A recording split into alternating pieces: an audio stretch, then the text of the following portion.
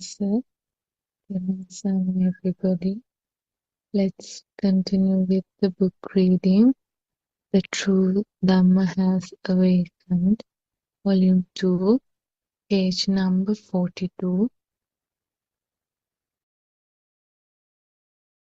Fleeting thoughts are not wholesome because all fleeting thoughts consist of raga, greed, dvesha, ill will, and moha, delusion. The stanza Kusalasa Upasampada means train yourself to see the thought that arises in your mind. This seeing of the thought is a wholesome act which will help you realize the pure truth.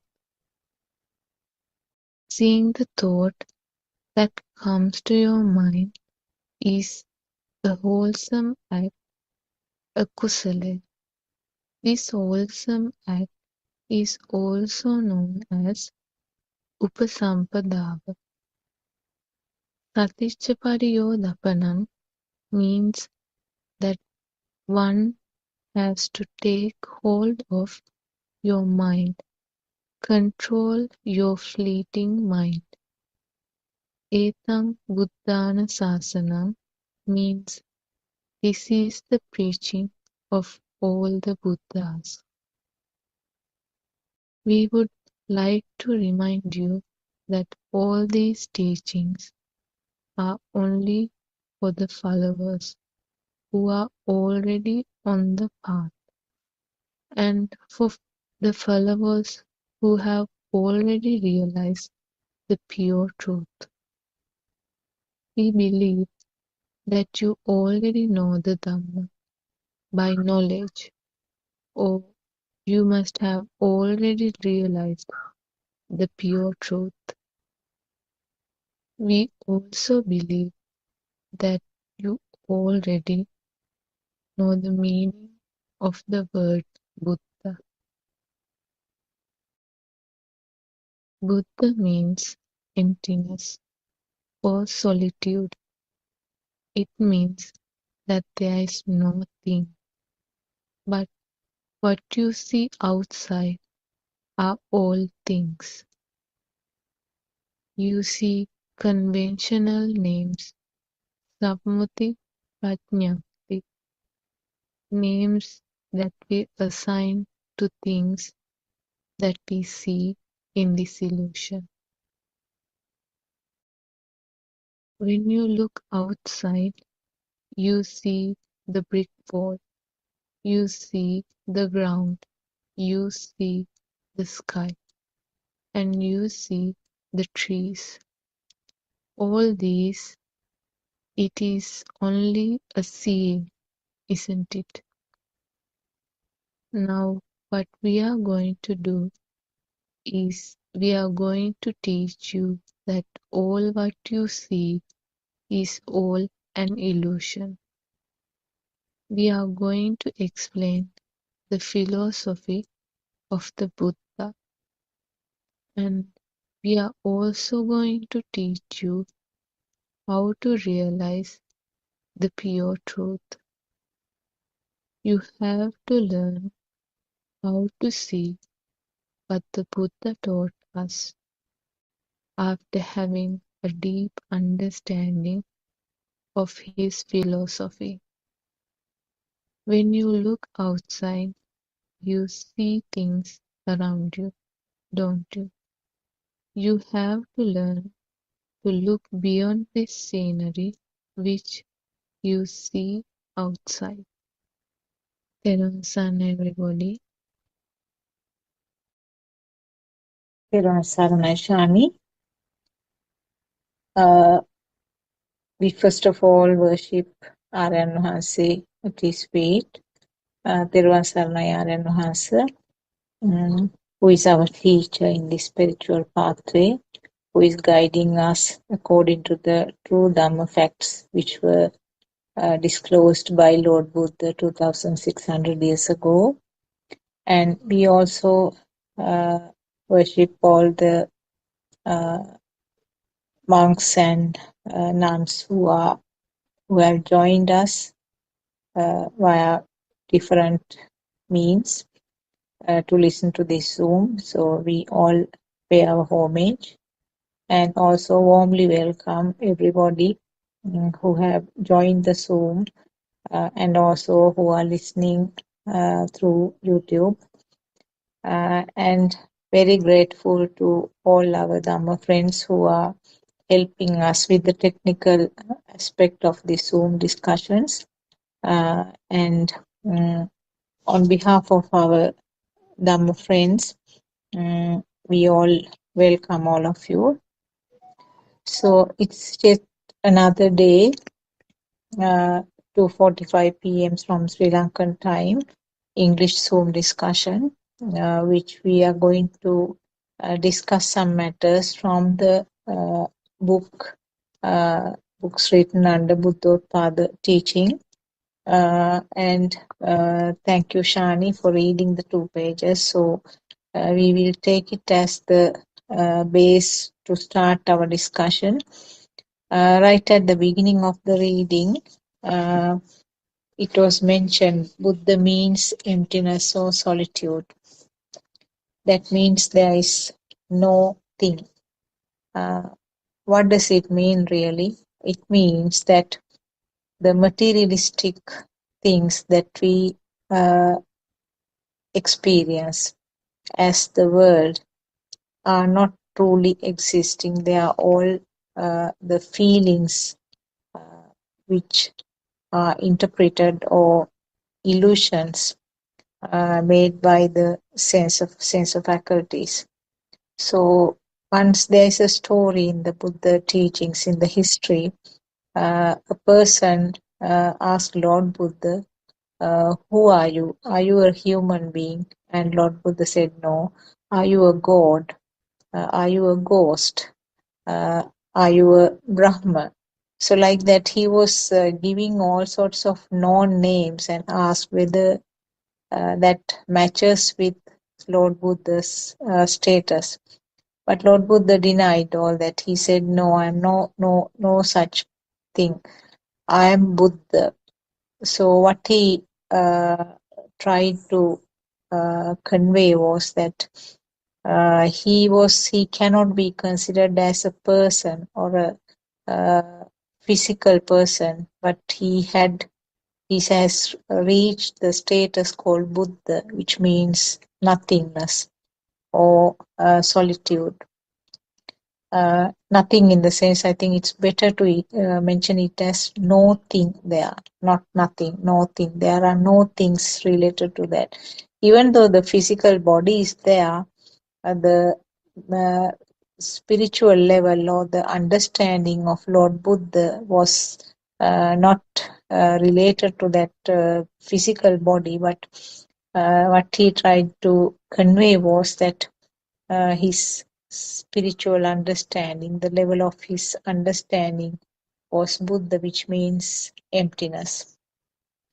So this is an important statement actually. Right now, we all as Buddhists, we are no different from the other religions who are worshipping statues. So, in other words, we use a statue as a representative, but actually we are worshipping the Buddha state, the level of that mind, spiritual level that achieved by Lord Buddha. So it is something different from the usual teachings in the other religions and also the usual belief in other language, other religions. So there are our spiritual teacher and Mahanse explained this one. Actually, until that time, we were thinking that the statues are just representatives of Lord Buddha, and we are doing the offerings to that. So it's much deeper than that. It's much more advanced, I would say, to understand that what Lord Buddha mentioned, tried to convey to that person who asked, "Who are you?" So we are worshipping to the Buddha state or the uh, advanced level of mind that he clarified and understood with internal transformation, inner transformation. So in this book, it starts actually the contents of the 2 pages that Shani read uh, just starts to explain what is meant by this outside world and how the outside world, so-called outside world, is created in the mind. So the story is very interesting actually. The fact that we have to, we depend the systems, or I would rather use the word systems. Systems always depend on the capability of the sensor function. So it highly varies from species to species. Even within the same species, there can be some variations in the sensor functions. So color blindness is one of the examples for a variation within one species, that means within the human species.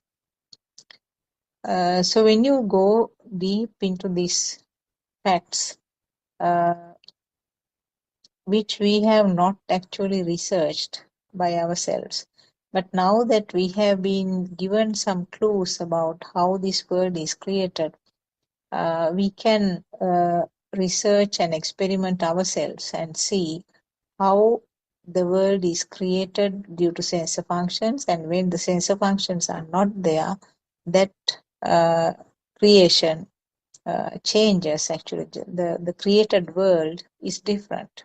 So for a person who is blind, that means there is no uh, eye faculty function, the world is different from a person who has all 5 sensor functions. So little by little, this book takes us deeper and deeper to the pathway and letting us do the research by ourselves. Lord Buddha used to say that you cannot depend on another person to understand this Dhamma. You can take the horse up to the water, but you can't get the horse to drink water. And also, in another metaphor, Lord Buddha has said that make your own ferry or your own canoe. You cannot get onto somebody else's canoe and cross the stream. You have to make it yourself to suit your ability and to suit your knowledge and your understanding. And in Dhamma, there are 4 categories actually explained by Lord Buddha when it comes to understanding. There are some people who readily understand the uh, explanations given in Dhamma. That category is in Pali called Ugatitanna. And apparently the Sariputta Thero and Mugalan Thero, who were the chief or the head disciples of Lord Buddha, they had this capability. They understood just within, 2 sentences of a stanza, first 2 sentences to one of them, and the second 2 sentences to the other, and then they understood the truth which was hidden underneath that. Uh, then also it's described another category called Vipatitanna. Uh, they will need a little bit more effort. They will have to listen to Dhamma, and they will have to do a little bit of research by themselves. Uh, and then they will understand with a minimal effort. And then there is a further, it's described a Neya. Neya group will need much more effort to understand this Dhamma. And a fourth category is also described as Padaparama, who will have great difficulty. However much it is explained, sometimes that person cannot pick up what is disclosed or what is mentioned in the discussion. But having said that, it's not something permanent. So no, a person should not get discouraged because this Dhamma cannot be understood. So always what our Aryan Mahasi, our noble friend, has said was that these things are applicable to the individual thoughts.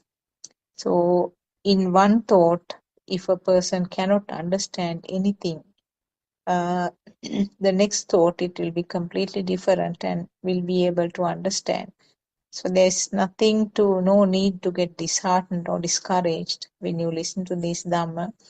Always keep up with your courage and keep up with your experimenting and researching of what is mentioned, and continued listening to Dhamma discussions of Buddothpado teachings is the path, and that is what you have to do. Okay, I think Dr. Kokila, Sudharma, and Surangika have joined.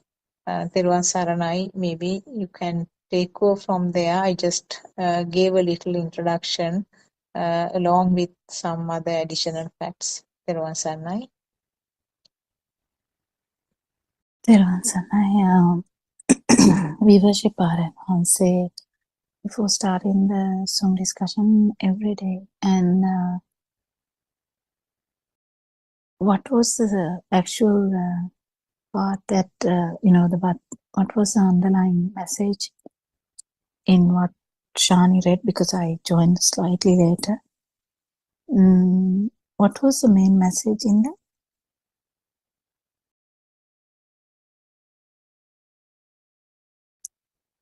Is it still about the thought, or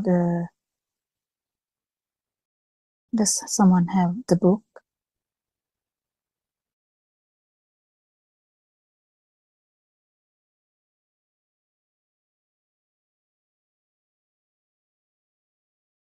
Theruvan Saranai, Dr. Kokila, I have the book, but actually I also joined a little later and don't know the exact pages read by her.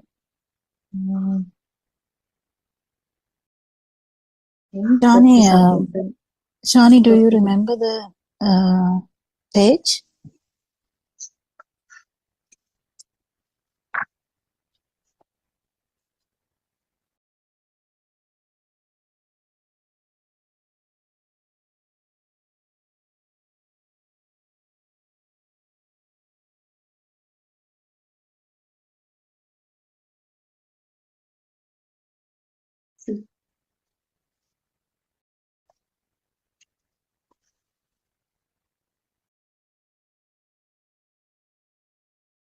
It's okay. Page 43 and 44. What was the main message? I just wanted to ask. What was the main? Was it Sorry, about actually, thought, yeah, I have spoken with my mic muted. Sorry about that. Yeah, page 43 and 44, it mentioned that when you look outside, you see the things around, but they are actually conventional names are given, but there is something beyond the scenery, that is something that beyond the scenery you have to uh, look carefully. You see an image, but it has to be understood that it is only a thought, and the truth is it is only an image actually, but it's not something. It's something created in your mind. So examples have been given. The table means it's a thought. Window means it's a thought. So they are all so it's about thoughts. the thought already? Yeah, Or yeah. still? Yes. Still, it's about the thought. Sorry, I have spoken with my mic That's muted. okay. Yeah, I mean, we have discussed a lot about this thought. Actually, it never ends because this mind perception or the mind consciousness is completely a illusion where you get hacked, basically. So yeah, we can discuss about it. Is there any specific area that we should speak?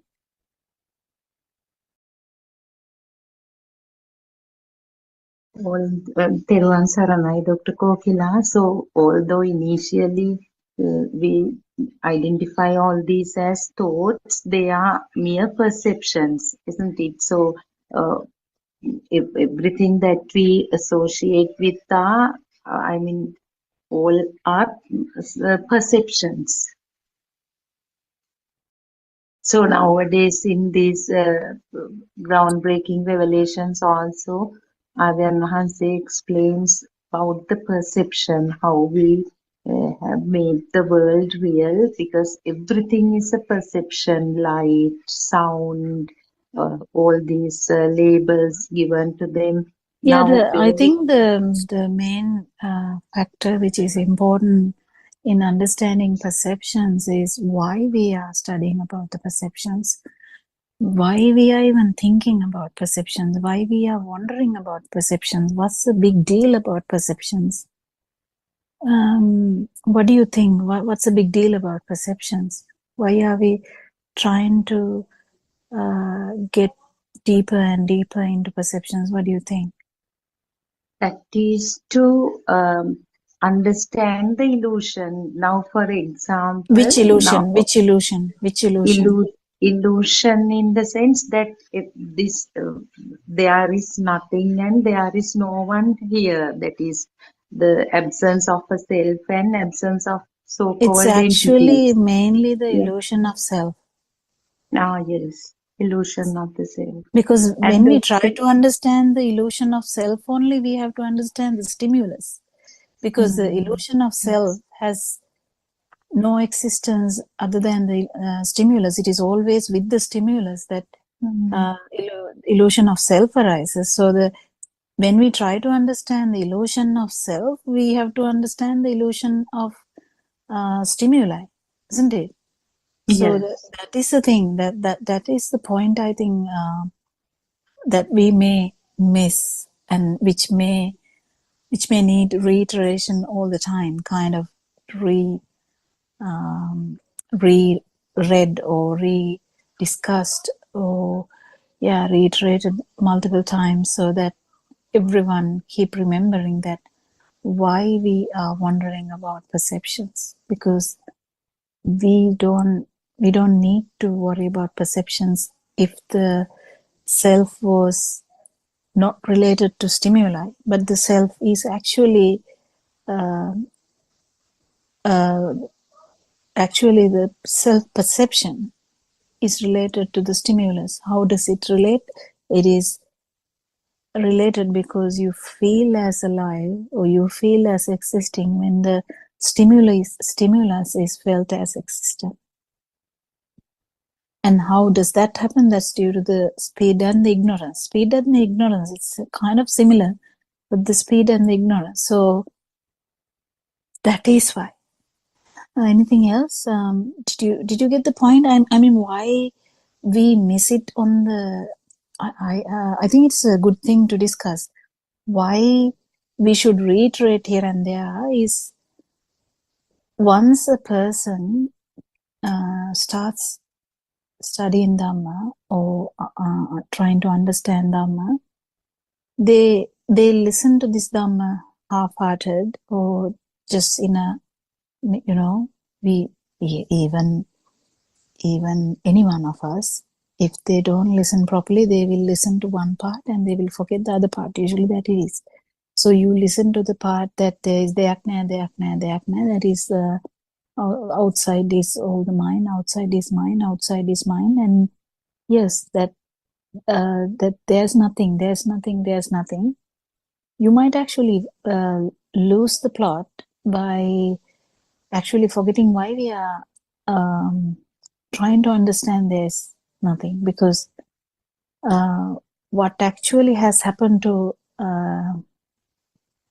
Mityadrushtika Asanya level, but in the sense wrong vision, a Brahma who doesn't feel anything, that is the same thing. That Brahma doesn't feel anything. That's just a vibration. Brahma is just a vibration. It's a state of vibration. So that state of vibration doesn't feel anything. It means there's no vibration for a long time. But what is the problem there is there's always a chance of vibration even after whatever the 80 kalpas. So then the power comes back, because we discussed yesterday, the vibration is there, the power is there. So the power is also back. So the self vibration is back, basically. So that's why. So we have to keep reiterating this. I think we do. We try to do this for a long time now. I think with the guidance of our great noble friend, we have been, when we feel that the Dhamma can be a double-sided sword, you can cut yourself. So we can say the serpent can bite you if it is not properly handled. So that is how it can happen, isn't it? Any thoughts about that?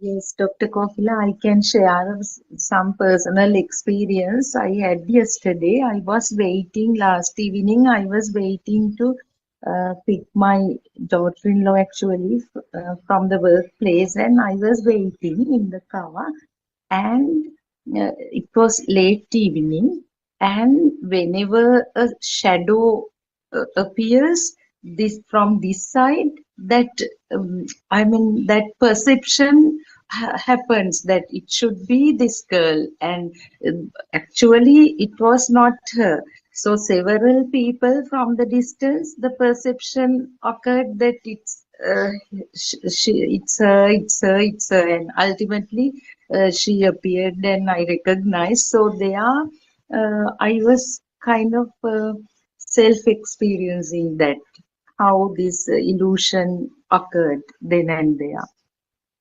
Well, that is actually a part of the illusion. Hmm.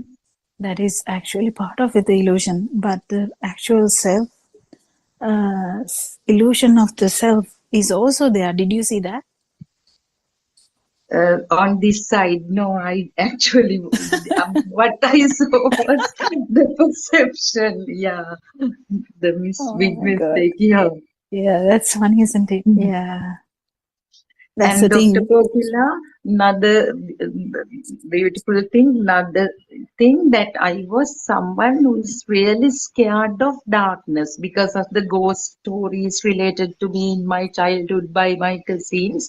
And when I step into the darkness, always the dead people's faces appear, and it, it, I visualize them and I get really scared.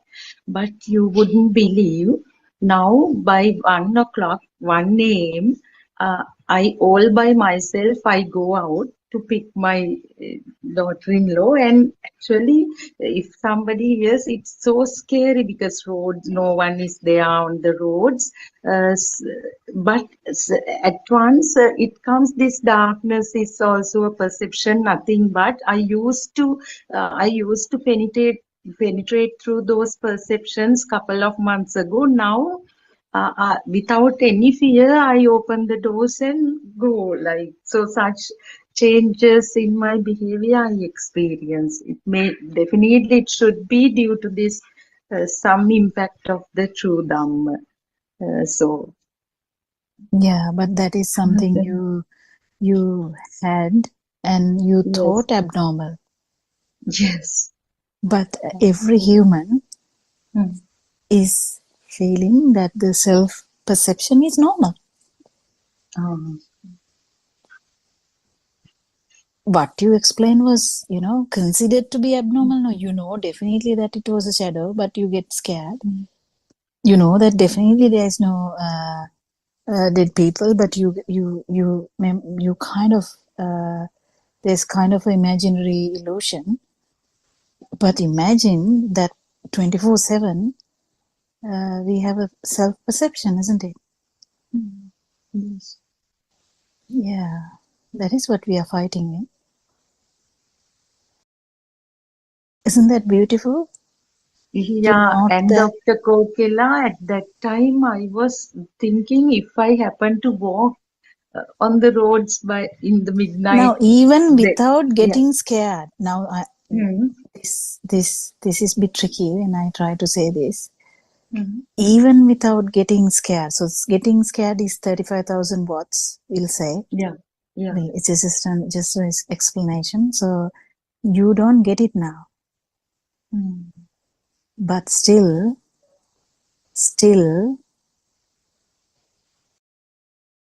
the what about the 2,000 when you walk around without fear? It's there. It's there. Can you get it? Yeah, and I was trying, that's quite true. And doctor, I was trying to say if I happen to walk on the road, I wouldn't do that. Still, I'll be scared. Self-perception is there, of course. It's Yeah, but there. it is very nice to actually get this properly, because self-perception is not zero until you become an arahant. Mm. So self-perception can be there in different ways. Self-perception can be in the so imagine the darkness. So when you see the darkness, you get so many thoughts about it. That is completely the Kamaloka. What is that? Sensual world. You know, Sensual. it's like the, you know, the, if you like, if you have, you know, imagine as a thing, I take 5,000 rupee thing. If you have a value for that, and you can use this for that all that story is in the sensual world. Like that, likewise the darkness, we have a like a very big story now. I see this and that. Um I you know, we can say a lot of stories, but the the value of the story is in the sensual world. Now you don't feel that value, but there's still the drama, isn't it? Still the Yes, dream, yes, dream is there. still inside the dream. If you are awakened from the dream, that is slightly different to the being in the dream. That is something interesting to feel, actually. Yeah, I mean, anyone else to add something to this discussion? I mean, it's just a discussion that going on with Sudharma's experience, which is, I think, beautiful, because we are talking about perceptions today, and we are actually talking about real perceptions. We are not even imagining things. So we are actually talking about perceptions. I can remember vividly, really well, how I used to faint for every, you know, if someone is crying in pain, I used to faint. And now I don't do that. But I don't do that in the sense, I don't do that after about, you know, when I grew bigger, I stopped doing that. But both times I'm uh, I'm like a wrong view person. I'm a view person with a wrong view. But what happened? I got used to that. Kind of, I reason out in my understanding my mind, and I got so you know, upset about me doing that, because people have to like get me out of that faint.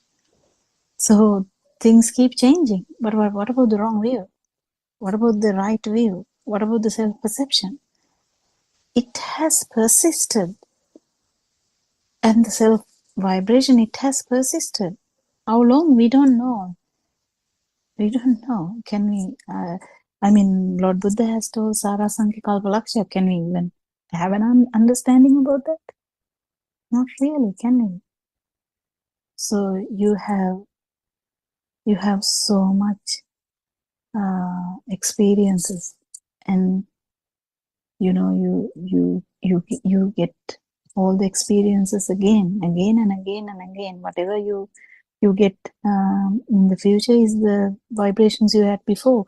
So like the frequencies. So it is very interesting, isn't it? Anyone to add to this story? Did you get anything from that things, Dharma? Did you understand anything, or do you have anything to add?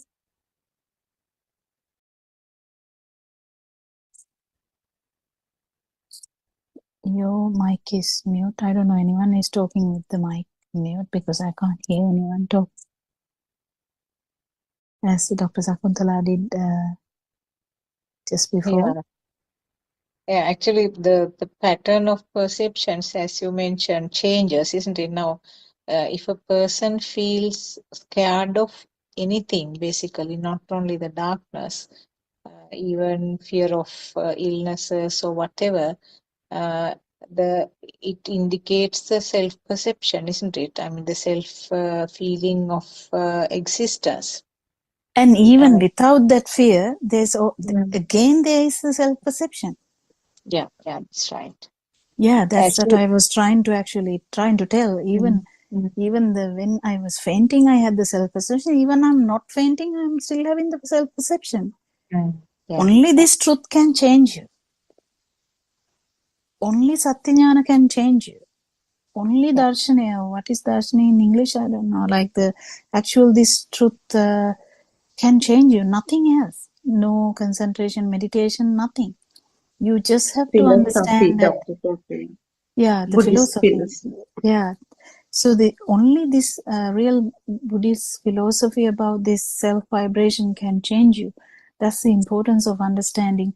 Not halfway, not midway, not three quarters. You have to understand the full thing. Why we are trying to understand this full thing.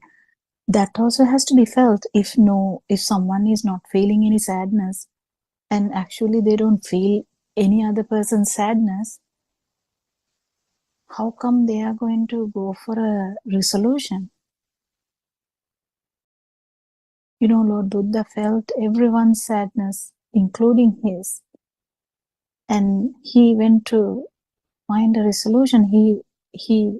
He did the research by himself. He didn't wait for someone to come and do the research for someone else.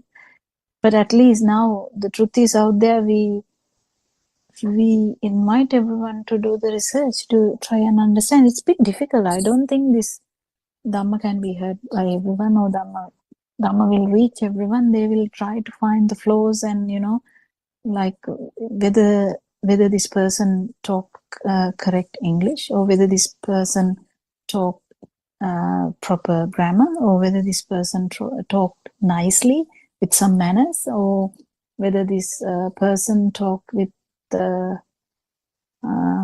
too much humor or less humor, or an attractive voice. The truth has none of these. If someone is actually attracted by those factors, you won't hear the truth, because there will be so much vitakka behind. Like subconsciously, you'll be having so much thinking. Oh, this person's voice is too much. Oh, this person laughs too much. Oh, this person is not knowing how to tell anything. Oh, is he loud? Because then you don't get the message anyway, isn't it? So there's so much barriers for anyone to listen to this Dhamma, and these are only few people who have listened to this Dhamma. And actually, if someone is understanding this no self angle, that is so amazing. I mean, that's the word I can use here. Not exactly, but it's really important to understand this no self angle. And why, if you have felt the suffering, the answer is with you. If you haven't, you won't seek happiness. You won't seek this super happiness. You won't seek the tranquility if you haven't been flustered. If you haven't understood that you are flustered even. So people out there, if they feel that there may be something that would help you, we hope that this will reach you in one way or another, isn't it? Surangika, are you able to join the discussion today? Yes, Teran Sanai, Dr. Kokila, Teran Sanai, Dhamma friends. Yes, that was the whole perception-related discourses from yesterday have been, I think, turning people's, even with Arshana, 360 degrees, isn't it? I don't think people fully appreciated, and this is the beauty of having a noble spiritual teacher, constantly almost shaking us to the point of wake up, meaning if you have been contemplating, that is nowhere near the contemplation that is required to be done on the path, because every aspect, every facet is being opened up in a way that is almost beyond comprehension. And I think the experience on the perception related discourse last morning, the 5 a.m. Zoom, I think there are no words to describe it. The way it was almost as if there was a readiness on the part of the followers, depending, of course, on the different stages they are at. But there was a readiness for everyone on the Zoom to grasp it and understand it, and almost allow the wisdom even to kind of arise, because there was a readiness. I think that is why R.N. Mahans explains things at certain times and holds back at certain times, because back in the day I didn't understand it, because I think I have mentioned in the Zoom that I have listened to earlier Paramatha Dharma by other teachers, and things that have been said very directly by those teachers have been said in stages by R.N. Mahansa. And I think I now fully understand, or at least to a great extent understand, why he does it. Because he also mentioned it, and we also discussed that point in yesterday or day before in the discussion, that certain aspects, particularly the deep aspects of the Buddhist philosophy, the Darshana Jnana, can only be understood as you go on the path. Meaning the initial knowledge is gained, and then there is a great amount of understanding, true, but then the practicality of it has to be well traversed, well understood, and that practical making this philosophy closer to one's daily routine and understanding it through that way only brings out the asavakkhaya jnana, the wisdom, and the fading of the defilement. And as the defilements start to fade, that feel arises, and with the feel that there is nothing here, that there is no thing, as we call it, it is only at that point, as that wisdom starts arising and the inner transformation occurs, that these additional insights that R.N. Mahansa reveals can be actually absorbed. Now, if you take an example of, this is a very basic example, because they say,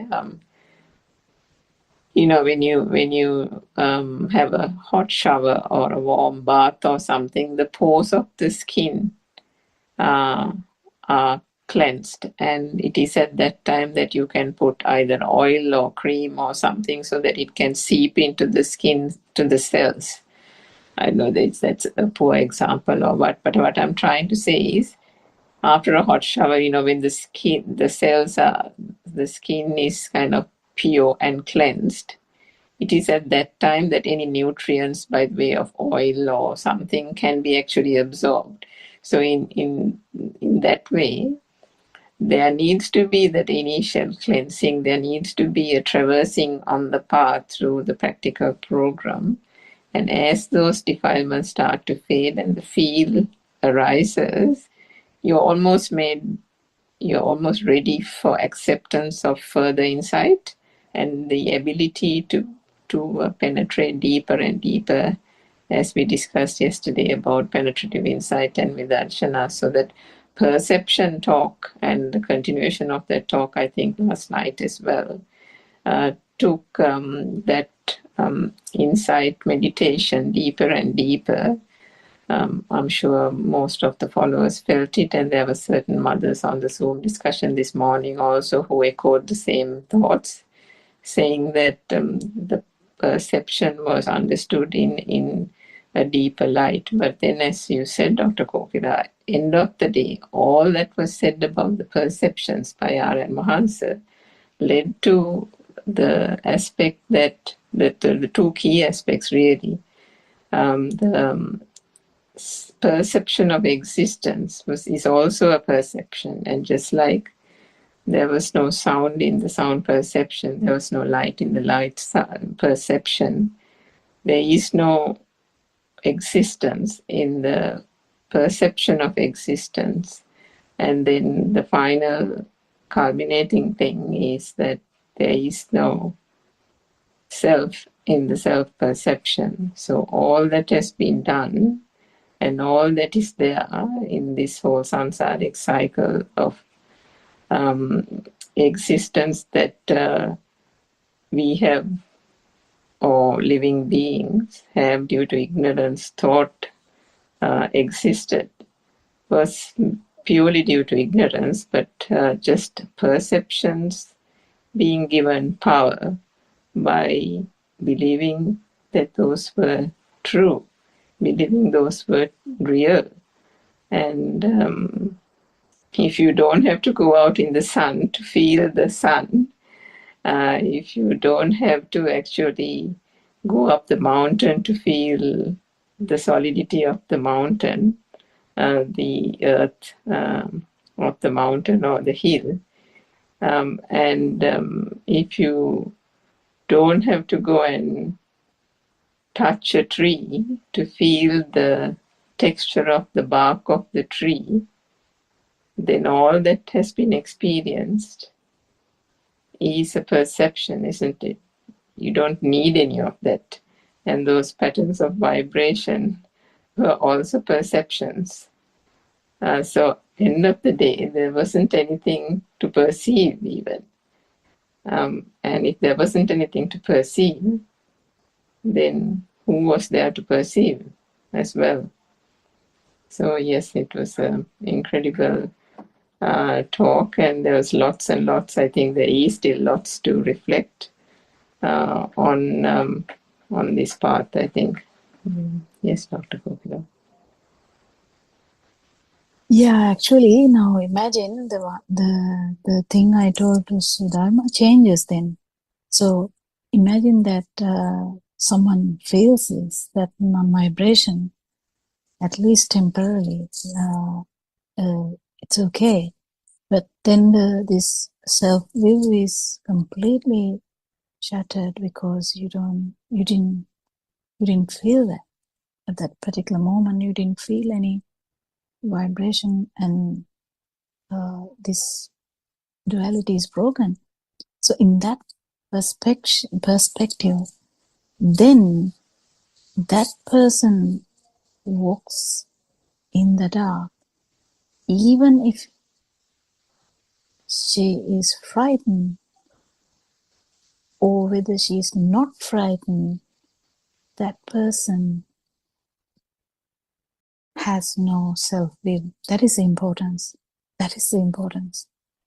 So what I said just before changes, the story changes now.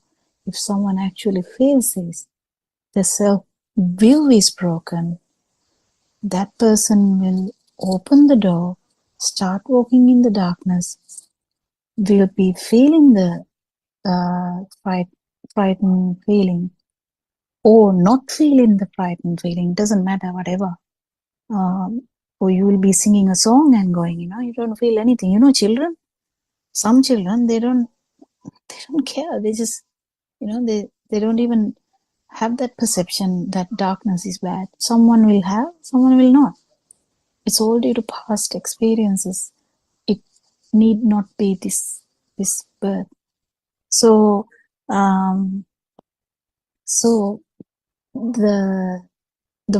whatever that happens, that person, there's no self-will, so that those defilements are not actually,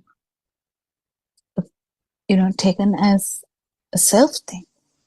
But that person is fully aware, yes, this is the self vibration, yes. Whether you are not scared, whether you are scared, there's self perception. How do you know? Because you know that how it is without the self perception. That's what the trick is. That's what the trick is. Can you explain this now? No more than that? No, because it's a feeling. It's something you have to feel, like the salt. Even though we have so much things to tell about the salt, we can say eat chips, it's very salty. I can say maybe mother has put too much salt today. We can say that. And the other person also will taste and say, yeah, so very bad, can't eat today. But then actual taste, the thing that the person felt can't be explained. But likewise, how one would know whether the self-perception is there or not is due to the experiences. That's where the challenging part, isn't it? What do you think? Any thoughts about that? Did you get the point I was trying to say? Did you get the point, Sudharma? Yes, Dr. Kokila, your constant reminder.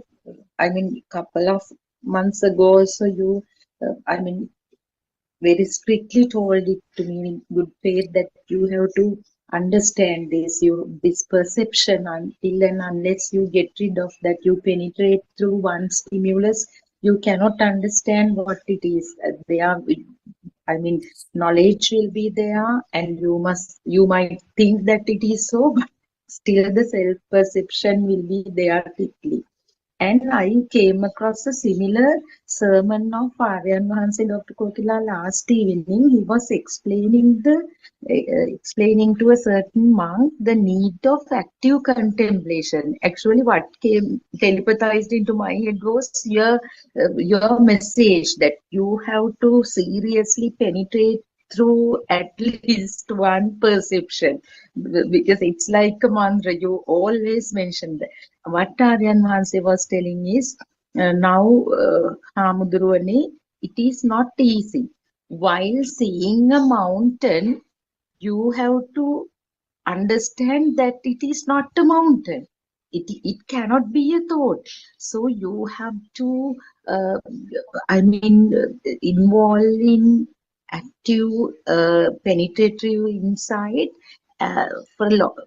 with commitment, not through mind, not through thoughts, but to self-realize that it is just a perception.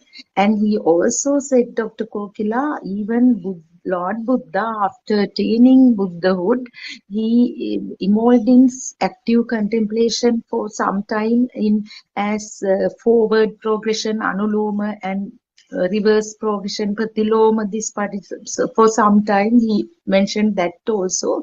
And he explained the need of penetrating through one single stimulus until it becomes self-evident to you that it is just a perception.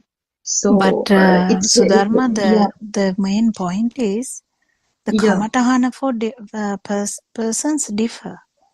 yeah, true. So you True. can't really take it from that. Hmm. Hmm. You can't, but because just imagine village amma, like a village mother, very simple mother, or a child, just very simple child. If you tell things like that, that mother will collapse. Actually, that mother will not understand anything. That mother will just quit the Zoom, and go away, because it's so complicated. I don't know what they're talking about. Like that. So the complicated mind only needs the complicated stuff. Yes. So we can't go. It's really different. Like. That's the thing. That's the trick. That's the challenge, because if you talk to a 18-year-old and try to say this, or if you try to talk to a 70-year-old and try to explain this, or if you try to talk to a scientist, or if you try to talk to a actual monk who has studied this Dhamma for a long time, this all changes. Yes. True. The aspect that they see. So it's mainly understanding how thick their defilements are, and what aspect they know. That Lord Buddha once tried to teach something, and he understood that person likes music or something. Is it music or the gold? No, I can't remember the story. If anyone can help me, if they can remember, I think because it was music and something about the violin, I think. yeah, and there was a gold man also. I can't remember now. There was a Might have gold been man. both, yes. Yeah, and so he took examples from them, because that's all you can do. Because their perceptions are, again, it comes to the perceptions. So their perceptions are, so imagine me listening to me as having so much useless perceptions about medicine and all this science. If I listen to something, and if that sermon doesn't talk sensible science, I might not listen to that. It's my kind of attitude, in my habits, my perceptions, that has tailored me to be the self, the self that's so, I mean, you have to say that the bunch of perceptions are the self, kind of the habits. So that is where that ends. But the village mother who would listen, she doesn't care about the light. She doesn't care about the sound. She may not even need how the eye works. It might go to her. Her perceptions may change through subtle example. We never know. That is the tricky part here. What do you think, Surangika? Yeah, I mean, it's very tricky as well, but you have to be able to, I think, understand that aspect of the Kokila. What you said was true. Yeah, because if you talk about how did you see, like, Arananse is trying his best, I think, in trying to tailor this in a Zoom discussion where you don't know much of the background. Because if you come to one place and you feel the person, and like, this person can't handle this anymore, he can stop. Oh, this person will not feel this, he can stop. It's very difficult. The main factor here, that someone is in the Zoom discussion, we have a slight understanding that they are keen. That's the main thing. That's what I told Sudharma that day. If you are actually doing a sermon where the people have come to listen to R.N. Mahanse's sermons, or some follow of R.N. Mahanse, then they have an understanding that how difficult those sermons would be, how there would be a lot to contemplate, a lot to kind of feel, I would say. Because the main thing is feel, not the contemplation. So the gold person, the one who was the gold man, Lord Buddha used something related to that, so that person could feel this, the no self Dhamma. And the violin and the music was used in some way or other to let that person feel the no self-doubt. So that is the important thing. And And as yeah, you say, Dr. Kokila, that is why the role of the spiritual teacher matters. No, it is essential for someone to go. I mean, go in this path.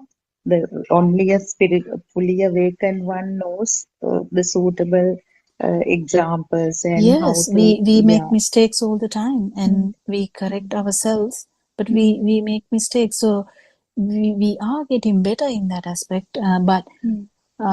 I once remember I was telling that very firmly to a mother, and the Aranwansi came and told, Amme, don't worry about it. And yes, that was the correct thing to do. And other way around, Aranwansi might blast at one point too. It doesn't. It happens from. I mean, you can't really predict. Can't really predict. And he might actually do it purposefully. So to feel that's maybe that's he felt that he must do. You know, the everything is just an occurrence, but we put much more effort into that. And the self, if the self is there, it is very difficult. The spontaneity, we have lost the spontaneity, didn't we? As a child, I remember my mother saying how spontaneous I was. I I I will talk so openly that my mother sometimes has told that they get ashamed. And now I'm thinking that spontaneity, what has happened now, actually we are trying to get that back, isn't it? In a Yes, way that it is. honesty. Yes, that's Yeah, like we are actually, no, even not honesty, because that's not the, I mean, that's from our point of view that the honesty story comes. To the child, it is that then and there, the just occurrence. Because feel, isn't it, yeah, doctor? it's a feel, Yeah. it's a feel. Mhm. So the child feels something, child tells that. They are basically close to the, what thing, Nature the, of the no, origin. kind of, the childhood mind, the radiant mind. Radiant mind, yeah. So they are close to that. So there's no underlying mind. It just goes on. But with the mind, we have lost the spontaneity. We can call it honesty, yes, because we have so much words about these things now. But the basic thing is why. Why is because of the views. We have so much views. So much views means that person might get hurt. That person. But Lord Buddha has reiterated, give Dhamma. So that is the main task that was given to all the Arahat venerables. So that's all in their system now, because it's a system now. And they will do that. And that will be the only thing that is going to work, isn't it? Any different kind of adding to this, because it's very important to, I think, understand different aspects, and every person has their own basically perceptions, yes. And it is okay. The self-perception is actually self-perception, understanding self-perception is the biggest task in this whole samsaric journey, I think.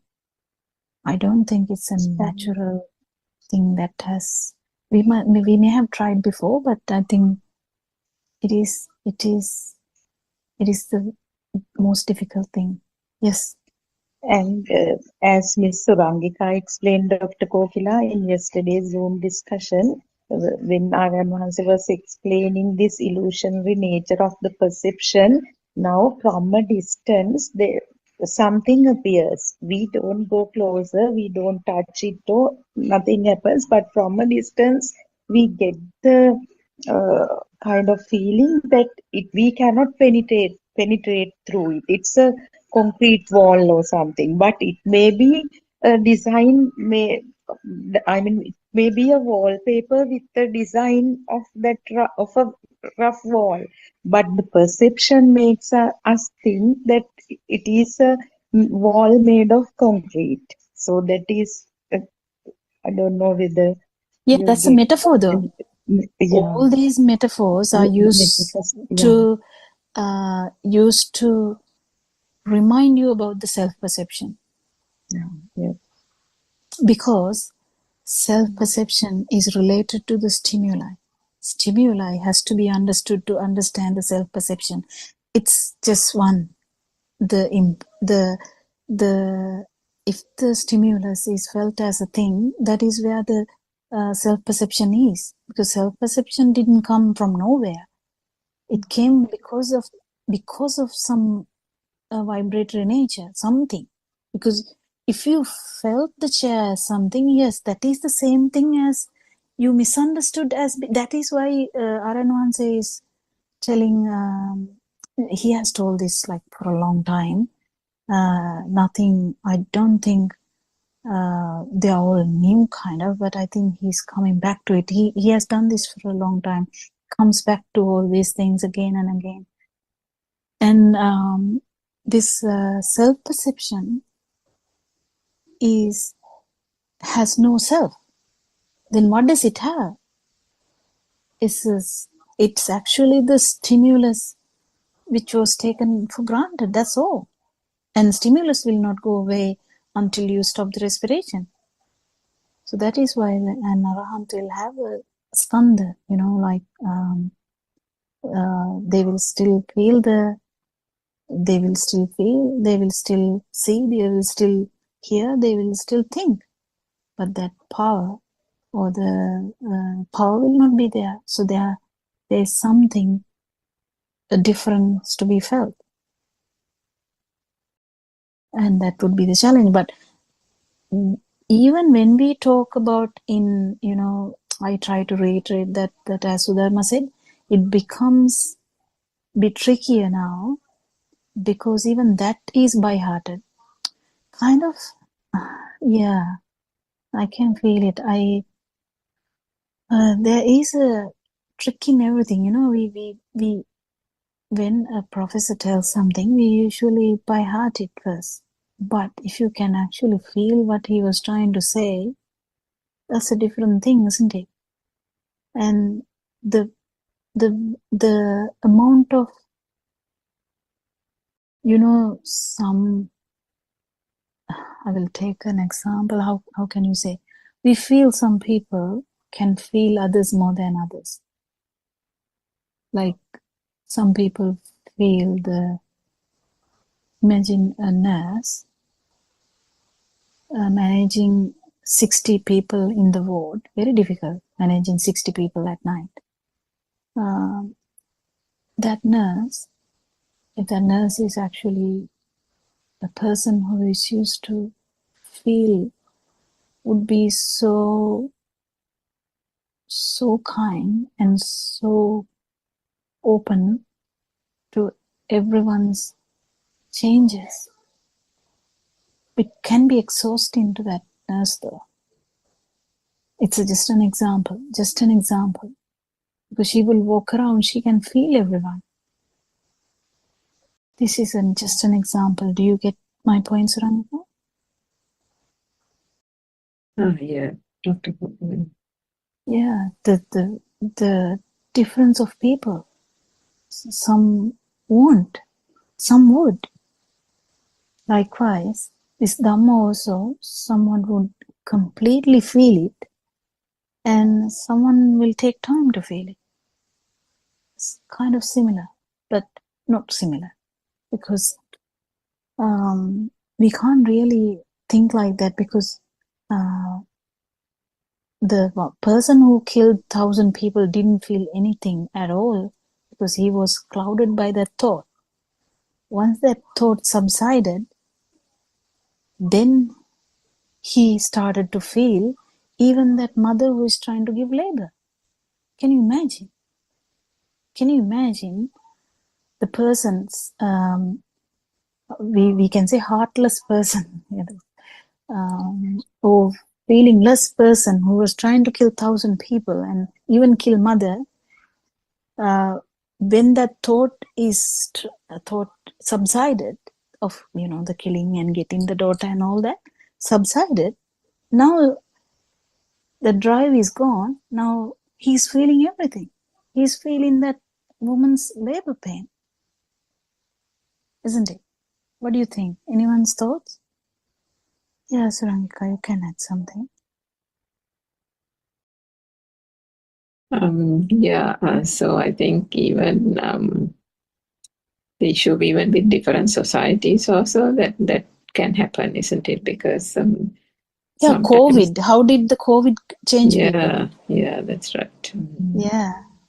It's, So they didn't feel any problem. Exactly. So they didn't even know that there is a problem. They thought that the oxygen is free, the air is free, everything is like, taken for granted. Suddenly everyone has to wear a mask and be scared, can't touch anyone, can't talk to anyone, can't go to a pub, can't go to a club. Then you feel so agitated and they're like, what am I going to do now? This would happen if you just imagine, this is just imagination, don't think too much about it, but one day just imagine all this internet is gone for maybe 1 hour.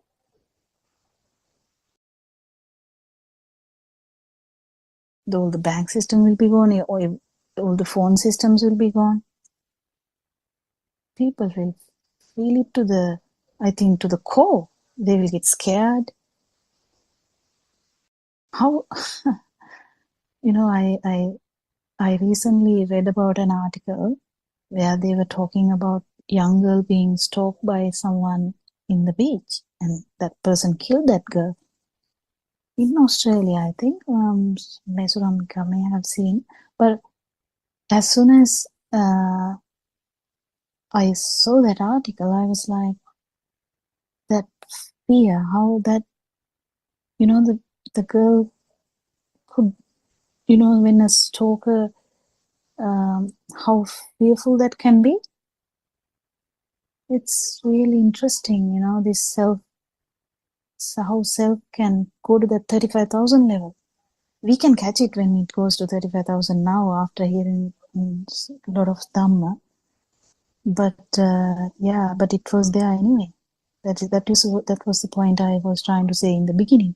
But later, when you understand Dhamma, you will see as normal, you will hear as normal, you will talk as normal, you will do things as normal, you will think as normal.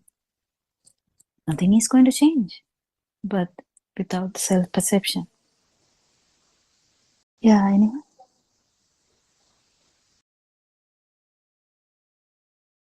Are we running out of time again? I think time runs. 2 minutes more. And Yeah.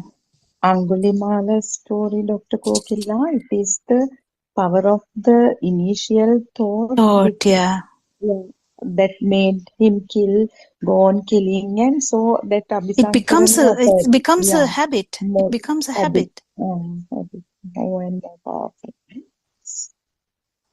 And it's a normal thing for him for after some time, because the first few fingers got rotten. He had to find another way to keep it counting. How can you imagine? The whole mind, people start earning money. That's the same thing. What do you think? You think that killing 1,000 people and getting a necklace of that is funny, but it's the same thing as earning money. You get that perception into the head and you go like crazily into that. And at the end of the day, when you start understanding that you are dying, you are like, what am I going to do with that money? Chasing goals, isn't it? Whatever the context, same thought. The perception. It's a perception. It's a perception coming from anywhere.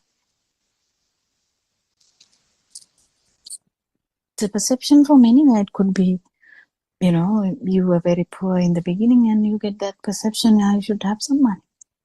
You can, some people will be like feeling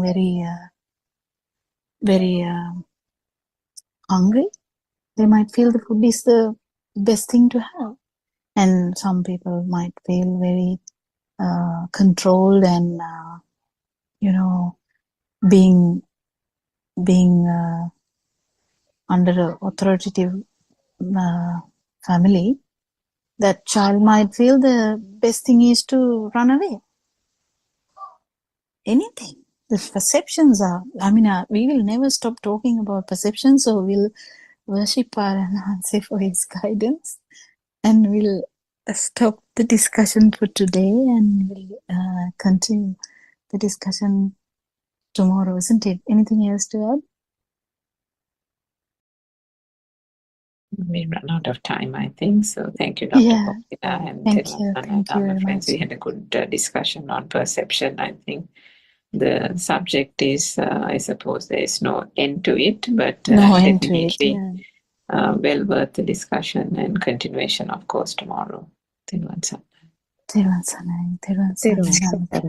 තෙරුවන් සරණයි ධම්ම friends. See outside. We see the sky, the ground, etc.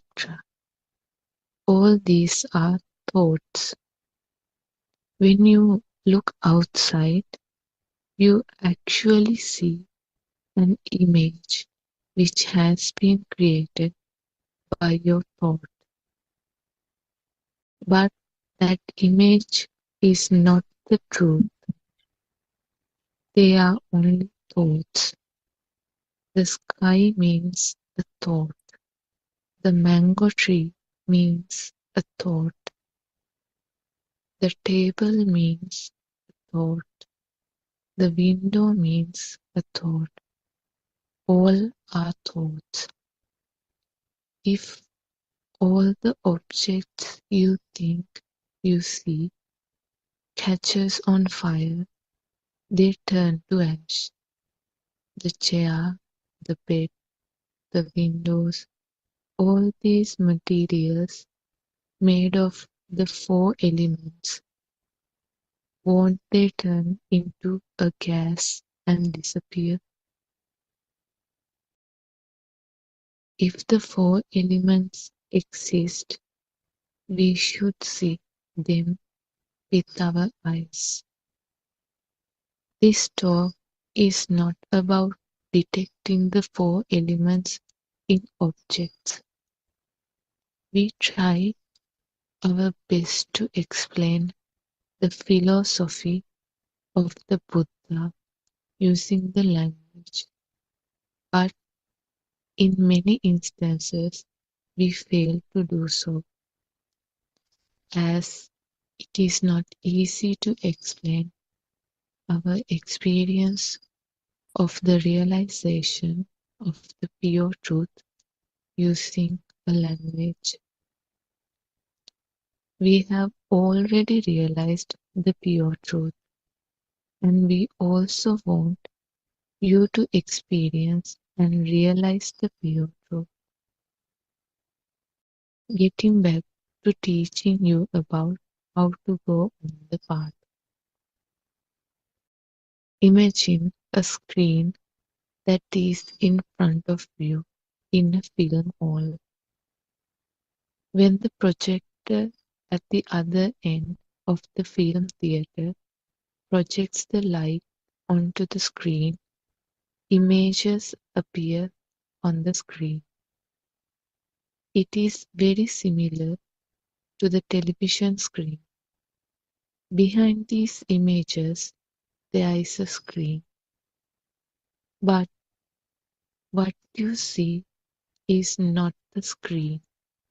What you see are the nar trees, ironwood trees, coconut trees, mango trees, people, houses, and vehicles which do not exist on the screen. They are only colors upon the screen. You see only colors. You keep watching the film, which is only a projection of colors on a screen. But what you actually do is you keep staring at a screen. You do the same thing in front of the television screen too. Teronsan, everybody. Therwan Saranai Shani, thank you for reading the book for us. We all worship our noble friend Aryan Wahanse for guiding us on this path, teaching us the true Dhamma fact which we heard 2600 years ago. We welcome all of you who have joined the Zoom discussion now, and also the people who are listening via YouTube.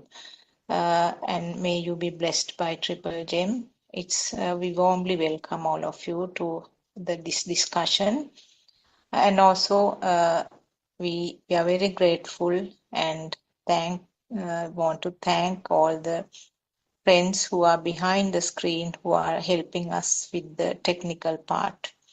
So this is our regular English Zoom discussion of Buddothpado teaching, and as usual from 2:45 onwards we gather here and discuss the Dhamma facts. And Shani read 2 pages from our regular book. Actually, we have been discussing about the thoughts and the mind. And briefly, if I mention what she read for us, it's all about how the thoughts are formed. Actually, we think that we can see the coconut trees, we can see the mango trees, etc. We can see the house, we can hear the cawing of the crow. But really, what happens is the sensor faculties, which means our eyes, ears, nose, tongue, and the skin, they are capable of producing some information, but the sensor faculties have no idea. There is no naming or identification of this information.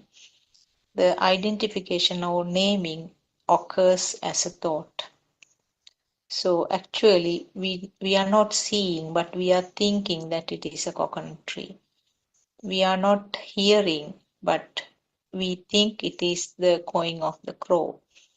So like that, all 5 sensor faculties, they provide the information due to the fast vibration occurring at that level. And the thought will give mind will give the interpretation and then identify or name what it is. So basically that is what we are trying to understand. I can see Dr. Kokila and Sudharma Surangika all have joined. So Teruvan Saranai, all of you. We can start the discussion, Dr. Kokila. If there are any friends who have joined, if any of you have any questions to ask, we can start the discussion as it is, because we are still at this discussion of the mind and the thought, very basic level. So if any of you like to ask a question, we can start the discussion from now, from that point onwards. Teruvan Saranai.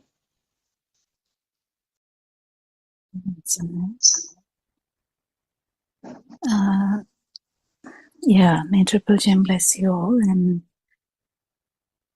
I can see someone has raised the hand. Yes, you can unmute the mic and raise the question. Yes. Hello, I'm Joel. Yes, Joel. I'm a Christian, but I joined today the first time. So I was listening about this thought pattern, and these thoughts have been created by 5 senses. So sometimes, for me personally, some thoughts they just dwell inside me. So how can I come out of those thoughts that are just coming and getting registered in my mind? any tips that I can get from you, ma'am? Yeah, actually, we welcome you to this Zoom discussion, Joel, because truth is, I mean, just truth. It has no limits. How old are you? Did you say? I mean, you didn't say. How old are you? I'm 34. And when you day-to-day life, when you work, what do you do? Basically, I was a counselor. So I Oh, did okay, yeah, counseling for the cancer patients. yeah, And okay. now I'm trying to get another new job. Oh, that's fine. So between So, this resting period, I got these thoughts getting registered in my mind. yeah, we'll talk about that. So, Yes, ma'am. actually, this whole Zoom meetings are depending on actual truth that how this mechanism has happened. So, to actually, if we try to erase a thought or kind of suppress a thought, you have basic idea that it comes more than usual. Actually, if you're kind of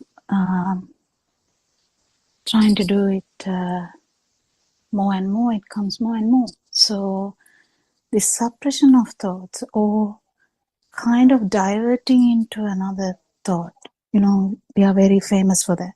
If you have a bad thought, just count from 1 to 10. We are very famous for that. And also we can say go for a walk, do whatever,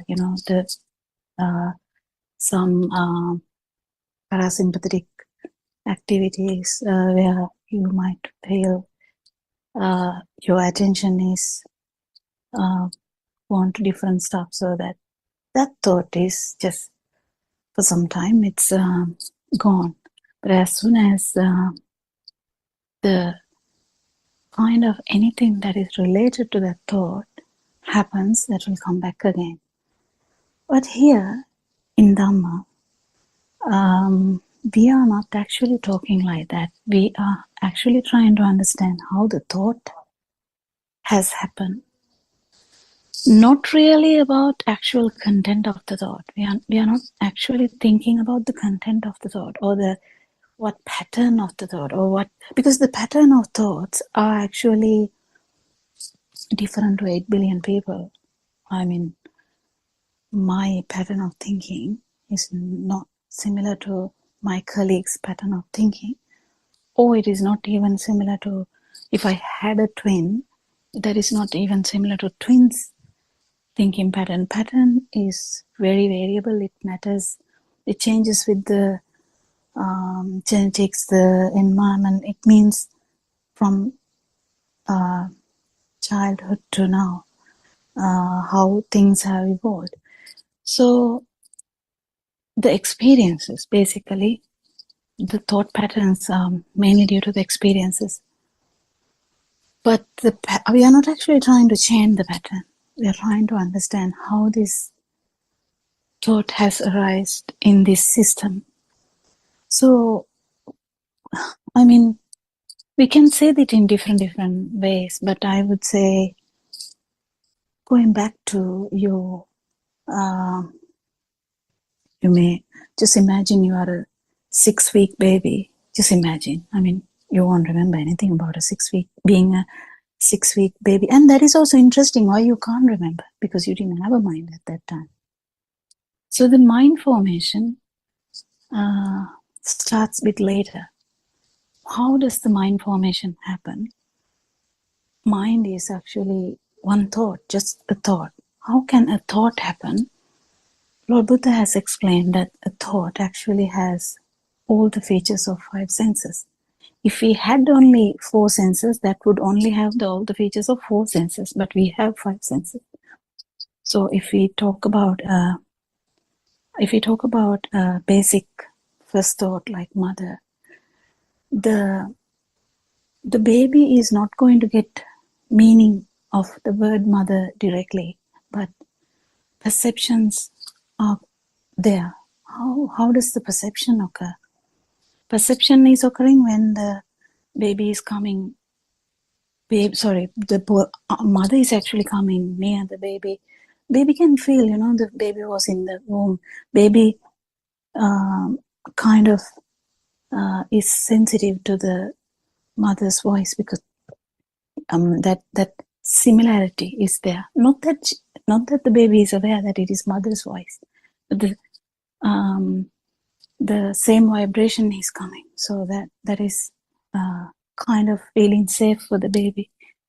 And the smell and the outline of that picture and the if there's a taste, yes, milk maybe, and sound, the eyes and the smell and the taste and the touch. Of course, touch. Babies are very sensitive to touch. If mother touches the baby, if they definitely know it is very, very different. If mother touches, baby sometimes stops crying, but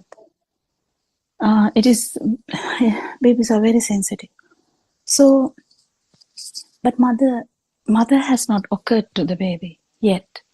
But Lord Buddha has explained as these perceptions are there initially, but when they appear, synchronize at the same time, it's happening same time. So the sound comes, the mother is talking, and the picture is also coming at the same time. This humanity or kind of human system has the greatest ability of getting them together. So all the perceptions, actually the vibrations become like a kind of coalesce, and you have a new idea that there's something. And if you see videos of babies talking, the first word,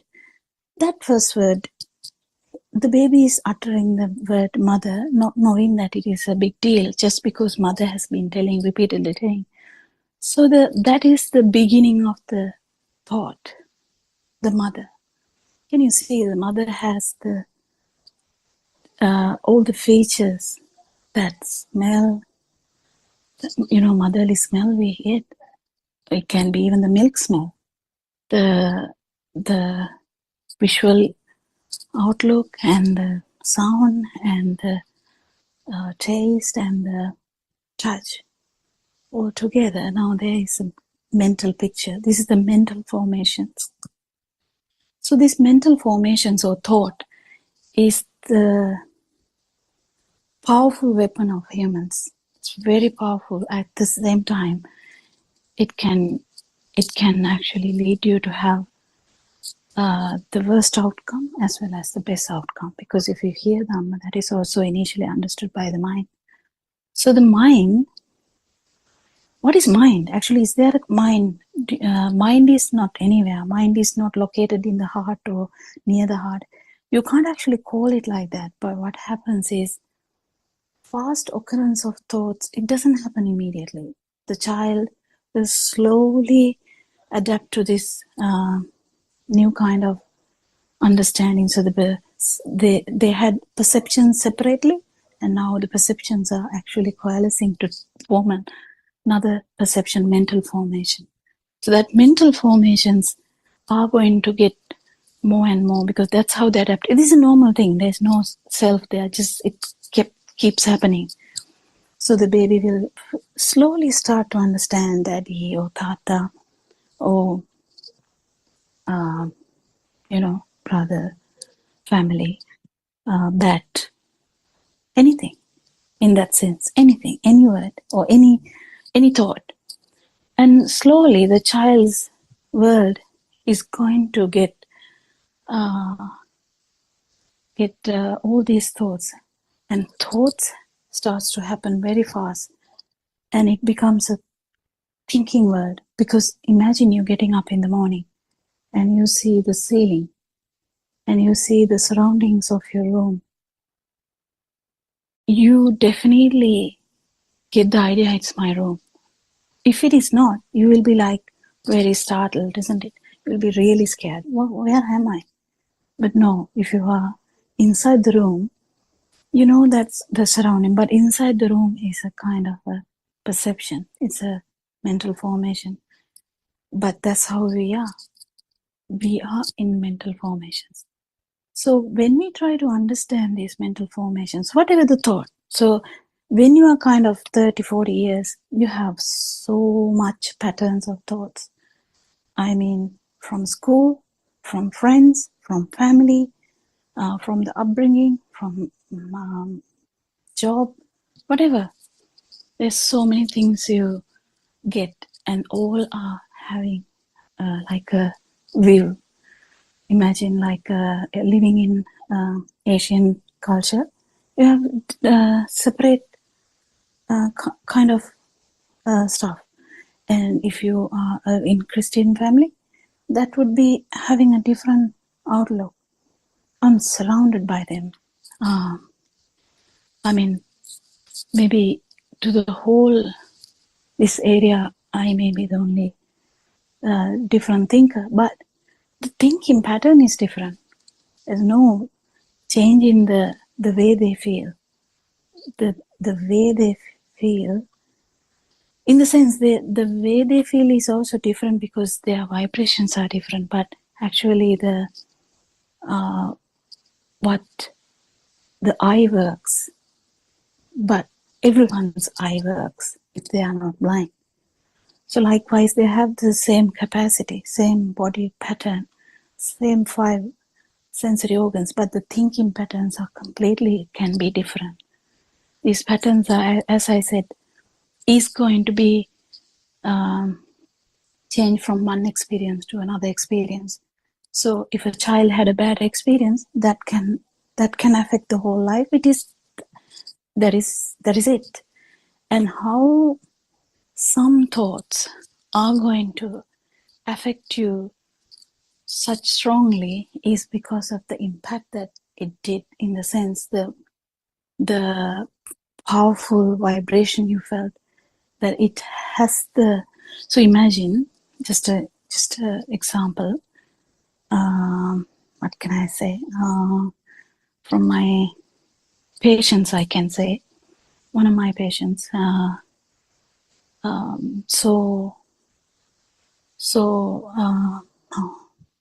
Her father, actually, she just saw father drowning in the pool. He had a disability, but she saw him drowning, and she's young. And this, she tried her best because she knew how to swim, but she was not that good swimmer. So somehow or other, he couldn't be revived. So that particular mind, how it's actually a perception. If you can understand the perception and the thought, it's actually the same, but the perception the thought has a bigger power than just the perception. Perception is the visual impact that she got. The visual impact is that drowning, shouting, and the thought is, my dad is drowning. Oh, I couldn't save my dad. That was her problem. She was angry with herself. I couldn't save my dad. That was her problem. So that's the thing. It was just a visual impact. But what she took directly was, my father is drowning. I couldn't help him. And he died because of me. I couldn't help him. That's recurrent thought that she gets. So can we help these things? I mean, if someone doesn't know that this is a thought process which has happened, and the thoughts are actually not true, they are kind of this, there's a way of this happening, you will definitely worry about this coming and coming again and again. But if you understand how this human mind works, I mean, we all are humans. We get calamities, we get good moments, bad moments, doesn't matter. We have a mixture of everything. But what really matters is that we are very, we can't handle the traumatic moments coming back, because that telepathizes or synchronized to the previous, that frequency of the damage. That means if you felt something, you feel so bad at that particular moment. Just imagine that moment that child saw that and tried to save him, and the feeling she got, it can be reproduced exactly if she is going to be beside the pool again. So she's going to visualize it. Just she's walking near in her garden. It was house pool. So she's going to get that particular overwhelming feel again. Why? Because it's telepathizes. It synchronizes to that previous thing. So actually speaking, when you go to the pool now, that child I'm talking about, that's still that child. When you go to the pool, you're still in that previous moment, and because you synchronize to the same vibration you had. The Father is not there, nothing, but in the mind, you go back to that and you can feel the same traumatic experience that she felt. So there are so many ways that we try to help her, but Buddhism, specifically because you are in our zone today, Buddhism actually is not going to specifically suppress that thought or do anything. It's actually trying to understand how a thought arises in our mind as a baby, and then from a kind of a baby in the cot to the 1-year-old, 2-year-old, and then go on to like 5-year-old, and then go on to have these thoughts. Whatever the frequencies, doesn't matter, because as I said, there are good memories too where you feel so much happiness. Just imagine you see a photo of past gathering where you really love that. Imagine it's your birthday and you were actually happy that day. The story is different if you were unhappy that day, but if you were happy on that day, when you see the photo, you just go back to the same frequency that you had on that day, and you feel, wow, this is that day. Wow, that's so good. And you feel good now. That's how the synchronization happens. But Lord Buddha's Dhamma doesn't end there. It doesn't end there. That is the main problem. Not the problem, actually. The depth is more. It doesn't end there. It actually extends deeper and deeper. Because we understand now, thoughts are creation of 5 senses, yes. But then they are felt so true that we are suffering. They are felt so true, whether it's happiness or the sadness. It is felt as true. And that is actually the alive feel we have. That is the misunderstanding that we have, that I am here. So the Lord Buddha was actually trying to explain how this view of I, me, myself has come to the world. It's due to ignorance. It's basically due to ignorance. But he didn't stop there either, because now we know that it is ignorance. Yes, we know that there is no self, but this is a pattern of, a process. But then there's another problem, because there is actually so much vibratory power that we have, because we have taken things true for long, 35 years, 45 years, we have we have developed a kind of a defilements, we tell it in this language. When we try to talk about that, we call it defilements, but Aranwanse mainly talks about them as burning or suffering. So this burning of in this at any point, burning in the sense suffering inside, is mainly due to this sense of feeling alive. That is the main reason, because everything circles around you. This happened to me. This happened to, that's the view of myself, or the thought that there is a self that is suffering. So there's so much depth to this, and when we try to deep down understand the five senses, then are they true? Actually, this is something that you have to feel with deep understanding of Dhamma, that actually if you liberate from that one particular mind, one particular thought, you can feel that the I itself is a vibratory nature. The ear itself is a vibratory nature. Experience only. It's experience. The baby in the cot had just experiences. You can't really say anything about it, because that's why you can't remember beyond some point, because they were all feelings. So you feel the light. Why? Because we can't call it light or nothing. We don't know anything. So you feel the light, you feel the sound, you feel the touch. That's how we can say, because it's a kind of a change in the eyes. What we feel is actually light is out there, I am here. But that is due to this thought. Actually, what is happening is the vibration of the eye.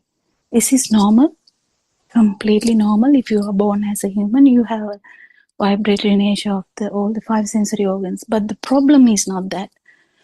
Problem is we feel it as a thing that we feel. So that is the basic thing. And when come to your problem now, coming back to your problem, why am I getting thoughts again and again? That is normal. That is normal. When that child goes to the garden, and child see the pool, that is the only thing that happened. How did it synchronize to the past event? That is because of the similarity of the event.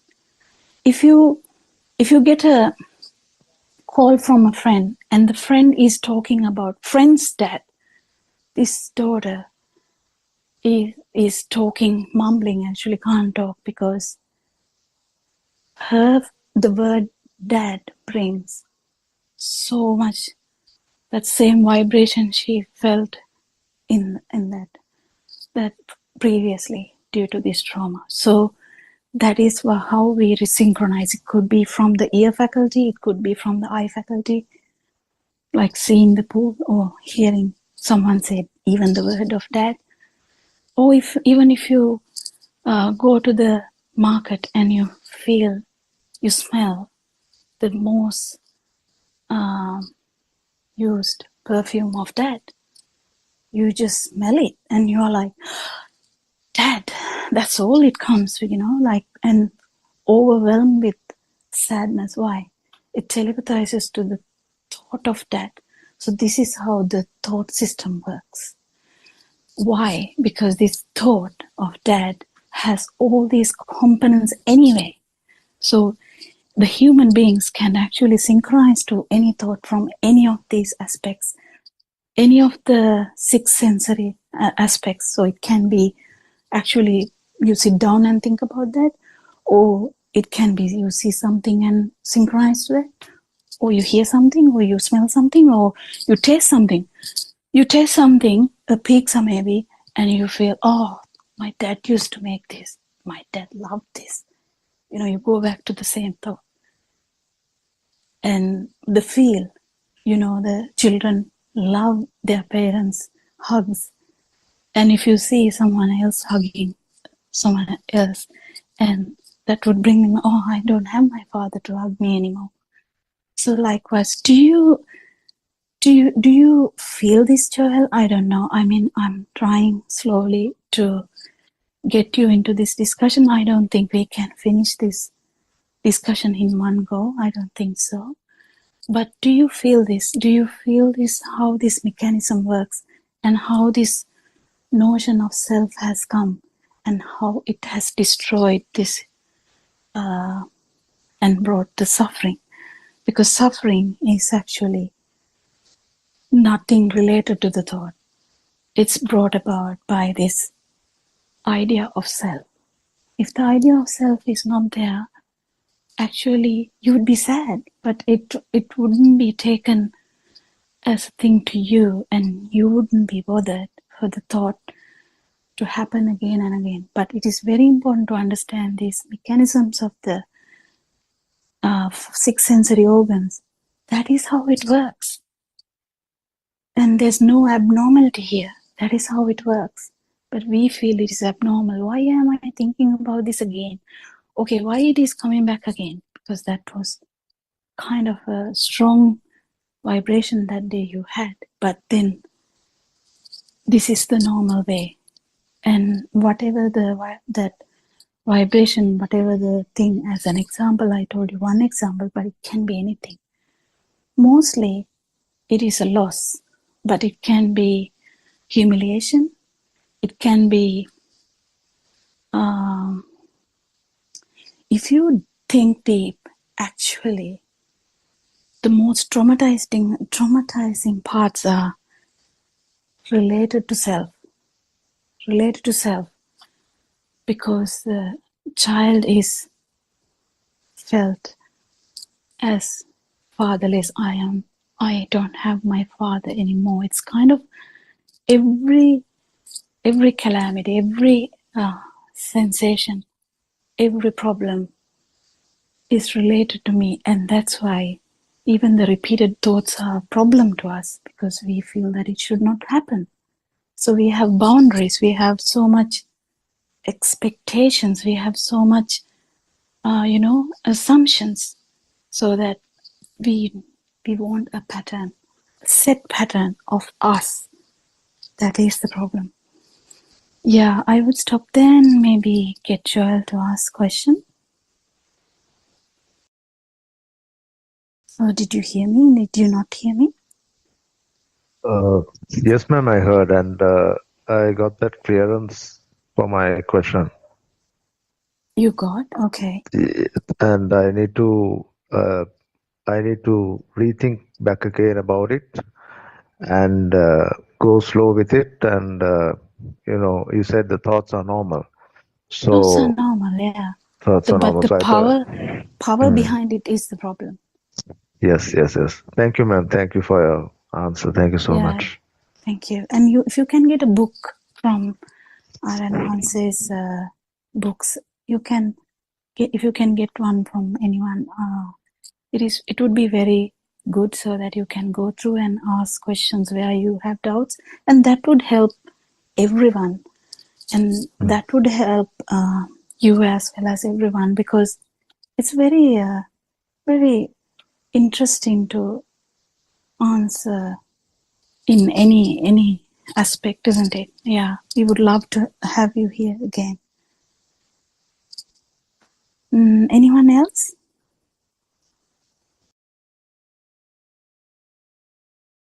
We have our usual Dhamma friends as well.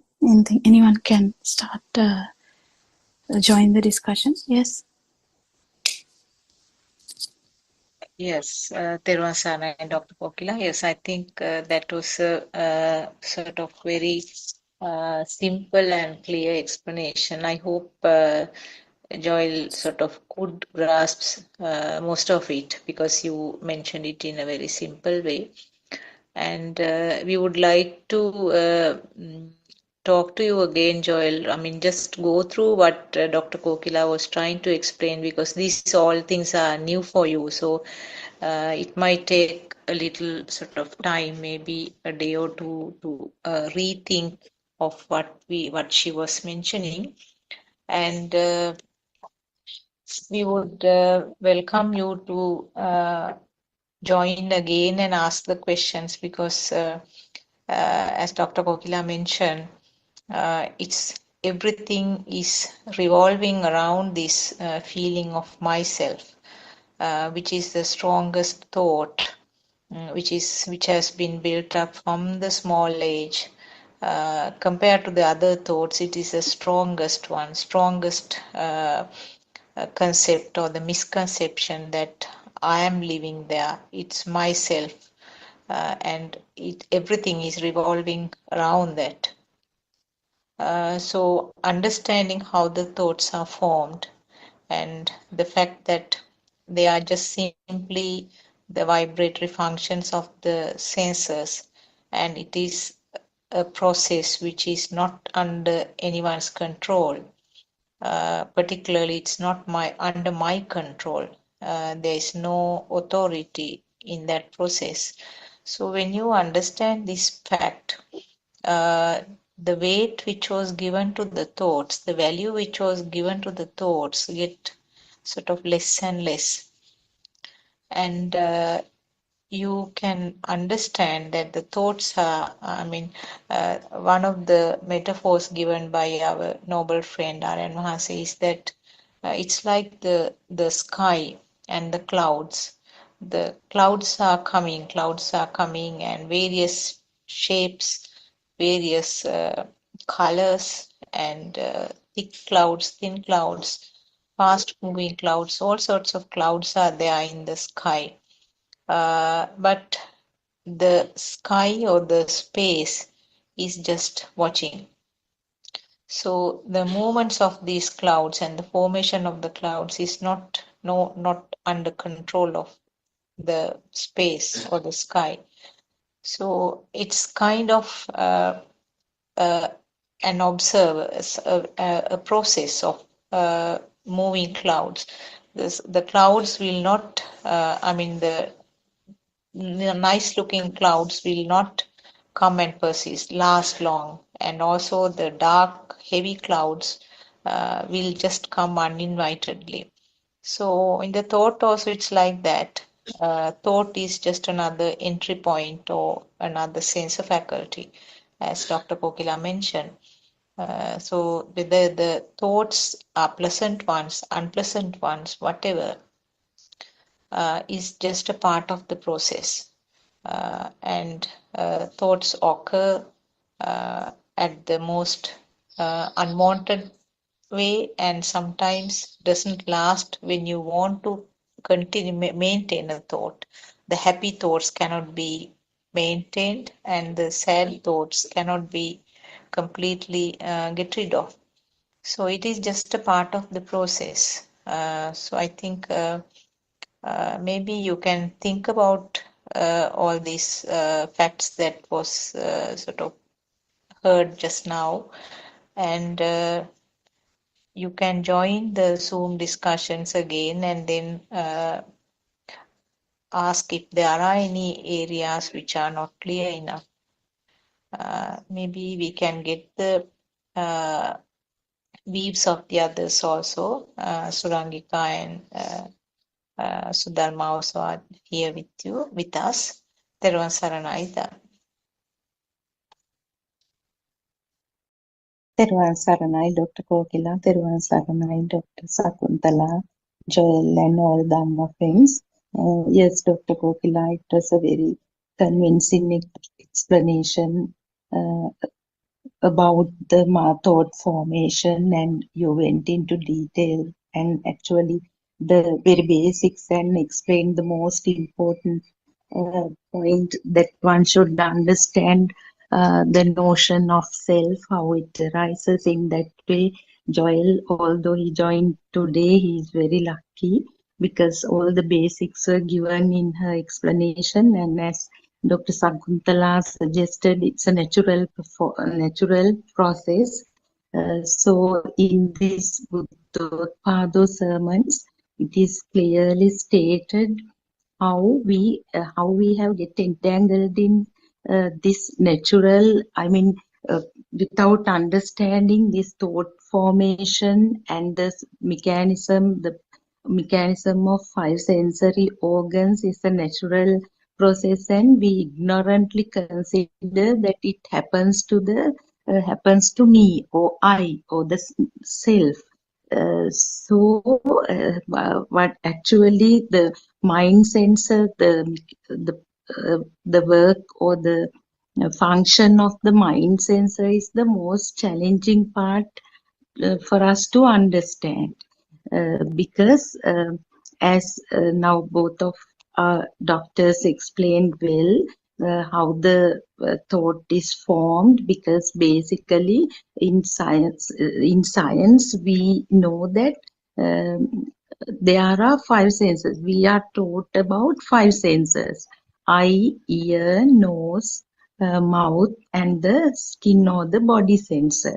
But in this Buddhist philosophy, mind is also considered as a sensor, and uh, it is the truth, of course. So that is why the Buddha becomes the greatest scientist ever in the world.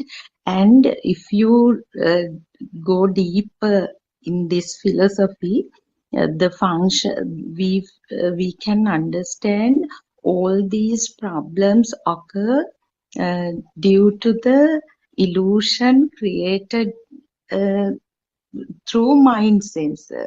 Otherwise, in the original form, when the eye perceives a certain object, actually now both of them explain the vibratory nature of these basic sensory organs, and these so uh, actually in this quantum physics also it is clearly explained that entire world universe is nothing but energy, different forms of energy. So energies never uh, I mean never die, they only transform into another form of energy. So and these energies actually in other words, they are vibrations. So everything in the universe is, in other words, energies, or in other words, vibrations. So due to the natural phenomenon of the vibrations of opposing charges like positive and negative coming together, these I when so different projections happen. For example, when the eye functions, certain visual uh, formations occur. But I alone cannot. For example, if the eye functions properly, if you when you keep your eyes open, we cannot prevent certain visual formations occurring, and the identification of those formations happens as a result of the mind sensor coming to work. So mind sensor, of course, all is again uh, it is another vibration that connects the inputs of all other sensory organs, and making actually giving some meaning to the formation that perceived by that particular sensory organ or sensory faculty. So what I wanted to tell you is, as Dr. Kokila suggested, this won't come to you in one go, but actually you have understood it from your comment. It was clear that you have the interest to go further, and actually your problem is also about recurrent thoughts occurring in your mind. So that is the most difficult part to understand, that it is a natural process. Thought occurrence cannot be controlled. And one of our experienced uh, person who has followed Buddothpado Dhamma, called Miss Swarnamali. She joins 7 o'clock Zoom discussion, and what she always says is never try to control whatever as Dr. Kokila also said, you might get pleasant thoughts, unpleasant thoughts. Those judgments are also made by this notion of self. Otherwise, there is nothing as pleasant or unpleasant even. Whatever happens, we should not try to control. What she says is let them happen, let them come. The more we try to prevent them, the next time the power, because as now both of them mentioned, we do not have the ability to control them. Let them happen and understand the process mechanism behind it. So reading books will definitely help you, and you have Dr. Kokila and Dr. Sakuntala and a lot of experienced people here. You can speak to Aryan Hanse himself, and hope you will join every day. And it's interesting to see you here. And Teruan Saranai, may the Noble Triple Gem bless you.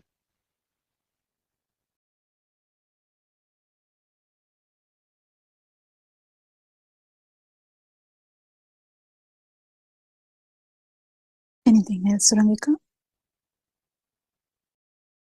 I mean, it's a bit, it can be a bit too much for him, so I didn't actually go into details. So, because Yeah, practical, I think so, isn't it? I think three of you gave a good explanation in taking different angles, and that was, I think, quite important. I hope Joel would appreciate that, because with different personalities, sometimes the approach of the same approach to the question that he raised from different angles also helps. So I think he would have got a lot of points to ponder about and to consider over the next couple of days. And as the others said, I'm sure he will join again if there are questions that he needs answers to. I think one of the points that I'd like to just raise is that when you say that, you know, there are recurring thoughts, it's not the recurring thoughts. If you just dig deeper into that question itself, Joel, it's not the thoughts that is the problem for you to actually even consider raising the question. There must be something in the thoughts, the mind object itself, the subject matter of the thoughts, which is the point of where there is either some kind of sorrow or some sadness or something which is not giving you the peace and tranquility. Because if it is just thoughts, just normal natural thoughts occurring, like, you know, I have to go and buy bread and milk or something, obviously nobody's going to be thinking about it and worrying about those thoughts. But there can be thoughts which are constantly occurring or recurring, where, you know, you want to get rid of it, you don't want to think about it, but it keeps coming back to your mind over and over again, and then you think, oh, at least if I have a good night's sleep tomorrow, I'll probably be rid of the thoughts. But then here you go, 1 hour or 10 minutes into waking up, here the thoughts come back again. So it is at that time that you start getting a bit frustrated and getting a bit annoyed, irritated perhaps, and thinking, what is wrong with me, or why are these thoughts happening, and why can't I get rid of the thoughts? So from that itself, you can see that the thoughts become a problem if we try to think that these are my thoughts, isn't it? So when did the thoughts become mine? And so for that, you have to actually see what was the subject matter of the thought. It could be something with regard to our jobs. It could be something with regard to a patient that we have seen, or a patient that we have tended to. Or, you know, in the example Dr. Kokila gave, the you know, something about an occurrence of a past incident where, you know, either you have done something accidentally wrong, or somebody else has done something towards you which they didn't either apologize or something like that. And that keeps recurring over and over again. So that telepathization of that happens through this mind process. And that is what I think people mentioned in this talk about the fact that thoughts occur naturally, that is what we call the natural law of the mind. I mean, if you think about it, you know about the law of the gravitation, the gravitational power, magnetic power, and things like that. So just like that, the mind itself works naturally. It is one of the law. It's called just the natural law of the mind.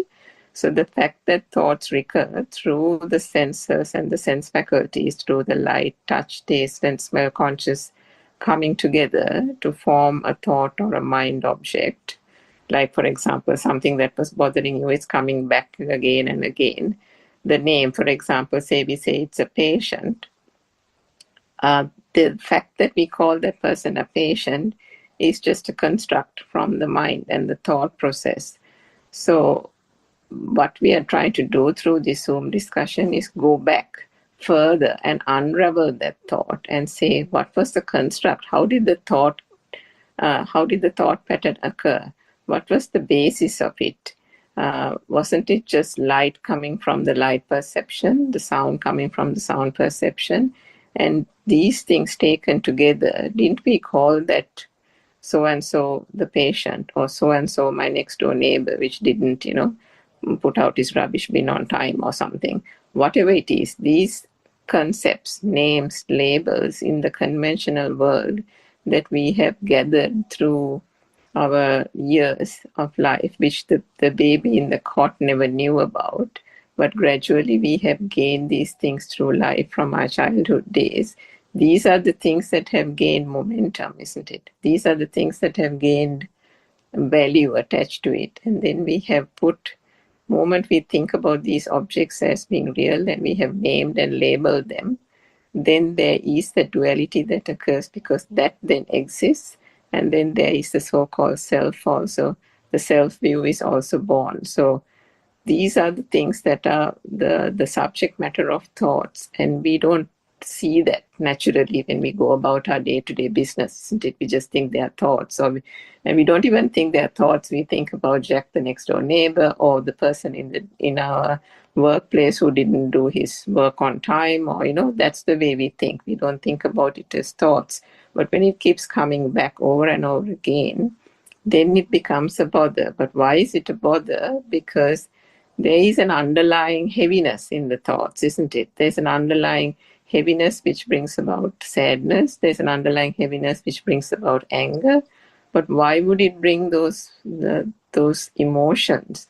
Because there is a sense of power or an underlying current or a power or a vibration in the thoughts which is being fueled by the self-anger.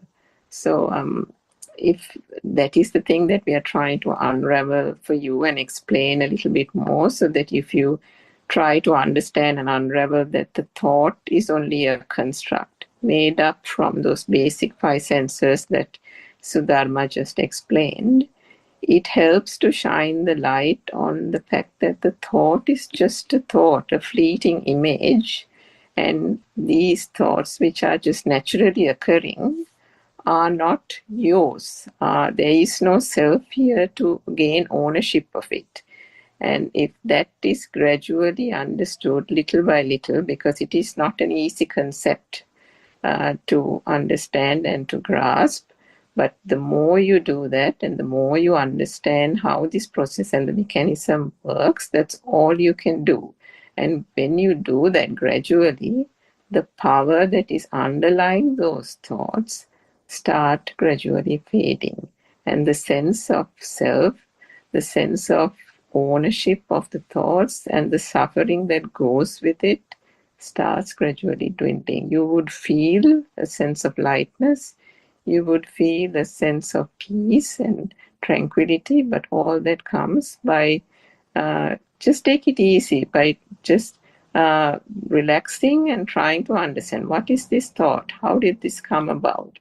How did this thought or the person behind the thought or the object become so much of a issue for me? And then you think, how did the thought come about? And if you start gradually in a very relaxed manner, start contemplating about it, you yourself will find that it becomes easier and easier.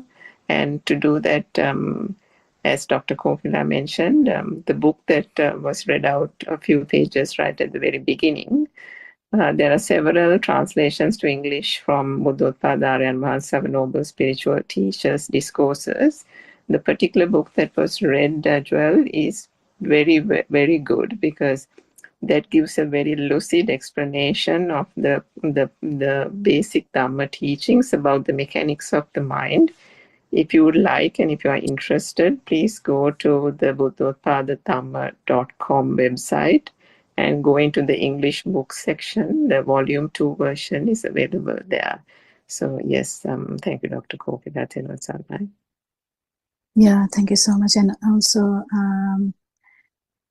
Joel must be very familiar with exposure therapy. Actually, this is not that kind of this is not that kind of understanding. So this is completely different. This is going back to the formation of the thoughts and understanding that how it is actually, we feel that the whatever the thoughts are out there, but this duality is actually a illusion.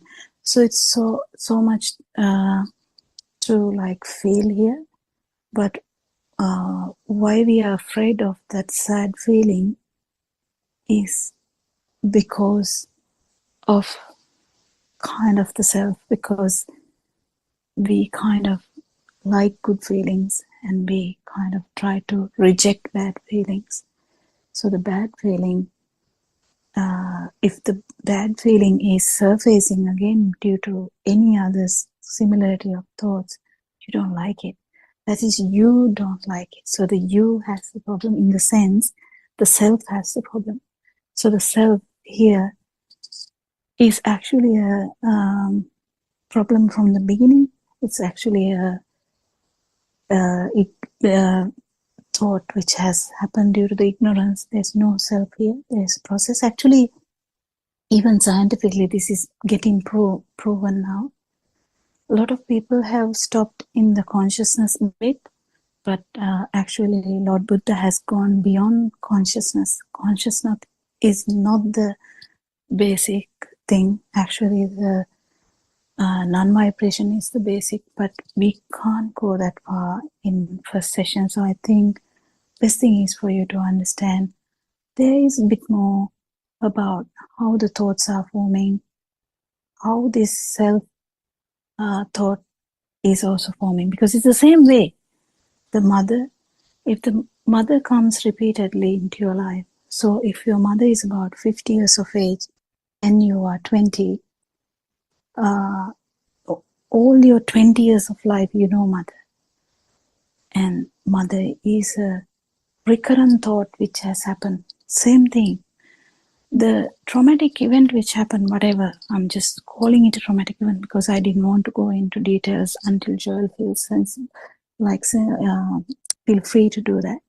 So that actually trying to suppress it has become given the power to that thought, because the main factors for a thought to become so important is, one is how many times it is coming back to you, how many times, you know, that in that example, how many other things brings back the similarity between that thought or the occurrence of that thought, because thought has these all the sensory aspects. So the recurrence of that same thought is called volitional formation in English, but I don't think you kind of will get it. But in simple English term, you can understand that any thought, if it happens repeatedly, whether it is your gold watch or whether it's your, you know, wife, children, mother, father, doesn't matter, whatever. What is happening again and again every day, that has the most powerful, most power, which you feel alive in that. That is the same thing. So likewise, any traumatic event also that has that, you know, something you don't like, you don't even it has to be a traumatic thing, just something you didn't like, that if you keep trying to suppress that thought, the power itself is going to go up. So if you keep understanding this, how this humanity works, it's just humans. We are all humans. We have 5 senses, and after some time we have the mind sensor too. Yes, we have 6 senses. And until breathing happens, we have a story. Is this story true? Not really. So that is what we are understanding. I think we will stop there. I think can be overwhelming otherwise. Anyway, we welcome you so much, Joel, and we are very happy to answer any questions if you have. And thank you so much for joining our discussion today. Anything else? Do we have any other points today? Did anyone go to speak? Sorry, I missed that.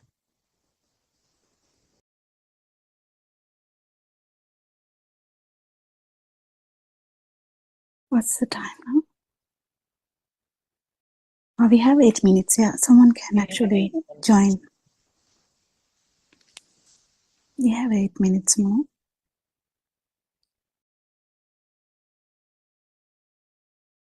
Yeah, Dr. Sakuntala, do you any other aspects? I think anything else we have heard today, or in the sermons, or anything like that? I think maybe there is not much time to sort of discuss another topic, isn't it? Yeah. Yeah. But Most we have discussed a lot about this thought, and it is the same topic that Joel brought as well. So it matched our book reading also. I think it's around that, isn't it? same thing, yeah. Because understanding perceptions, perception of sadness. Yeah, Thiruvan Sanai. Theron Saranai, Dr. Kokila, I have some experience, simple thing related to what you just now said, the thought power. So I handed over certain file with documents to be signed by the principal to the clerk in the office. So I need to get it back because I need to hand it over to the zonal education office tomorrow. So I had that in mind, and I was teaching a lesson there after that. And after the lesson also, that thought occurs, and then I went back to the office to check whether it has been given to the principal. No, it was still on the clerk's table, so came back. Then I did something else. Then again that thought occurs because, and then again it makes me to go to the office and check. But they are really busy because grade 1 and grade 6 admissions are being done. But my thought has more the highest power because I need to get it. So it kept me going to the office and coming back. At the same time, I was experiencing the thought power. And since you always remind me how the thought power has brought about the self vibration, because now since we have this knowledge, because we every day we discuss it. It is not merely the thought, but that power itself is the self vibration also. So it was a beautiful experience in the sense as this Dhamma came there, because I experienced how the power gets aggravated, gets higher and higher each time. I remembered that I was doing certain stuff, but that thought occurs, then it makes me go there. But if you have felt that, yeah. that's actually good in the sense, if you kept feeling how this power is getting aggregated or actually getting augmented, then that is good, because you have that kind of super awareness to this whole thing, then that is actually a good thing, not a bad thing, because you have that super awareness about self, feeling of self. If you have the super awareness about the feeling of self, like happening this way, it's definitely going to go down, because it is kind of, you can't do anything more than that, because that's what the super awareness catches. It is not the normal awareness. So it is really important, because you're telling that now, because your awareness, the some stuff that I tried to tell you was that the duality, understanding the duality is needed even when that power is not that high.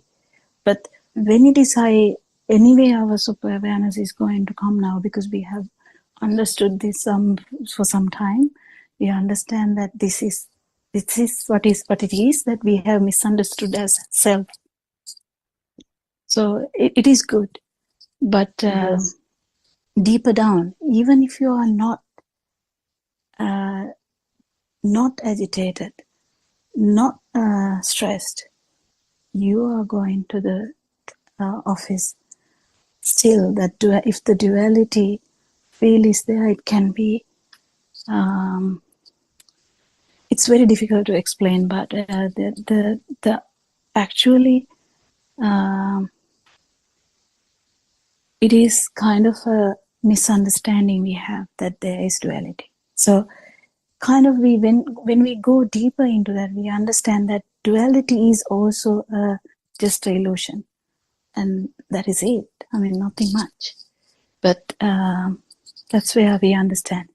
Even without that agitation, even that film which is going on like a dream, the office, the clerk, the principal, the letter, my letter, whatever, that is also some kind of dream, isn't it? That's not true either. So Yes. yeah, True. that's it. That's nothing much. And that's it, actually, nothing much. And Dr. Kokila, when people wait for certain things, they ultimately, after waiting for a long time, they get angry. That is also now we can understand it's because of this And when you thought feel that, power. you can't get angry. Yeah, no, not my instance. Now in Yeah, that's what I'm hospitals, saying. now So patients. Yeah, yes, if doctor. someone is listening to this Dhamma, the ability to get angry is also disappearing, because what you feel is, oh, this is happening again, or this is happening again. So it's kind of, that is your kind of leads you to kind of you lose that interest Yes, to true. react. But it's going deeper, though. That's what we keep telling. But yeah, it's really interesting, isn't And it? that is Dr. Kokila, even Lord Buddha has told this is when somebody sees one's own mind, it's more beautiful and more exciting than seeing the movies, these moving pictures, Chalanachitra. Yeah. And yeah, so Mm.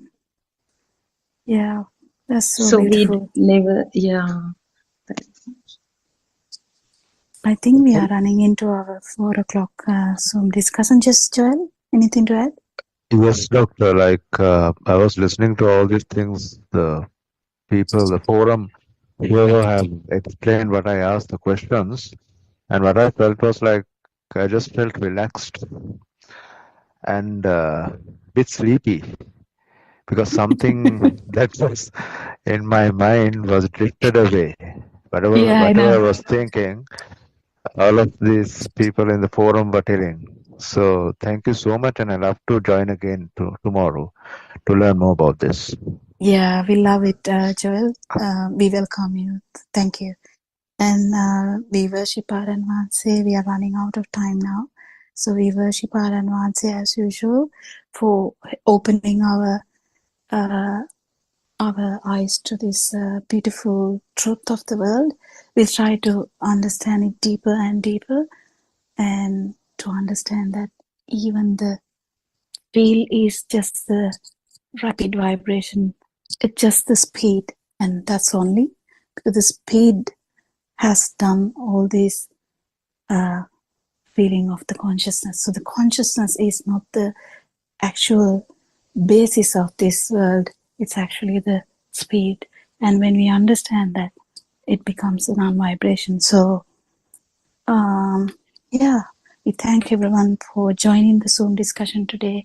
And we will wind up, I think. Hasn't it? Anything else, Sakuntala? No, I think we will wind up for today and meet tomorrow. Yes. Yeah, thank you so much. Thank you so much, Dr. Pokila and all the friends. Teruvan Saranai. Teruvan Saranai. තෙරුවන් සරණයි.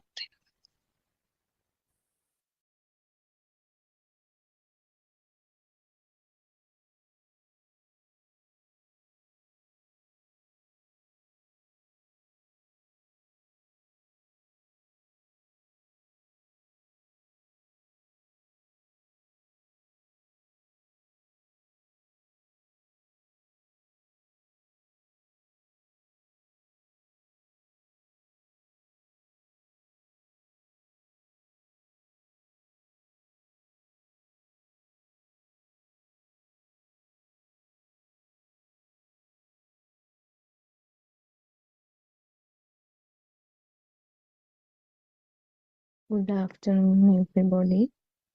Teruvan Saranai Aryan Sir. Teruvan Saranai, everybody. Let's continue with the book reading. The True Dhamma Has Awakened, Volume 2, page number 36. First, applying the wisdom of Buddha Nivasanusati Jnana means analyzing how the thoughts were formed right from the beginning of our birth. Second, Chutupati Jnana means understanding the arising and the cessation of a thought and knowing that a thought does not exist. The wisdom of the Asavakya Jnana means understanding and feeling your pains getting dissolved little by little. These pains are lobha, dvesha, and moha. You also realize that you get less affected by the six senses too. The shunyatavaya, the nothingness, can be realized or experienced by thoroughly studying and understand the teachings of the Buddha.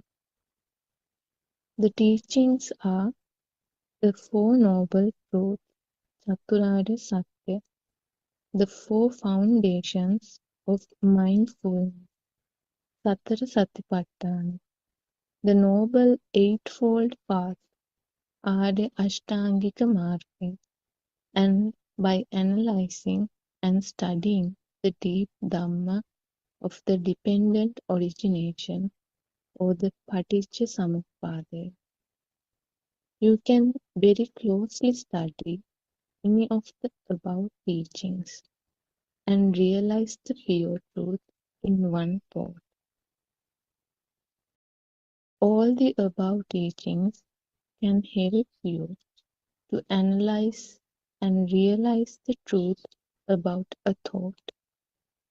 Now, let us learn how to analyze each thought so we can realize the pure truth, the Dhamma, the nothingness, in one fleeting moment or in one fleeting thought. Ekshanika Sitaka. Now, let us understand how all our suffering began. It all starts from a thought. When a thought arises, it is called samudaya. The thought that arose could be a thought of a book. The arising of a thought of a book can bring you happiness or sorrow. Happiness or sorrow are both suffering. Both happiness and sorrow give rise to feelings or Vedana.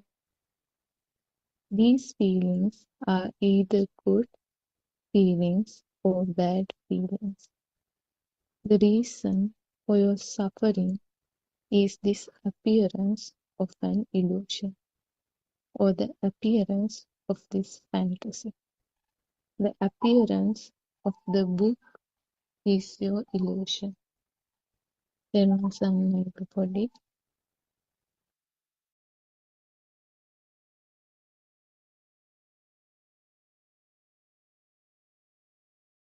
Therwan Sanai. We worship Aran Hanse and may Triple Gem bless you all Dhamma friends. And we will start the Dhamma discussion today as usual. I think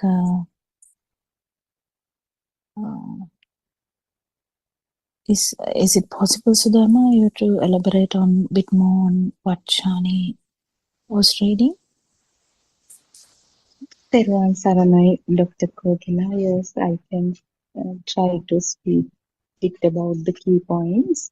So she started, it's a continuation of the yesterday's explanation itself regarding seeing the truth in the stimulus and the thought formation. So the first, the three key wisdoms that one should achieve, in the sense to understand the nothingness was brought to light at the beginning. The wisdom of Pubbē Nivāsānussati Ñānaya, wisdom of Chutupapāta Ñānaya, or wisdom of Āsavakya Ñānaya. And so they were like, as we know, Pubbē Nivāsānussati, going back to see having the wisdom to see that nothing was real unless and until at some point that object or that phenomenon was introduced to one in the past. So to see that the stimulus, the thought is also not true. The moment the thought occurs, one should be able to go back to the first occurrence of that stimulus, then to see it's that there is no substance in that. And Chutupapāta Ñānaya, as explained in the True Dhamma, is the ability to understand the arising and cessation of the thought then and there. And Āsavakya Ñānaya is the one's discernment of diminishing of defilements. So then the focus was on the Buddha's teachings, the Four Noble Truths, Four Foundations of Mindfulness, Noble Eightfold Path, and the Dependent Origination.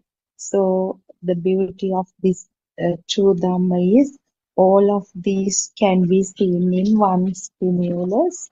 And then Dr. Kokila further went on, it also mentioned that how the suffering occurs. Suffering is the key word here, because ignorantly people, when somebody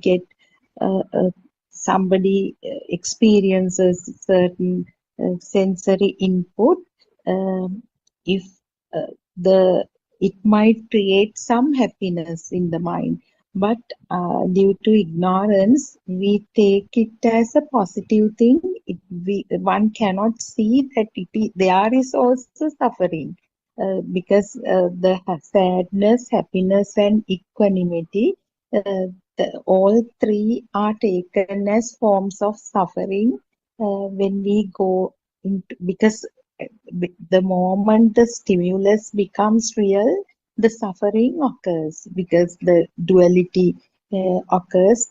If, for example, if one perceives a flower, the moment the flower becomes real, on the other side, the person who experiences that comes, and some value is also attributed to that flower. So the flower may bring joy uh, as per in this mundane world, but the thing is, the moment it becomes real, there is suffering, though it is taken as that power is attributed as happiness. So that's all, Dr. Kokila. It's basically about suffering. One may not be able to understand suffering in certain emotions. That is the end of the reading today. Theruvan Saranai. Yeah, Theravada. Actually, when we call Shunnatave or emptiness, there are so many caveats in these things, like pitfalls, where one can feel the emptiness while you are there. But the understanding of emptiness here is the emptiness of the power, or the feeling of existence, or feeling alive feel. So that is the main importance of emptiness we talk about here.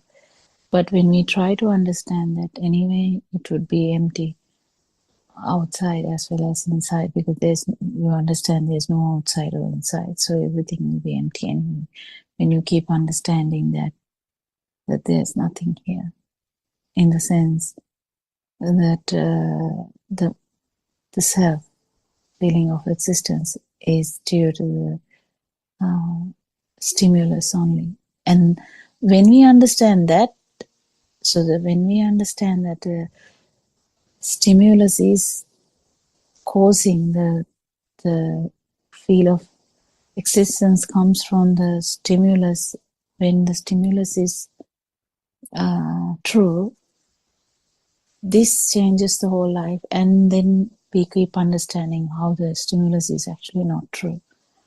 So this is the Dhamma, and when we try to understand the stimulus is not true, actually that helps you a lot, because when the three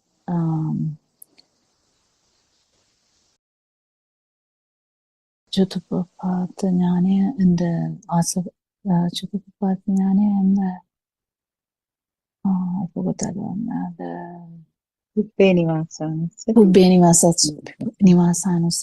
yeah. In that one, we keep understanding how this stimuli became as a thing, and how this whole thing, this power, was augmented or magnified within this birth, or kind of within this the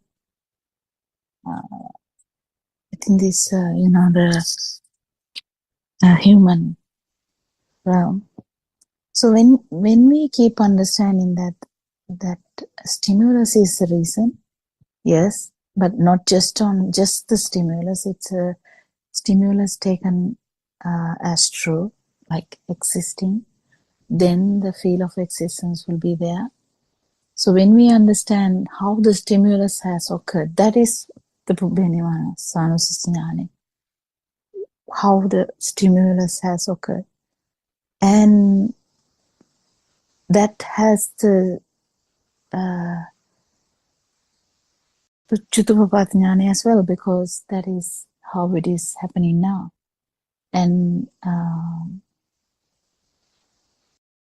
Asavaksha Jnana would be the one where you understand. So that is a bit tricky, the Asavaksha Jnana, because even after you feel that how the all the stimuli, when we feel that it is as real, we get this power. And this has to be distinguished properly to understand this power, feel this power, actually feel this power, not understand this power. Understanding is okay, but you have to understand that first, and then you have to feel that too. If you feel that power, which happens when the stimulus is taken for granted or taken as true, then we know that what power we are actually getting rid of. That is the Asvakshinana, because to know that Astravasya is when we have these very even tiniest amounts of the defilements, they should go to zero. So this is that kind of Dhamma we are listening. So it can be complicated in the beginning, but that's okay. Just keep listening and try and see what you can understand. So when we go back to the thought, we keep understanding how come this stimulus become a thing? How come the stimulus has done this damage throughout the samsara journey?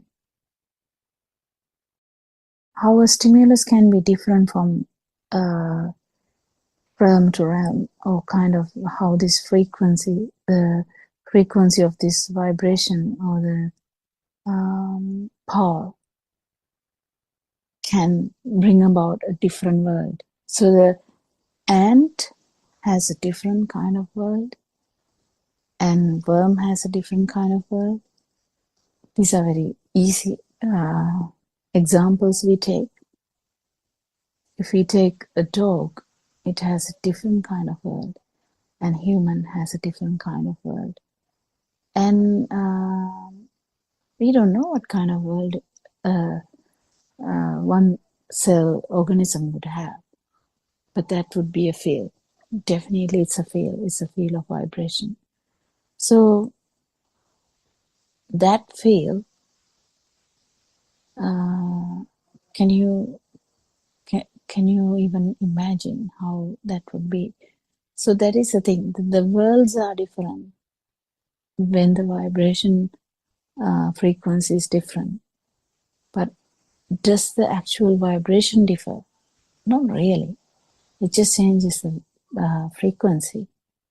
So this samsari journey we were talking about, first the baby would have like a vibration which will be the force which will make the baby to grow up, fetus to grow up as a baby. That power, and that power is going to maintain or augment that in that system. If the system has enough power, because sometimes we can't even imagine how this kept happening. But if you understand through Dhamma, you can understand how I became the you. This is about the actual alive field, or the beginning of this world. Can you feel that this world? What is this world? This world is full of your mother, father, siblings, family, husband or wife, or partner, or kids, or job. What else? Dhamma. Yeah. So this world, whatever the world you are in, someone's world in America would be different to someone's world in a jungle, and someone's world in Alaska would be different to someone's world in Africa. But there are similarities if it's a human. Why? Because there's only 5 sensory organs, and the thinking pattern, thinking happens same. It's kind of the same way.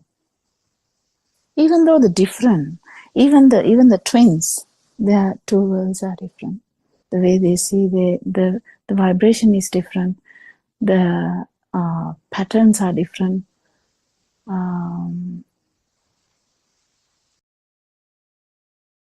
Attitudes,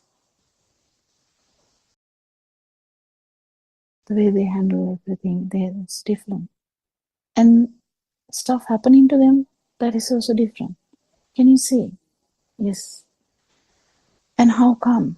Yes, it is like that. Then we understand that the different vibrations. So Aranwansi explains how all the humans have different phone numbers. Similarly, how these vibrations differ. And even though it is a 6 sensory organ system, how these 8 billion peoples have 8 billion systems, 8 billion worlds. And my world is different to Sudharma's world, and Sudharma's world is different to Surangika's world. Surangika's world is different to some like Dr. Sakuntala's world. So everyone knows the outlook or the way they look at the life. Everything is different. The way they feel is different. That is the main important thing. But when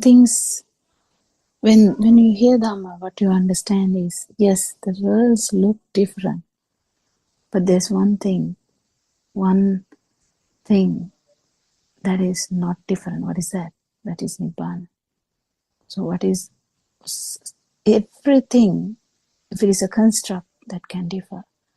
But if there is a non-construct, that is only Nibbana, or the emptiness that we talk about. When there is no that power, when the power is not there, in the sense when you are not there, that is emptiness. And that is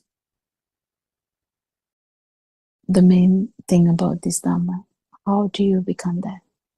How do you get rid of that power? Can you get rid of that power? That's a good question, actually. Can you get rid of that power?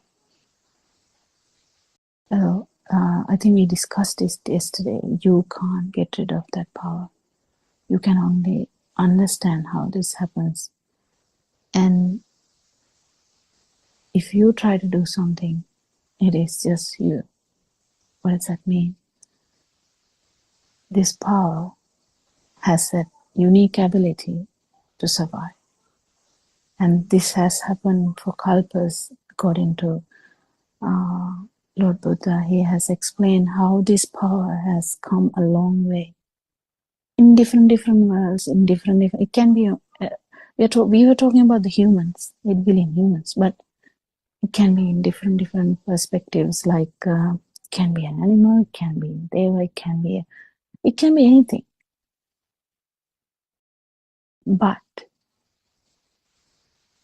this vibration has changed its manifestation. The vibration itself hasn't changed. And this when you are born, and in a modern day, when we talk about birthday, we talk about the day the baby comes out of mother's womb. But is that the day that you are born? Actually, no. The day that you are born, what Lord Buddha says is when your sensory organs start to live. How does the sensory organs start to live? That is when you get this new world, new perception. Eye starts to work. It has a perception. Ear has a perception. How does the perception happen? And then you have a new perception mind perception. So this world, when we keep understanding how this power was evolving, it was there was evolution of that power, keep changing and keep changing in such a way that your vibration, when your system stops working, when your sensory organ stops working, this additional power is not going to go away. Why? It was additional from the beginning. It was a power which comes not from the actual sensory organs, but when it is taken as real. It's that power, and that power was the one which made you to think that or have a perception of self and have a thought view, which we discussed partially yesterday. And this view fuels this perception fuels this vibration, and this goes on. If someone hears Dhamma or truth, they just understand, oh my, this is how this happened. This is how the I, myself notion has come. How? It came because of the stimulus. It came because of the stimulus as being felt as real. When it is felt as real, you feel as existent, and then that power makes you to keep looking for that stimuli, or try to maintain that level of existence. So the feel of existence is there, and you try to maintain that feel of existence too. So that's how the evolution begins.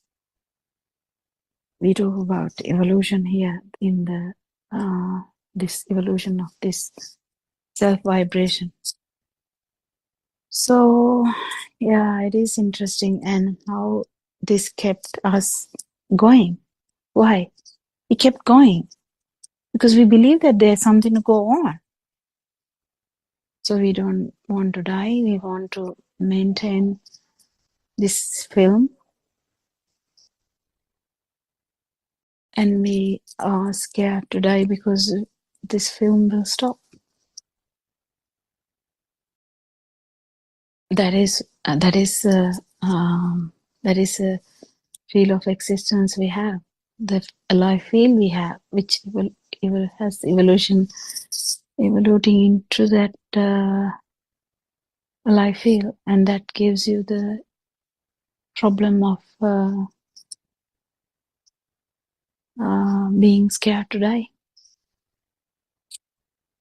So when we understand this additional power, which tries to maintain the existence, we actually lose the interest in that. Lose the interest in the stimulus as well, but mainly what you lose interest is in this self-existence or self-perception or the life feel. That is what is happening, isn't it? Anything else to add? Sanai?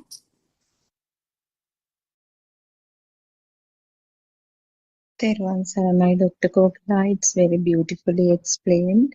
And when we talk about the stimulus, Dr. Kokila, or the effect of the stimulus, when the stimulus becomes real, the three effects are there as happiness, sorrow, and equanimity. So I actually personally find it very difficult to understand how. Now, of course, What I are know the three things you said? three things: happy, sappa, dukkha, upeksha. Okay. So three levels of power. I mean, the happiness and sorrow, of course, must be generating lot of as when the stimulus generates more power, it becomes obvious as happiness and sorrow. But equanimity, upeksha, So I was unable to find out how can it create when the thing is at that level also the stimulus becomes real, but the excitation is not there. I don't know whether I am explaining it to you in such a way that you can grasp it. Anyway, the stimulus always generates power the moment it becomes real.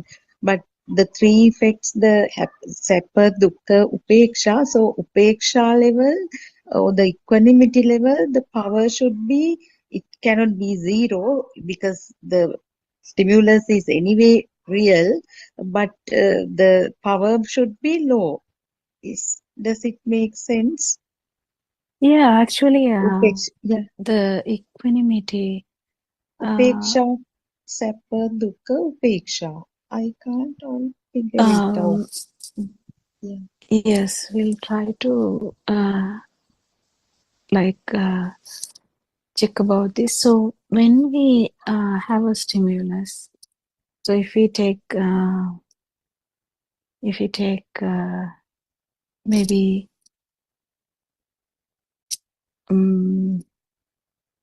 a tree, no one feels that you want to have it, or you're not gaining anything from that, or you have no problem with that either. But still the tree is there. So the dream is felt. So the dream is ongoing. That is where mothers get a bit when we try to talk about this Dhamma gets complicated, because now mothers would say, I don't have any problem with anything anymore. But then if they don't know that there are deeper levels, they would get confused. When Arhan Hanse says you're still thinking, because this the even to have a kind of equanimity, if you have a dream in the sense perception, the perception may not invoke any anything, but still the dream is felt as true. So that underlying power is still there. That's all. So it is kind of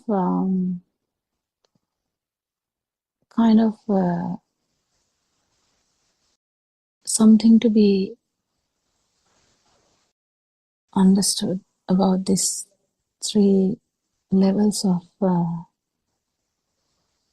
self-vibration, because the self-vibration we know in an self-vibration is just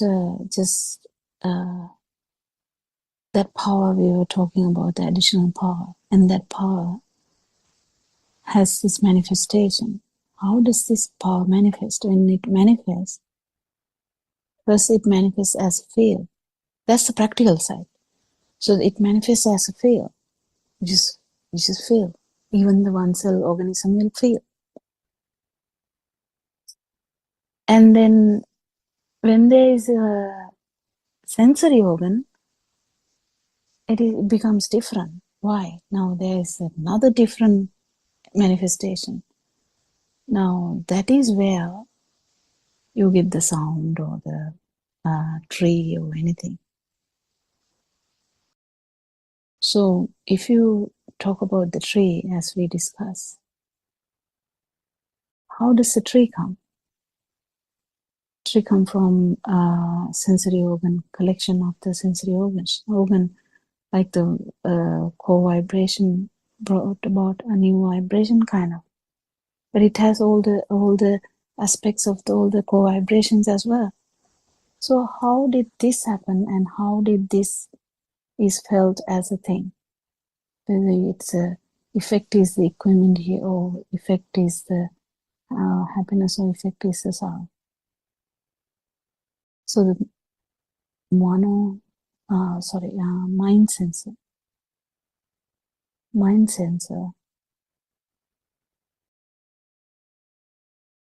works in such a way that it has these levels. But main thing to understand is the tree real for you to have any of these outcomes? If the tree is real, yes, you can have any of these outcomes. It can be either sorrow, it can be either happiness, it can be equanimity. But it doesn't matter what the outcome is. Whatever, if the tree is real, still the power is there. That is all I think important. What do you think, Surangika? Do you have any other addition to that? Because everyone looks at different things differently.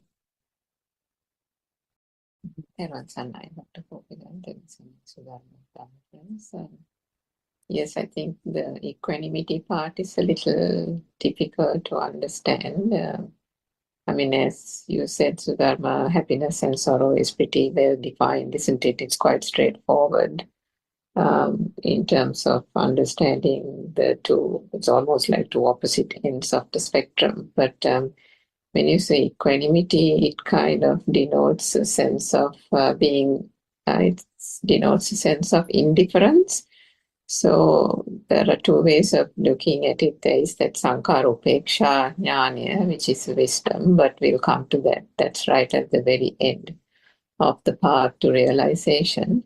But in the sense of the three aspects where there is deception, equanimity is the place where one can, in relation to an object, one can remain indifferent or maybe aloof and say that, I'm not really, there's nothing that I'm being happy about that thing, or it doesn't give me grief.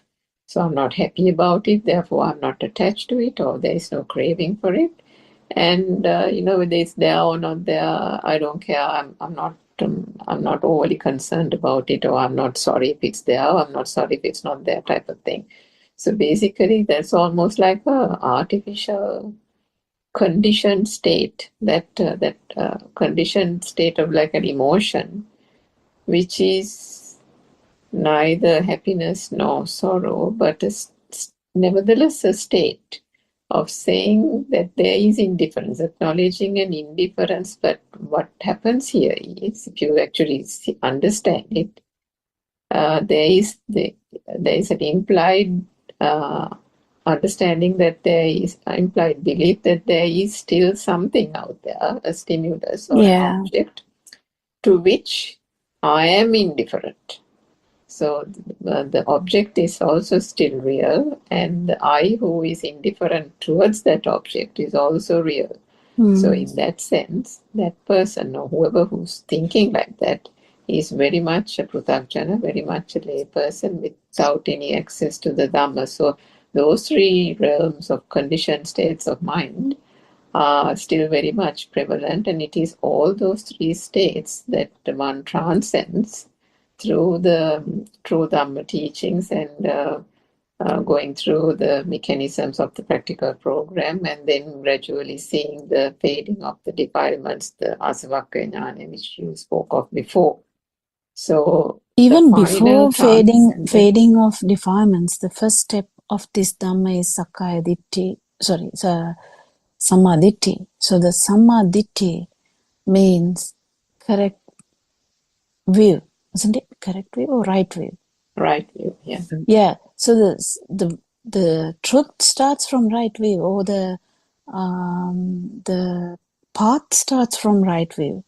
So what happens there is, so Dharma's question. So what happens there is the notion about this self is the one which is going to change.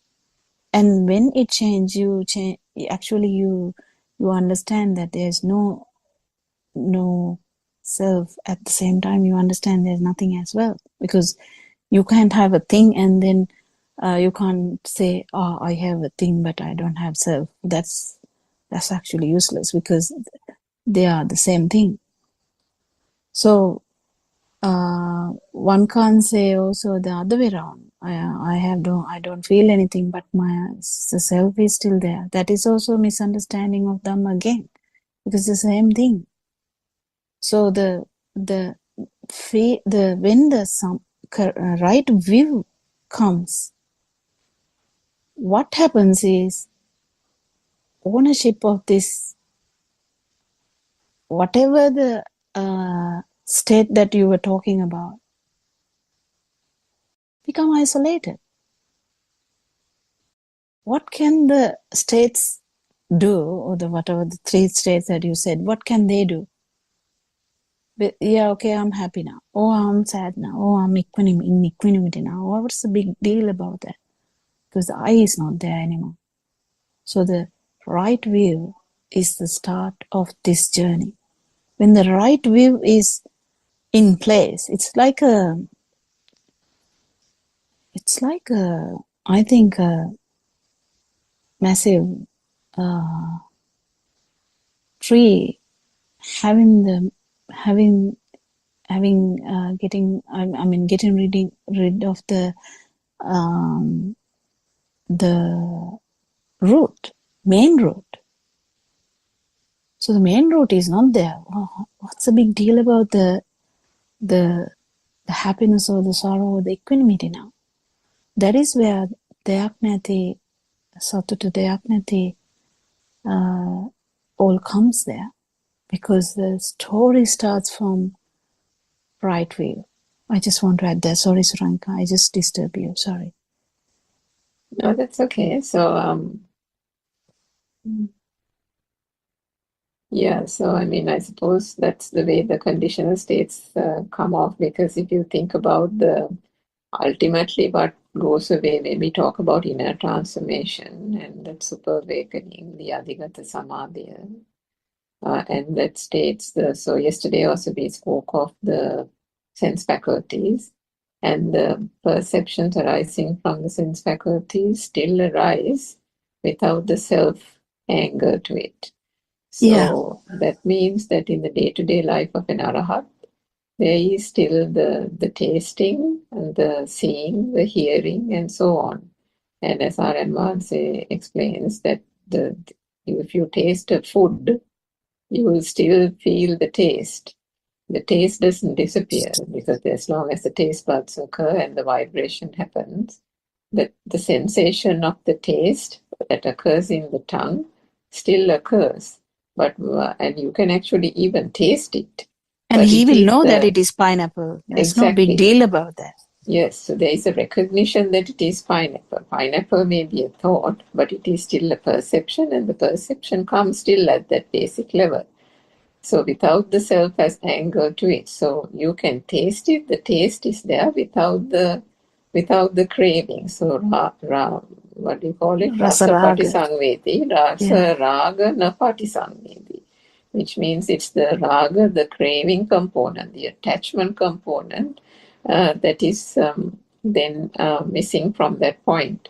So the sense faculties and the perceptions, the sensations arising out of those still happen, which means that the raga, desa, moha, the craving, the aversion, and the equanimity part of it. So if we talk about the equanimity part of it, in terms of food, one can say that, oh, I like milk rice, or another person can say, I can't stand milk rice. And another one will say, very importantly, saying, the two of you make a fuss about all these things, liking, disliking. I, of course, eat anything. I don't mind anything. I can eat milk rice, I can eat normal rice, I can eat anything. So does that mean that person has attained nirvana? No. So, I mean, that's a very basic example to show the difference, that even if that person is saying that person is not in happiness or not in sorrow or suffering due to having to eat milk rice, that milk rice or not having to eat milk rice is still very much real to that person. So ultimately, where the arahat is concerned, it's not just upeksha. It is sankara upeksha jnana, which is a wisdom that arises by transcending all these three conditioned states, isn't it? So while getting into that right view, you break that sakkaya ditthi, the misconception of self, and from that point onwards, the defilements are gradually dissolving, and with the final dissolution of those defilements and the self-vibration finally, the taints, comes that complete inner transformation, which means that the sense faculties and the perceptions arising out of this, those remain. But sankhara upeksha, sankhara means mental formations, but in terms of volitional formations, not that it doesn't form at all, they still form, but the volitional aspect of it, the current, the self-propelling power, the whatever you can call it, the self-vibrational power is non-existent. And with that comes that transcendental happiness, the inner transformation, and to Dr. Kokuda's point, right at the beginning, the nothingness, the emptiness, or the shunyatava. So in that shunyatava, everything is there as it is, everything is perceived as it is, but minus the self-vibration. Yes. That's very beautiful. Thank you so much for both of you, because actually when this message from Aryanvasi was heard, I at least could figure it out, because in relation to power. But before, when I was listening to other sermons, I couldn't understand this equanimity at all, because they don't talk about stimulus becoming real, or this power generation, so on and so forth. So it's very clear, and you, when you talk, explained it with this milk rice thing. So it is, and then when Dr. Kokila said the angle, this non-soul angle, without the non-soul angle, we can't talk about, I mean, anything, because when the self angle is there, although it is equanimity, happiness, sorrow, or whatever, we are still in the wrong way. Wrong way, yes. And that's very clear. Thank you very much for that beautiful explanation. Anything else, Sudharma? Actually, it is. And Dr. Kokila, they are actually, one might mistakenly take it as liberating from the sensual world also, because one doesn't feel happy No, or sad. even that. Yeah, that is not. No, Yeah, that it's still in the doesn't sensual happen. world. Yeah. No, that doesn't happen if someone has Yeah. felt the non-vibration. That is the thing. Yeah. That is the thing. So that we talked about that this starts from the right view. So the right view, the doubts, and the silapata paramasa, the three things that we talk about, these fetters are they fetters? Self-view, Sila I think so that's belief. Rites and Yeah. rituals, getting stuck Yeah. in those things, isn't it? Yeah. Is sila but the paramasa, there is no paramarshane, means the self doesn't kind of propagate into various habits and rituals, isn't it? Yeah. So what happens there is when you experience this non-vibration for shana, or just in one stimulus for I think Shani told a word, I can't remember now, but in the book also she told that but for instance, or one stimulus, if you felt this non-vibration, Ekshanikasita. yeah, but I don't know how she said in English, but in that instance, or in that that one moment thing, and when you feel the non-vibration, you definitely have that idea of that power, that tense, that underlying power. It is very evident, and you would know how much power it would have, what kind of power it has, and then the difference between this non-vibration and the vibration. So with this change, it's a change. It's a change as well. With this change, misunderstandings are less, because the power is still there, even in subtle ways. It doesn't matter. It's still there. If it is even in the field level, it is still there. So there's nothing to to boast about. And also, even Lord Buddha said, even after attaining the Buddha status, in the sense of an Arahant state or a non-vibrational state, he said in a discussion with Maravi, he said, but I think it is just an explanation to see how this is. And he has explained that you haven't lost anything, because you feel everything as normal. And have you gained anything? No, you haven't gained anything either. But then he added, I have lost the self-anger. Oh, what was the actual word? Yeah, I think so. I think I have lost only the feeling I am there and ඉන්නවා තියනවා කියන හැඟීම ඕන. yeah, නැති වුණා නම් නැති වුණේ ඉන්නවා තියනවා කියන හැඟීම. That's how we answered, I think. yeah. So the only thing that disappeared was the feel of Feeling. existence, Yes. or feel of life feel. Feel of existence is the innava. No, the thiyanava, and the alive feel is the innava. So this that's the only thing that happened, and that's the vision. That's actually the wish, like a view, but underlying that view, there's a perception too, and underlying that perception, there's a vibration too, which is as a feel. So when someone feels this non-vibration, you kind of feel all these levels, because you have to liberate from the mind as well. And then that's the thing. So the misunderstandings are less if someone is aware about these levels. And actually that is the problem in Dhamma discourses done in open Zoom discussions, I would say. But that has helped so much people out there who are seeking Dhamma. If not for that platform, we'll never hear this Dhamma.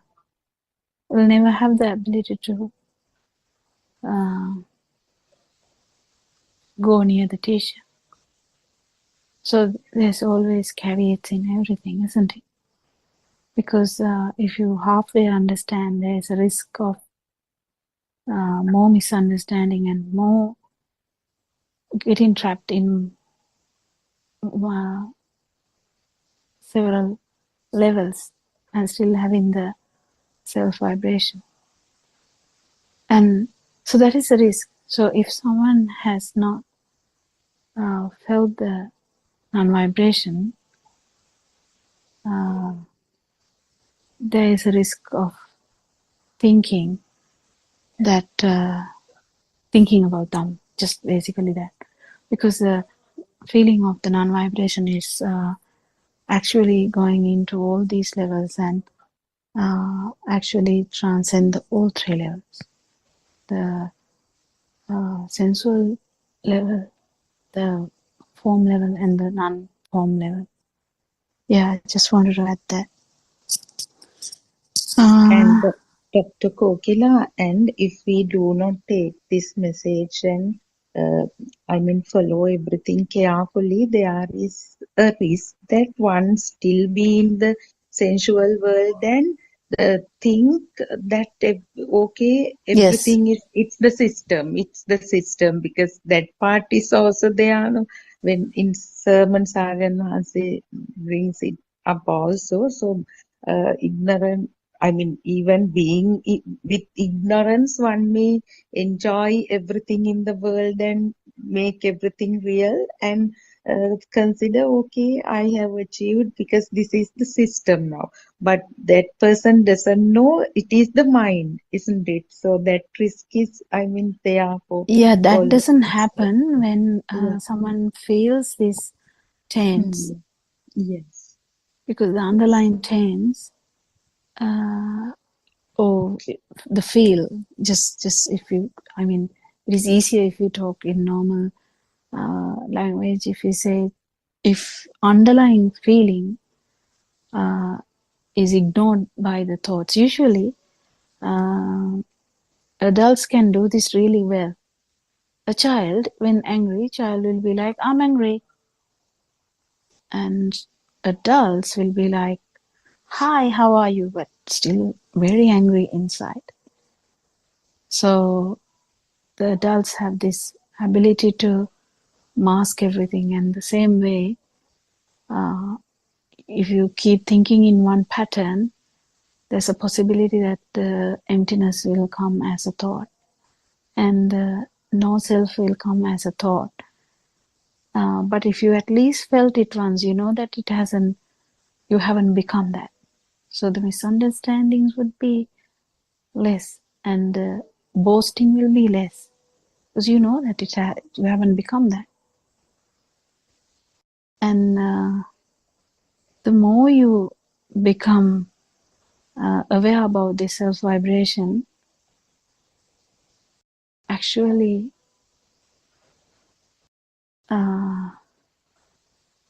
there's nothing to talk about in that sense, like the more simpler you get, and more you are kind to yourself, because you know that self vibration, how funny that self vibration is, how illusory this self vibration is, how trappy that self vibration is. You're kind to yourself, you're kind to everyone. You know that it is difficult, isn't it? Yeah, I think there is an increased tolerance, isn't it, Dr. Kokila, that the more one sees through one's own defilements, and I'm saying one, but defilements, it happens in two ways. For example, if you're having a conversation with a couple of people, back in the day without the true Dhamma, how do we react? We are not even paying attention to what the other person is saying. We are already crafting a response to what that person is saying by listening to the first part of the speech. Why is that? Because we are wanting to, one thing is give our opinion, we want to feel important, we want to leave an impression, we want to relate something where either I am good or I am great or one of my people are great or something like that. So basically the I is featured heavily in that conversation. Even the response to the point of not even hearing properly what that person is saying. So we haven't really listened in that sense.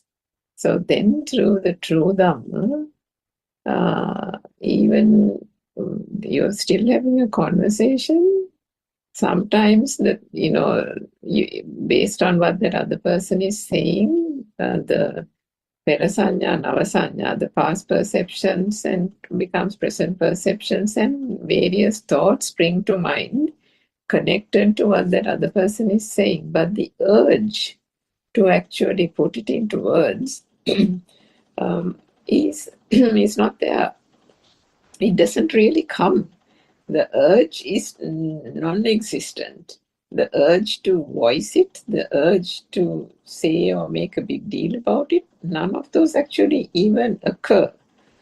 So there itself, there is such a dissolution of that propulsion, the power, the underlying thing of wanting to do something, wanting to be something. And how does that come about? Because that Sakkaya Ditthi, that part has kind of gone away. That part has died. So that you can see the impulse that has come from within for ever so long in our lives, as far as we can remember, without the true Dhamma. How did it go away? How did that urge, the craving, the impulse to say something, to be important through words, through actions, how did that go away? You can't pinpoint a time to it, isn't it? You can't say this day at that time this happened. No, it doesn't work like that. Mm-hmm. So, and that's the beauty of this whole thing, isn't it? Yeah, That's but very beautiful. then also you might come to the equanimity. So that is there. So not being in this, not even in being in this dream, means you will be fully in the conversation, still not there. So sorry, I think I put it in a different way. So as an Arahant, they may be fully in the discussion also. So that is the tricky part. You know, they might actually have a big conversation with someone and actually not there because the self-perception is not there. So that's the difficult parts that we sometimes are not fully getting into, isn't it? Yeah, true. I mean, we can only imagine. Yeah, one time I remember about 2-3 years ago, I had to go to one of my like not close friends, but one of the houses, and I was having a discussion with that lady, and I was telling something, and in the middle of a sentence, I felt weird. I just felt weird. I felt the self arising, and I was like, wow. I was talking, still wow came to my mind because I was like, I don't think I continued talking even. I think I just slowly went away from that discussion, in the sense I was there, I stayed there, but that feel, that's the feel that the talking with the power and talking without the power, this should be felt. It should be felt, and you act with the power and without the power. And if you actually get this sense of it, where you go off the rail or you go off the track, I would say. But it is a bit difficult. It is a bit difficult. As you said, lot of behavioral changes also occur when one is in the path. I mean, understands this, isn't it, Dr. Kokila? Because need to answer back, need to prove, as Ms. Surangika said, even while discussing Dhamma, sometimes the knowledge, if the other person does not exactly get what I was trying to explain. So we were trying to re-explain and say, no, it is not what I meant, and so on and so forth. So at this level also, there is no need and need to listen to more. And there is lot of gratitude. I mean, for there is a little disturbance here. So I'll stop, Dr. Kokila. Yeah, actually, when Aranvanse is talking, in the sense when a mother talks to the Aranvanse, we can definitely feel that Aranvanse is not actually listening to the story, but he knows the whole thing. If he tells it once, it will be in his, it is going to be registered. But the thing is, it is not that actual story he's resonating to. Is actually trying to understand what power do you have now, because you may be talking about a big past story that once I didn't feel this, I didn't feel that, and then you are telling that in a like a with the, if you're telling that with the self, he definitely feels that. So that is what we are learning as well. How Aranwan say, I mean, the main important thing is to catch yourself. Catch yourself. Catch yourself is the main thing, in the sense catching this power. When the things get real versus things are not real, in the sense with the power, without the power. That's very tricky. And within the dream, outside the dream, even so the power is in the sensual world. It is very obvious. It is very easy, actually, in the sensual world. As Sudharma said, sensual world we can understand this easily, but the problem is understanding this in the form world and the non-form world. So, but if you start feeling this, you will continue to do so and will feel the non-vibration as well in one point. Then you definitely understand what's the difference between this feel and the stimulus without the self-vibration and stimulus with the self-vibration. That is the main thing. So then misunderstandings are very, very, very low. But still,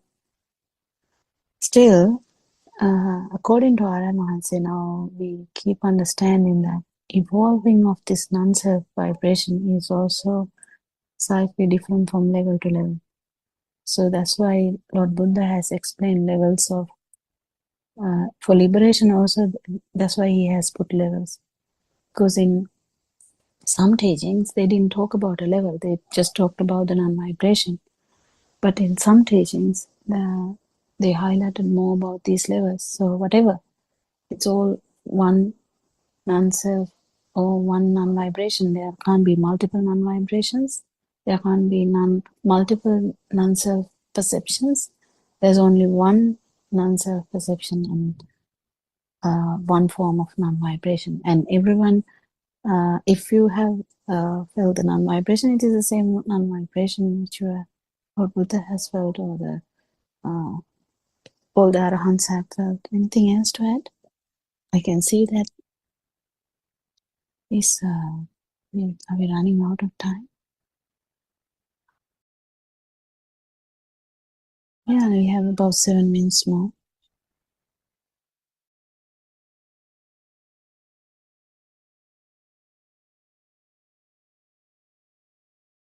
Dr. Kokila, as today's reading focused on this dependent origination also, can we briefly talk about that as well?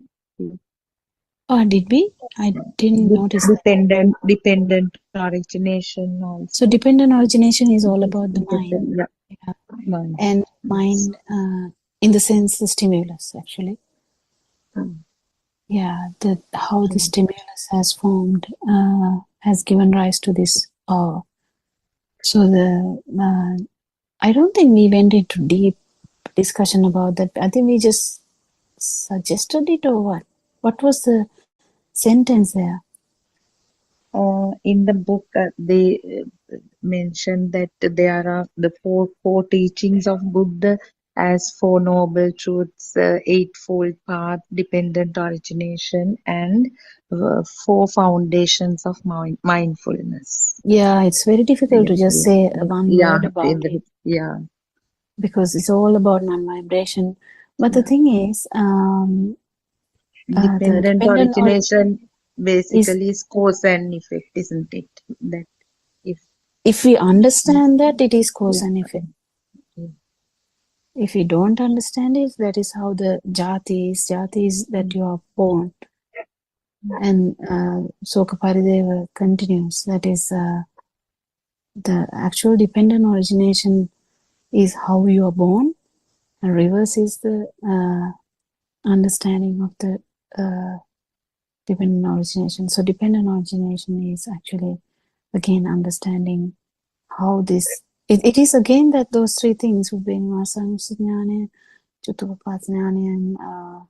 it's all related, all these things, because you keep understanding how this self arises. It's again Samudaya and Nirodhaya as well. All it's all in one thing, one stimulus. You see all this. That is what the chitta, or the chittaksana darshanamacha or Buddhakshana means. So that in one moment, the dependent origination is broken. Speed the occurrence of vibrations and the power, the effect is there. Yeah, because And if the she dependent said origination six stimulus. is, if the dependent origination is actually working, that is the self. The jati is the self.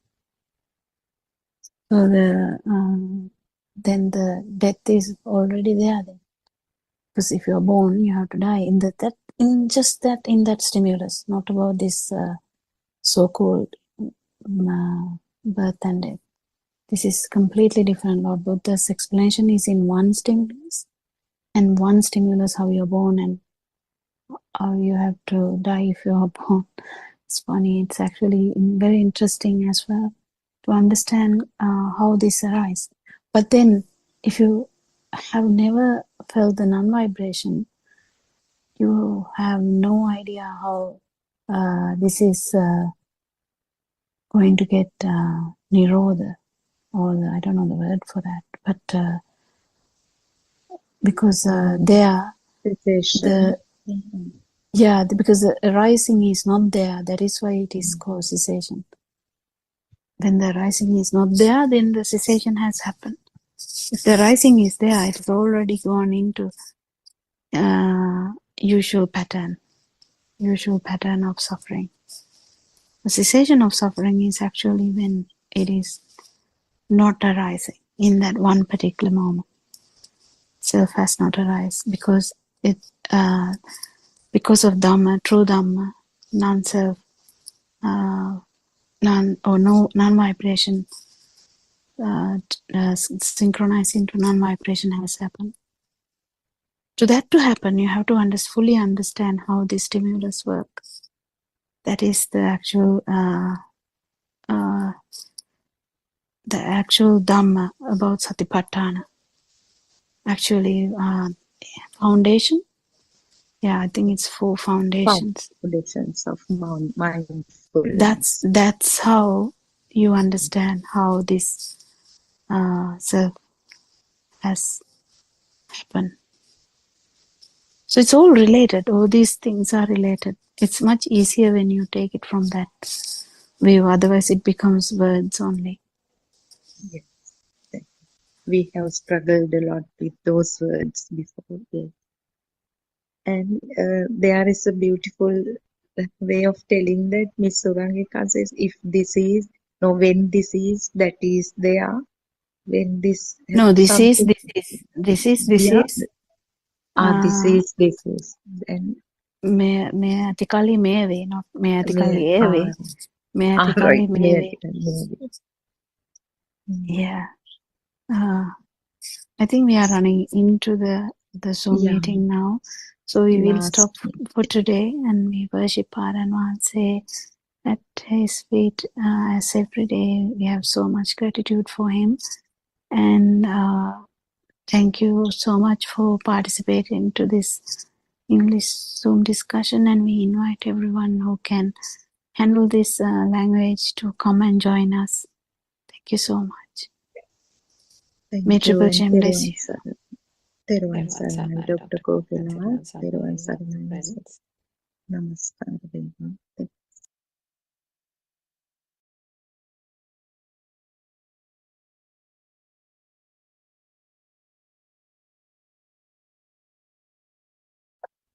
Good afternoon, everybody. Everyone, everybody. Let's continue with the book reading. The True Dhamma Has Awakened, Volume 2, page number 38. But what if you see the pure truth in that thought? Then the book ceases to exist, and you will realize the pure truth in that moment. Seeing the truth in every thought is the way to go on the path to attain nirvana. Seeing the truth in each thought is our path. Now we have to learn to apply some effort to focus and be on the path to nirvana. Our goal should be to study and understand the Dhamma very well. Then we should apply the Dhamma to each thought and realize the pure truth ourselves. When you apply some effort and realize the Dhamma or the pure truth, your wisdom begins to increase automatically. You will realize the pure truth only through wisdom, which you develop from a deep and clear understanding of the Dhamma. This realization of the pure truth through the wisdom of the Dhamma is called Sankitena Nibbidaya.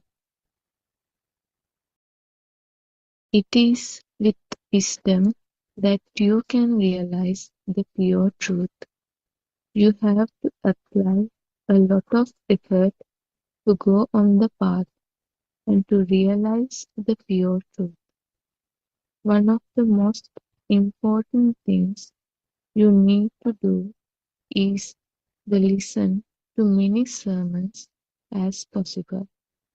The Buddha preached many sermons so people at various levels of understanding could easily understand the Dhamma.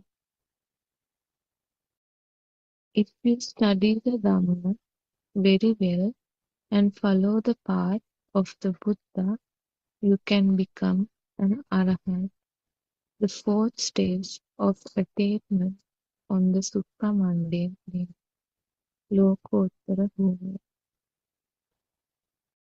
To analyze the Dharma that nothing exists, you can be in any of your four body postures, Sakara Iriya.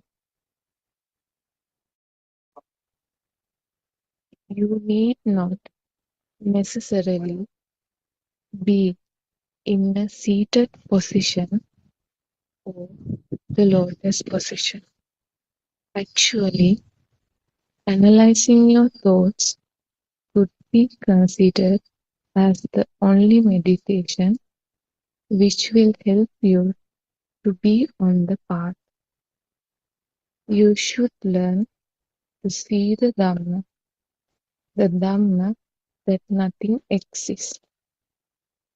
In all the four postures, while doing your day-to-day work, that is, while standing, walking, sitting, or lying down. Stand everybody.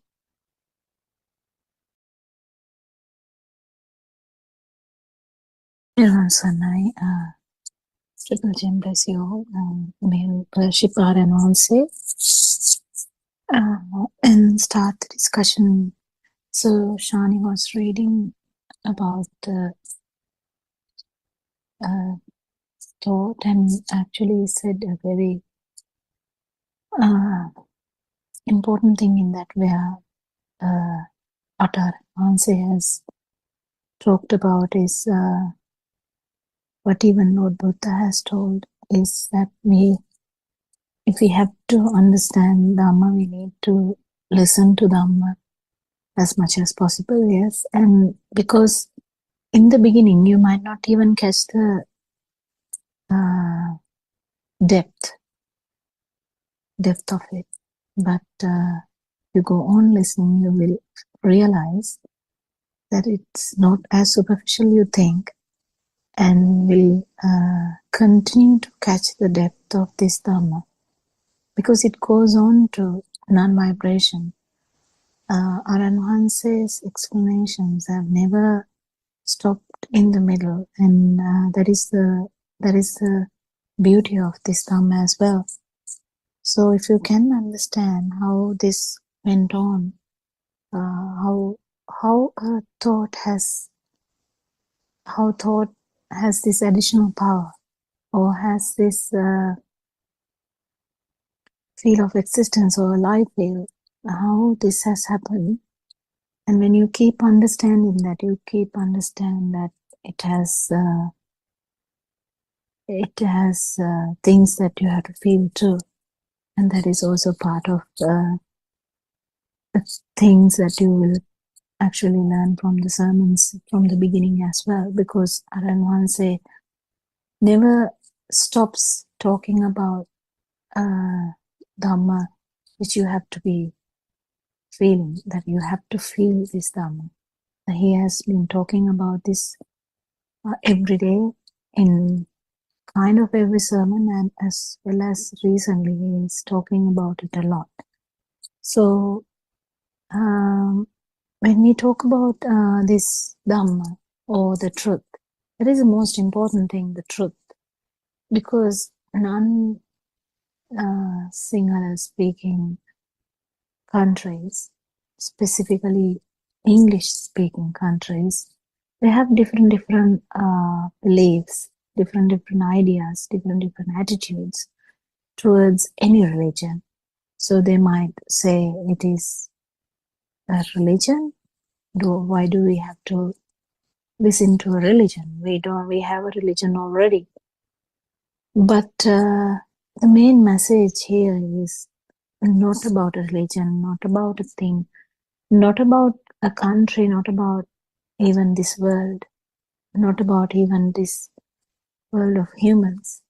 This is about existence. This is about consciousness. This is about every being. So that is the truth. I mean, if it is only relevant to humans, that can't be just the truth. If it's just relevant to only one type of humans, that can't be true either. Can it be? Can it be just the truth? Can it be only true to Buddhists, or only true to Christians, or only true to Muslims? That can't happen, because truth is truth. Truth can't change according to the groups, according to the anatomy of the world. Can't change like that. So truth doesn't change. Truth is the same. So what is the truth? Truth is about how consciousness has come to this, has this extra power, and how we feel that it has a thing. How this self-perception has begun. How this extra power has made this self-perception, and how that has brought this self-view. In self-view, we have the view that there is something. And of course, if there is something, there's always the idea that the viewer or the person who feels it will be there. So if you're seeing something, definitely you are there, even though you don't have to even tell that, because that is the perception. You just see the tree, but if you feel you are seeing a tree, then definitely you are there, but you don't have to even think about it or talk about it. It's just a perception that you have unknowingly, unconsciously, we can say, actually, or we can say subconsciously. These are just words used in English vocabulary to say a few other things, but you can use it. We have to be careful in using words, because someone can argue, what is that, what is this? But we are just using it to actually extrapolate how these work. Because self-perception, when it is a self-view, we can openly talk about it. We can say, I am so and so, I'm doing this work, I have these things for me, and I have a family, I want to do this in my my future plans are this, and yeah, I want to die like this, and I want to be reborn like this. Or even can say, I don't want to be reborn, I'm not having a rebirth. It is according to beliefs, you keep saying these things. So it is very easy to get carried away by your thoughts. Very easy. I mean, very easy in the sense it is like our bread and butter. It is very easy thing to get carried away by your thoughts. So what are the thoughts? Anything. It can be tree, it can be chair, it can be mother, it can be father, it can be river, it can be moon. You name it, you have it. Every thought. The thought is not the problem. Thought is, but from the sensory organs you have, in the sense a human have. Human will have the eyes, the ears, the touch sensory receptors, and the nose and the tongue. And the skin has this touch as well as the temperature and stuff. So when these act together, they're actually performing as another organ together. And that gives you the best illusion in the world. Lord Buddha has actually told about that. That's the best illusion. Is not films. In that time, he was talking about Chalnachitra, but I think it is similar to the best film ever. But he is talking that the mind is much better film than that because it's so vivid. At one time, it gives you the colors. At one time, it gives you the, the sense of thickness, sense of fluidity, sense of tallness, shortness, sense of length, sense of what else? Sense of sadness, sorrow, sense of happiness, sense of being okay with that. Everything is happening. This dream or this illusion is the best illusion ever because it maintains that illusory world. Imagine looking into like a film which captures your attention, and you start being in that. With the 3D glasses, you would understand that, sometimes with the 3D glasses, you see the film, you feel like everything is coming to your body, even though you are sitting in a film hall. That's how they have built those goggles. So when you put the goggles on, whatever you feel, whatever you see is quite different to what you see without the goggles. So easily you can understand it is here that is changing, not there, because nothing changes there in the projector. Nothing changes there, but here, if you change something here, it changes the whole output. So likewise, you understand that the eyes. How does the eye work? Eyes actually, when you call eyes, it's actually the output we call the eyes. We have an idea about eye because there's an output from that eye. But the output, if we talk about the output, if we say it is light, again, we can't separate eye from the light because it's the same thing. But for us, it is like a big deal, But the understanding of light, you can understand it's only the vibration of the eye that we call the light. Because when we try to separate them, when we try to think about these things, we have to separate them. It's a nature that we separate each and everything that we feel differently. So the feel is the first thing to happen. Feel is the first thing that is happening. Do you know it? Can you understand that? So the feel happens first, and the mind separation It's happening automatically. There's nothing, no one is doing that. Just it happens. So you definitely feel some difference in the chair and the table, yes.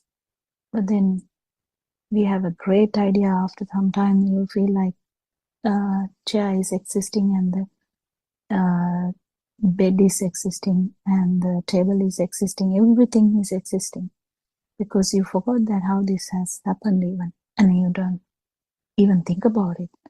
At the same time, some people start thinking about this dream. How this dream come true? Only few people, like for an example, Mansi, like started to wonder about these experiences, started to wonder about the sadness and the drive. This drive, how does this drive happen? Drive to live, drive to do stuff, drive to see stuff, drive to hear stuff, drive to feel stuff, drive to think stuff. Where does this drive come from? The drive comes from the ignorance. Drive comes from the misunderstanding about this whole construct. The dream is a construct. Can you feel it? It's very important. If you can feel it, it's very good. Trying to communicate in English language may be different, but still we are trying our best. And if you can feel it, can you feel that this construct, whatever the film you are in, from the day that you started to understand the mind, the day that you started to realize that this world is full of things that is a construct of the mind. It's a mental construct. The chair, the table, the country, village, home, family, children, anything. It's a dream or a film which is ongoing, and we feel like we are part of it. That is the big deal about this. We feel we are part of it. And whatever the Dhamma you talk about while feeling part of it is a bit tricky, because you still feel you're part of it, but you know that you are not part of it. Kind of like that. So imagine someone actually understands this Dhamma and feels it too. You know that there is no self-perception. In the sense, there is no self. The view is wrong. Because view is this I, me, mine. That is a view. And all the other things are separated from that I, me, mine. I am here, you are there. I'm here, chair is there. That's how you feel. Even if you talk about your own foot, that is how you feel. I'm here, my foot is there. What's that? Where is you? It's a bit tricky, isn't it, when you try to think about it. I am here, my eye is this one. If you can touch your eye. This is my eye, so where is my? And so it's complicated when you start thinking, and usually people just stop thinking about it because it's too complicated to think about it. Because when people are having things to think too much or getting complicated thoughts, they just, forget about it. Oh, it's too complicated to think. Even this Dhamma might sound too complicated to hear. Oh, let it go. You can't understand that. Some might say that. But don't let it go. Just let's keep listening. Just keep listening. You might feel it one day. You might actually start feeling it even though you don't understand anything also. Because this is kind of the mind is a vibration. Mind is actually kind of the production of the everything you hear as well. because you think in your own language. And if you know another language, you might be able to think in that language too. But can you think in Spanish if you don't know Spanish? You can't. Can you? No, can't. So what does that mean? So actual mind is kind of the reproduction of the, or re-vibration of the ears. So when you understand that, when you keep understanding this mind, which is the trickiest part to understand because it's such illusion, you can feel how this mind works. Mind brings you sadness, happiness. It sometimes brings equanimity as well. But most importantly, what happens is it gives you the alive feel. You had it even if you were in the early baby life, like in neonate or even infant. You had that because infant is under 1 year of a child. So the infant has this feel.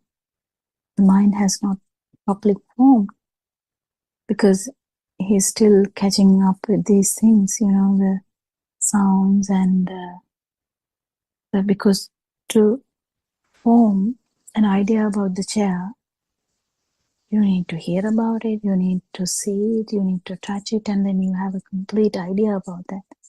Even if you haven't touched something, you might get an idea from a picture, and you might not know anything much about it, but you will have an idea about it from the photos. And when you go there, you might say, oh, no, this is not what I expected. It's okay though. Yeah, it's fine. But this is not what I expected from the photos. So you kind of feel something. You have like a output from whatever the things you see and whatever the things you hear. And you can imagine about that too. So if someone says, Niagara Falls, which I have never seen in myself, specifically I haven't gone there, but I have an understanding it's a fall, like a waterfall. And now I can automatically get an idea of how a waterfall works. The waterfall is not like a mountain. Waterfall is falling down like with water. So you have an idea, isn't it? Even though you haven't been there. Even mesmerizing thing is like understanding if you go there, because even if you go there, that is again slightly your mind, your view or your thought about this Niagara Falls might change because you're getting, this is slightly different to what I imagined. But no, this is Niagara Falls, and you update your imaginary figure. So where's this imaginary figure? It's a kind of in the mind. So it has all the touch, all the 5 sensory outputs there. It's kind of a mixture, but is it actually a mixture? No, it's kind of, you feel like that. And it is a new vibration kind of. It acts as a new vibration. It acts as a new sensory organ as well. And this new sensory organ is so confusion. So brings up so much confusion so that you don't know even that you are in a illusory world. You just keep living. And you, in that, the most damaging part is you feel as you are living. And you feel like others are living, and you feel like others are dying, and you feel like you are surviving. And or in the other way around, you might feel I am dying, but others are surviving. Or I am ill, others are not ill. Or the other way around, my child is ill, I'm okay, but my child is sick. So this is all in the dream. So if someone can actually understand this dream or the mind sensor, which has brought us so much stuff, and how it evolves, but our dream at year 5 is not the dream I had in year 10, and it keep evolving, you know, like, but how does this evolve? It's all kind of attitudes and habits that you get from your friends, from family, from what? From, yeah, wherever you live, whatever the country, if it's like a European country, whatever you learn from that country is according to that background. And it's not their problem, it's how it is. Because everything, the environmental things, these genetic things, and this self-vibration all matters. Even with the same, so if you do a research and you put two animals in same environment, same genetic material, still the vibrations are not similar. In the sense their attitudes are different. The way they act, what happens to them is different. So how does that happen? That is because of this self vibration which started your or anyone's being. This activity, this what happens here is explained by dependent origination as well, because dependent origination explains very well, Lord Buddha has explained very well, that it is the way to understand how you are arising in this cycle of like the mind, and how it is arising, how is perception or the self view is happening, how self perception basically arising with the stimulus, because the dependent origination is actually talking about the stimulus. In the sense, it can be chair, it can be tree, it can be your daughter, whatever. If whatever this thought you have at that particular moment, and if it is felt as a thing, or in the sense, if you feel that it is true, and if you don't know whether that is a construct, you will definitely have that underlying power. So you will feel the you as living as well. So the alive feel, the feel of existence brings up the alive feel, and it keeps happening. And when this keeps happening from the eye, from the ear, from the touch, from the mind, when this keep happening, it feels as this reinforces the alive feel, and you feel like you need to be alive. That's a great scenario here. You feel like you need to be alive. You feel like you have to have the eye. You feel like you have to have the ear. You feel like you have to have the touch. You feel like you have to have the mind. Because you don't know anything else other than that. And that's all you know, and that's all you want, because it makes you to imagine that that is your life. And that is, if the organs are working, I'm living. That's how you feel. So you are in a great fight to maintain this life, great fight to maintain the sensory organs. The main problem is with the mind. Because in the mind, your fight will extend to kill someone, extend to steal from someone, extend to, attack a whole city.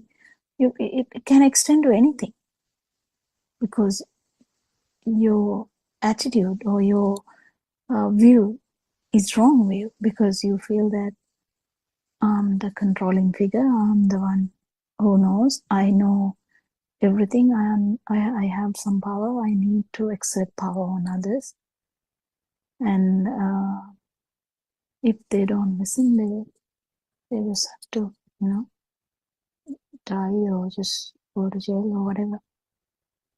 So this keep happening. It's not just in one form. It can be any form. Even animals, they feel alive too, even though they don't have borders. But they might have imaginary borders. Actually, they might, some dogs mark the border, and fight ferociously if someone else, other dog comes to his area. And there are fights for the partner too, even in the animal world. So how does that happen? So there is, even though there's no mature kind of mind like humans, they still have their feels and have their problems in their own way. So this alive feel is to know even that it is a problem is really good.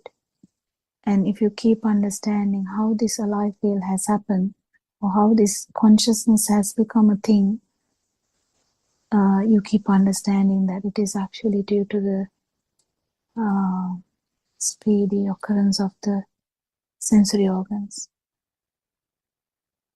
But the question is, do you really think that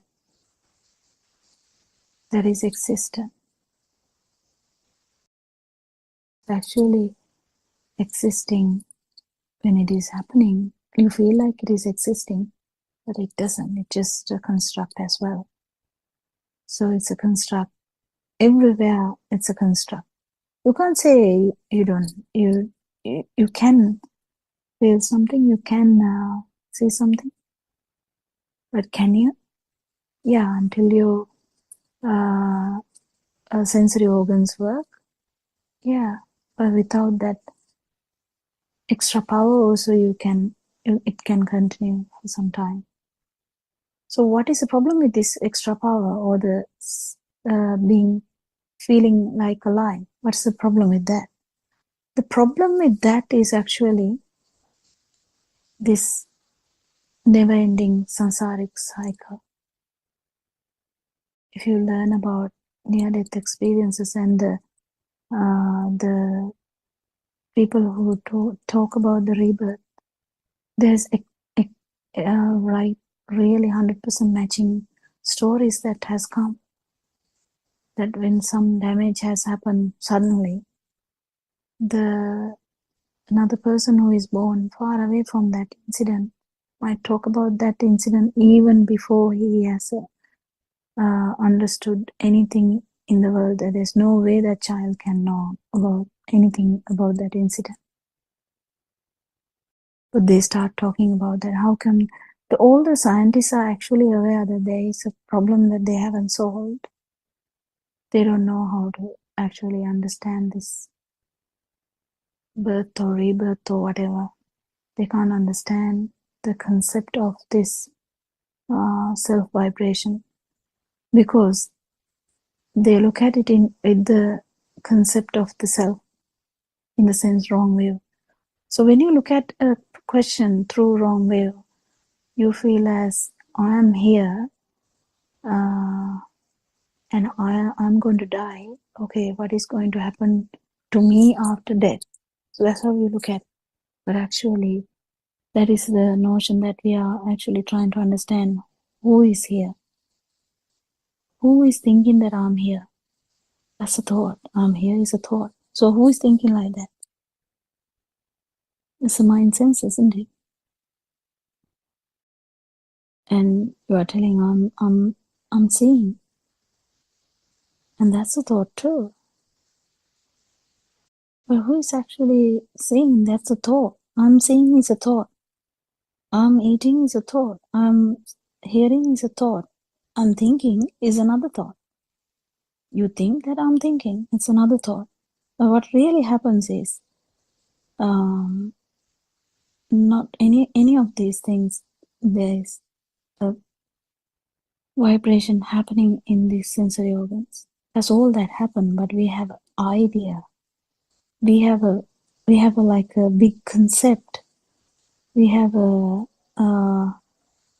whole great idea about me, mine, myself.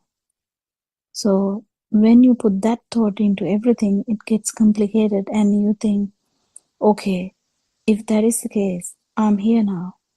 So when I die, I must be going somewhere. That is how you look at it. But that's not the truth. That's not the truth. What is the truth? That's for you to find. Actually, you have to feel this, that this self-feeling or the life feel or the feel of existence is occurring in each and every stimulus. How do you know? At one particular point, if you feel that you are not born, you will definitely understand this. Because this duality is absent there, and you feel like that the two ends are gone. Because if any of the ends are there, it gets complicated. Actually, you feel like the both ends are gone. The stimulus will be there, but the actual power will be not there. So you understand that even though I thought I'm existing, or I thought that I'm alive, and this is me, this is my eye, this is my ear, this is my skin, this is my nose, this is my tongue. And you might say to imaginary something like, this is my mind, this is my family, this is my country, so on and so forth. You can keep going, keep going, keep going, keep going. When will you stop? No, you won't stop. Because you can go on adding stuff to this.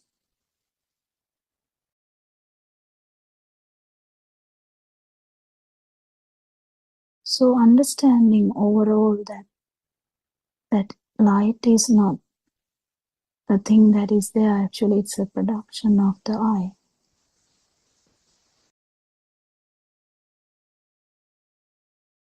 That's all. It's not I am seeing is a thought attached to that. That's a misunderstanding. And sound. You feel the sound. No, you don't feel the sound. The ear production is a sound.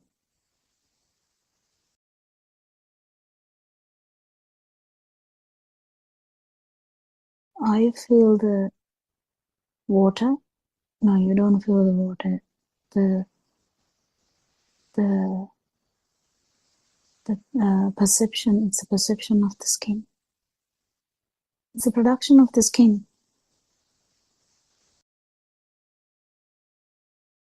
Likewise, you have idea about water. It's a thought. It's a production of this mind sensor which originates after these five senses. So where am I? You can't really locate an I. And that brings you so much super happiness, I would say. So much tranquility, I would say. Because the whole burden was me. I, me, mine was the whole burden. You go to somewhere, and if you are going there, you can feel how much trouble is there because you are going there. But if you're not going there, in the sense, you are actually physically going there, but if you don't feel that power behind you, this power, then actually there's only tranquility.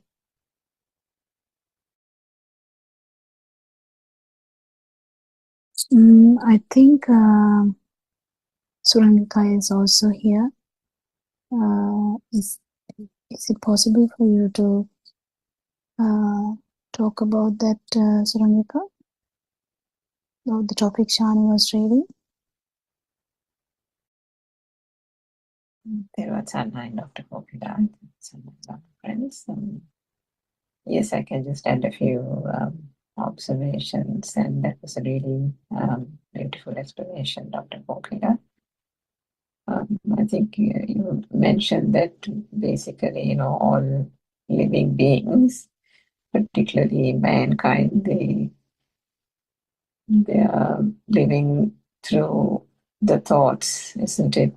But they don't know that it is the thoughts that are keeping them alive or giving that sense of alive feeling. because as long as there is breath coming in and out of the body, the sensations occur through the sensor faculties, and the vibrations and the speed of vibration give rise to the manifestations. And that initial sensation, or the field as you call it, is the place where the deception begins. But in the conventional world, lay people without the access, without knowing the truth, without the access to the true Dhamma, just believes whatever they feel, and they don't understand, obviously, the mechanics of the mind, so they don't understand how the sensation occurs to begin with, that occurs only through the sensor faculties and the vibration occurring at speed. So none of that is known. The mechanism is not known. And therefore, all they feel is a sensation. All they feel is then the thoughts occurring, and how the mind objects came about. When did the mind objects get learned? When did they start to become real? And when did all that then culminate collectively to become this so-called world and sense of existence and the alive feel and the feel that there is a person here experiencing it? All these are not distinguishable aspects that is even known or fathomed by any normal human being without access to the truth. They just think they're born to parents, and there's a certain way babies go about, and the sense faculties get formed, and there's a growth period, and then there's a childhood, and things develop, children learn. There is a world outside, we learn, and then we understand things, we get an education, and so on and so forth. So they don't understand the fact that the whole sense of being alive is coming through the thought process, and that the thoughts themselves are a spontaneous activity occurring due to the sensory perceptions and the vibration occurring. Even the fact that, one person is different from the other, one person's values and traits are different from the other, they just don't think too much about it. They just think that, okay, my parents gave me good values, my parents gave me a good education, good upbringing. They taught me to be kind, they taught me to be considerate towards elderly people, so on and so forth. And therefore, I'm in a civilized society where there's law and order and things are done in a particular way, type of thing. And so various concepts, assumptions and concepts and values are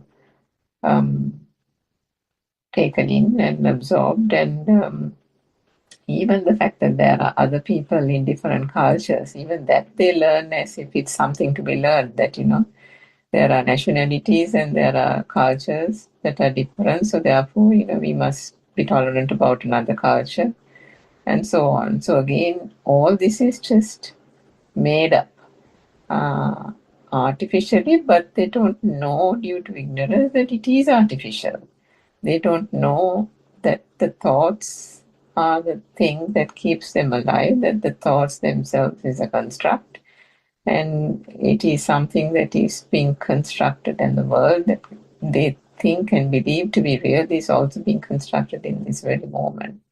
None of that is unfortunately known, and because of that, the whole dependent origination, the Paticcasamuppada, the way the whole thought gets constructed, the me gets constructed, the sense of alive feel, and the self and the ego, and how that gets propagated is unknown to them. And due to that, they get caught in that vicious cycle of believing and mind object believing a stimulus to be true, And with the stimulus being true, like this, it says in the book on the pages that was read out, the stimulus is taken as real, and then the sensations of craving or aversion or ill will or delusion occurs, and then they get caught up in suffering that rises from that, and invariably gives rise to birth, death, sorrow, lamentation, and so on and so forth, continuing through on this path, on this samsaric cycle. So the blessed thing about this true Dhamma is that it shines the light onto these hapless people who are, meandering in their way across in this so-called existence, not knowing, where they go, where they are coming from, but they are just following a religion, but showing through this true Dhamma that there is a truth that everyone is entitled to know. There is a truth that can put an end to the suffering, even to understand that the so-called living is suffering, because every thought that is considered real is only going to invariably end up in suffering, is such an eye-opener that only if one accesses it through the true Dhamma will one be able to realize it. If you just, read it off somewhere, it wouldn't probably make sense. They might have heard it, but if it is not delivered properly or they are not in a correct frame of mind, that message could be easily obscured. That message could be easily not understood. So that is why these type of discourses, that is why the revelation of this true Dhamma is so important in this context, in these days, and what we are trying to do through these Buddothpado English discourses as well, particularly for the English-speaking countries, because whilst we have a lot of Zoom discussions in our Sinhalese native language for Sri Lanka, there are not many discussions in the English language based on the pure Dhamma or the pure truth. So we invite everyone to come and listen. This is a Dhamma that is understood, and the realization comes through the understanding and the inner reflection. This is not something that one needs to sit down in a cross-legged posture and embark on concentration meditation. It is something that can be practiced in all postures, whether it's walking, lying down, sitting, and so on. It is a vidarshana, penetrative insight practice, because what is being done is understanding the mechanics of the mind, understanding the process, and that can be done in any posture. So that is also a remarkable part of this practice. But the practice is absolutely important, along with the acquisition of the knowledge, the Dhamma philosophy at the beginning. We say beginning because initially you do need a certain amount of knowledge of what the true Dhamma is, how the mind works, but and then it has to be coupled with the practical program that we have spoken several times in these Zoom discussions. However, the pure Dhamma philosophy, or the true Dhamma, the aspects of it, needs to be continuously understood, because the more one is engaged in penetrative insight, the more one engages in the practical program, and there is a awakening of the inner transformation that by itself gives rise to a deeper understanding of the true Dhamma philosophy, isn't it? And it is with that practice, it is with that gradual awakening and coming to the right view that we even spoke of yesterday, and dissolving that initial sakkaya drushti, or the misconception of self, can one then further gain an understanding, go further or deeper into the understanding of the Dhamma philosophy, which is going to help towards the continuous dissolving of the defilements, which is the thing that is that needs to be that needs to continue to happen until the point of the final liberation and freedom, which is the Arahathood. So it's a continuous journey, and there is an insurmountable amount of help and support and our guidance of our spiritual teacher that is available through these discourses. So I think it is incumbent on all human beings, as our spiritual teacher always says. This birth in this human life is for one purpose and one purpose alone, and that is to attain nirvana, and that is to attain this liberation from this suffering by understanding the truth. Yes, Dr. Gopinath. Yeah, that's very good. Actually, this the truth, as we talk, the truth is out there, just that we don't pay much attention.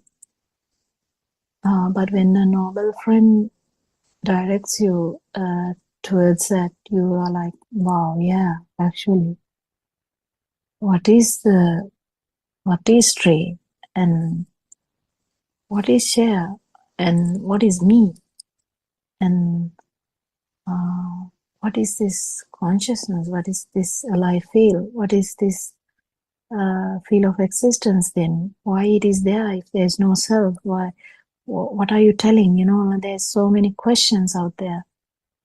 But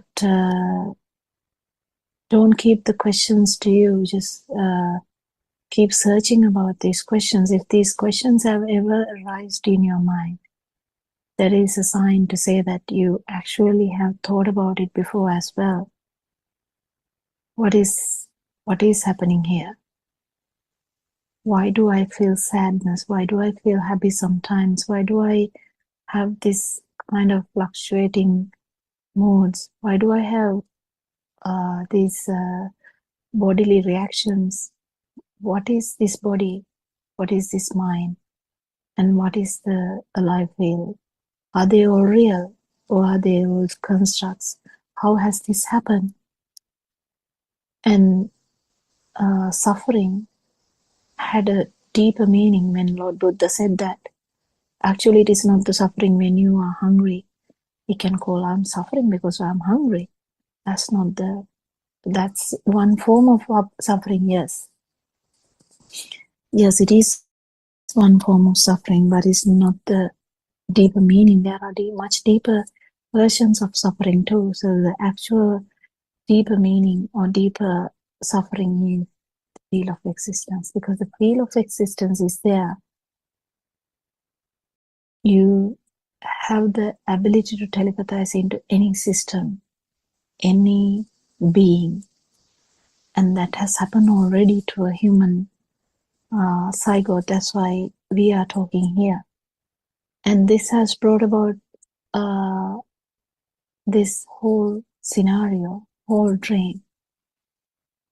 We definitely know, because someone might say, oh, I'm happy with my dream. Okay, leave me alone. Someone might say, leave me alone. I'm happy with my dream. Nothing has happened to my dream. I'm okay. One of the mothers said that actually recently in the night Zoom as well. I'm okay. I have no problems. So are you waiting for the problem to happen? You know definitely that your life is going to end. So are you prepared for that? You definitely know that your loved ones are not going to survive that long. And you definitely know that you are not going to survive that long. In that sense, when you take that you are there, there's definitely some suffering, and we have seen our parents go through that. We have seen our grandparents go through that. We have seen our patients go through that. We know everyone going through that, even though they talk loud when they are young and well. They talk well about, who cares? I just want to enjoy this life and die. It's okay to die. I'm okay to die. Let me live now. I don't care what happens next moment. I just want to live now. Okay. If that is the case, that is the case. But are you prepared? Are you aware about underlying things here. What is this burning? What is this burning from when you feel like you're dying? What is the driving force? As I said, what is the driving force that we have this suffering? So it is nice to think about these things. And if someone is actually thinking about this out there, we invite you to come and talk to us. And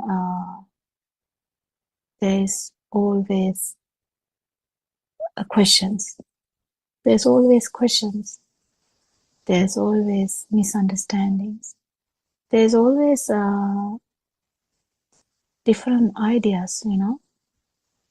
One idea is, definitely I know this because I have even, you know, I know people who believe in this idea, that they believe that the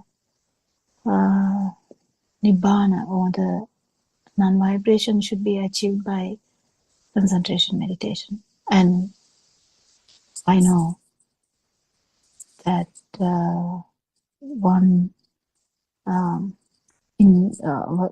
which actually originates in works from Australia, they definitely believe that.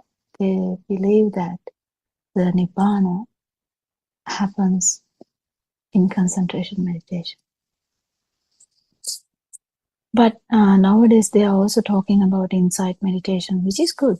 Everyone is changing. No one is actually static. So the whole world is changing into insight meditation because I keep track with these things here and there. I don't listen to them very often because I know I can't even follow Aran Hanse's sermons these days because there's so much. But you know, if I get chance, I can get the idea. Even the topic can give me the idea that slowly everyone is changing. They are starting to talk about insight meditation and trying to say that if you incorporate insight meditation to concentration meditation, you might win. So they are expecting something to happen. They are going into concentration meditation, sit there and expecting something to happen. How can you believe that? Can you believe that when you are expecting something that nirvana will fall into your lap? Something like that. That is the main problem there is you are expecting something, and how on earth that non-vibration is to happen when you are expecting something. That is very tricky. This is even tricky even to our listeners as well, because they expect things to change. The expectation itself is you, and you are expecting Nibbana.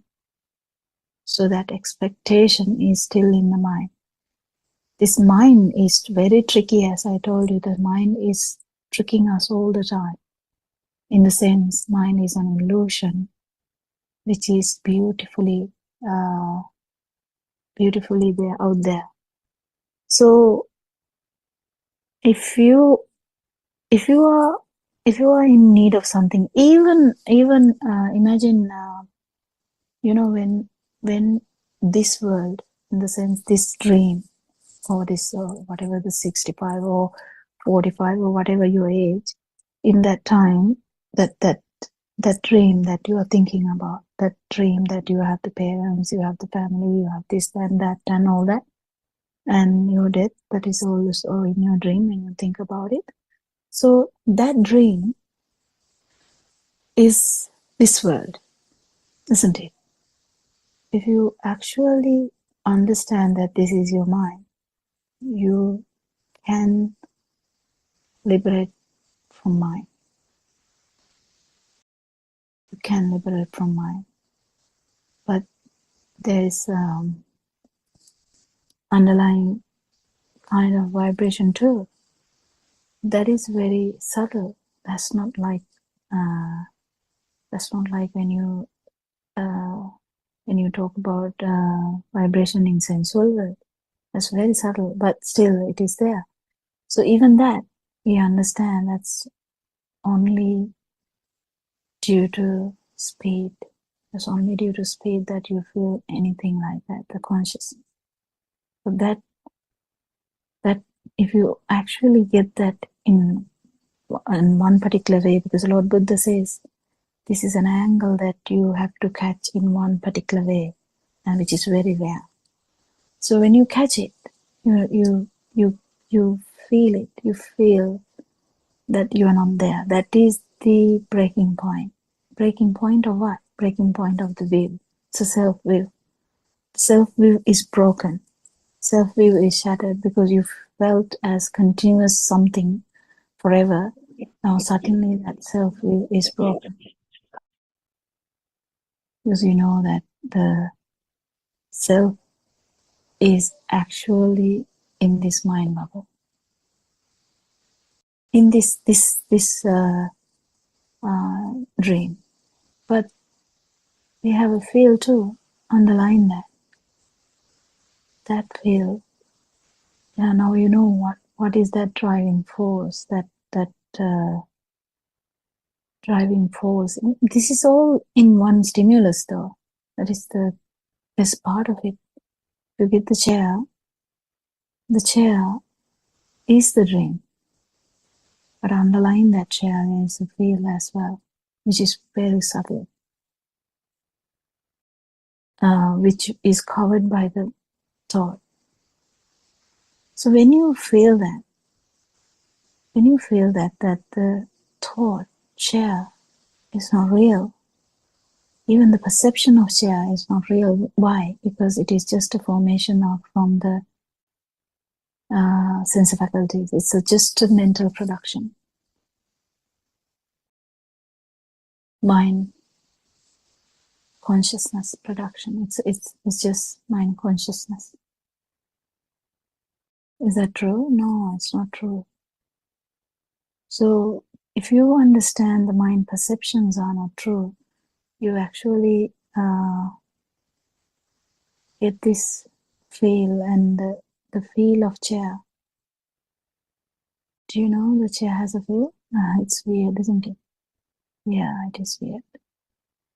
And this feel is also, if you're touching the chair, it would be like the feel in the skin, or if you're looking at the chair, it will be the feel of the eye. It will be the if you're hearing about something about the chair, it will be the sound of the chair in that sense. Because even if you're in the other room, if the chair fell down, you know that, oh, chair fell down. Chair fell down. So all these things, if you keep understanding, it's a vibratory speed is why you felt the feel of existence. Feel of existence is the main culprit for a life feel. A life feel is the main culprit or the cause for self-will. Yeah, it's very nice to understand all this. Do you do any change while understanding this? No, you just keep understanding that this is how this drama is going on. And will the drama stop? Not really. Not really. The drama will be ongoing. You will continue to see, you will continue to hear, you will continue to feel, you will continue to think. Does that matter? No, you just get rid of this extra power, because the extra power came from taking it for granted, or taking it as actually happening, or taking it as real, or taking it as a thing, or due to ignorance.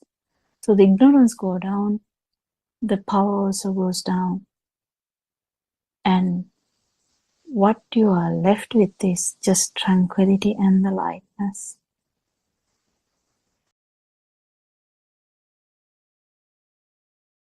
And even in a calamity or in a dangerous situation, you will be so calm. We have heard so much beautiful stories about arahants, so we can relate to that. You know, an arahant who said, I'll leave the 500 venerables alone. If you want someone to kill, just kill me, it's fine. How calm he would be when he says that. I mean, we can just imagine. Our imagination is not good though, because imagination is at the best if you actually actually become this state, Buddha state, or the around state. Life is can be so complicated to some, so okay for some, and very well for some. But at the end, everyone has to die in their own opinion. Death is actually happening in each stimuli, but in their opinions, in their idea, in the with the mundane world, that is how they feel. I have to die. Why do I have to die? My life is so good. I don't want to die. Or someone might actually feel so scared about death. They might feel like, oh, I don't want to die this year. I just want to finish my life. You know that it is a thing now? Yeah. If you don't want to suffer, you can. The two doctors has to sign it and they can just finish the life too if they want. So the things are like moving that fast that people are doing these things, you know. I don't want to suffer, okay? I am not here to suffer. I can control my life. So I'm going to die. You just have to sign. Someone has to sign and then I'm going to die. Yeah. And you feel happy about it? Maybe. Maybe. And you might continue this vibration with that false idea of me, my, mine. And you can think about if you really feel it, definitely know there will be a rebirth and in some way or other. It's not because just there is someone to die and someone to be born. It's how this vibration works. Because this vibration, the self vibration, is just a vibration. But it gets so complicated with this thinking process that I don't like suffering. That is the word that a lot of patients use. I don't want to suffer. But they have idea that I am not going to suffer, so I want to die this way. But they don't even go that far. To sometimes one might.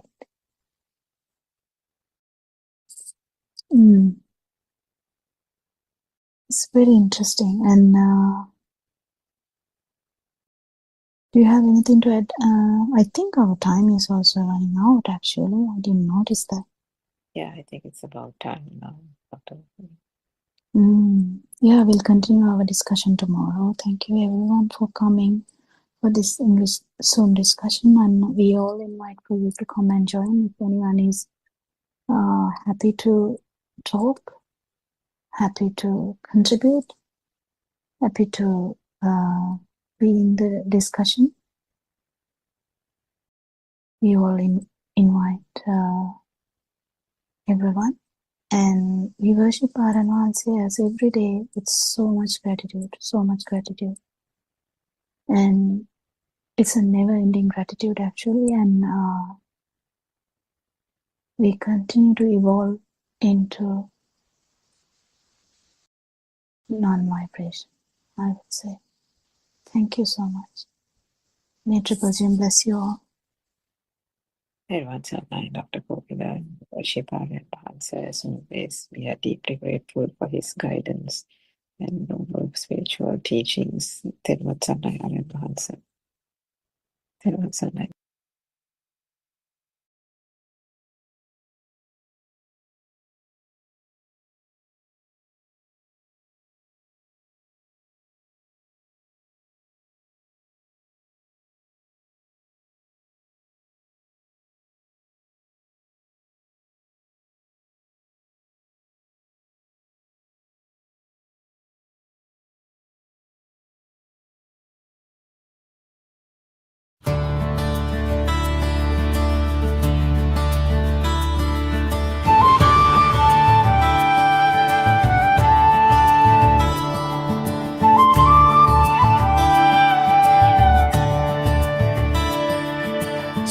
spring of wisdom rising bright, spring of love, radiant light, spring of joy that fills the earth, timeless heart of sacred birth, wisdom of Asia, shining glow, Buddothpado.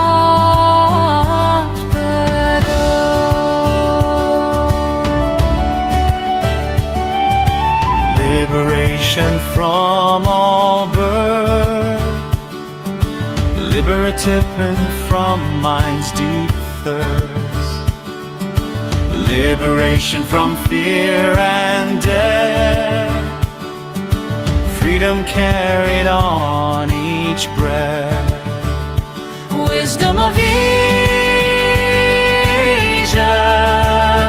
ever aglow, Buddothpado.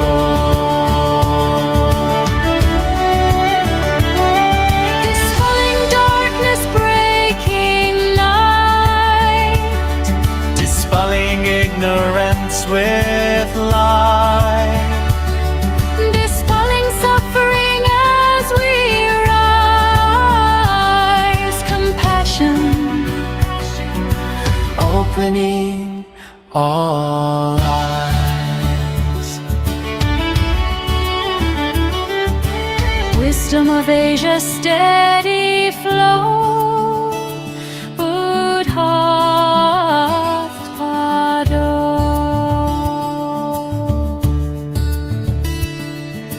Truth of life and truth of mind, Truth no time can leave behind, truth of birth and death made clear, the path of peace is always near, wisdom of Asia, ever we go,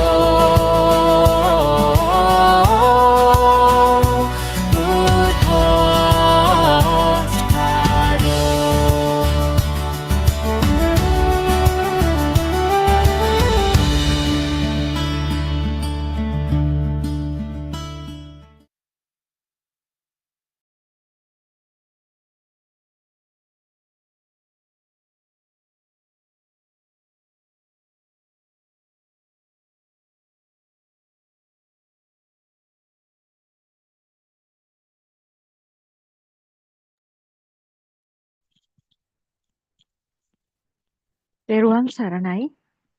I worship Triple Gem respectfully. Also, I pay homage at the feet of our Kalyana Mitra, Buddothpado Aryan Mahanse, the great sage of our era, the most valuable spiritual master with the highest wisdom in this human realm at this moment.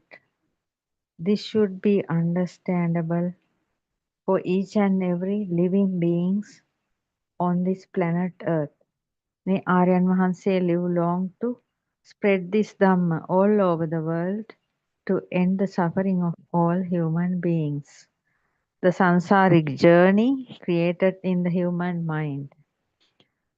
Aryan Mahanse is explaining a very clear and a steady path based on Lord Buddha's true teachings.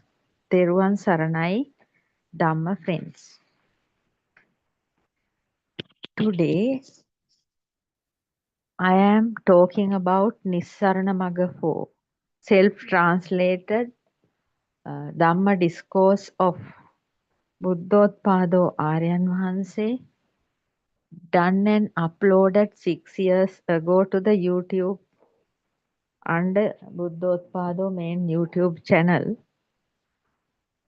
I am continuing the Nissarana Magga 4, the path to liberation 4, the Dhamma discourse, which describes the way out. The way out, a drop of water for the fire of worldly cyclic existence. So now Aryan Vahanse is explaining how we are going to redeem from the body in this fourth sermon, fourth Dhamma discourse of Nissarana Magga. Therefore, to redeem from suffering, all karma must be exhausted. Yes, Aryan Vahanse is telling good karma, bad karma, and any karma should be exhausted to go beyond this sansaric journey. To go beyond the domain of karma, transcend the sphere of karma, you also need a karma. It needs a practical experience. Yes. To go out of this karmic circle happened because of the ignorance, you should follow a practical path. But you should select it with wisdom. You should select it with wisdom. If not, you will be falling into a pit without an end. Likewise, everybody in Sri Lanka and all other countries, people are practicing the four foundations of mindfulness without the proper path, without understanding a proper path. So, to go out this karmic circle, Lord Buddha is showing us a main sutra. It's called Satara Satipatthana Sutra. That is the four foundations of mindfulness sutra. In that, Lord Buddha is very clearly showing us how about our practical experiences should be. But at the first place, everybody has up to now confused it, and they are not practicing Lord Buddha's things. They are not practicing the four foundations of mindfulness according to Satara Satipatthana Sutra. They are doing Veda Bhavana, Veda and Hindu Bhavana instead, and they are trapped in them. So, Lord Buddha has given a clear steps of practical experiences in this four foundations of mindfulness sutra. Also, Lord Buddha said, whoever following these practical experience correctly, methodically, will be benefited, rewarded, blessed, and get fruitful results within 7 days, or else 7 years definitely. If you are a practitioner of these four foundations of mindfulness, you can count and see how many years you are doing this. If you are exceeding 7 years, that means your path is not correct. That is why Lord Buddha says, and Aryan Vahanse is doing the great revelation of Lord Buddha's Dhamma. And what are the big benefits? That means the 5 benefits are, first one is Sattana Visuddhya.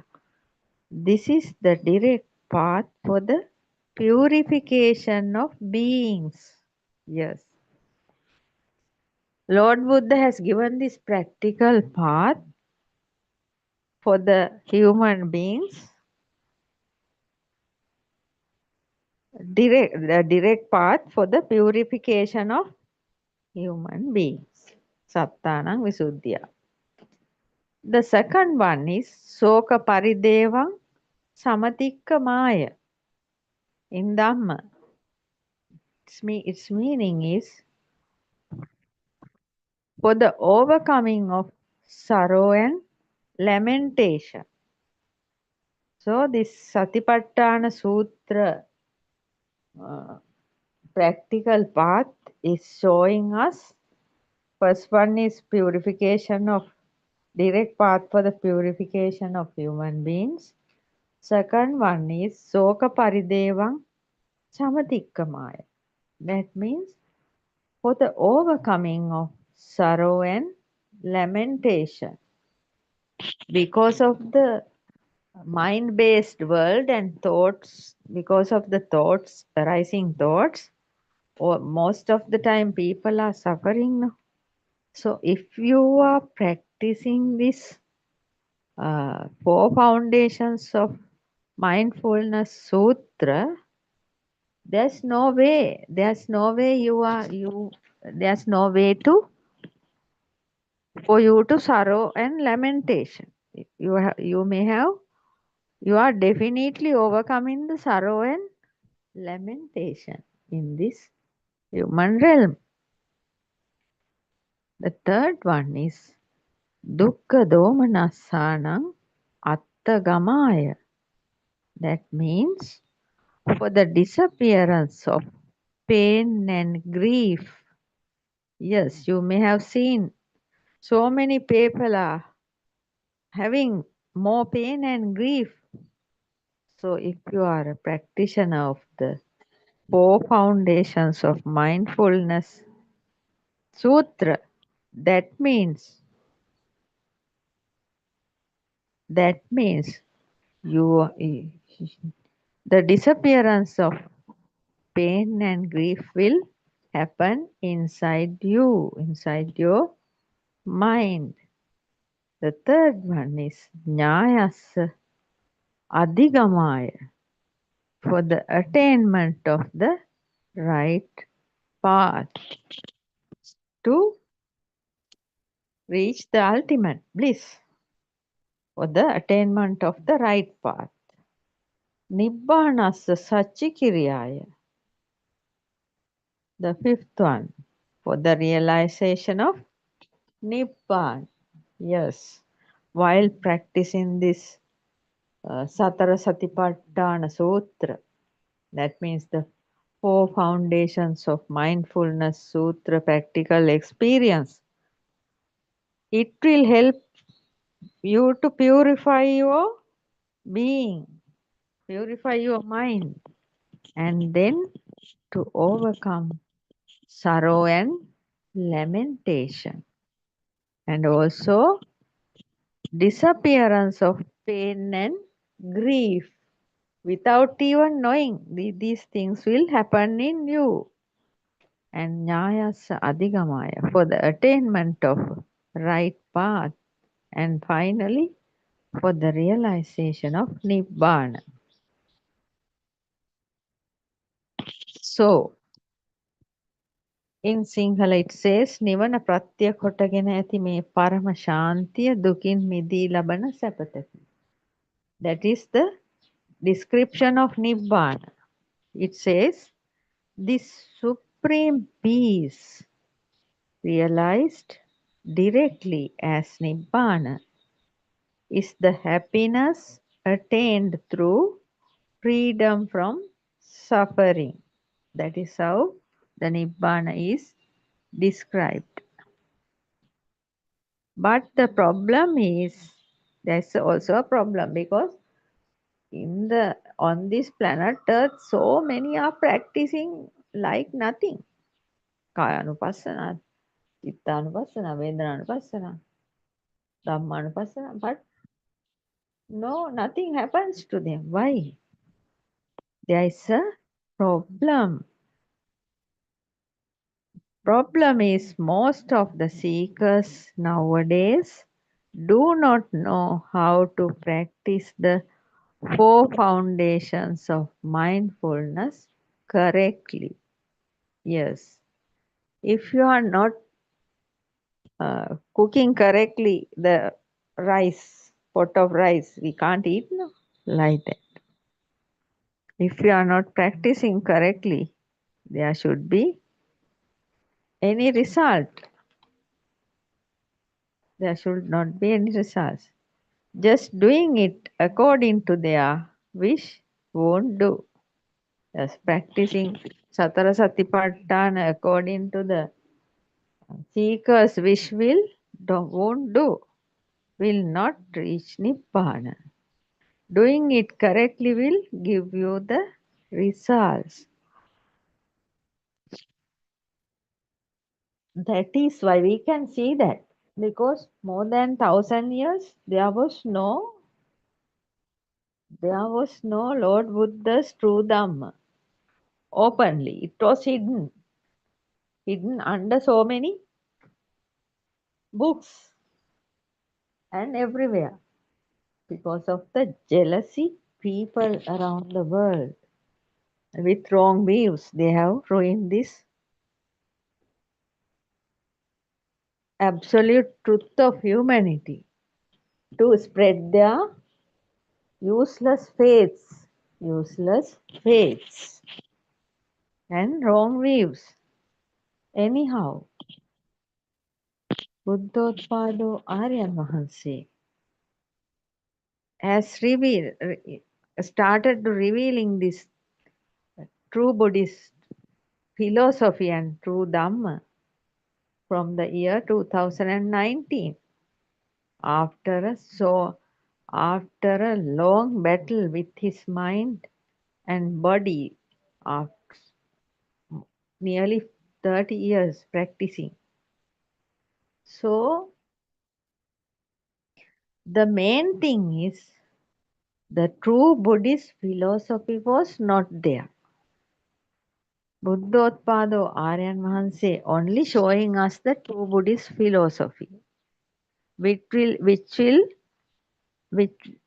when you are listening or reading true Buddhist philosophy, you will gain the wisdom of truth. So, without true Buddhist philosophy, practicing is of no use, because Lord Buddha said, first and foremost thing to do is listening to Satya Dharma, that means true Buddhist philosophy, Darshana Samapattiya. So now only after year 2019, Buddothpado Aryan Vahanse is showing us the true Buddhist philosophy. So the seekers should first listen to the true Buddhist philosophy, and then only they will start to do these practices, but according to the Lord Buddha's teachings, not about the other faiths. It won't do.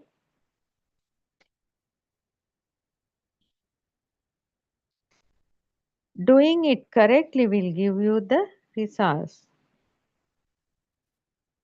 In an early morning, if somebody can see a rainbow inside the dewdrop at a tree leaf, on a tree leaf, he or she should be able to look at it in the correct angle. Otherwise, you can't see that. Yes. You may have seen dewdrops in the mornings at the end of the leaves, tree leaves, you can see a dewdrop. So if you can see with a correct angle, you can see a rainbow inside it.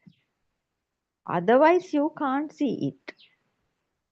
Therefore, this Dhamma is also like that, practicing 4 foundations of mindfulness and attaining Nibbana is same as that.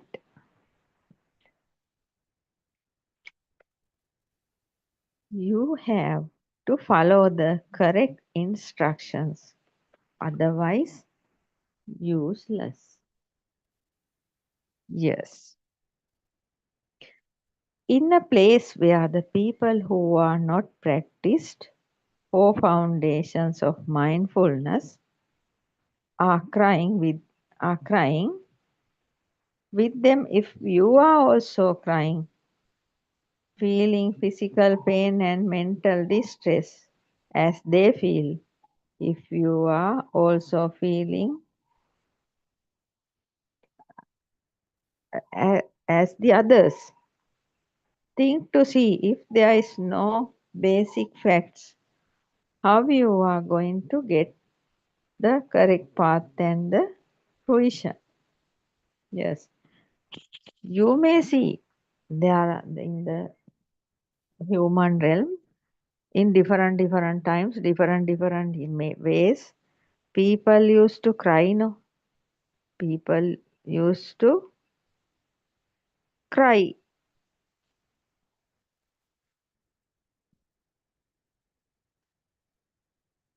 because they do not know about these 4 foundations of mindfulness, and they are not practicing, and they just wait, they just live. When the suffering comes, they used to cry and weep and do things like that because they do not know about it. While practicing, now you are a seeker, no? If you are practicing these 4 foundations of mindfulness, you should you are unable to cry with them because the pain is not there for you. What you are seeing is only an shadow. You are seeing shadows, hearing vibrations, sound vibrations, seeing light vibrations, touching touch vibrations. Then there's nothing for you to worry. So people who are not practiced 4 foundations of mindfulness are crying. If you are crying with them and also feeling physical pain and mental distress as they feel, if you are also feeling physical pain and mental distress, you are also feeling, think to see if there is no basic facts, how are you going to get path and fruition? Yes. The people who are practicing Lord Buddha's Dhamma, who are knowing the true Buddhist philosophy and practicing this Satara Satipatthana, 4 foundations of mindfulness, will not be able to cry with others, will not be able to grieve with others. Therefore,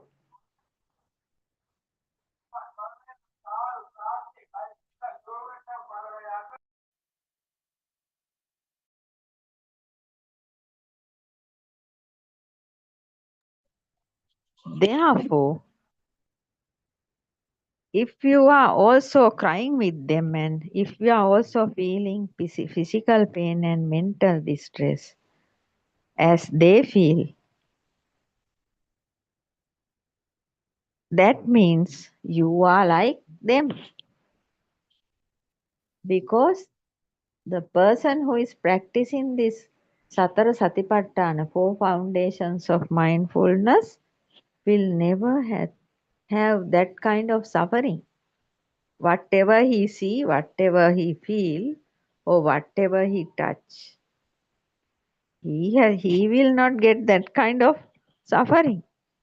So if you are in that stage, you must think to see if there is no basic facts, how you are going to get path and fruition. Yes.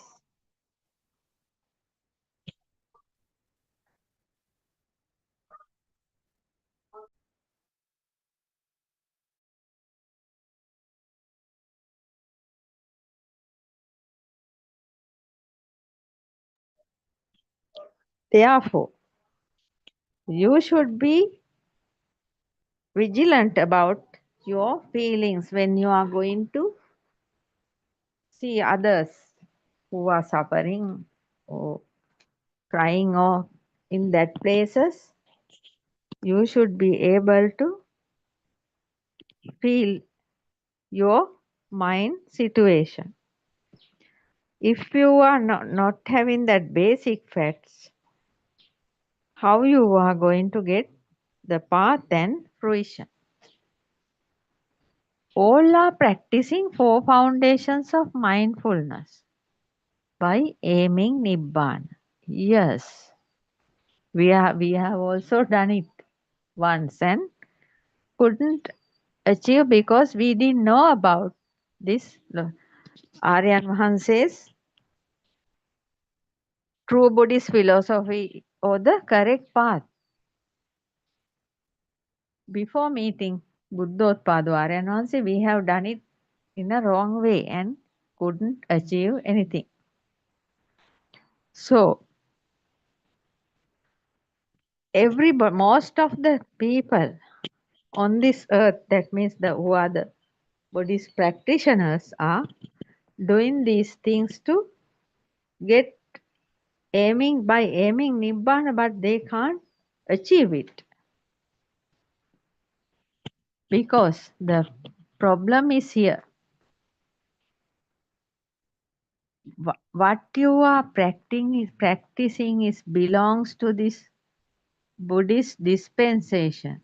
You must check whether what you are practicing is belongs to this Buddha Shasana, that means Buddhist dispensation.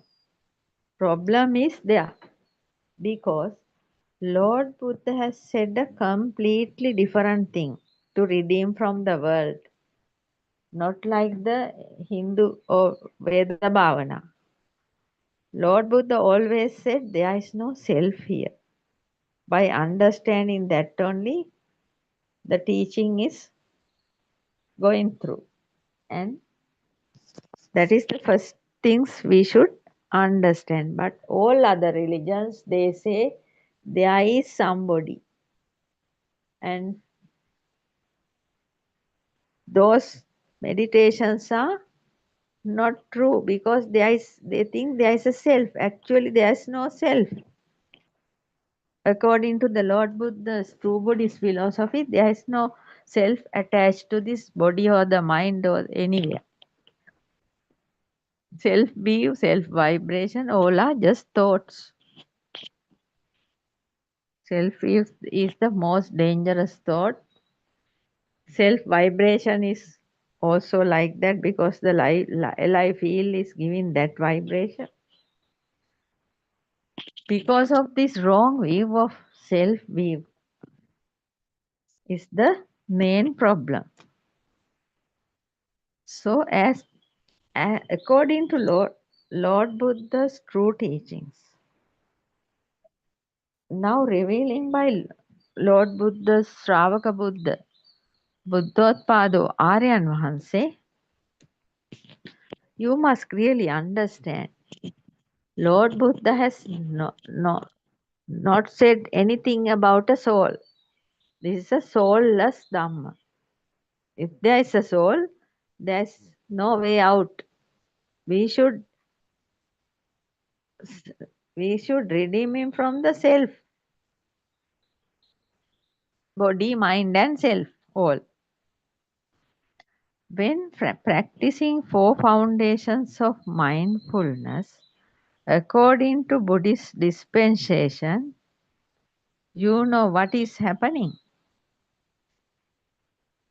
In Dhamma it says, Vinaya loke abidya domanassana. Happening is that. That means in English, having overcome greed and mental distress regarding the world, having abandoned greed and grief toward the world. That is what is happening.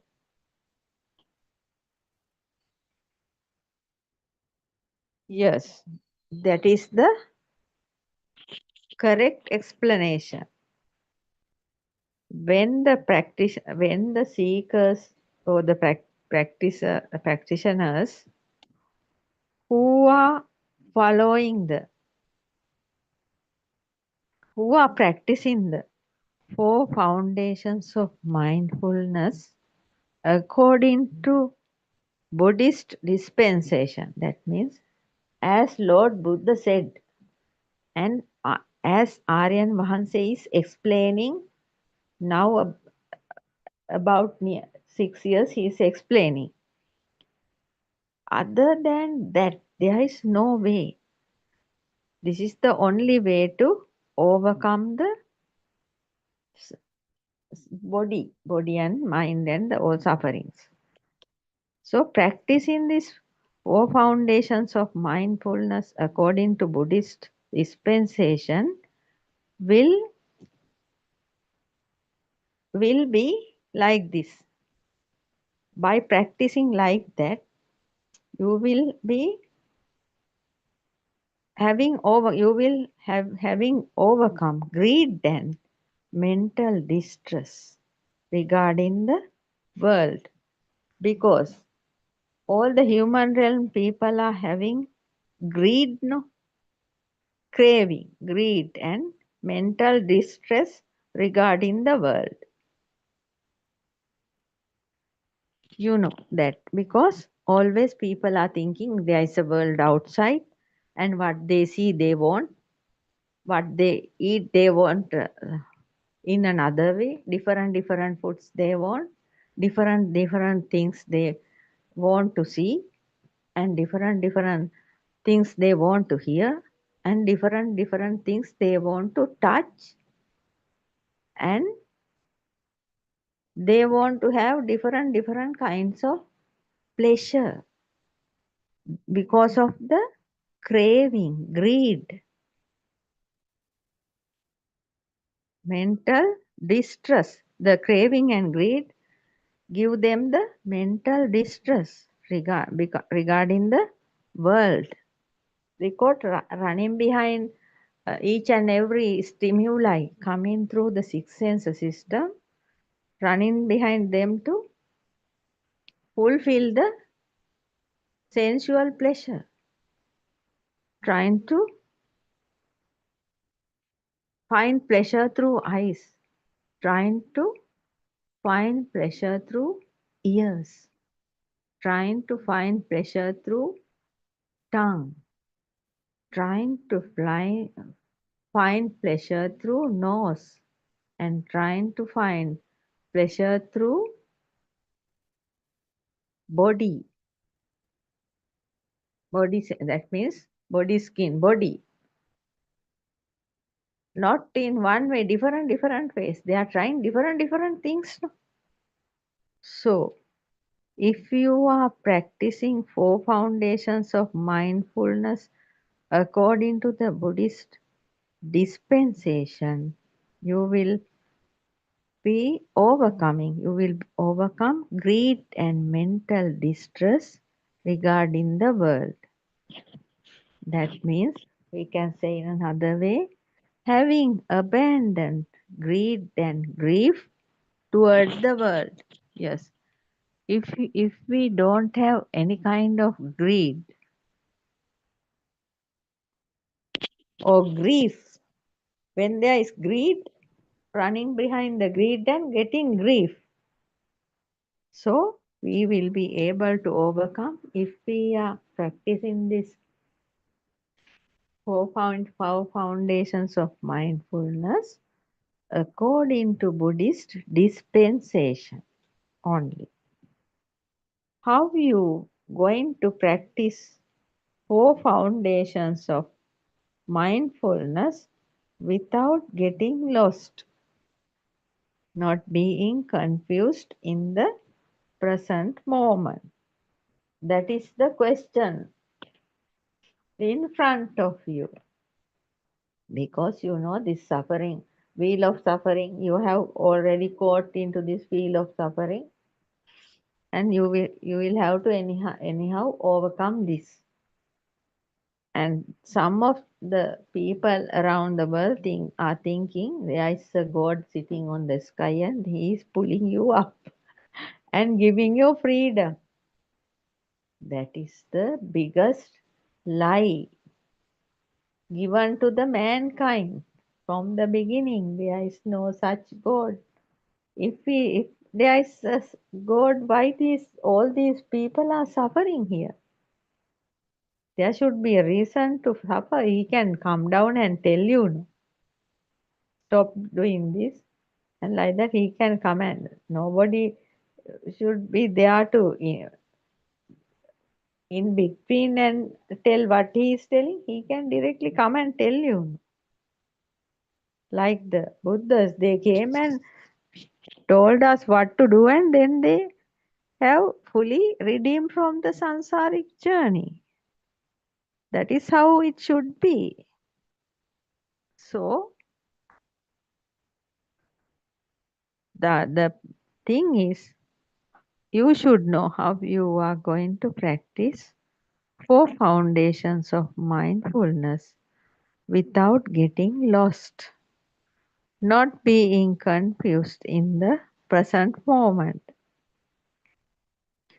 If so, when you practice the mindfulness of the body, you should be able to redeem from the mind. Yes.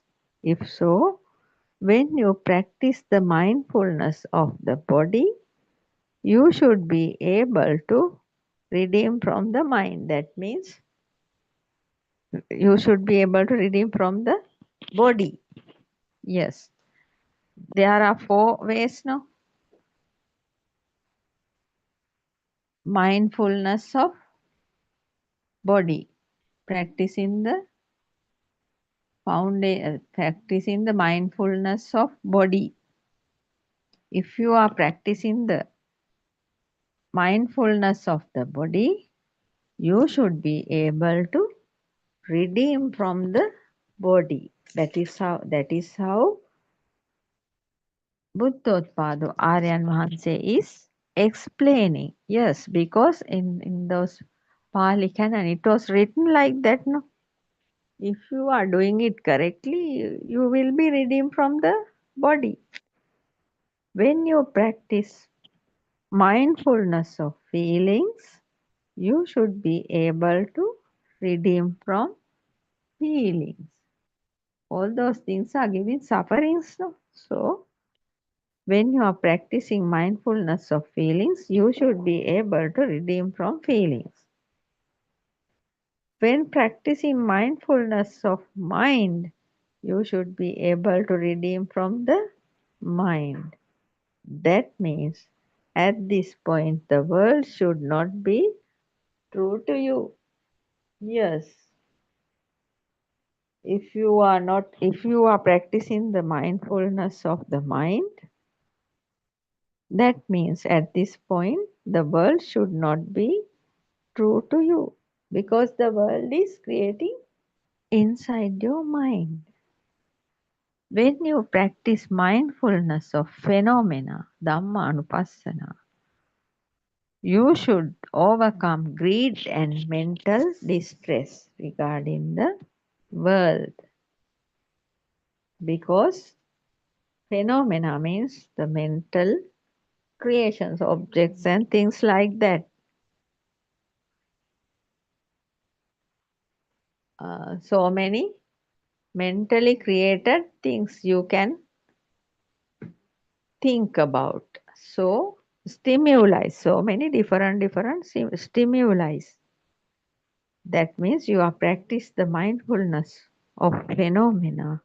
You should overcome greed and mental distress regarding the world.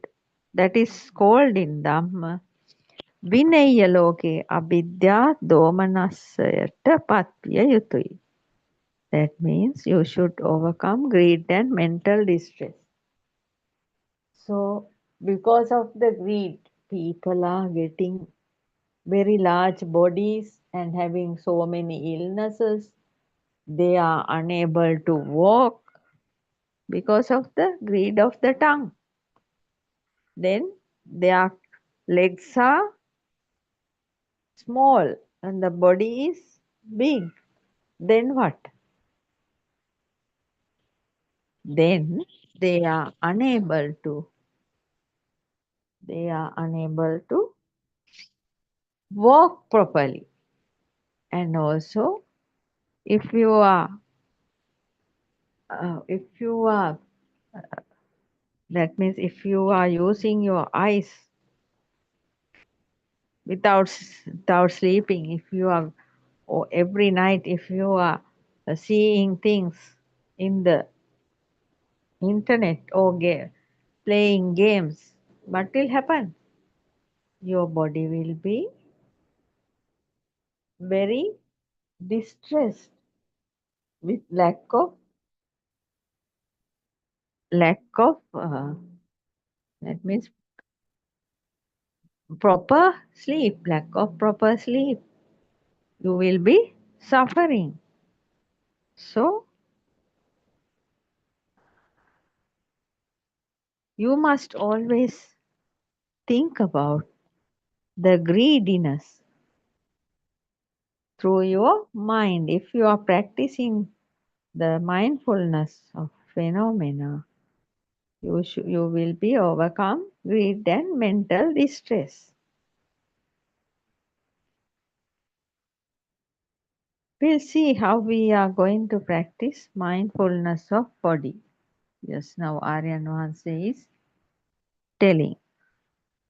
explaining how we are going to practice mindfulness of body. That means body and form. Body means form. Seeing clearly and purely. Yes, we should see the body and the form created in the mind clearly and purely.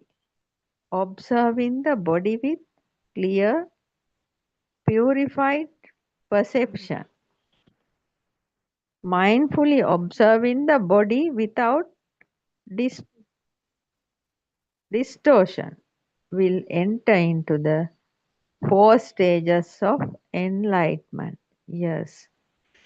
When you practice this mindfulness of body, that means seeing clearly and purely the body, observing the body with clear, purified perception, you will enter into the 4 stages of enlightenment. First one is you can be a stream enterer. The second one is one returner. Third one is non-returner. So when you practice the mindfulness of body, you can be a stream enterer, one returner, or a non-returner. Outside senses and inside senses are representing the sensual world, sensual lower realm. That means the sense faculties. There are 6 sense faculties as described: outside senses and inside senses. That means eyes, ears, nose, mouth, body, skin, and mind. Those are the 6 senses.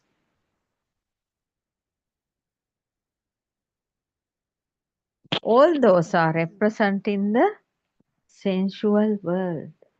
The form, that means the sensual world. Sensual lower realms. Human realm where we live, and also there are 4 hells. Adding to that, there are 4 hells, that means the lower realms, and again there are 6 heavenly realms, upper realms. Altogether, 11 realms are representing this sensual realm. One who sees the form clearly and purely will be automatically redeemed from the sensual world.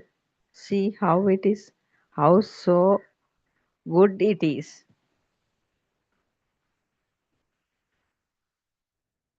One who sees the form clearly and purely will be automatically redeemed from the sensual world. Yes, Buddothpado Aryan has shown us how to see the form clearly and purely. That means we are seeing form according to that. Buddothpado Aryan's first contemplation is describing here. When we see a form, there should be light, right? There should be light vibrations. Then when there is light vibration, the eye vibration, eye is also vibrating, no? So the light vibration and eye vibration are synchronizing, and also the outer object, the stimuli, whatever it is vibrating, also synchronizing to this light vibration and eye vibration. Then those three will become one vibration, and then we are seeing the stimuli. So, and a, that means through these eye lenses, there is a shadow creating. Eye lenses are like a mirror at a time and a camera at a time. It's like that. So, due to the synchronization, there is a creation. That means creation of a form. A mirror image is creating inside the mind. A mirror image is creating inside the mind. When the mirror image is creating inside the mind, the consciousness, the eye consciousness, give a name to it. It's naming. If we see a coconut tree, just tree, at once the eye consciousness coming and telling it is a coconut tree. So it is like that. So what we see is form. The shadow is the form, mirror image, and the names are fed to the system from the early childhood with the conceptual conventions. They are called nama, and according to the object, a suitable name is appearing. That is how this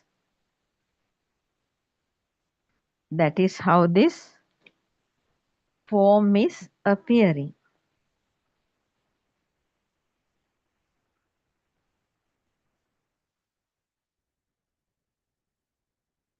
So, one who sees the form clearly means this, how the form is creating in the mind with the help of the eye vibration, light vibration, and the stimuli vibration due to synchronization. That is how we are seeing a form clearly. We are seeing a form.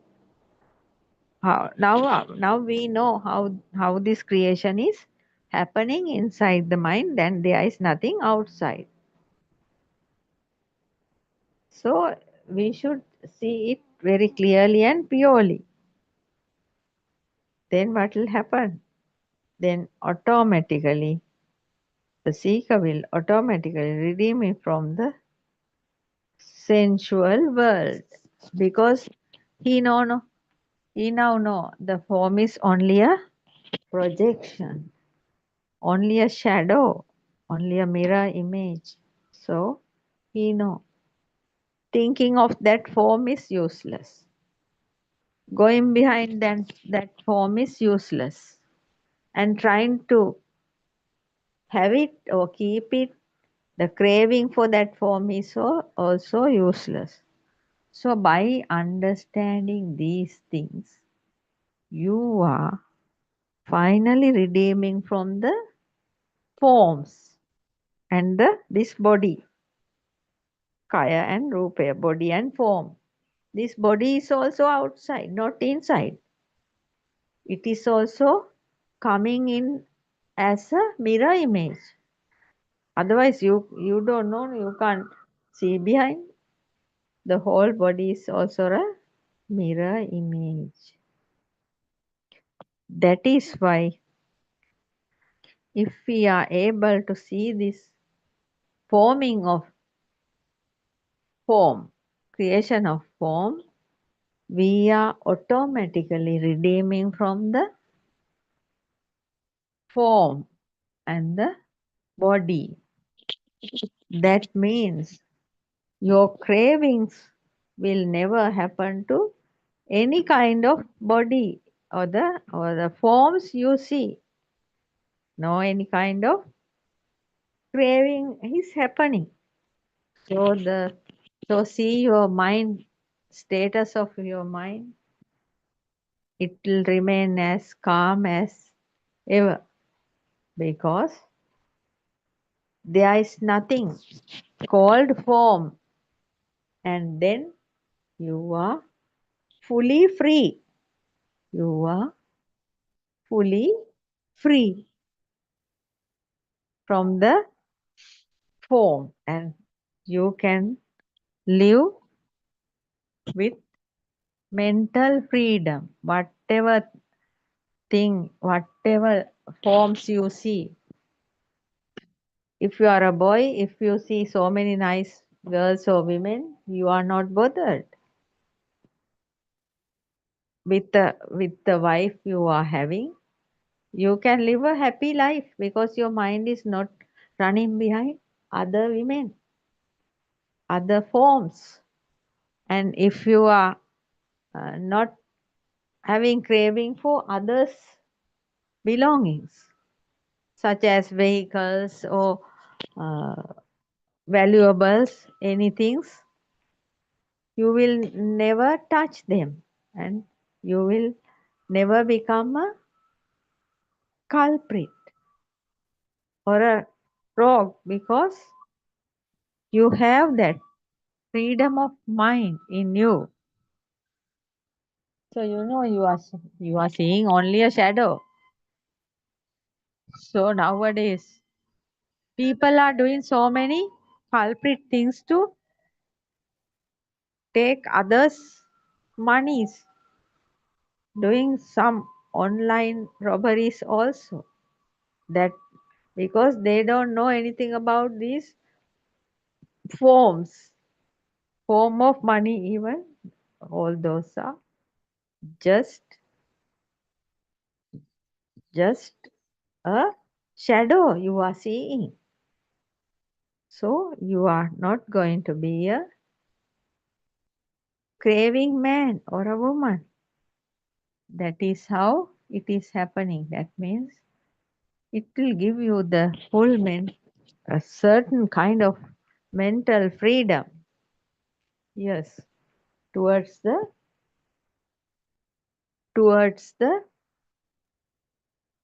form and the body, and you are not trying to fulfill your desires. Bodily desires also not going to fulfill, or not running to have pleasure here and there. To see this film, to see that film, to see that procession, to see that game, to attend to that occasion. So many things, those things will become less. So you will live a healthy life in every way. There's nothing to worry about. So that is how it explains by Buddothpado Aryan Vahanse. The one who sees the form clearly and purely will be automatically redeemed from the sensual world. At the same time, you are redeeming from the sensual world. What an achievement it is. Then you will be in the form world. Until you go beyond it, you are in the form world. However, you are living in this world, but your mind is not in this world. It will be in the second level.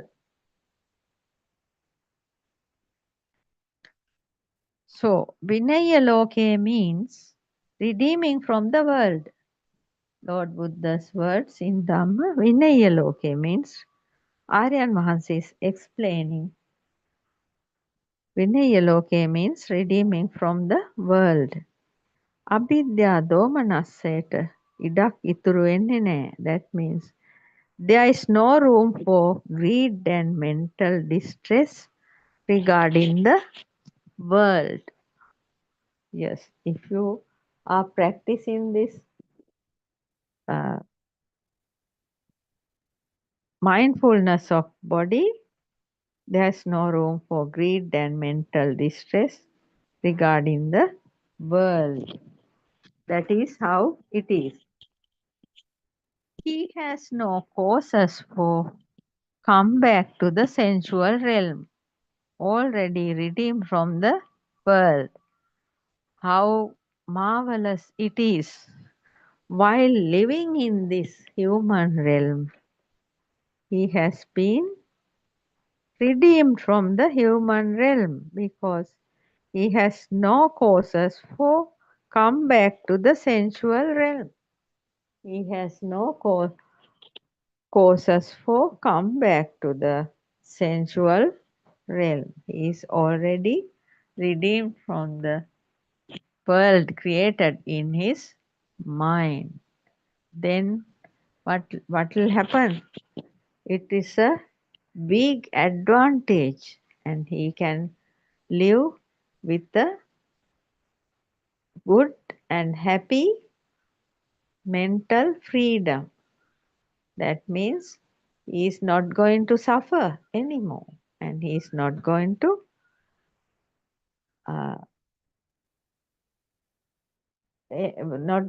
face any kinds of distress. Right? That is what happening. Such a easy way Lord Buddha has given us to practice. So this marvelous way of Buddhist path to realization. It is how good it is. So we would be able to understand what this is really.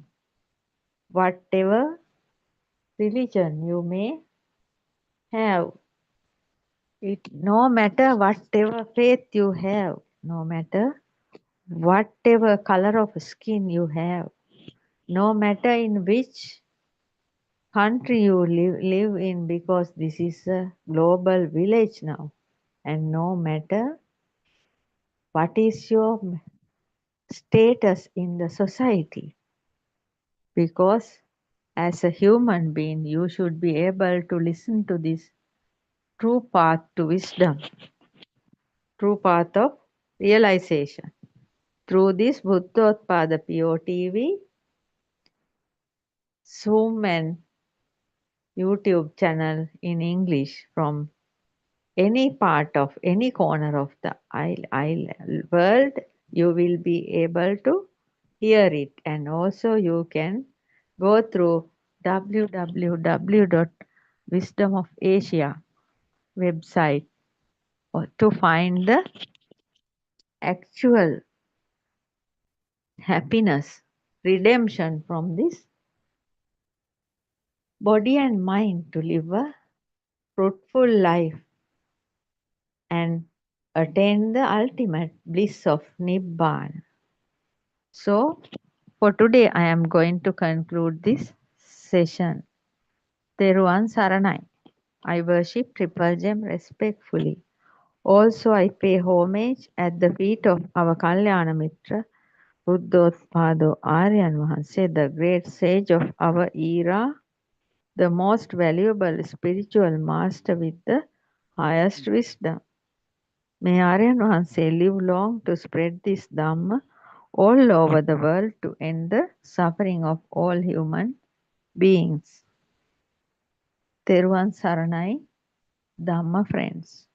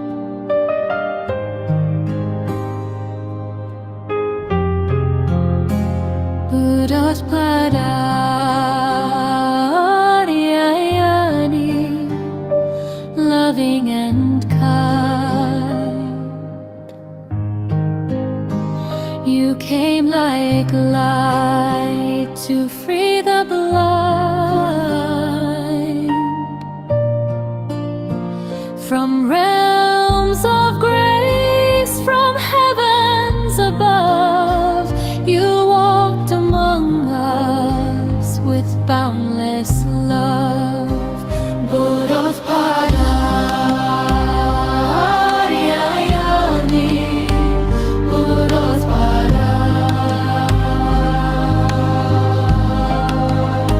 Seeing the sorrow of mankind, lost in darkness, confused and blind, you spread the truth so clear, so bright. The Dharma's flame, the guiding light, you reawaken Buddha's way.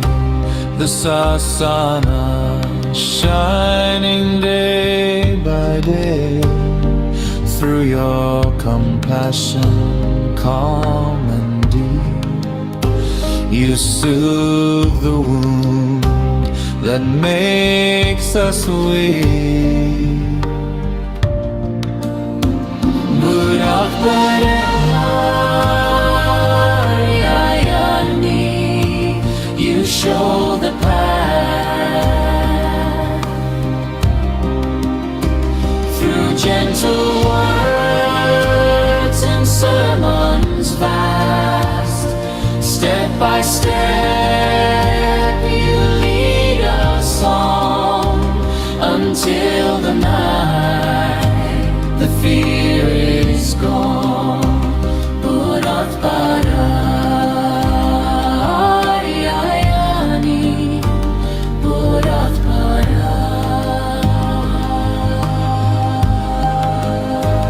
Nibbana now is not a dream. It flows within like a peaceful stream. Oh Aryayani, may you live long.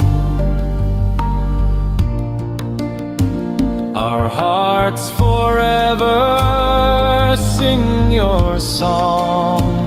May you live long, O noble guide. In gratitude we stand with pride. Buddothpado, bright as the sun, may your holy work never be done. Buddothpado, you show the path through gentle words and sermons vast. Buddothpado,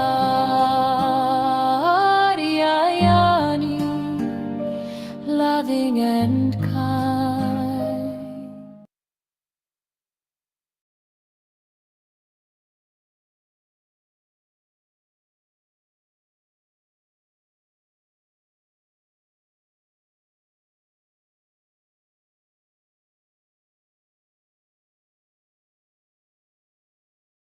I was trying to be someone who could finally feel okay,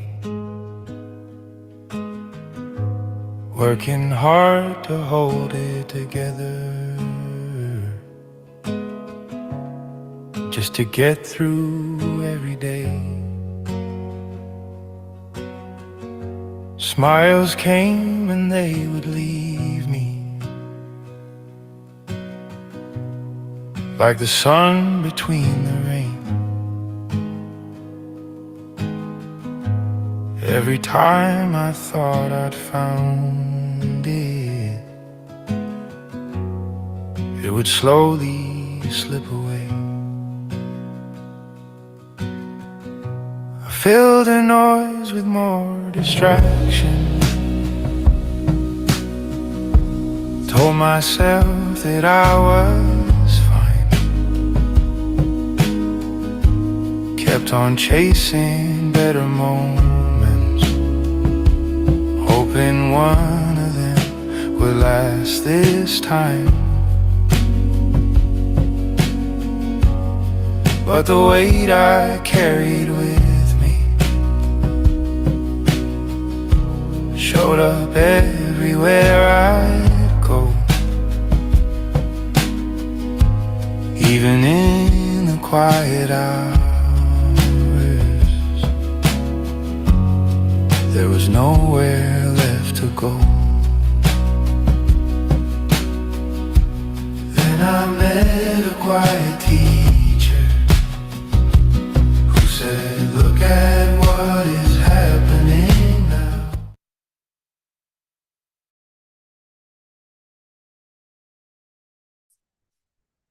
May Triple Gem bless you all. Thank you, R.N. for your noble guidance.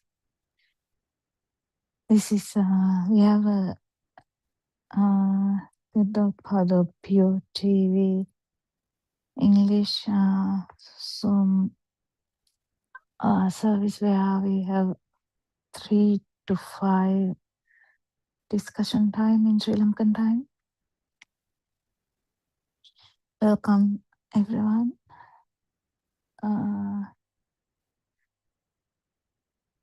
Therwan Saranai Champa. Therwan Saranai, Doctor. I actually couldn't finish. I couldn't listen to today morning one at all.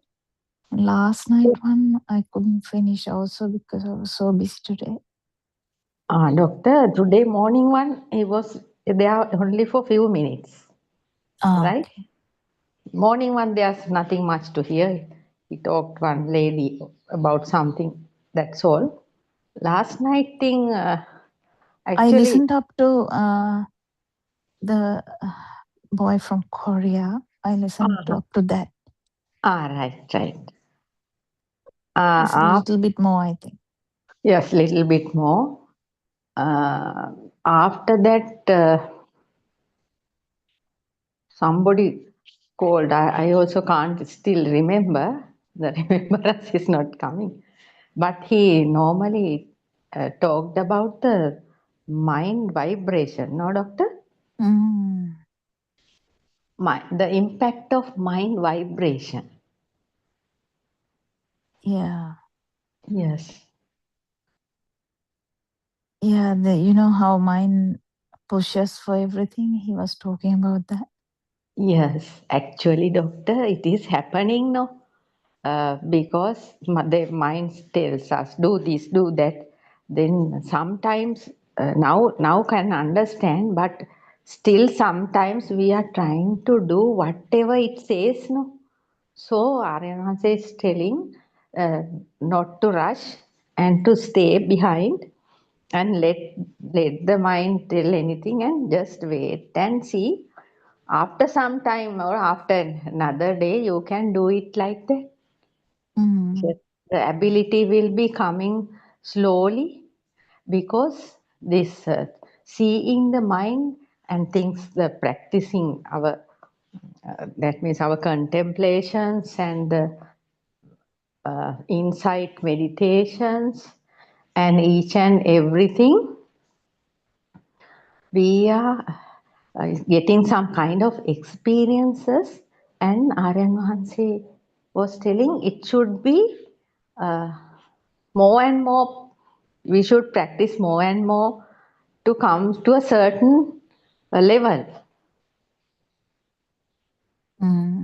Practicing more and more every day, because then some kind of, that means there should be some kind of, what he says in Sinhala, what he said, parinata venna one, like that he said. Yes. That's like mature. Mature. Yes. Maturing should be there. Then only we will be able to handle the mind, like, no, Doctor? Without running behind the mind, we will be able to handle in a certain way this mind. Yes. That is true, doctor. That is true. That boy from Korea is a great one, no, doctor. You heard him, no? Oh, I didn't finish. I just heard that how he said about the come and stuff. Is he the one? You I know, think so. doctor, he is, that means he's come to a certain level, like, right? Aryan Mahanse was telling him, ආයතන කළමනාකරණය, managing of sense faculties should be there, because he was telling there's no need for anything, like, right? Yeah, true. Yeah, true. There's no need to work also, like sometimes. So Aryan said, because their work may be very heavy and things like that. Anyhow, it'll balance. He is now in the Nibbida or something, he said. I remembered you also at that time. How do you feel that, doctor? Yeah, kind of. You won't have much fire, like, I think. Wanting, much wanting also, no? Yeah, much wanting.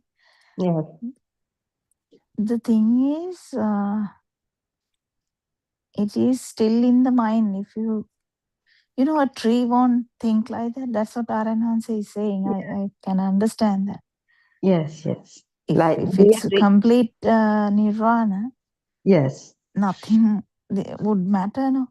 Yes, nothing would matter. Yes. Yeah. But because still in the mind only, this problem of what can I do now? Should I do this or should I not do this stuff comes. Yes. Otherwise, if something like Aranahansa's complete feel, not in the mind, yes. you just feel what should be done, that's all. Yes, that is what Arnahansa said. He will pass that situation. Just to wait like that, and it will become. He was telling, maintain. Why should I maintain? That thinking happening. Why should I maintain? Yeah, that's a mind. That's a mind. Yes. Not balanced yet, no? Yeah, not balanced. He was telling about it. Anyway, the pushing mind thing is also a good thing to understand, yes, without running here and there with the mind, instructions of the mind. Yes, the mind, we were talking about the mind power yesterday.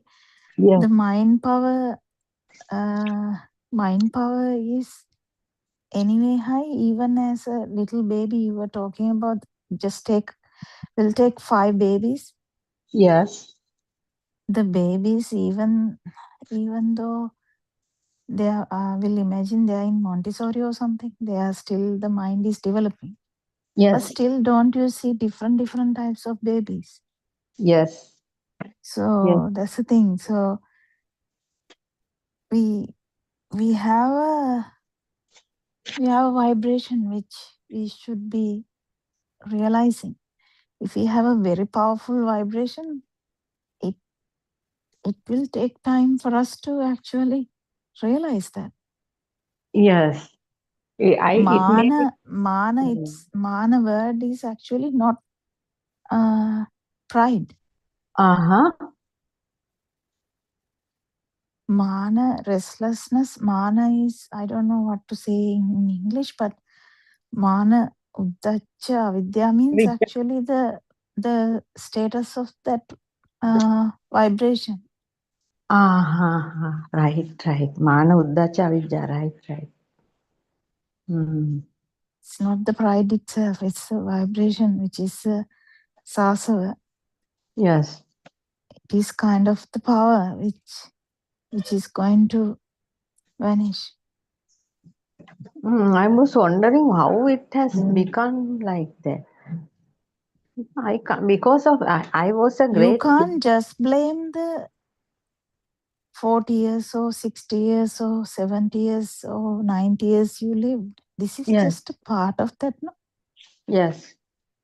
What can you say? I mean, you can't, whole samsaric journey, you can't really say anything, can you?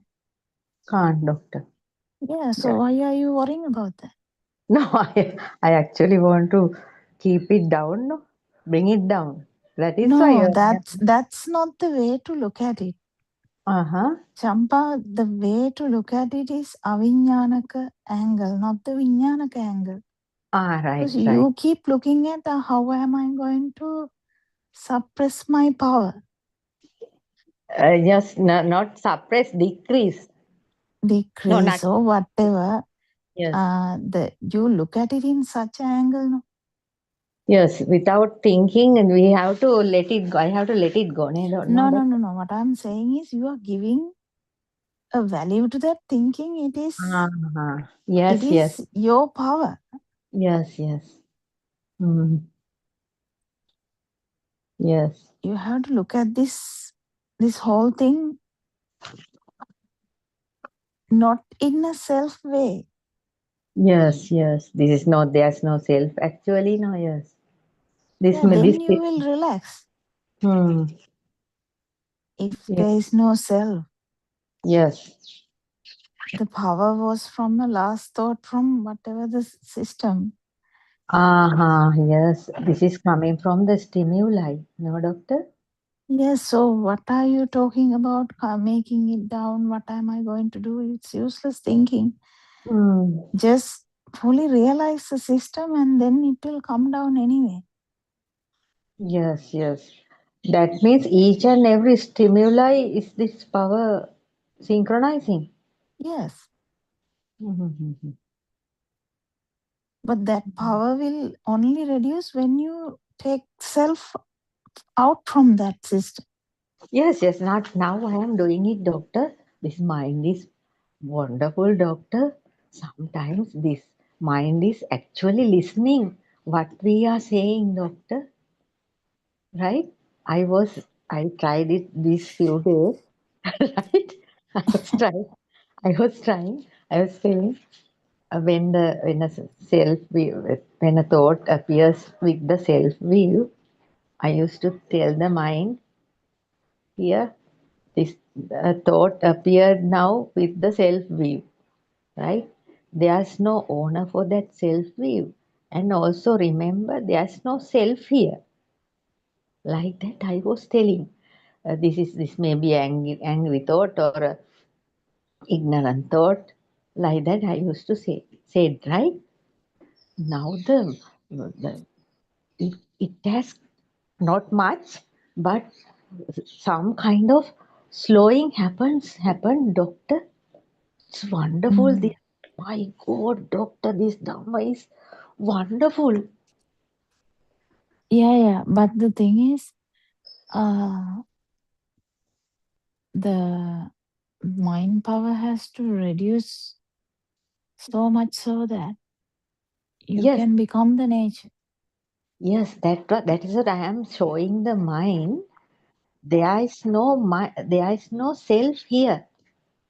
Understand that and don't bring thoughts with self view. That is, I'm teaching the mind. Not every time, right? It is now Yeah. listening, no doctor. Now it is listening. My God. In the sense, it will go into the kind of subconscious level. So after that, it will automatically happen. Yes, that's what it is. Yes, that means the appearing thoughts are decreasing slowly. That means the thoughts with self view are decreasing now. Not in a higher way, marginally, slowly, it is happening. And did you hear Aranhanse used the word inner silence? Yes, inner silence. He always tells that, no, inner silence. Inner silence, some people inner silence is higher. Some people inner silence is not high. I mean, originally. Yes. Some people are not like to talk much and like that. No? Not talk. Talking is a different thing. Talking is, you can be talking inside, no? Yes, inside chattering may be low. Yeah. So Yes. not all people will talk to the outside, but inner talk is Yes. there. There no. In my inner chattering is there no. It should be lower. Yes. Yeah, When whether you actually speak in a forum is a different thing. yes. Inner Yes. chattering is a different thing. You know, doctor, when we are showing the mind about this self view, that inner chattering also slowly reducing. Not much, right? Mm. Slowly reducing. It's a marvelous thing. That day at Panipitiya, one lady asked that question. She was listening to this Dhamma 5 years. She was from Panipitiya. She asked Aryan Mahanse, self view, that is the problem. So I also asked just Aryan Mahanse, how can we overcome that? Then he said, that is your fault. That is your inability to do so, do the practice. Without doing this practice, you will never be able to overcome the self will. That's how I found that thing and I tried it. By trying it, I understood that is correct. Yes.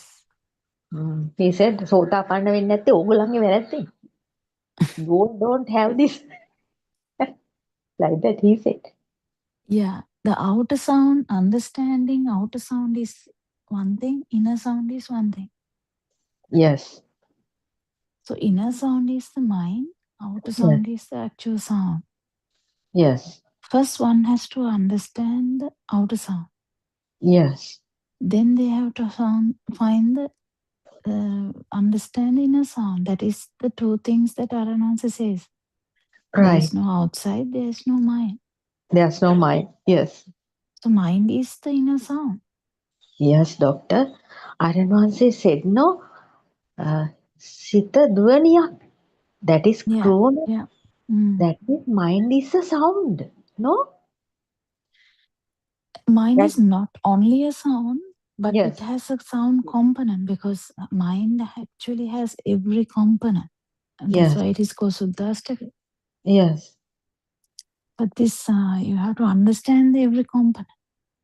Yes, doctor. That is what no that because of that sound no it is appearing like in a Now, when the mind says, yes.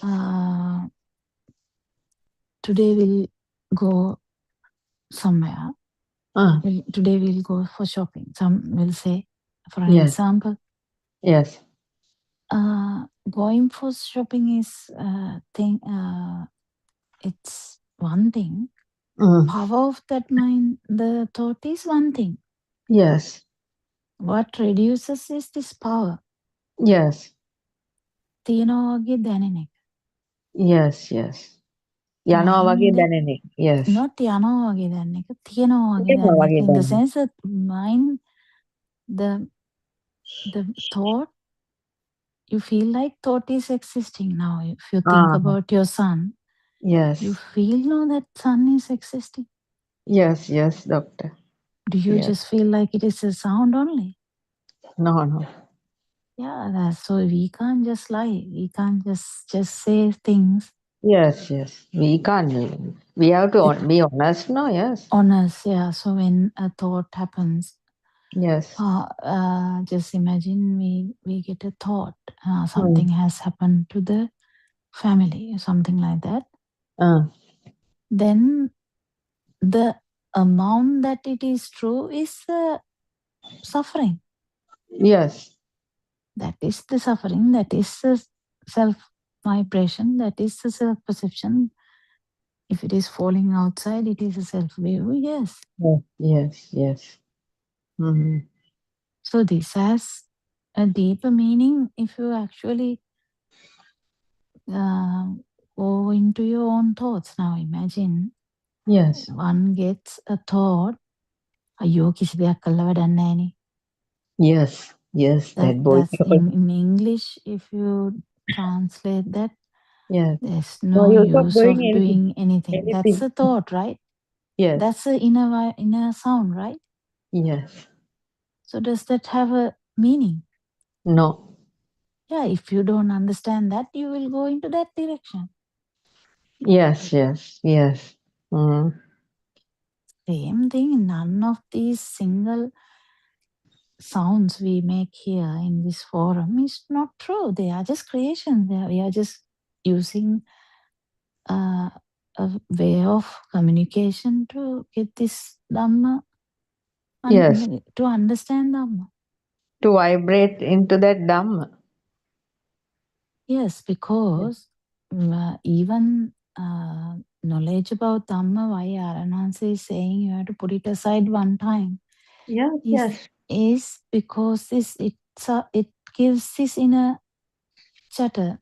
Yes. Dhamma comes. That's why I always discourage you, because Yes. you are very fond of inner chatter. So if you actually get into this inner chatter, then Dhamma will come. Yes. And you will be again in the mind, but in a different way. Yes. That happens to all of us. Yes. But Yes. what I'm trying to say is, whatever the mind is saying, whether it Yes. is now enough, whether it is now not enough, what's the use of doing this, or this is so useless, or this is useful, or anything. Yes. Yes. That is what No not. sound is true. Yes.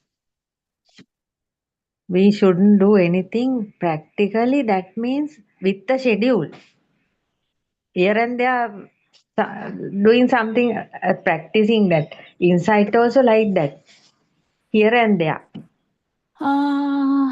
No, I don't think that's a way to put it, because if you put that word also, is not true.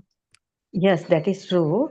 But doctor, as we are in the first No, you stage. go by the feel, you go by the flow.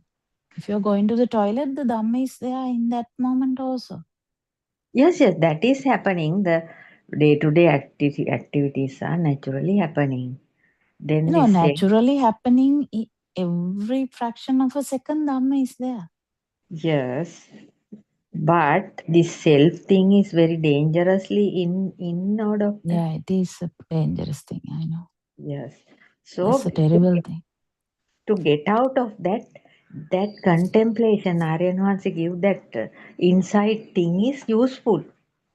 Now I did it now few times, and it is actually happening. That Yeah, was but big. don't forget, first step is outside is not true. Yes, yes. Yes, that is true. So which part do you understand now? Outside is not. Because no, you just recite that. That's the problem I have. You don't do the inner, like strong contemplation. You just recite it. That's a danger I see. That's why I'm worried. No, doctor. I actually I am looking that the light is not true. Sound is not true. That is the main thing, right? That is the main thing.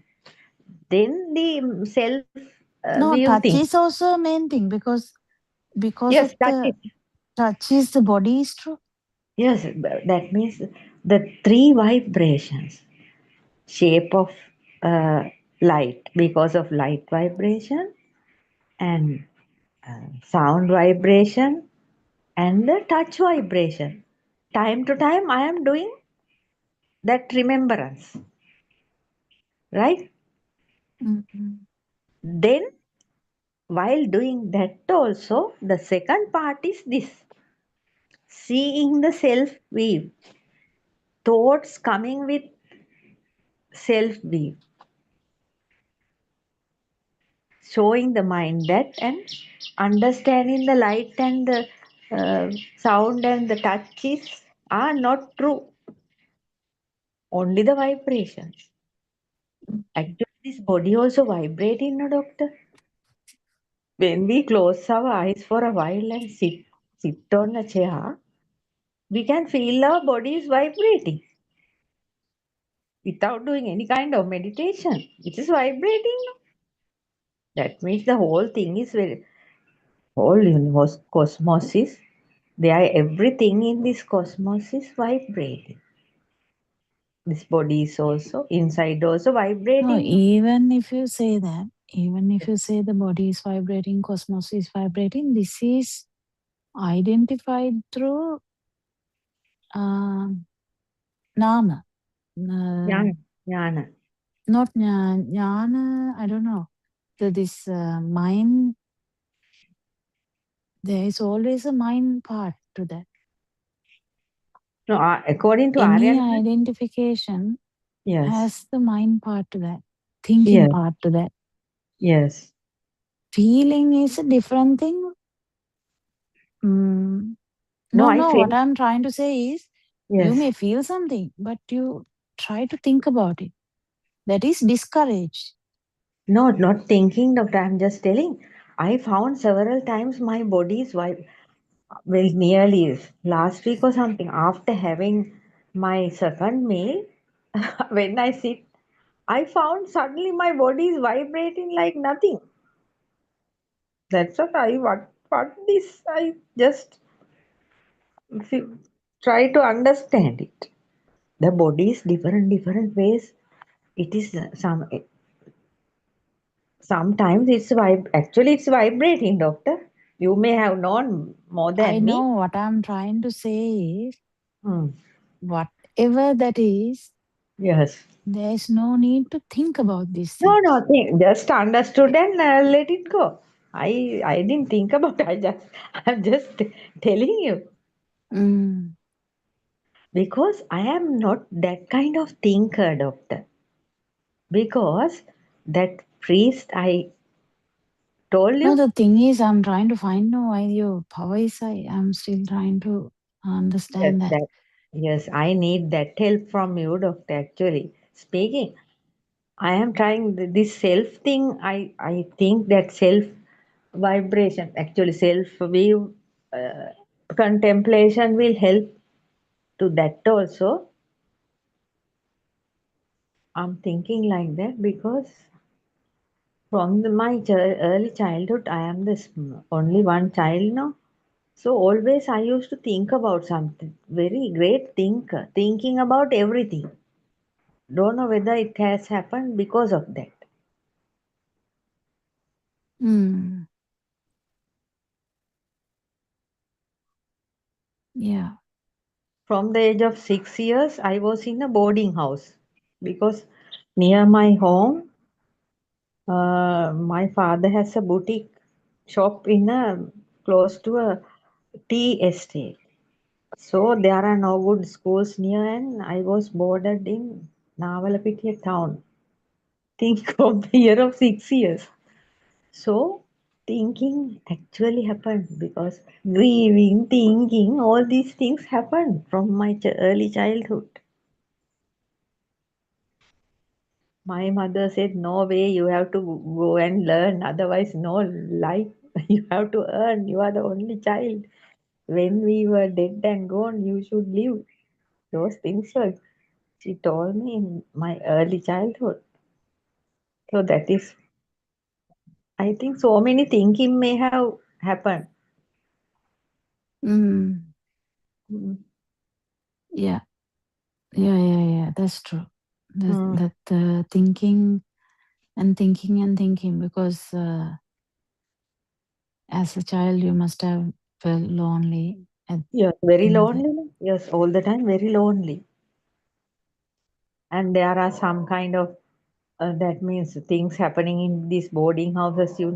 They are not treating us lovely. No, like the loving kindness is not there with them. No, so like that, so many things happen because of that only. Doctor, this has And the girls tend to think too much, no, anyway. yes, yes, that is also there. Because boys can be in the boarding houses, they will be playing from day, like early morning to the night, and they will come to the bed. They are so tired, there is no thinking. Yes, because But the we girls are different. can't go out also, no? After school, going to school and coming back. If there's tuition class, just to go to the tuition class and coming back. Nothing else, no? Stagnated. Life has stagnated and the mind bubble increased. Mhm. That's a good reason to have a strong mind, actually. Yes. I was thinking how soon I can become big. Was this? I was thinking like that. Mm. Also, some kind of fear is also there. I had because the loneliness, fear and loneliness coming together. No?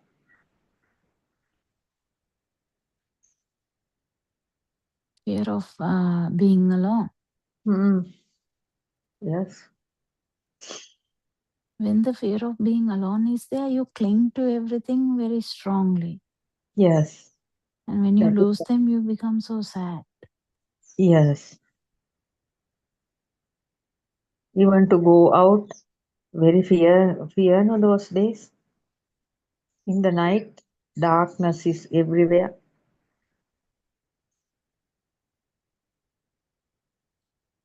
So much these lights are also not there. No, those days. I'm now telling about uh, 60 years ago. About 6 years. Yeah, 60 years ago. Mm. When I can remember when I am sitting on the table of my father's shop at the night I time. remember Muam Palace. I also can remember that. That is, we used to that music and all it was there. I can see the thickness, thick dark outside. Thick dark. Mm. But the place is nice in the morning hours. At night it was very thick dark.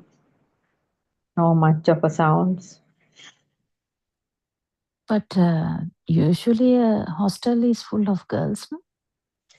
No hostel, doctor. The schools in Navalapitiya, there are still I don't think no hostels. We used to board in houses. Ah. Yes. I actually figured a hostel because hostels are so fun. No? Yes, if hostel is there, then so many other girls are there. No hostel.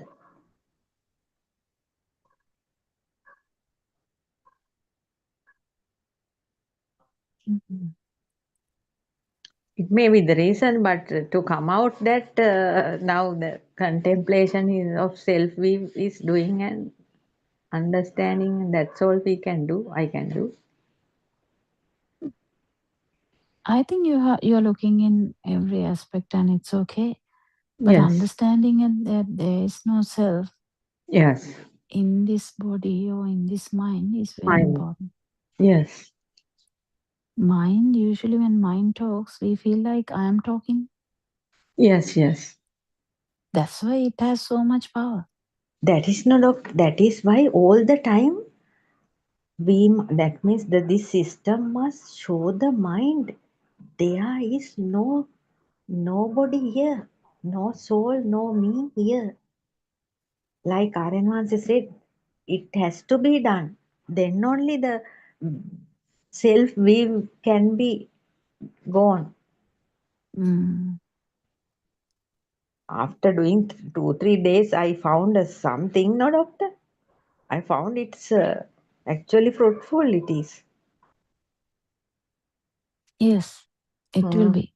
Mind Yes. power will slowly go down, and then you're not the slave of the mind. That's what Aranwansi is saying. You're Yes. not the Yes. slave of the The mind. mind. Yes. Mind just there. Yes, mind will be calm and quietly there.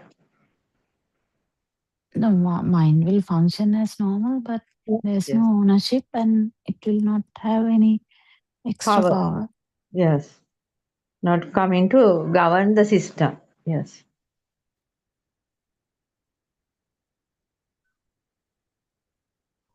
That is not only me, doctor. She will even 5 years listening. That lady said no. After that means 5 years listening means how much Dhamma she has heard, but still the self wave is there, no, doctor. Nearly so many ladies talked. I heard so many are there. Listened 5 years, 4 years, like that they are telling. Because all the time this self view is hidden with the thoughts. Yeah. Without understanding that will never happen, doctor. Yeah, it can be there with the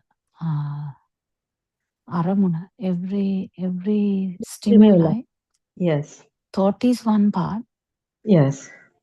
Uh, Stimuli the is also another part. yeah, the other ways of stimuli are also there. If you are looking at a tree, Yes. you are not thinking, you are looking at a tree. Yes. There is something for you to feel and then understand. Yes, I can see two, three trees now. A large jack tree and two coconut trees from this window.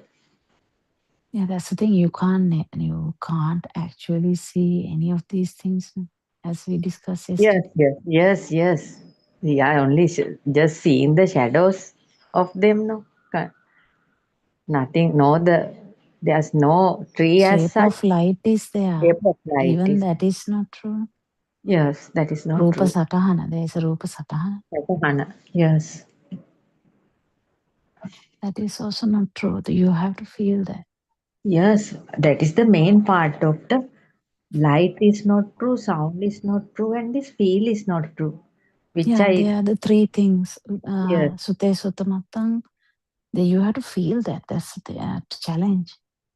yeah, feeling will naturally come, doctor. Now I found the things to do correctly. Now you showed me that angle. That is very good. And now Aryan Vans is talking about that. Did you hear? Yeah. After our discussion, he is now telling so many things about this light vibration and sound No, vibration. actually, he has talked about this all these 5 years. Yes, Is yes, that yes, you are catching it now because you know that our understanding is also getting deeper and deeper now. yes. Then So only if yes, you listen to same sermon 10 times, there are yes, 10 things that we understand. yes. Mm. Yeah, But that's what I said. He talked about it not yes, I think yesterday morning. yes, last Yesterday night also morning. he said to listen to the yesterday morning one. It's very useful. Like that, he told that guy also from Korea. Mm. Because if the self view hasn't vanished, Yes, everything is a problem. Even this dhamma can become like a sarpa. that is what happened. Most of the ladies, most of the mothers, doctor, Mm. because they haven't seen this angle you showed me. Even though Aryan is telling 1,000 times, they haven't got it. That is why. Because seeing that is not easy, doctor. Right? It's a marvelous thing came through you. If not for Aranwanse, I don't think it will happen. But through Aranwanse, it is much easier. Yes, And Aryan may have his talked about this earlier, from the beginning times. yes, a That lot. is yes. Now again he has to say those things. Yeah, because I remember whenever I go and tell something, he will say, yes, Kokila, but you have to feel this. It's a feel. And Yes. he's the only person I have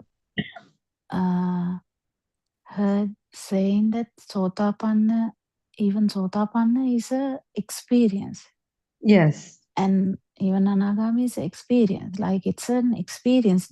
Yes. Can't happen by just thinking. Yes. Yes. Because if you are if your mind is zero power, that has to be felt, no? Yes, yes. That's where Aranwansi is saying, if you're still trapped in the mind, it's useless. These are the warnings he keep giving. That day at Pannipitiya he told that no ඕගොල්ලෝ සෝතාපන්න වෙන්නේ නැත්තේ ඕගොල්ලෝ මේක කරන්නේ නැති නිසා. ඕක නිකන් ඉඳගෙන හිටියට වෙන්නේ නැහැ. දහම විතරක් ඇහුවට වෙන්නේ නැහැ, like that he told that day. ඕගොල්ලන්ගේ කුසලතාවය නැහැ. ඒකයි වෙන ප්‍රශ්නයක් මෙතන නැහැ, like that he told. That is the ඩොක්කොට පාත්තනකන් ඉන්නවා වගේ කතා. oh, that is the main point I got from that place. Without redeeming from self-view. Yeah, but that even that power should come down. But I am not telling it yet now because one has to do it also. Yes, yes. But yes. The actual change will happen when you are not trying. Yes, that is true, doctor. To happen that even this should go you to have to have the correct angle, yes. Yes, that this should go to the subconscious mind, right?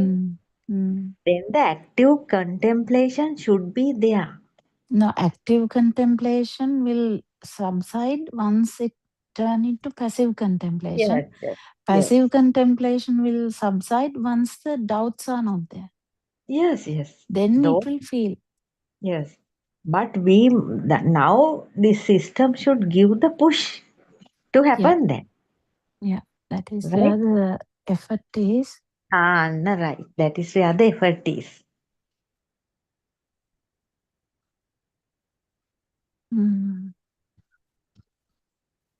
You know, even in the mind, we say a lot of things about the mind. Yes. We can say, this happens, I don't answer now, this is better, that is better.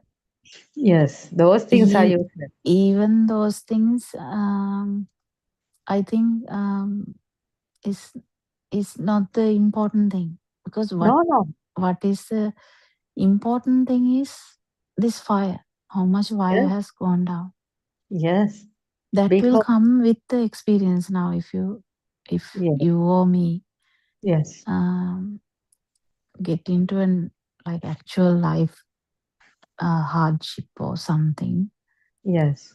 But not the egoistic overcoming that, because egoistically also we can overcome that now. Yes, yes. Yes. Not like that way. Actually not in the dream.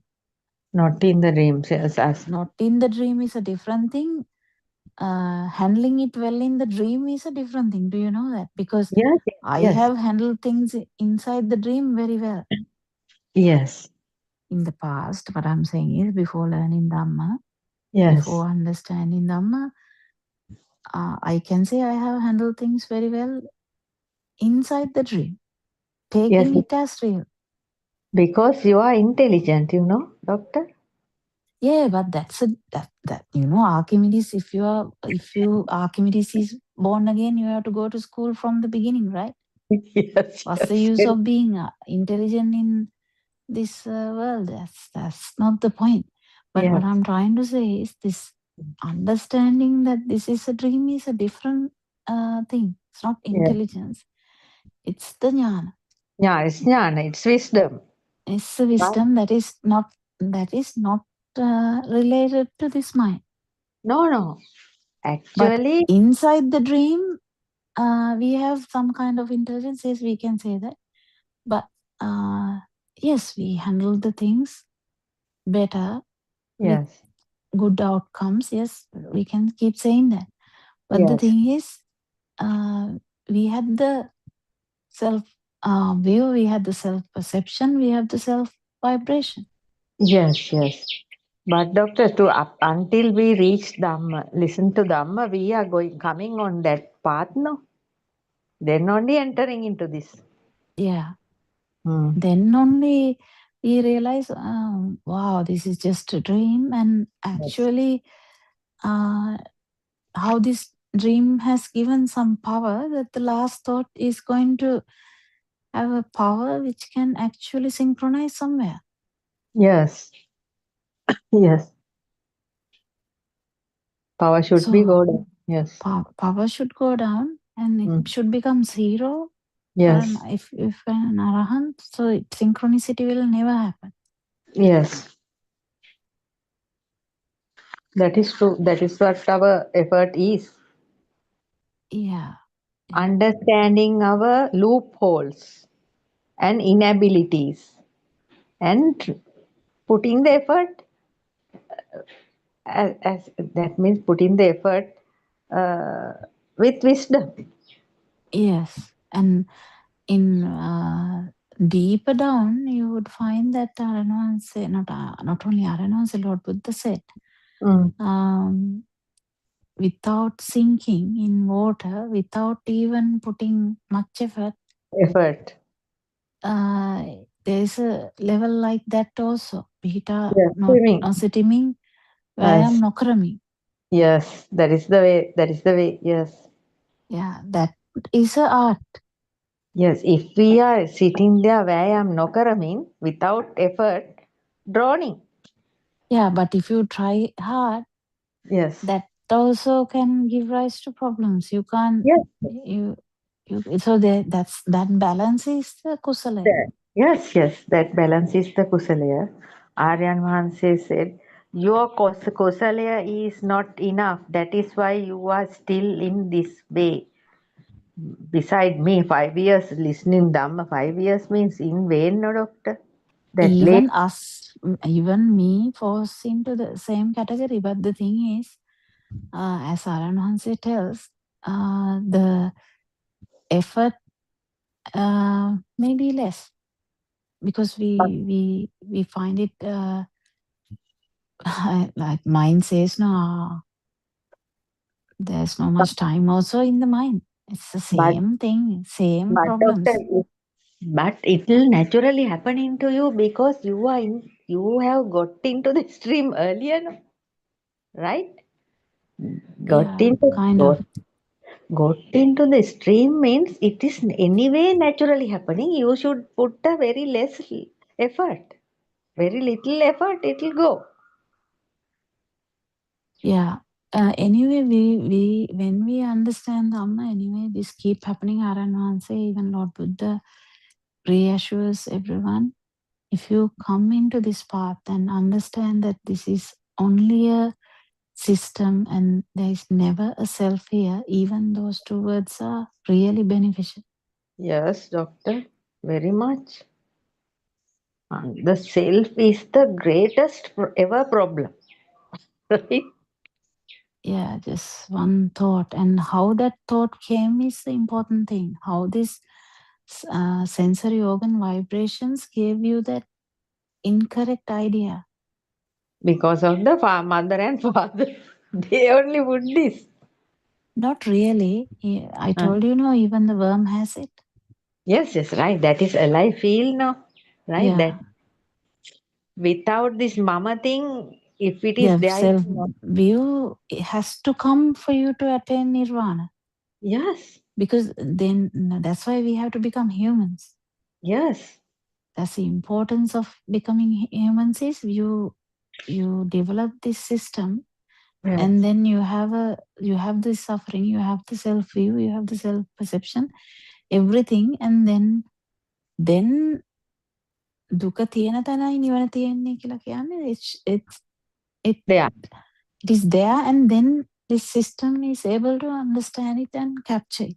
Yes, while And coming the තණ්හාව නැමැති වඩුව මාතා දිටිමි in the sense I You have have to seen. actually capture the this power. Yes, yes.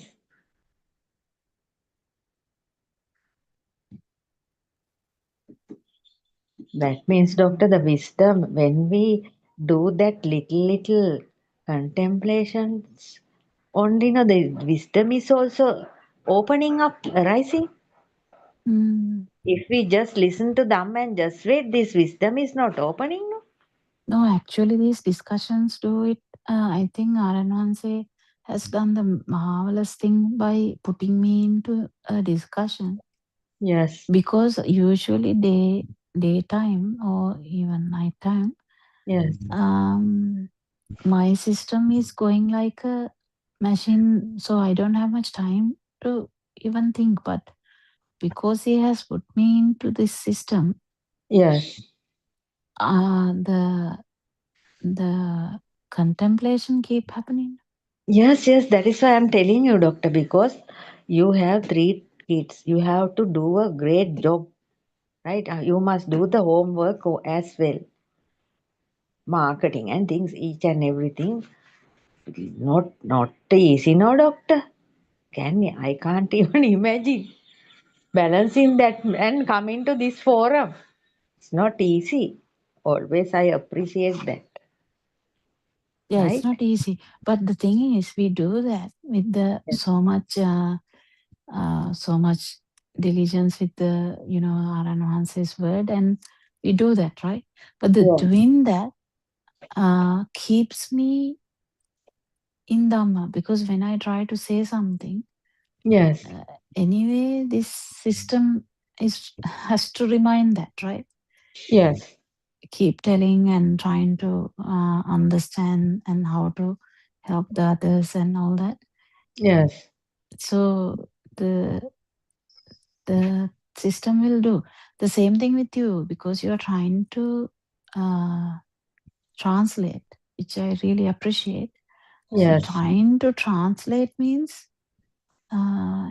it has to actually come from a system where this Dhamma is felt. Yes. Then Yes. task is actually beautiful, and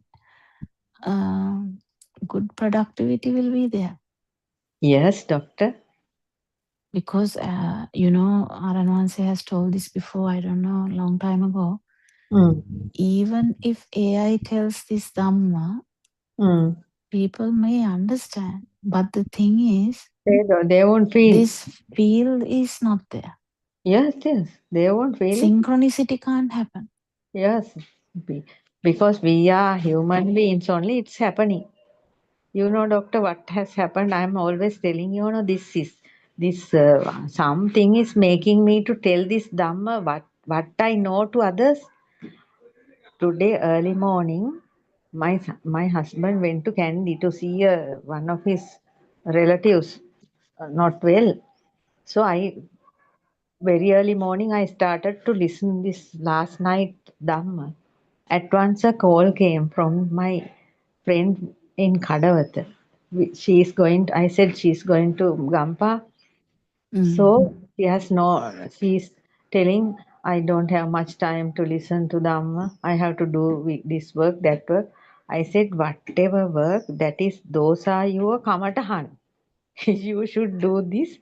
And I told her the things I have learned from you and Narayan Mahansi these days. And I told her, even if you are not able to listen to Dhamma, with one telephone call, I am giving everything to you I know. So listen to it and just keep quiet and listen Dhamma when she was telling this with a that little girl going to preschool, not allowing her to listen to Dhamma and things like that. I said, no, you have anyhow practice these 4 contemplations and listen to Dhamma, and what I know I used to give it to you. Like that I told her. When I tell, she is actually taking those things, doctor. Yeah. Hmm. Yeah, for some, this taking things into the mind doesn't help. You have to feel it too. But that part Yes. is a bit tricky because when the mind is powerful. Yes. She is going to Gampa Metma Larna also knows that she is having that kind of experience. When I tell something clear, They will understand. Yeah, they will understand it.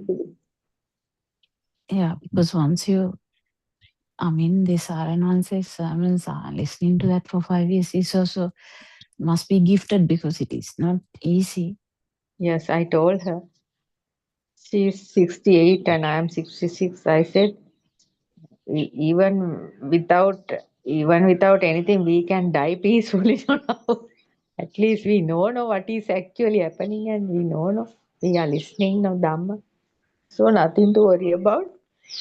Like that I told her. Everybody has their own problems. No, they everybody has their own problems. Yeah, people without problem can't achieve nibbana. I told her that. Yeah, today morning, when I was doing the sermon, it came to me about difficulty in breathing. And I was just telling something, and it came to me because I was talking about breathing. So I Dreaming. was breathing. Breathing. Yes, Yeah, yes, so I was talking about, then the talk went to difficulty in breathing. I was telling how patients come with difficulty in breathing. yes, So I'm just telling here because it's just to recollect. yes, So I was telling how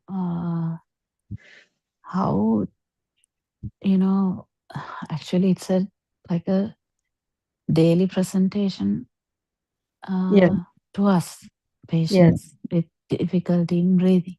yes, But actually speaking, yes, mind gives you the panic attack. Mind gives you the anxiety. Mind gives you the worry.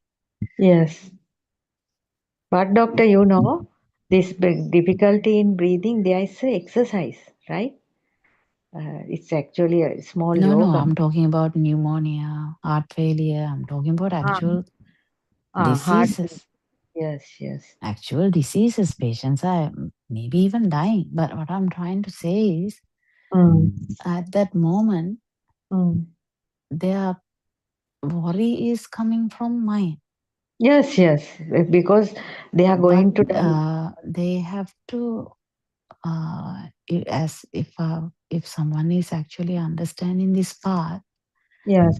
one has to understand that the body function Mm.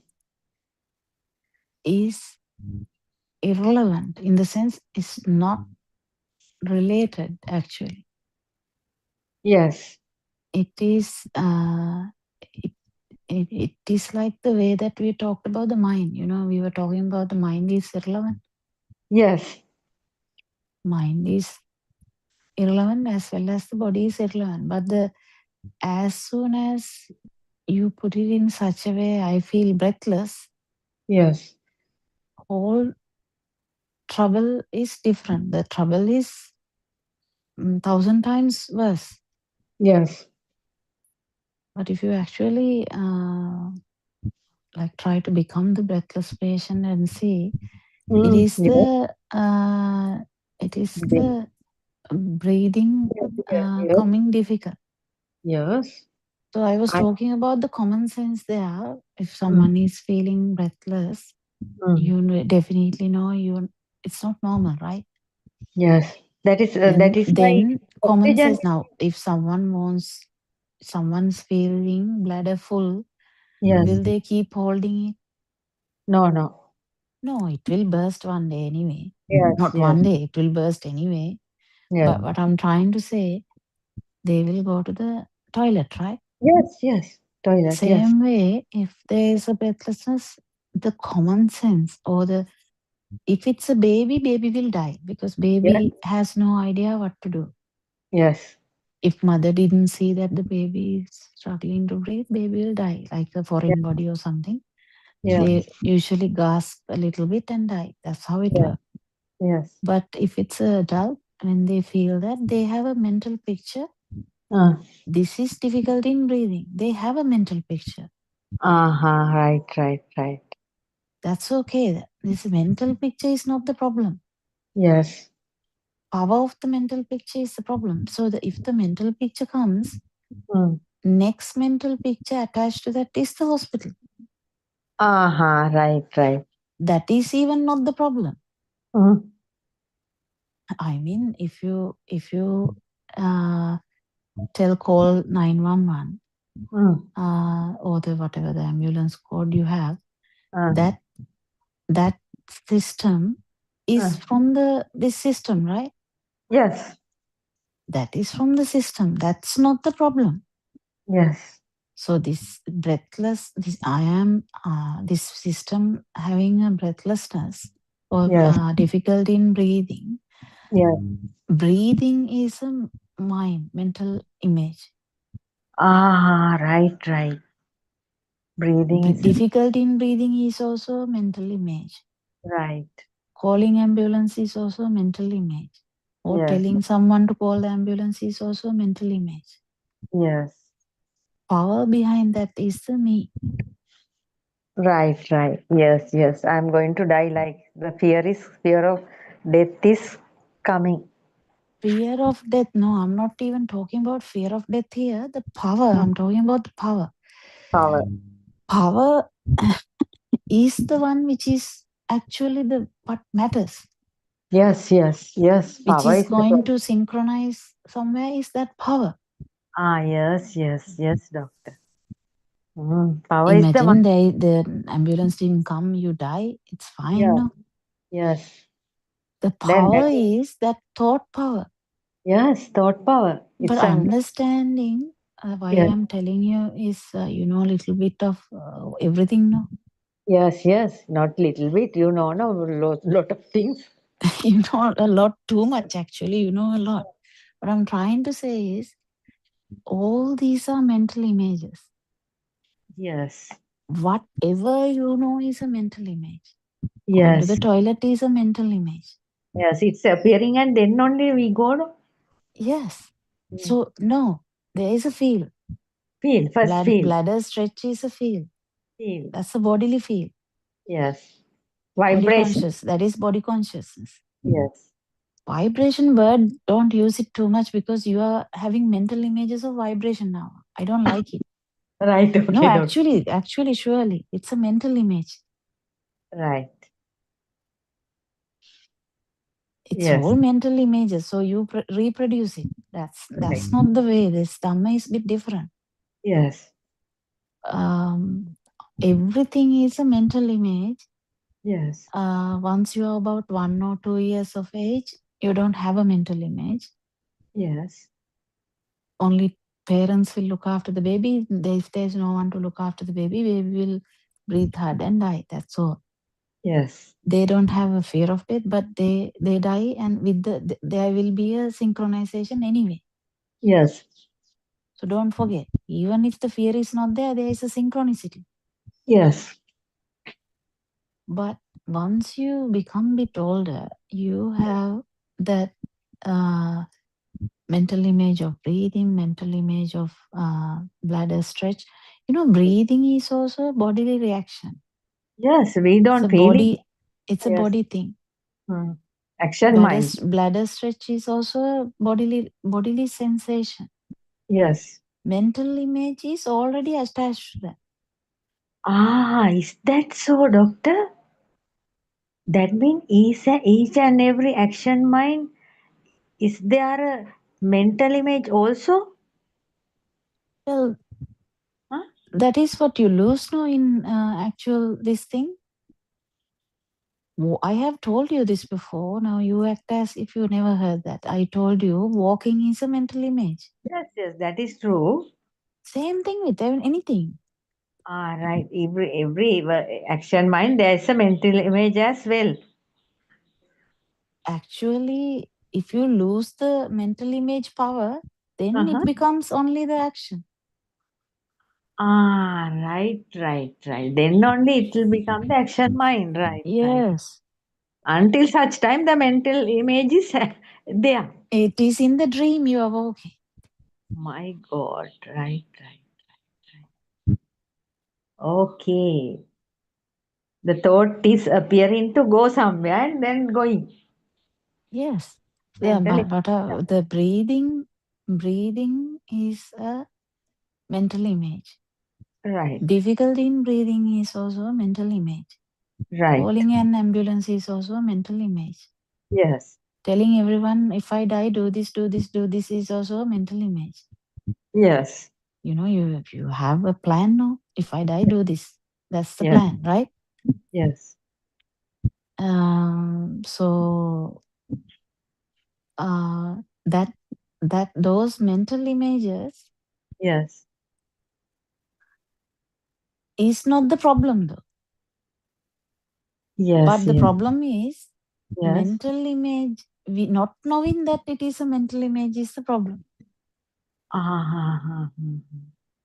So when you fully realize this system, yes, you fully realize that this body function is there. Mental image is also attached to that. This is how the system works, the dream works. Right. So in the dream, you can go back to your home. You can go to a funeral house. You can see all the 7 corpses, and you can talk with people and come back. Right? You really did well in that dream. Yes. Did you feel like awakened from the dream? No. No. You were nicely in the dream. Even this talk is nicely in the dream. What I'm trying to say is, this understanding how this dream works is only thing that we can do. We can do. That's then the only awakening thing. will happen. Yes, true. But why I was saying that, okay, difficulty in breathing. So the mental image will say, okay, they are attached now. One mental image is attached to the other one. Yes. So the bladder stretch is felt. Yes. That is you have a mental image. Oh my God, I have to go to the toilet. That's a mental image. Yes. That comes now. First the feeling comes. In Sinhala we used to say, no, you chubarai ke. Oh, yes. In Sinhala. But that is what we know, right? That's what have been taught to us. But that is what the mental image is. Yes. And the going to the toilet is also attached to that because it was taught. Otherwise, people will just be there, right? Yes. They are running to find places, no? Toilets. Yeah, that is because it's taught. Otherwise, if it's a child, they will just do it. Yes. But they have been trained to go to the potty, and then later time they are trained to go to the toilet, right? Yes. So that's why they go to the toilet. That's why we go to the toilet also. Yes. We don't pee on the bed, no? No. Yeah. So these mental images are all attached. Yes. In the sense linked. That is why without a problem, even at night, it's happening now. Yes. No one told no. Yes. Just getting out of the bed and going to the washroom. Yes. Even toilet. like dream, you do that now. Yes. It's so much sleepiness also, you might do that. Yes. See how it works? The doctor, that means still it is the mental image though. Because of that, at once getting up, no doctor. Awakening, Yeah, no. but what I'm trying to say is mental image is not the problem. Yes. Taking this whole thing real and I went to the toilet is a great disaster. Right. Self is there, no? Yes. Yes. Yeah, last time I woke up twice and I had to go to the toilet. Yes. That's how we say no? Yes. So which part is I there? Did the mind go urinate? No. No. Mind can't urinate. Yes. Did the body urinate? I mean, you can say maybe the body urinate. Even that word is wrong. Urinate, body doesn't know what urinate is. Yes, body doesn't know. So the bladder just release, that's all. Yes. So there is nothing, this mental image Yes. is actually not existing. Oh, really? That is appearing and vanishing. Not vanishing also. That's why people have these perceptions again and again. Yes, yes. It's How can you say it is vanished? You go to the toilet still no. No, it's appearing and then hiding like, no? Yeah, it is there. So but that yes. is not the problem. I'm reiterating that because then people might not go to the toilet. That's not the point. Right. That doesn't mean you are going to pee everywhere in the house. That's not the point. Yes. We are not losing our memory. We are not losing our sanity. We are not having some pissu crazy thing. That's not the point. Yes. Taking this whole system, the mental image as real is the thing which is going to vanish. Because there's nothing called urinate, no? No. That is a mental image. Now going back to the truth, Champa. Yes. I, me, mine is a mental image. Yes. That means definitely. No, definitely. Just take it slow. So that's a mental image like the urinating. Yes. But there is a reason, because the reason was the bladder stretch, no? Yes. There is always a reason that what we tie this to. Yes. So the bladder stretch was tied to something called I have to pee. Yes. And then it was tied to the toilet. Yes. So you run to the toilet. That's how it works. Like same way. Mental images appearing. Mental image of self is appearing each and every stimulant. Right. Yes. Why? Because each time the ignorance is there, in the sense ignorance is there anyway. Avijja is there since till Arahant. Yes. Each time the ignorance is there, tanha is there according to a level. Yes. Whatever the level, it doesn't matter. It is there. Yes. Even the bladder feeling is there is a the feel also is self perception is there. Yes. This is a very deep thing. You can feel. So the mental image of breathing is a different thing. Stretch of the body is a different thing, no? Yes. Like the same thing, the feel of the bladder stretch is a different thing. Actual mental image of bladder is a different thing. Peeing is a different thing. Yes. So mental image of me. Yes. Because we are not actually getting rid of other mental images. We are fighting with one thought. Yes. We are fighting with one perception, one vibration. Yes. This vibration came from samsaric journey. This vibration is there. Yes. Even the baby, when the mind is not there, yes, bladder stretch is felt as happening there. yes, Breathing happen. yes, Baby doesn't know anything about breathing or whatsoever. There is no mental image. yes. But the feel is there. Feel is there, yes. Misunderstanding is there. Right. Misunderstanding. Ignorance is there. Yes. Because the feel is felt as here. Felt as here, yes. But baby doesn't know anything, no mental images. Yes. So as soon as it is felt as here, self vibration is there. Right. Ignorance is there. Yes. Actually, self vibration is ignorance. Right. No, Okay. don't take this too much. I No, mean, sorry. you kind of take my words too strong. Don't do that. Right. Okay, doctor. Sorry. Right. Okay. Because it hampers the system. Right. Okay. Because every word is not true. I'm just trying to Yes. give a message to you. Yes. So the feel Yes. that baby had, Yes. breathing or the stretch of the body or stretch of the bladder, Yes. did not have a mental image. But Yes. still the misunderstanding is there when the baby dies, even though fear is not there, Yes. there is still the vibration will synchronize somewhere. Yes. Sansaric, the thought cycle will go on. Yes.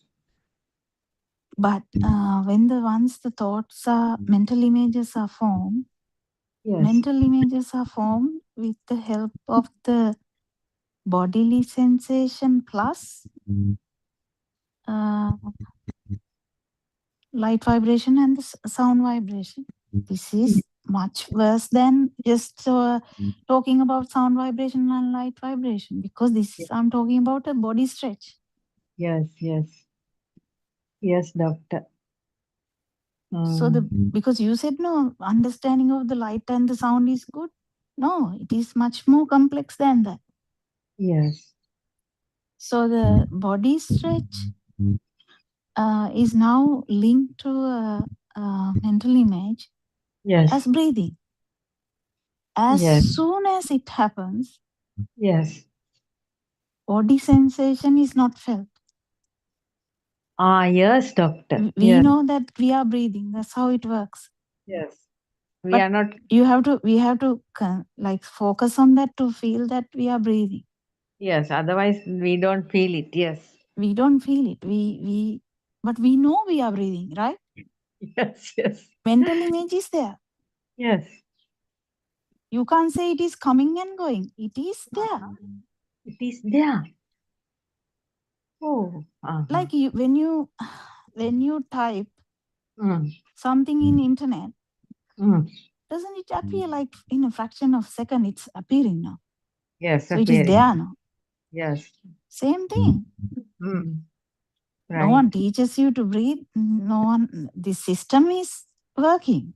Yes, system is working. Mental image is also there. Right. It is not going anywhere. Mental image is there with power. With power. Because there is existence perception also. Existence perceptions. Yes. Itta sanya. Living, breathing. Itta sanya is existence perception. English word is really good. Yes. Existence perception is there even in the baby. Yes. He feel it. Baby feel it. Yes. Because the feel is there that it is happening in this system. Yes. Separate feeling, no consciousness mean. Body consciousness means separate feeling. So separated to this system. Yes. So, but once the mind is formed, yes. Now Vijnana Pacchaya Namarupa, that whole thing, after that now the mind is formed now. Yes. After mind is formed only, this self-view we can talk about. Right. We can't talk about a self-perception or a self-view until this mental image appears. Yes. So we are trapped in a mental image. Yes. We are trapped in a dream. Yes, doctor. We are trapped in a mental image. That is very true. So that trapping in the mental image of self is kind of permanent because it is there in each and every stimuli, like billions or trillions, I don't know, whatever the stimuli. Yes. I don't think it's billions or trillions. I think it's much more than that because this every little thing is a stimuli, no? Yes. So every stimuli, there's a mental image of existence now, Yes. and self-perception is there now. It's a mental image now. Yes, doctor. Aranahanse is telling everyone, Yes. get this, understand this, Yes. what gave rise to this mental image. Yes. After you fully realize that the mental image is not true, Yes. then you can't say my son is still true, because they are all same. Yes. Bladder is a mental image. Going to the toilet is a mental image. Same. Self is also a mental image. Yes. Sakkaya Ditti, Yes. understanding that Sakkaya Ditti or Samma, coming to the Samma Ditti means Yes. fully realizing that self is actually not there. It is a mental image. But then you have to understand each and everything. You can't just understand one thing and say that I didn't understand the other thing. That's a lie. Then that means you haven't understood anything. Yes, that is true, doctor. When sometimes my son is calling, I just that thing is appearing. Oh, this is just an image, no, like that. It's appearing sometimes. No, actually, this, if you actually concentrate on little things, yes, you can feel this. Then yes, later you can apply it to the bigger ones, because the sun is a very big mental image. yes, It may be the most powerful mental image for you, because if your child is 24 years yes, or 34 years, I don't know. 35 years, yes. Yeah, 35 years means a long time. So it's much repeated image. Yes. But understand the self mental image is much more powerful than that. Yes. Because it is repeated in each and every stimuli. Yes, doctor. It's like a tag, no, this self wave. Yeah, because the chair is there, I am here is a mental image. Yes, self wave mental images. That means attracting to each and every. Yeah, duality is in this mental bulb, mental mind bubble. Mind bubble. Hmm.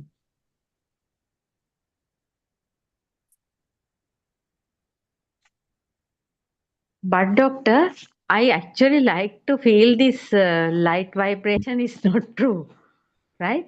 It's kind of a, that means I like it's it. okay.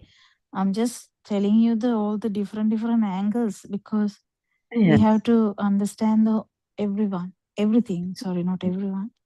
Yes, Everything. when I see sometimes my husband also, I at once it comes, oh, this is only a shadow, no? 3-dimension shadow. 3D No, shadow. actually the whole system is like that. Yes, 3D shadows, no? Yeah, but the thing is, you have to understand how it works. The 3D shadow is one thing. Actually, the mental bubble is another hurdle. Yes. It's a very big hurdle. This the trueness of house. Now, Aranhanse asked, no, why you have to come back to your own house? Yes, asked. Mm-hmm. That's some kind of attaching is there, no?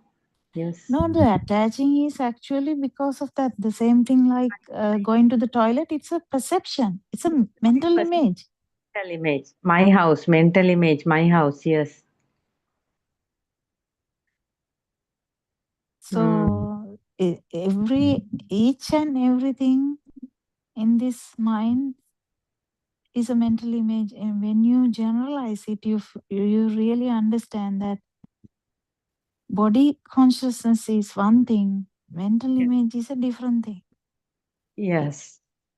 Sound consciousness is one thing, mental image is a different thing. Yes. Light consciousness, sound consciousness is one thing, light consciousness is one thing. The mental image is a different thing. Mental image is never true. Yes. Light consciousness is also never true, because with this mind only we are understanding that the light consciousness is never true, because baby can't understand that. Yes, yes. So that's the beauty of having a mind. Yes, doctor. So after having the mind only, you can understand, okay, this is a mind, yes, but the light consciousness is not true. Yes. Through the mind, we are understanding all the basic consciousnesses as well as the mind consciousness. Yes. I think I have talked too much and my voice is going. Oh my God. Drink some water, doctor. Drink some water. Yeah, give me a second.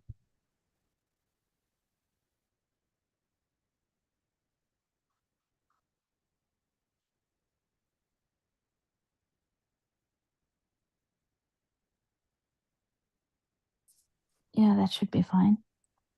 Doctor, yeah. When you treat patients also, you must talk much, no, doctor? Yeah, that's actually effortless. It's good. Yeah, but if you keep understanding this, how this system works. Yes. And mastering these mental images. Yes. Because mastering in mental image is a difficult thing now. Each and everything is attached to a mental image. That's what now you are telling? Not attach. It's just happen. The mental image is already there now. Yeah. Kaya sankara, vachi sankara, mano sankara. Yeah. All having mental images. Yes. Yes. And actually speaking, even an arahant will have all these three things, but will not have power, because the misunderstanding is gone, that it is done by the self. Yes. That is what Narayana Mahanse is able to do it, each and every work. So many things.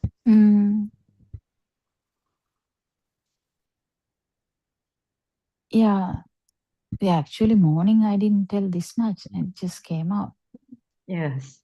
I was trying to talk about these mental images, and the breathing difficulty came into as an example. But I think the actual try was to tell that the mental images are how mental images are tagged. Also, mental image, every mental image is toxic. Actually, this mental consciousness or the mental mind consciousness or the mind has so much power than a normal baby.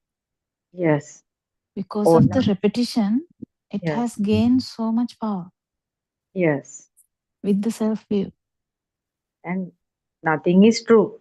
Just Yeah, but there is so much power, no? Like, that's why Lord Buddha saying, baby is born with a radiant mind. But the thing is, after about 15, 20 years, can you find that baby? You can't. It's much more complex than that. Yeah. Then power is 1,000 times more. Oh, and when you become about 90, it is much worse than that. Yes. It's kind of a heaviness now, doctor. These thoughts it's a heaviness, yeah. Aggregates are very high now. Very heavy. Because of that. Aggregate means this self. Aggregate means now what aggregate means self. Sorry, not the self. The actual light consciousness is also aggregate. Right. Yes, it's a consciousness now. Yes. So Rupa Vedana Sanya Sankara Vijnana is there in that level also. Yes. Vatang Vattati means that part is also there, and the second mental image part is also there. Yes, first Vattang it's not much. Then second Vatte only the full. That is the actual problem we are solving here. Yes. But we have to understand that first Vatte is also actually not there. It's Yes, a yes. creation of the sensory organ only. Only. Then the mind attaching to that in the second round. No, what I'm saying is baby couldn't understand that, no. Worm Yes. can't understand that, nothing. Yes. But this human magic is, human mind importance is, Yes. human mind can understand this, that consciousness in the even the initial bit, Yes. that first what or the first stimuli, Yes. that is also just a function of the sensory organ. There was no self. That Yes. can be only understood by a human. Yes. Using the mind, understanding the mind. Yes. Actually, the first round, there's no self. Yes. Yes. True. In Lord Buddha's Dhamma, it is also called a sita. Sita. Yes. Because that's why the stimuli word is important. Arammane. Arammane. Yes. Mm.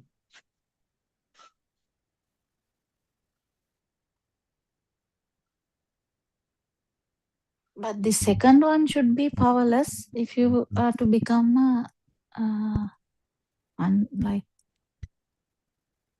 to become like Aranats. Yes. Actually, doctor, that is why this self view should go down, no? For that. Yes. That is every other thing. Will Self. follow. Yes. Self view is like a static power. It's jumping to each and every stimuli, no? Yeah, now if we talk about the Aranhanse's usual way of telling, that the next one. Yes. Yes. That power is there even in the field level. Oh, really? Even in, again, you are saying, oh, really? Now the worm has that now? Yes. Yes. In the field level also, it's there. Next one. Yes. Mm-hmm.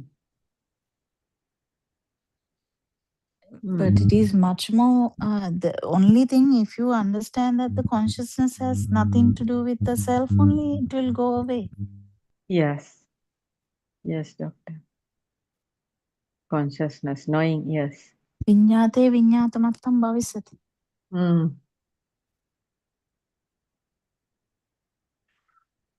Anyhow, try to overcome the self-view, then other things will balance. Self will never go away until you understand all these things. Yes. Because the consciousness also is a so much powerful thing. No, we feel things, so then a life feel is there. If you don't understand what is a life feel, then your misunderstanding is there. A life feel can feel, no? Then anyhow, first step is to come out from this, trying to come out from this self-view. No, now this Dhamma, for you to feel this, you have to feel this whole thing for a moment to even the self-view to go. Yes, I know that.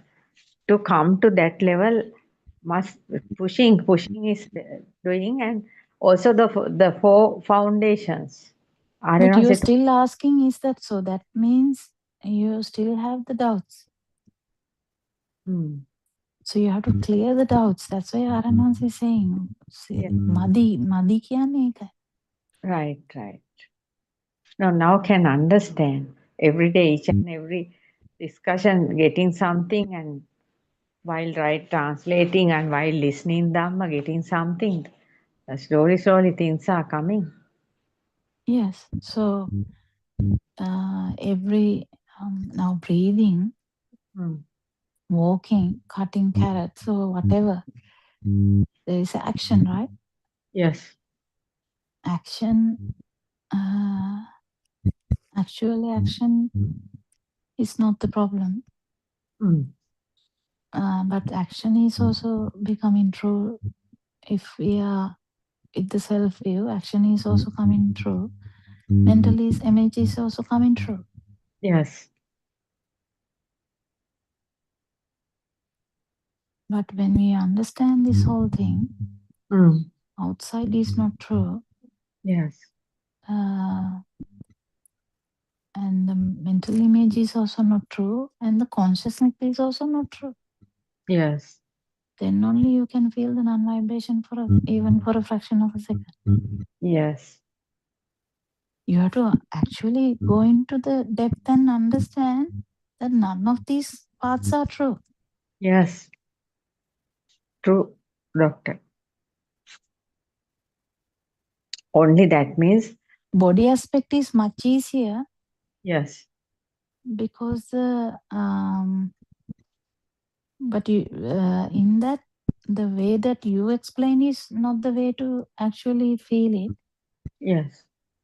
But because it didn't clear your self view. Yes. So you have to keep practicing this outside is not true in the sense you have to understand how this thing works. Yes. Actually, because the tile and everything is actually in the mind. Yes. If you actually put that aside, Yes. there is only a feel. Yes. That feel is also not true. That's just a vibration of the skin only. Yes. So because there's mental images to each and everything. Yes. But I think you are getting the essence of it now. So keep listening to Aranwanse's all the sermons as you do. Yes. Didn't you get this idea when you listened to the Satyajnana part? Satyajnana part, I got the things, but not very deep. Because the angle, the correct angle of the seeing these three things, the light vibration, sound vibration, this touch vibration, things I didn't know, no, doctor. From you only I came But to know. then you might have to listen it again then because Then now these days I am listening to that Satara Satipatthana one.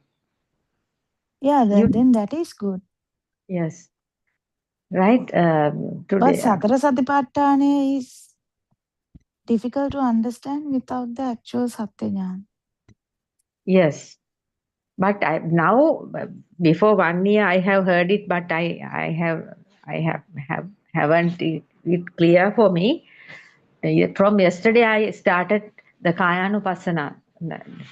Today, I listened to the second sermon. There are 8 sermons on Satara Satipatthana. So, what did you understand in Kayanupassana? Now tell me. Yes, that means, Doctor, Aryan Vahanse is telling actually for mindfulness of body is Kayanupassana, and that means the meditations. In the first one, he told about the meditations which people done in a wrong way with Hindu things. But actually, if we do practice the Kayanupassana, the body mindfulness of body, we will be redeeming from the body. Like that the true Buddhist philosophy, Darshana Samapatya, it is again explaining how this body is forming, and inside the mind, there is nothing outside. Like that, he was describing it, and yes, still I am in the first part of it, Kayanupassana, and he was describing it to do it with the correct view, because people are doing it in wrong views. If we do it correctly, we will be a stream enterer, and also we will be a non-returner. Correctly do it, but the doing part is still not come to listen. I didn't listen at that point. Like that, he's telling to understand this body and the form, That means the human body and the forms outside is just because of the uh, light and the because the light vibration is happening. Creation is happening inside the mind, and when we are trying to, then Now, if we are, body is also mental image, Champa. yes, that is what Aranvans is telling. Body and every other form, all are like that. All are just images, mental images. No, what we are seeing actually, each and everything is a mental image. No, tree or whatever. Yeah. Walking is also a mental image. Breathing is also a mental image. Bladder is also a mental image. Yes, but doctor, each and everything is happening inside the body is also having mental images. Like No, not to the baby. Yes. Once you are taught that it is peeing, you should go to the toilet. Yes. Yes, yes.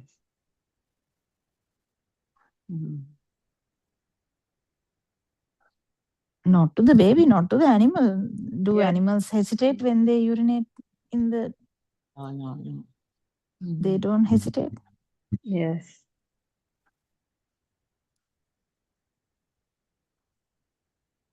Do they know that they are urinating? No. No. Now I'm trying to go deeper and do deeper, listening those Dhamma sermons, and Miss Indu is also sending me once a day. I'm checking one sermon a day. Those are also the past ones. Kriya Sita. She these days action mind thing. Different. Action mind is actually without the mental image. Ah, right. Action mind, there's no mental image. Action mind is Arahant's mind. Yes.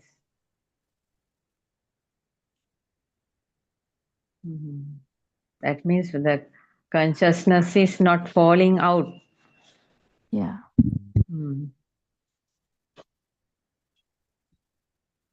Action will happen, but mental image is not powerful.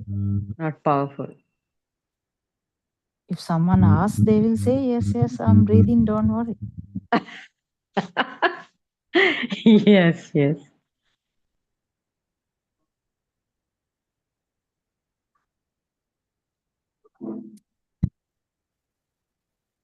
Doctor, some people are trying to leave the body, as you said one day.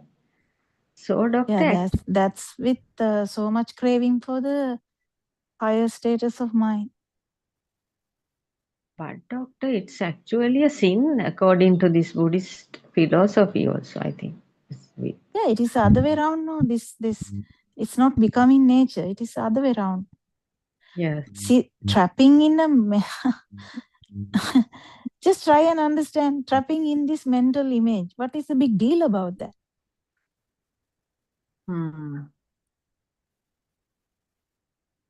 But doctor, we are not allowed to destroy the body, to leave the body. No, I don't think anyone destroy the body. Yes, just that means doing something to go beyond because of the sickness or elderly, because of the old age. Some countries they do that, no? Oh, if you have self-view, yes. Everything is a problem if you have self-view. Yes, but actually it's not good typing. But we can't say anything. Yes. No, whether we live or not also useless. I mean, if you die normally also, it is the same putajjana unmattaka. If you die, kill yourself also, it is the same putajjana unmattaka. It's just a bit more powerful. No, doctor, not becoming a man, that human, if we kill ourselves. Yeah, but that is with the self-view, all these things. Yes, self-view, yes. Yeah, the way you think is the self-view. Thinking that there is a place to go. Yes. Yes, imagining, no? Yes. go to that's heaven. imagining his self mental image anyway. Yes. Nibbana, when it become a mental image, a problem. Vibration, when it becomes a mental image, you feel vibrating. That's the problem. Yes, yes. Do you get this? Mm. Yeah, useless mental images. Yes, doctor. Each and every. If we talk about vibration like 100 times, vibration becomes a new mental image.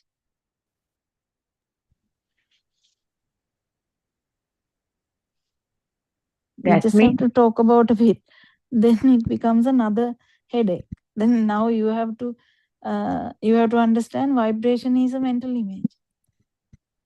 yes, because Don't take anything seriously. That's what I'm saying.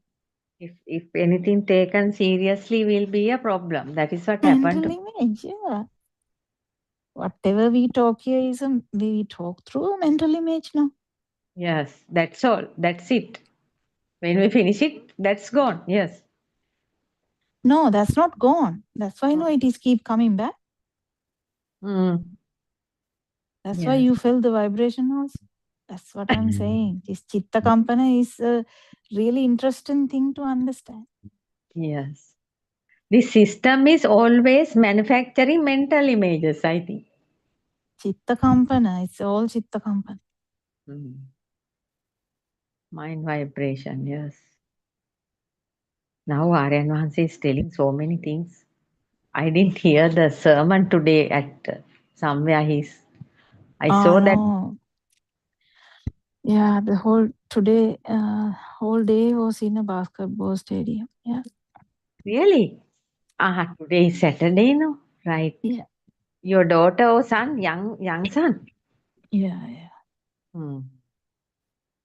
No, I had a terrible headache when I came home. I had medicine and now it's better.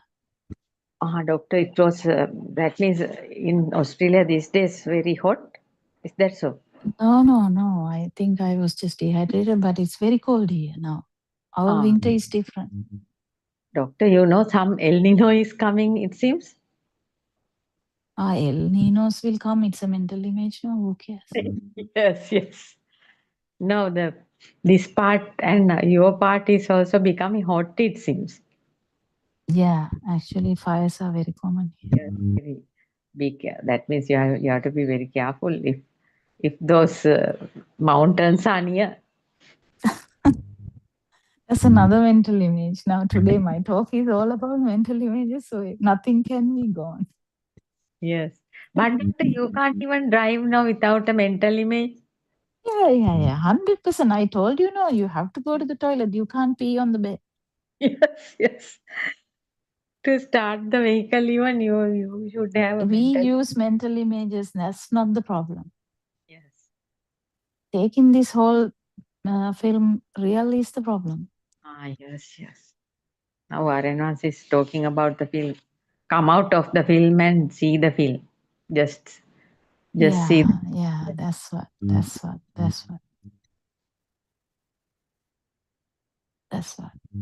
Sometimes feeling that also little is there actually. Very slowly. Even thinking that it is happening little also is a mental image. So everything is a mental image. If you keep feeling that, this mind will slowly back off. Yes, very true. Then mental images are less, no doctor? No, maybe use mental images until this system stop breathing. Mental images will be used. With low power, yes, with low power. No, zero power if it's an arahant. Anyway, thank you very much, doctor. You are taking a big effort to describe these things to me, and I am very much thankful, Aryan Vanse and you both, doctor, because. Thank you very much, Champa, for coming for discussion. Otherwise, I would have fallen asleep today. Thank you so much. Thank you, Aryan Vanse. Aryan Vanse, Teruvan Saranai, doctor. Teruvan Saranai. Have a nice day. That means relax you. yourself.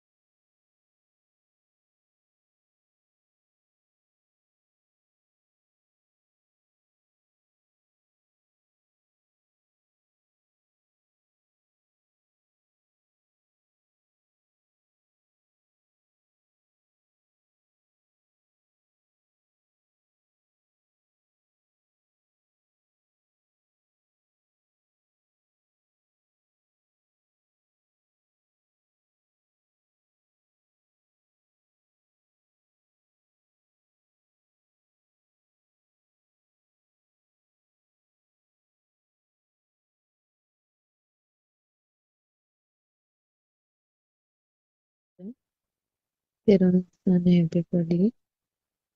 Let's continue with the book reading. The Truth Dhamma Has Awakened, Volume 2, page number 34.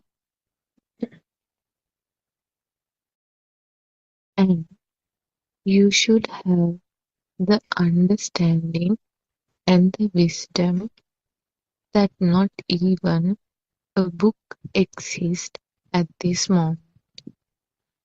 It is an illusion. When you arrive at this point of wisdom, you will awaken to the moment of the pure truth, that truly nothing exists at all. When you awaken to the moment, you will experience the nothingness, the shunyatavaya. When you have practically experienced and realized the pure truth that the outside does not exist, you will not believe the illusion of the book you see outside.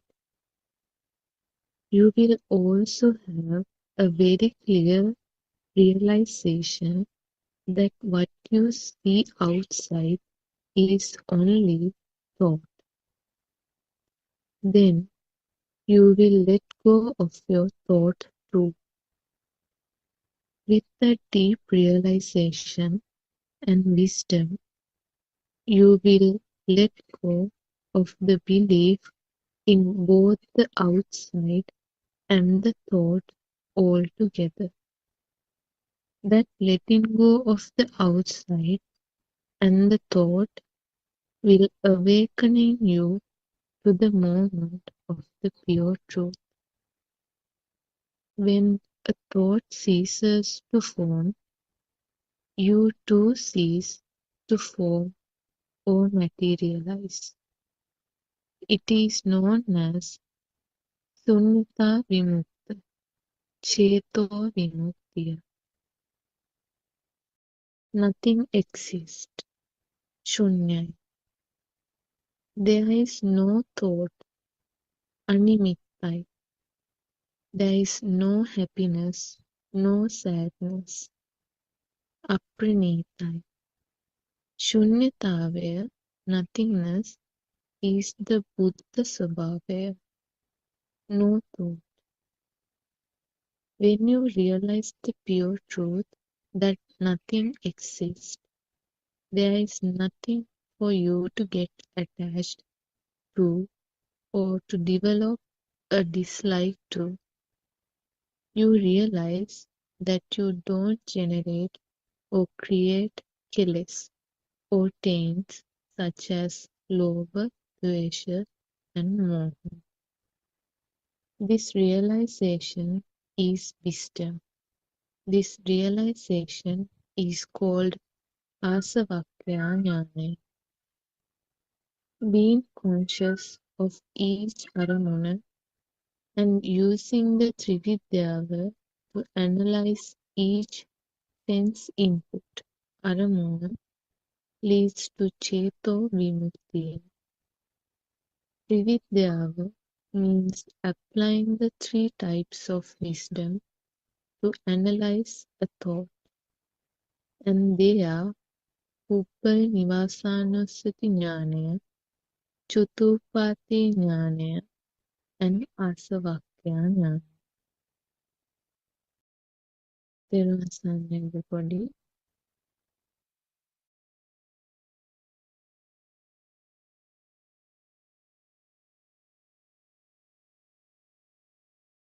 තෙරුවන් සරණයි. We all worship Aryan Vahas's feet. තෙරුවන් සරණයි Aryan Vahasa. And we worship all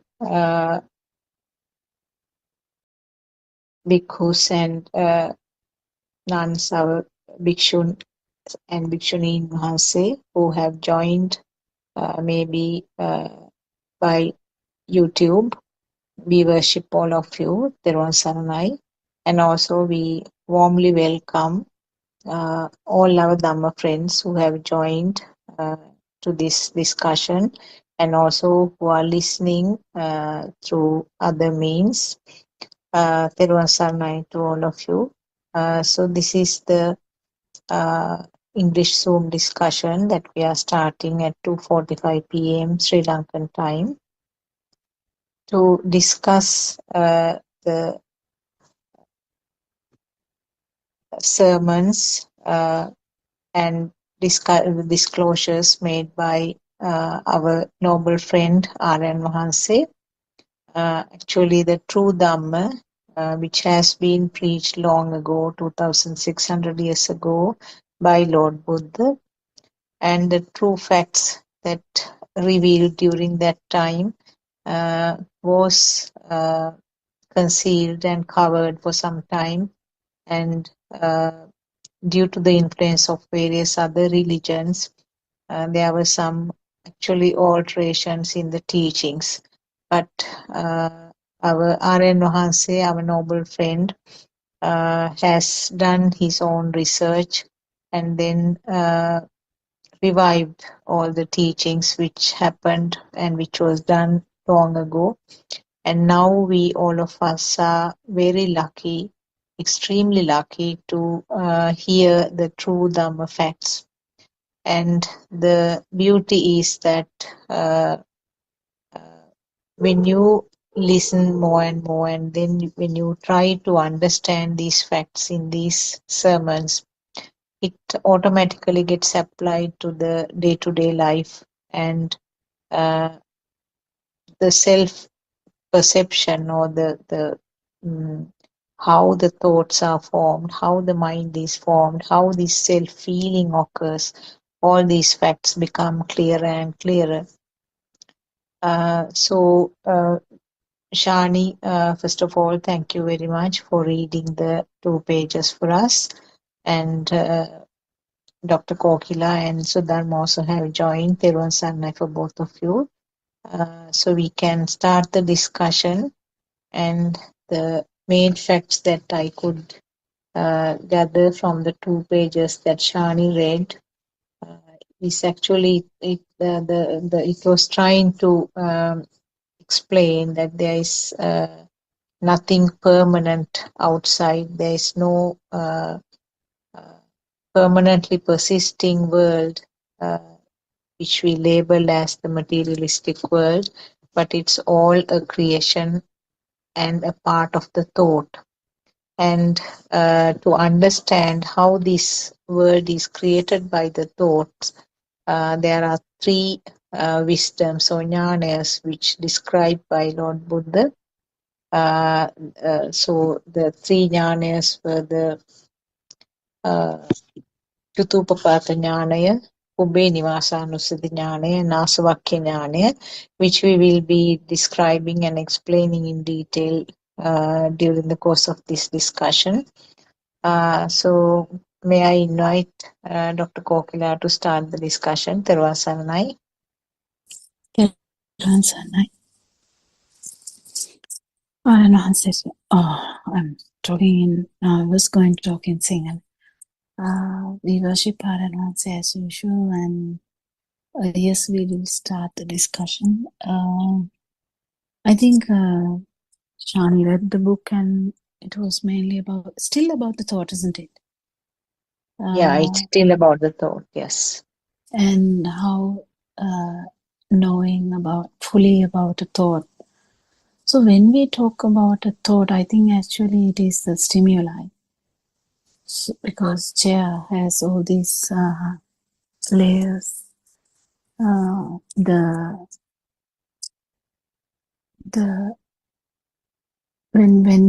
this power, we talk about this power, which is, if it is extending, like to have a better chair,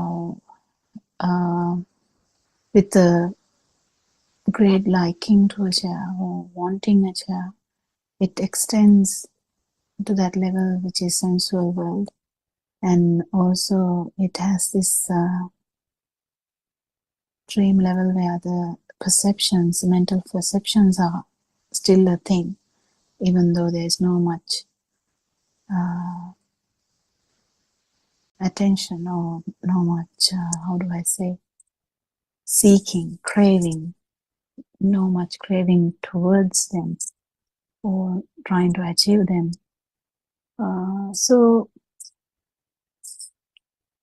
underneath that actually is the veil where we can feel the actually the value of the chair. That is the most difficult part, maybe, because we are like mostly our feel is masked by the thinking patterns or thoughts. So, and there was a interesting thing Aaron was adding here. He has so many interesting things every day, but one of the things, I mean, there are so many things, but one of the things was like, even these attitudes, are they yours? Even these patterns, are they yours? So in such a way, you can understand how when one actually get rid of this self notion or idea of self or Atma Drushti or the thinking pattern that there is me and everything else is not me, in the sense I'm here and everyone else, everything else is outside. So this duality is always a pattern. And with an experience, if you feel that this is not the truth, actually if the value of the stimulus is not felt, it is the main important thing. If it is not felt, then this duality is not there. So for that reason, to feel to come to the feel, or to feel the part, to feel anything, the value, the mask of this mind, or the mind power should become zero at that point to actually feel this change. So that is the important thing that we struggle every day. Which one is us? Which one is not us? Which one is me? Which one is not me? Oh, what is this power? So it is something that you have to feel. So that power, when you actually feel it again, you can see how it has reduced. So within the mind, you can't actually judge this. So it is 100% need that it should be felt. We can start the discussion. Yes, anything on the book or anything on the anything to discuss, you can start the discussion and we can develop on that. Thiruvan Saranai, Dr. Kokila. Sorry, Dr. Sakuntala, please. No, please go ahead. Please go ahead. Thiruvan Saranai to both of you, and Ms. Surangika too has joined. Thiruvan Saranai, all Dhamma friends. And Dr. Kokila, it's very beautiful. Nothing can be,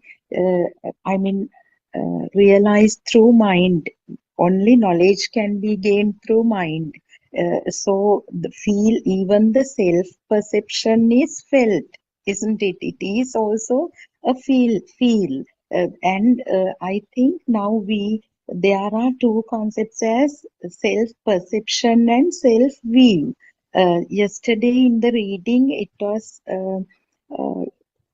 mentioned this Sakkaya, this Drishti, how to become at the point of stream enterer, one would get rid of this self-view. So, Dr. Kokila, self-perception is something that automatically arises with the existent feel. And self-view, in other words, happens mostly due to ignorance and environmental factors also aggravate or establish the self view. So can you please elaborate on that and help us to clarify it further? Self-view is a natural phenomenon actually, because self-view, if the self-perception is there or self-vibration is there, and if the perception occurs in a human mind, this is about the human mind. I'm not talking about any other realms, because any other realms, it's not easy to describe the mind, because the most developed mind is in these humans, and humans have this beautiful natural way of forming a mind, and this is a natural phenomena actually. What is happening here? What is a natural phenomena? Actually, what happens is the formation of the mind. That's the Citta Niyama. So the formation of mind is like if you happen to have one particular time you get a taste and someone says this is pineapple, and you get the smell also. First, you don't get them all together, but with time, if the baby or child gets this idea again and again, this smell is related to this picture, and that is related to this sound, pineapple. The formation of the pineapple thought is very natural, very, very natural. And when there is a self-vibration telepathizing in each and every stimuli, the duality kind of thing, getting a view, self-view, is natural. This goes on happening. It multiplies each day kind of not multiply. The word English meaning is not correct there. I think it gets and stronger and keeps adding, yeah, Mhm. because each stimulus, this is getting reinforced. Every stimulus, this gets reinforced. This idea of self gets reinforced. So never fails. So if someone is a bit older, that person, the reinforcement of this self idea is much more stronger, like maybe 1,000,000 times stronger than a child, because this has happened multiple times, maybe 1,000,000,000 times rather than a child. So this reinforcement of self-perception or and which leads to the self-will is a natural thing, but it is the very strongest will ever, because that is the only thing which happens repeatedly in every stimulus. Yeah. None of the stimuli are free of this unless you feel the non-vibration at one point. In all other times, self-vibration is there, self-perception is there, self-view is there. This is very important to understand, actually. So, because sometimes you can't even understand that the self-view is there, but it is there. Because no one is actually thinking when you go to the bed, do you think, I am here, I am here. No one is doing that mantra. But it is there. The self-view is there. So it is very important to understand how this goes on happening. And when you get this understanding, the most important thing is, yes, this is a natural thing. But what happens with that? That is the augmentation of this vibration, which telepathizes into a human level. Now, this is one vibration, and this one vibration keeps, the frequency can change, and it can get really different. Lord Buddha has once said that times you have been buried in this place in this same name is countless. It was an example told to someone. I think it is an example to say that numerous times this repetition of these things has happened.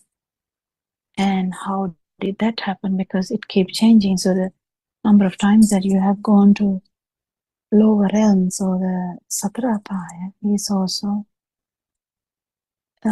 countless, isn't it? So you understand that this cycle never ends. And Lord Buddha once thought, how can we actually get rid of this issue? How can we end this suffering? And then the answer comes, okay, ending of this suffering, like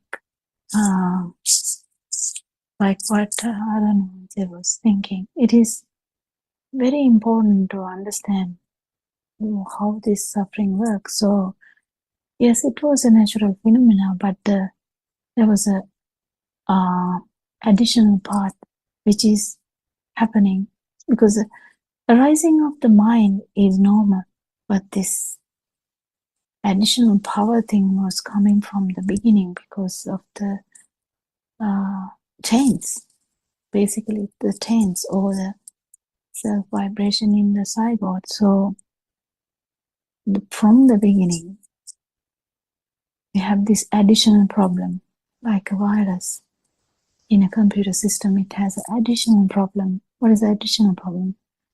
Yes, the mind is formed, it's fine. Senses are working, that is fine too. There are thoughts, it's okay. But what's the difference? Difference is that the self vibration is active too. How does this self vibration work? It works very illusory way, because it gives you the sense of existence, and it keep evolving to sense of living as well, like a life feel as well.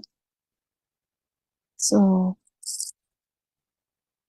this evolving thing makes you to have an idea that is self-view.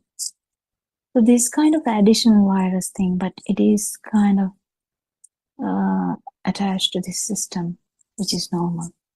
So the senses working is normal, but being born into this system is actually not normal, but it has happened already. We are in this system now talking, all of us in a Zoom discussion, yeah. But if someone understands this Dhamma or actually become Dhamma, then everything changes, because there's non-vibration, or there's no self-vibration if someone is like an arahant, I'm talking. And then there is no that there's virus guard, which is the virus guard is Dhamma. Actually, the virus can't function anymore. There's no telepathization after that to virus. What is a virus? That is the self vibration, self perception, and self will. What breaks initially with the feeling of the non-vibration is the self will, because at that particular moment you know that you are not there. So the perception, whatever the stimuli would be there, but there's no self. It's a very specific moment that you understand that this whole samsaric journey, what you Doctor, have. we cannot hear you properly sometimes. Don't know whether there is a signal. Maybe my signals, yeah. Yes.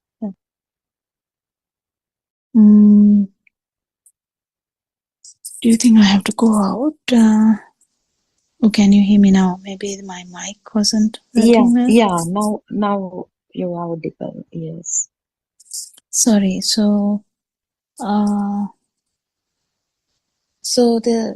this self-perception works as an additional power. So the self-view, even that looks normal when we think in that way, but that is an additional virus in this system, because that is the reason why there is suffering throughout.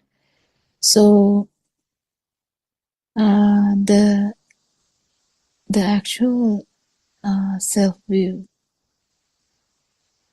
is never going to be broken until you feel the non-vibration. And when you feel the non-vibration, when you actually understand there's no self, and whatever we felt before was because the stimuli was important or had has become a thing, then the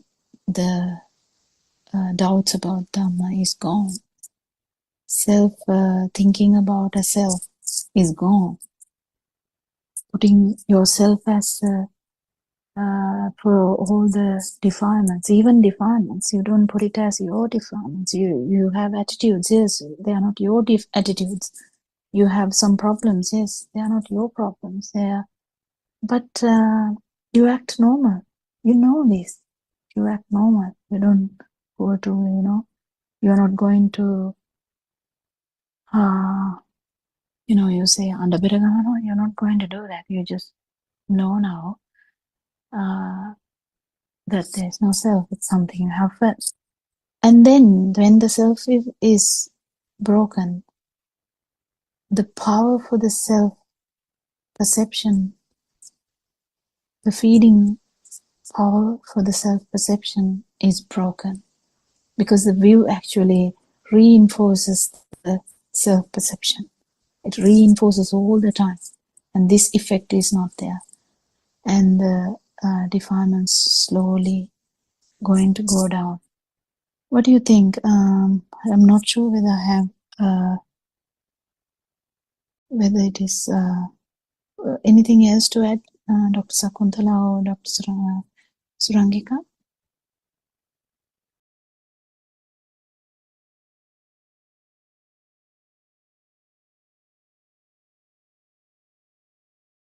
Yes, maybe Surangika is busy with something. I think looking at the same thing from another angle, if I pick up some of the facts that was explained by R.N. Hanse today morning at 5 o'clock sermon, his question was that, who am I? How can you describe myself? Who am I? So the question looks very simple, but when you try to answer, it has a very deep meaning. So briefly, if I say what was explained, I think that sermon needs to be listened several times to sort of get everything extracted what he was trying to convey. One thing now, you can't call the body as myself. Because this is actually explained in one of the main meditations in Buddhist teaching also, where each and every part of the body is taken separately, and then is it myself? Can you call the hand myself? Can you call the leg myself? Or maybe the tiny parts of the body? Each and every part is, the whole body is divided into several long list of pieces, parts, and then trying to sort of see whether you can call any of them as myself. You can call them as mine. You can call my body, my leg, my hand, my head. But you can't call the head is me. You can't call the hand is me, leg is me. So, in other words, it becomes a part of the so-called world, uh, the materialistic world, like you saying, my house, my plate, my cup, my car. Like you saying that, you call the body parts also as mine. Then you can't call the body as me. So then you have to further research, and you have to further experiment and see where this myself, who am I, and where is this myself. Then talking about the mind. Now, if the body is not me, then you have to consider the mind. Can the mind be called me or myself? Now, how it was explained was that if the mind is you, then mind should be under control of myself. So that means I should be able to control my mind. Can you do it? No. Because during this concentration meditation, it's very clear that thoughts are flowing, and the person is struggling to control the thoughts and want to keep the concentration to one point, to one thought, but you cannot do it. Then this is something which is not under control of myself. Then can you have the ownership, or can you say that the mind is me? No. So then you exclude that also. Then the third point explained was that, can you call the senses as myself?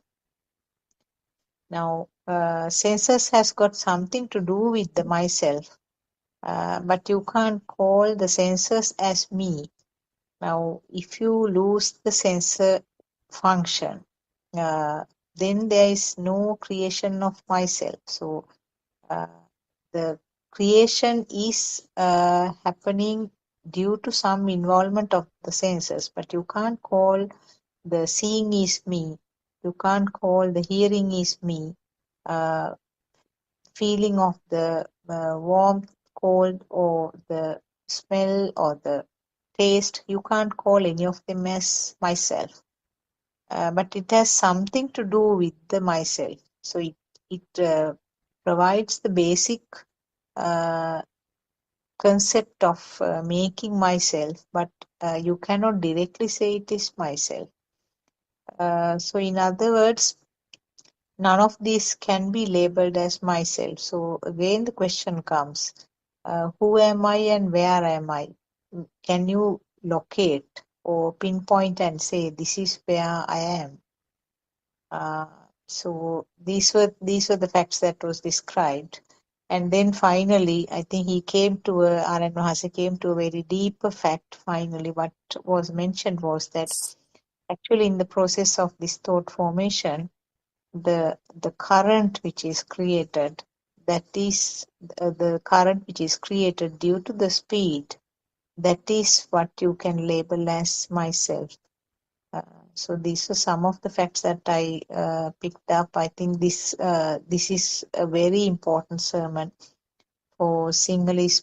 I mean, people who can understand Sinhala, if they can listen to this, it gives very important and very deep facts about myself. Theruvan Saranai. Maybe somebody else can add something to that. Yeah, it's very nice actually. Looking at in a different perspective when we try to question Yeah. how this view, is there a ground? Are there any grounds to believe in this view? And Lord Buddha has used so many ways to break this view, but just understanding this will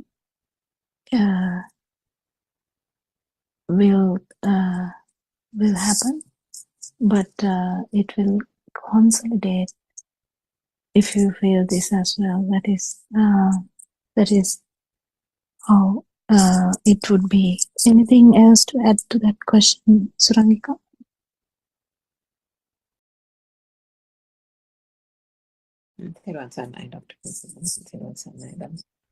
So I think that last point is the one that was emphasized a bit in the I think today's talks as well as yesterday's groundbreaking revolutionary talk as well in the night Zoom. And I think that's where the whole emphasis should be there. The skill, I think, lies in truly realizing the function of the sense faculties and clearly distinguishing that and separating it from the way the self forms and the self view, how it properly propels itself into the self view and the self vibration as well. So the issue is, like you said, Dr. Sakuntala, it's not as if the senses are separate and the thought is separate. The senses and the vibrations and the manifestations occurring through the senses contribute to the construct of the thought, the second cycle. So we know that there are two cycles in the way the vibrations happen and the mind consciousness works. The first cycle is the basic sensory perceptions arising, the light consciousness, sound consciousness, touch, taste, and smell. And together, those then form the next cycle, which is called the mind consciousness. We spoke about the stimulus, so the mind consciousness, i.e. the stimulus or mind object, whatever you call it, that is the consciousness, and that is basically everything that is known in this conventional world that is associated as the so-called external world, whether it is mother, father, chair, table, bank, house, children, grandparents, whoever it is. everything, every facet, every action, every task, every activity, and so on, animate, inanimate, is the mind object. Anything that we have named, which we can, the feeling that exists is the next stage in which the self vibration occurs, or the existent field occurs. But that for that to happen, the self view occurs as well, because once the external world becomes a reality and there is a belief that that is there, then the self view automatically forms on this side. But the skill here is to be able to discern the self vibration and understand that there are innate features in the functions of the sensors which are unique to those different sensors, and to be able to recognize that is the skill, and that can be obtained only through the real deep understanding of the Dhamma, because the issue here, and the issue that has always been there for living beings to be in this samsaric cycle, is ignorance. And ignorance as to what? Ignorance as to the fact that there has been a belief that there is a thing, the itta sanyama, the sense of existence, the feel of existence, that has been the driving force due to ignorance for this so-called self-vibration to keep on continuing to maintain itself from through this samsaric cycle of birth and death. So understanding that and separating that from the functions of the sense faculties, I think is the most challenging, and the way the discussion is going these days. And the more there is even if the self view has kind of been understood, getting to the real understanding of the self vibration and distinguishing that from the self sense faculties, I think is becoming so fine that it is, I think R.N. Vasi used the example that Lord Buddha had used as well about the 100 hairs of a horse, or one hair of a horse's tail or something being split into 100 times or something. And even that is easy compared to being able to understand or distinguish or discern this so-called self-vibration. Because the common mistake is that there is jumping to the conclusion that any kind of burning sensation, any kind of weight being given to a thought, any kind of value being given to something is there.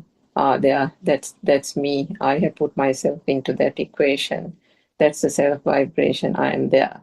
So that's the automatic thing that we come to. Whereas the more advanced on the path to realization, and that also comes only through the understanding of the true Dhamma, that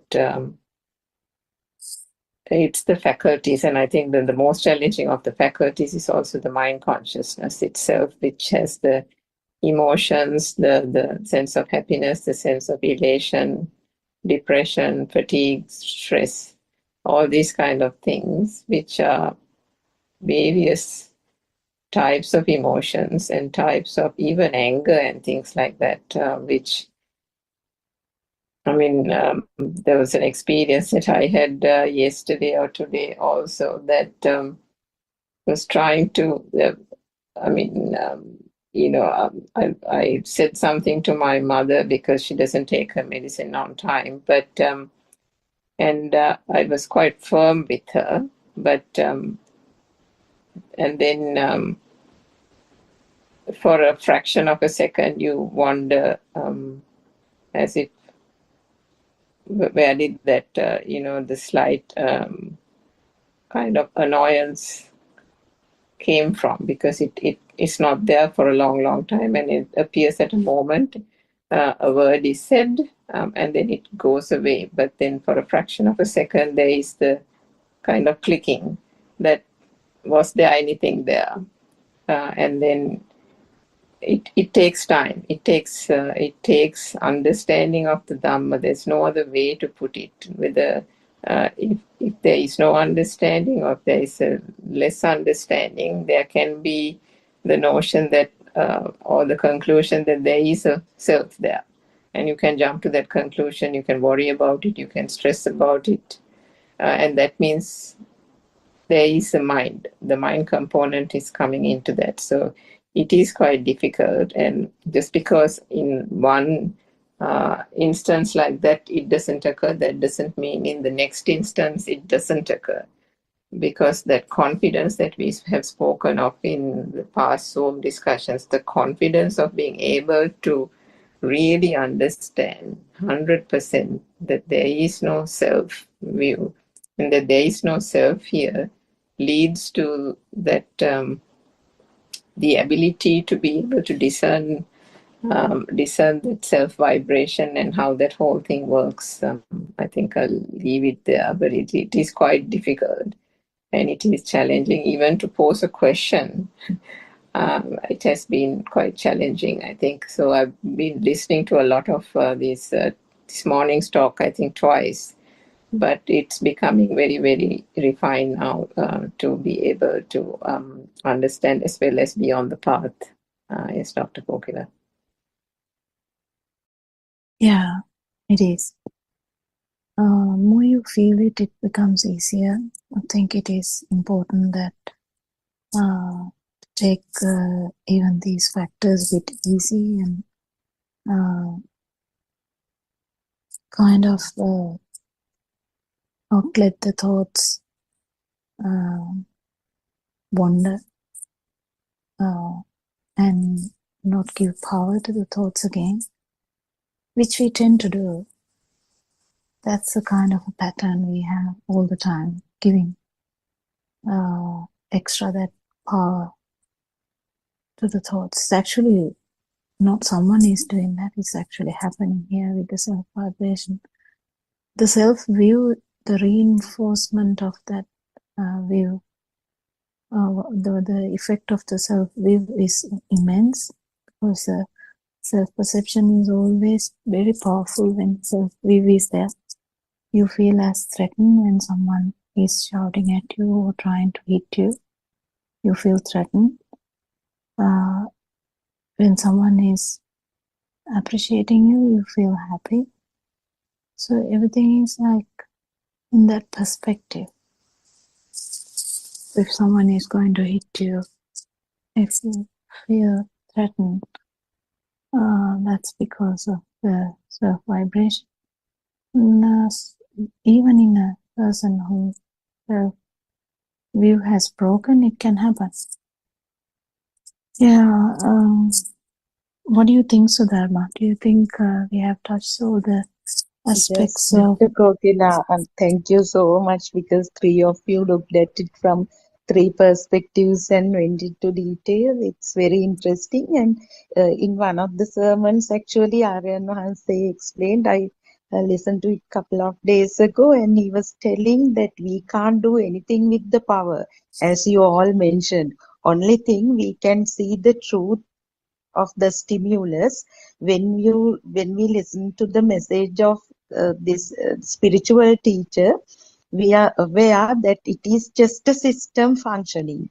There is no self, so that helps to dwindle the self view. So when we get more and more confident in that, to see that it as a system, this alleviates, this power goes down, and when one becomes, I'm not talking about this somebody walking on the path, but still as knowledge we know that there are 4 stages. So when one comes to the stream enterer stage, that is the point where someone realizes the right view. the shift from the wrong view to right view. So at that point, he or she gets rid of self view, but the self perception, as you all explained, will dwindle, and it's a gradual process, and it will go until the non-vibration. No one becomes an arahant, isn't it, Dr. Kokila? Yeah, So yeah, true. yeah. That's very beautiful, because earlier we never knew that there are two things, because Aryan Maharaj always says it's very easy to handle self with the true message, but self perception, of course, with as you said, these taints, the effect of taints, it will go on. I mean, until somebody becomes the non-vibration. Yes, very interesting and very useful. All inputs made by you. Theruvan Saranai.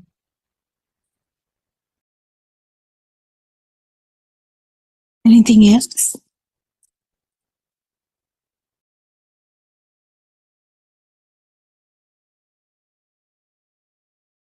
The importance of the field is the main problem, I think, here. Yes, Rangi. Yes, I Dr. just Kokila, the remembered. field. Please.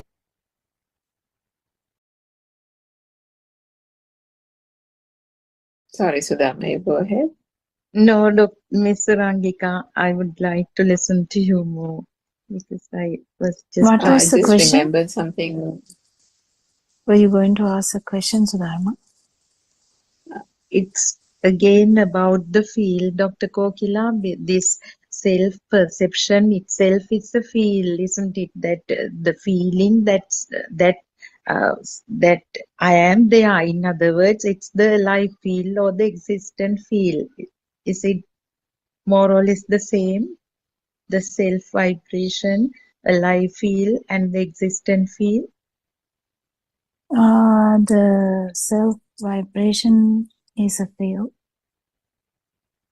Field leads to the self perception. Okay, all right.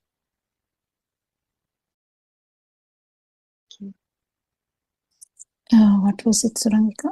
Actually, self-perception and self-vibration, I mean, it's Atma Company and Atma Sanya, isn't it? So That it's the is what same thing, isn't it? It's self. Aranvanse was talking about this evolution of the self vibration. It doesn't stay the same way. That's why we talk about this in a different perspective sometimes. The self may ethically may waiting. So the evolving, the singular word is different. What is the singular word? Viparinamana. Yeah, that thing. I think it is that thing. So changing basically. Yeah, and recently morning discussion he was talking about this. So how this alive field is part and parcel of the existence, field of existence. So the field of existence and changing into a life field and all this lead to a perception. So perception, be careful. Perception is in the mainly we talk about perception in mind, but still in the skandha level also there is a perception. So I think that is that has to be remembered. But self-perception can happen in all these levels, even in the mano sensor or even in the other five senses.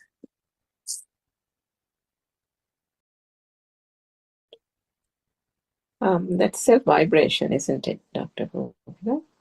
Yeah, what I'm saying is perception word, I'm talking about the word actually here. You know, the perception word. Yeah, perception is there in the aggregates, but that's what you're trying to say. But no, but Yeah, but even it is there in the self, in the mind also. So this gets a bit complicated sometimes, when the word is used for perception, the word is used. Self-perception gets very finer in the field level because it is in the aggregate level. Do you get the point? But when it comes to the mind, again the same thing is happening. The self-perception is there, but it is a bit different. That's what I'm saying. So that there's a slight difference to the dream level and the field level. The Rupaloka and Arupaloka. What I understood was, I know what you're trying to say in the Panchaskandha, the five, in the basic aggregates also there is the sanya, the perception, which remains even for arahats. But in that stage, which is the basic sensor level, the perception is still there, as you Feel said, of existence in is there. very Feel of refined form. existence. Because of the wheel of existence is there, so it still exists in a very, very refined form. Yeah. But my understanding was that it's not self-perception, but just perception. Is that wrong? Well, you can't call it a self-perception in that mind way. That's what I'm saying. You can't call it in the mind. It is very easy, like self-perception. It's very easy, atmasanya. But what I'm trying to say is, even in the consciousness level, this is how difficult it becomes when you have the experience. Only you can say that what is the difference between consciousness and the perception, if I can say in that way. I don't know whether you can use the word self at all at that stage, isn't it? In anything, whether it's perception. No, it is kind of difficult. I think the vibration would be the better way of saying that, because but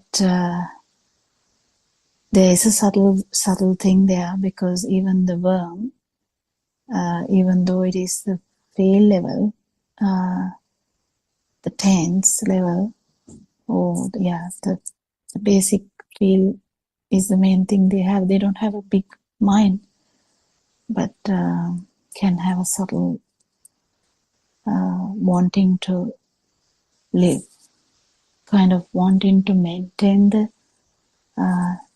feel. So kind of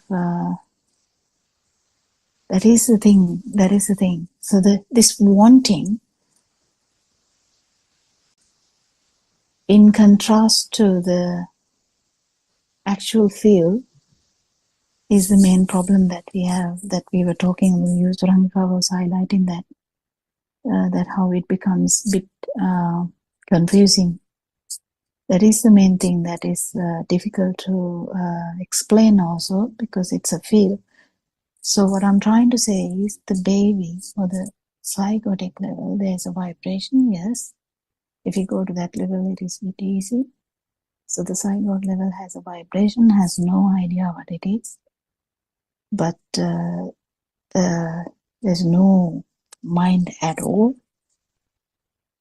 But still, when it comes to the five sensory organs, even though the mind has not formed yet, there is a feel of existence.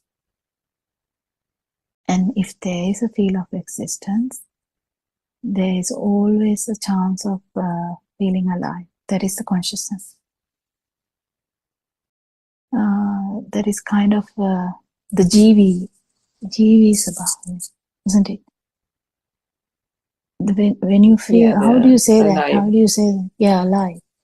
That one. The sense of feeling alive, Yeah, that one is the problem, but you can't get rid of that without getting rid of that vibration.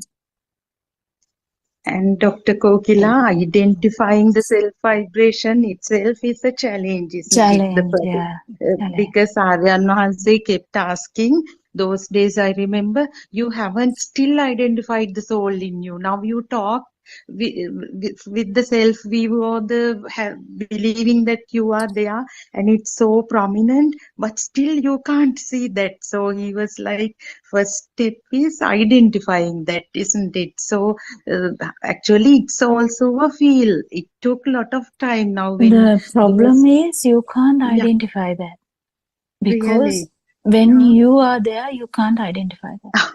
Yes, yes, true.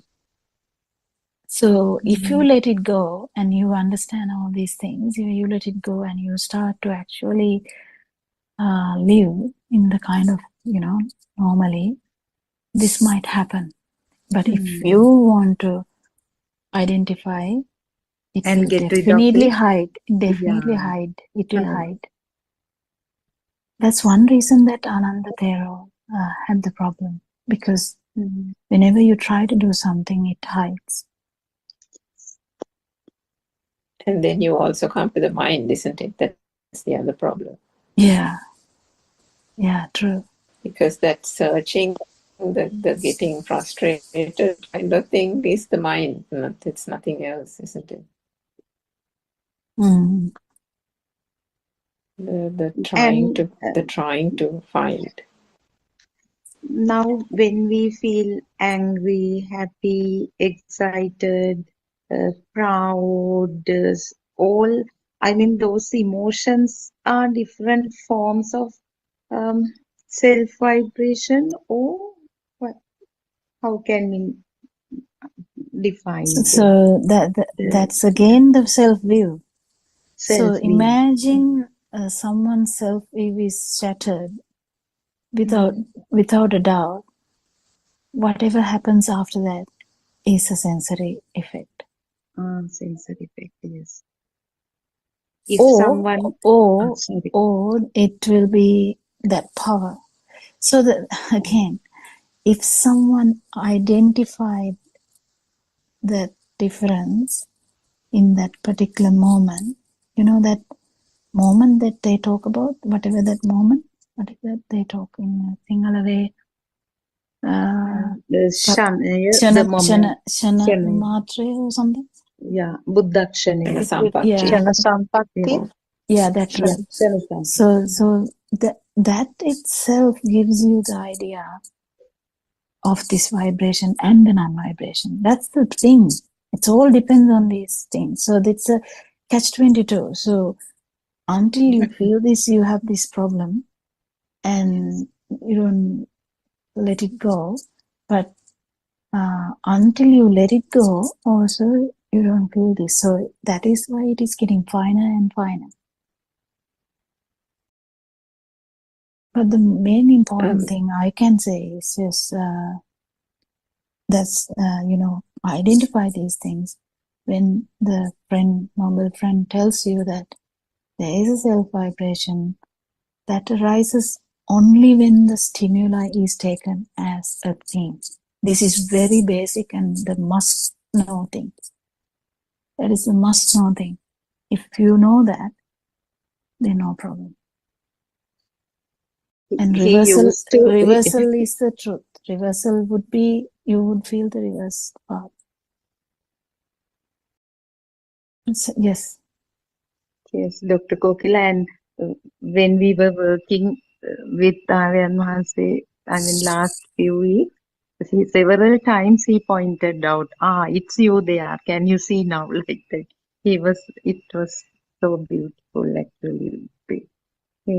Then and there he pointed out how how we work with self view. It is a bit difficult, actually. It takes some time. Doesn't matter though.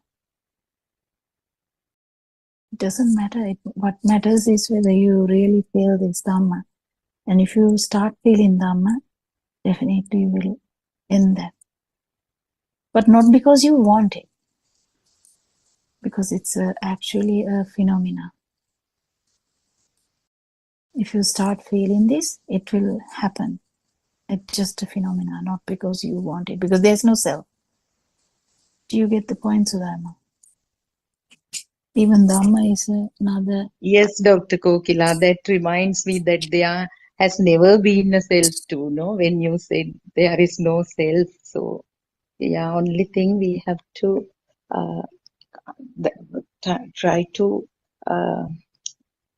convince that it is a system only, so that can be done by maintaining the awareness, basically. I mean, living in the present moment. So that is the only thing we can do to, I mean, see the truth in the stimulus. We must be, mindful, not, not putting in lot of effort, and just relax That and let it happen. Yeah. So Dharma, Yes. last night, if you listen to the 7 p.m. Zoom, Renwansi gave this example about, I think Nikini asked the question, and Renwansi was explaining and saying, how Lord Buddha's, when he met somebody, he knew he, like Satutuvadan Yodi, that means, he engaged in preliminary chit-chat and, greeted the friend with happiness. So, in that sense, you can't say the Buddha had self-vibration, right? So, there is, when you meet a friend for after a long time, there is an initial sense of happiness. And that is the feature, that is the inherent feature of the mind consciousness. That is part of the emotion. So, that is the thing that we need to distinguish. But that happiness occurs at the moment you see the friend. But then it is a spontaneous occurrence. And you go with the spontaneous occurrence, and that's it. But later, if you continue to think about, oh, I saw that friend, no, that was really nice. We went down memory lane. It was a good time. She has really Surangika, but changed the now. thing is, I would like to add there, Mm. Surangika, the thing is, when you understand that your power within this mind is zero, that is where you understand that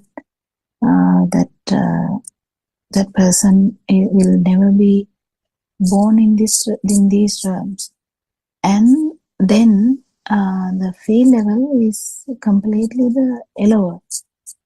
So the mellow in midila, in the sense when that happens, whatever happens after that is a sensor level. That is the thing. But when we try to give an example without that feel, it can become an issue. So imagine,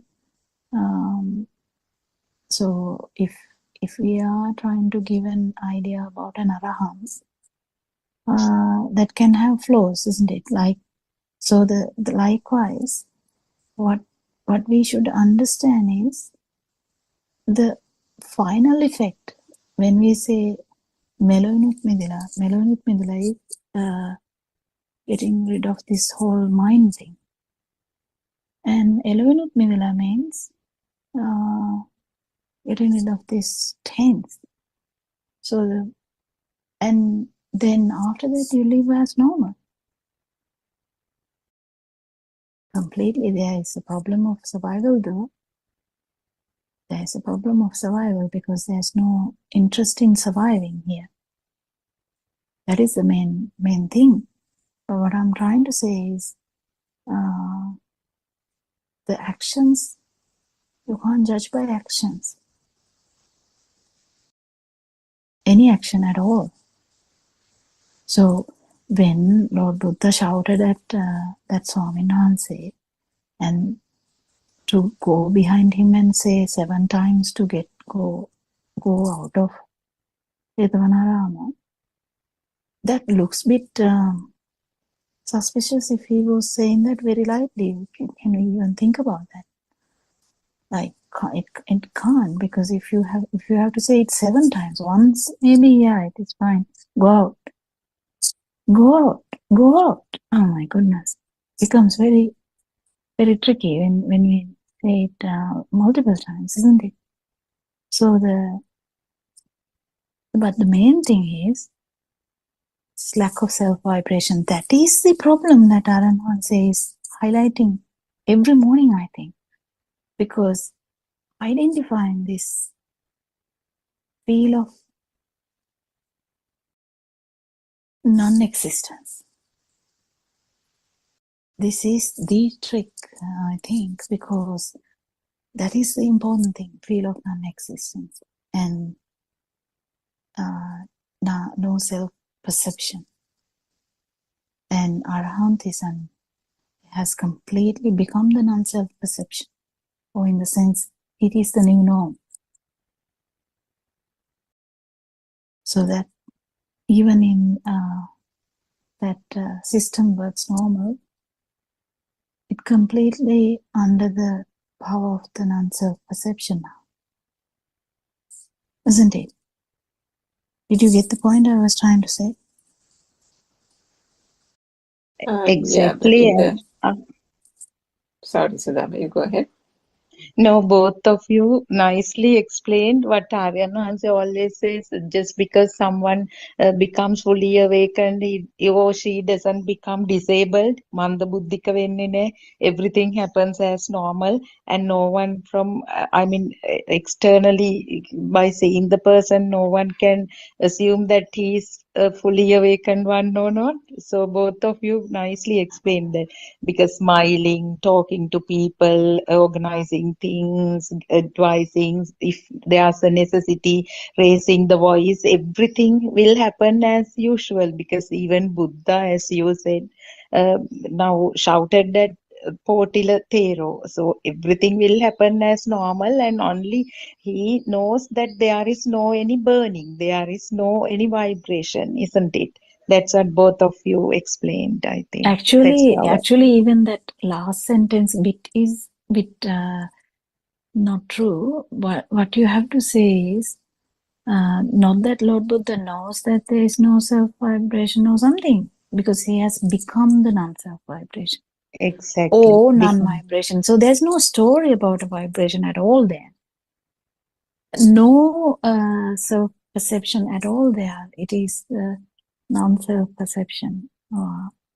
Anatta, anicca, anatta, and that, like that, it's completely different now. They are the norm. So there's no even an idea again.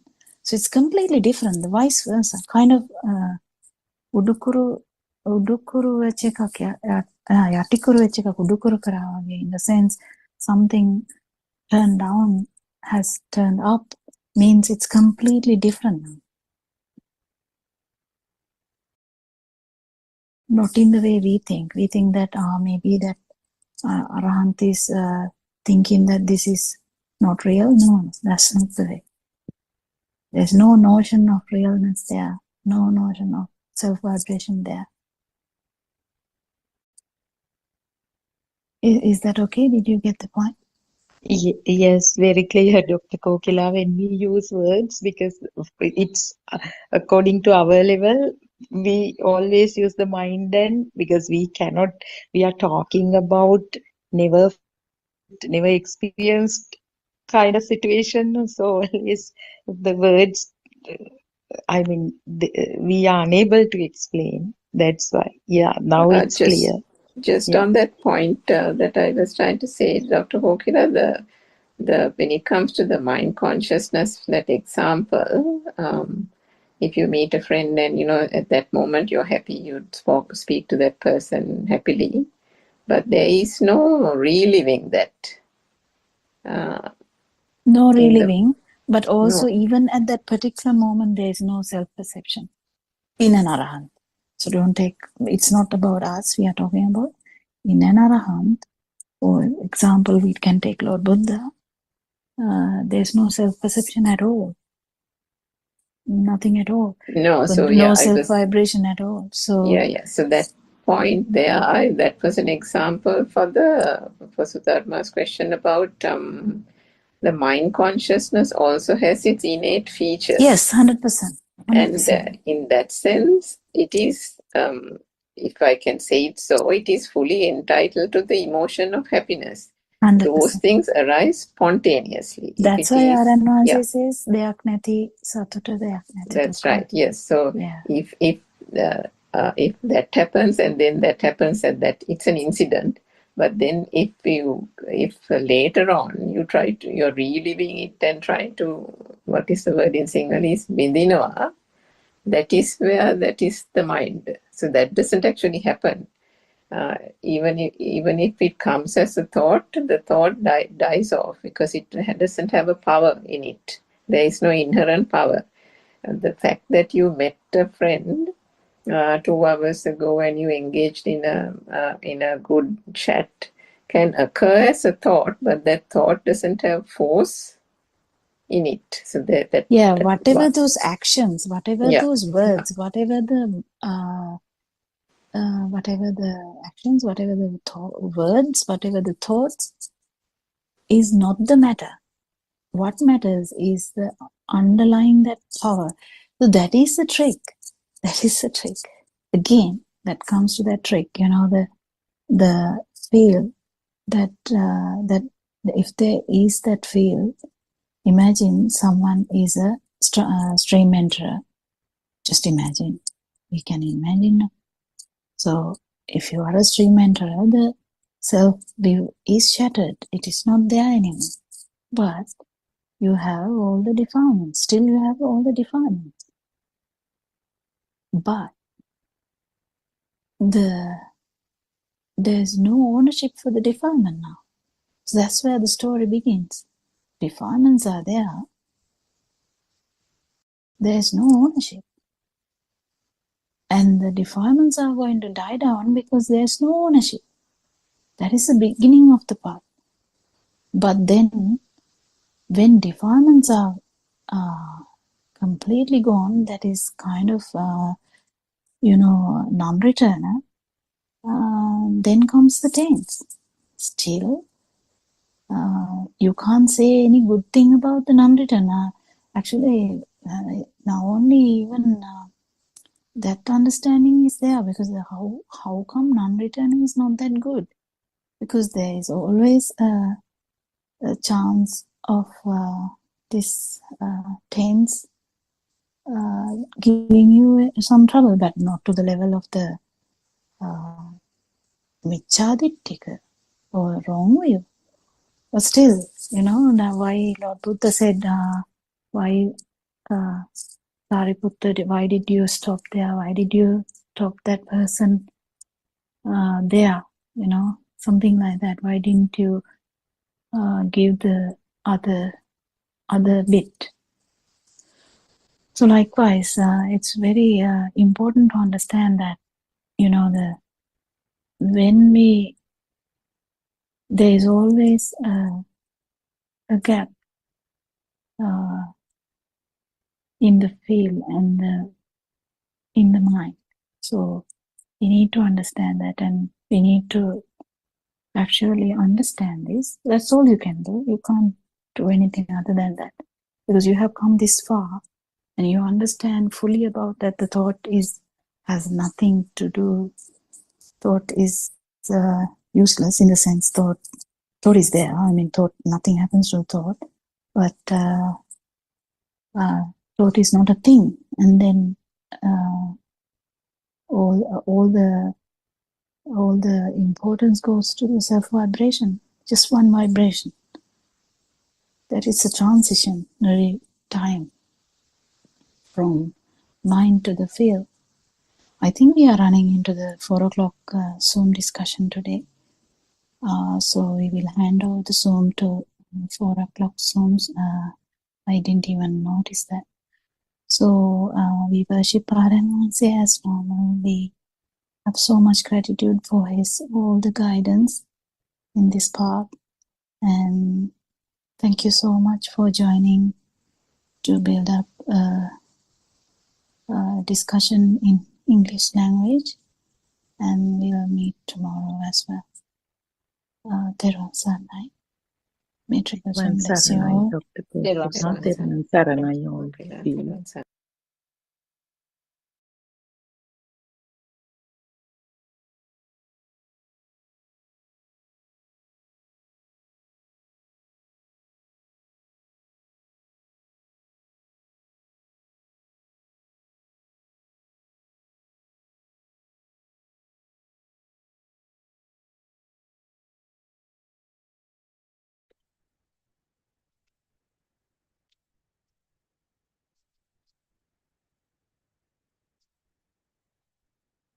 Thiruvan Saranai. First of all, I would like to pay my utmost respect to our Kalyan Mitranan Mahanse, Buddothpado Aryan Mahanse. පාද නමස්කාර කරමි බුද්ධෝත්පාද ආර්යයන් වහන්සේ අවසරයි. This is another session of Buddothpado PeoTV English channel where you can listen to this true Dhamma. This true Dhamma was preached by Lord Buddha 2500 years ago. But what happened gradually was the real truth disappeared, but something else was added to this real Dhamma. So nobody knew what this real Dhamma was. Although Lord Buddha has preached Pratipadaven ma pudanno veti, telin malin ma pudanno noveti. But that most probably that Pratipada, that means the practical side, it was hidden with the time. So most people started offering flowers and doing different types of pujas and all to worship Lord Buddha. But it is not the real Buddhism was. So what happened was that real Buddhism, the real Buddhists disappeared with the time. So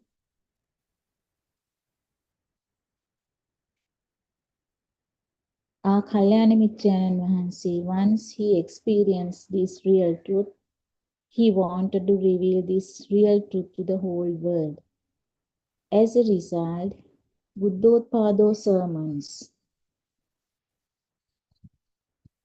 gave a real life situation to the whole world. So Buddothpado sermons, nearly 12,000 sermons, you will be able to find under different topics. So the real Buddhism, the real truth is there in this Buddothpado sermons. So if you are a real seeker of this,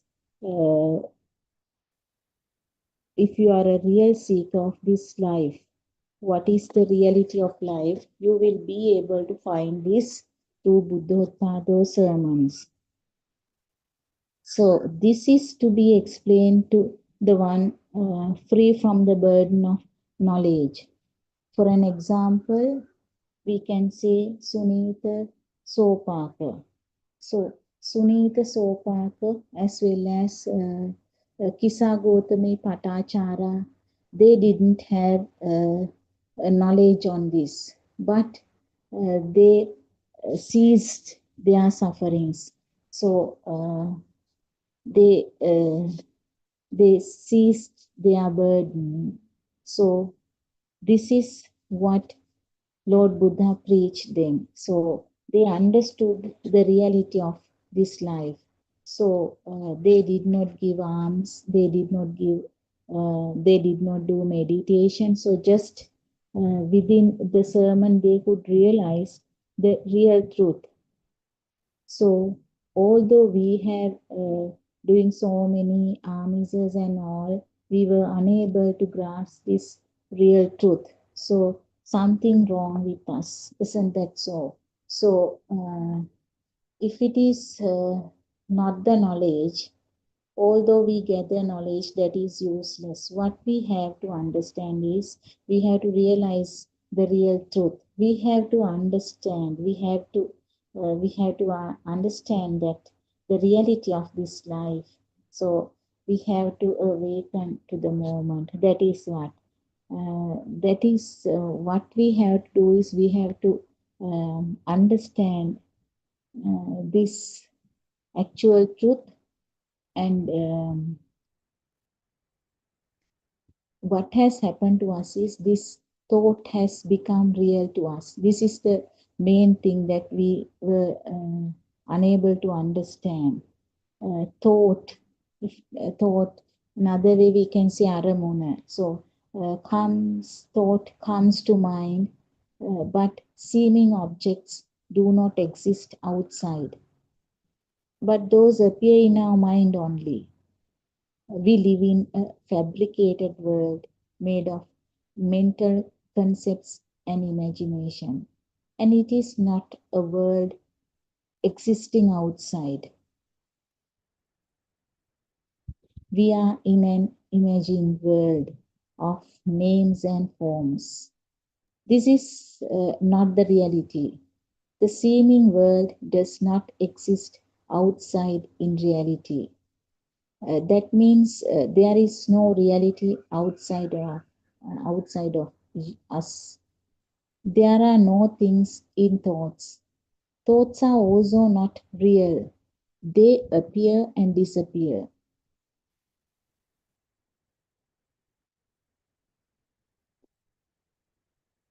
With this insight, one is free from duality, external end, internal end. The thought does not belong to the external or outer end or to the inner end. The thought itself cannot claim a place for its seeming existence. The thought itself loses its place of existence, or rather its own existence. Now a sound is heard. That sound is not a thing, just hearing only. No concepts, labeling on its own. Take the sound of the wind. We have named it the sound of the wind. Now think of a sound of a crow or a sound from the sea. We name all of these. Without a name and form, it's just hearing only. Just hearing. When we have this insight, that is the unreality of name and form. A nama rupa, all concepts and labeling fall apart. This means one sees clearly the unreality of so-called external objects. We need to see the thoughts themselves are also not real. There are no concepts in them also. All are our own making. Then the sound is a sound without a name attached to it. Sound is only a sound itself. There are no thoughts attached to sound. This is where no mind is. So this is what about the sound. If it is just a sound, that is what you have to have. So you are not going to elaborate it.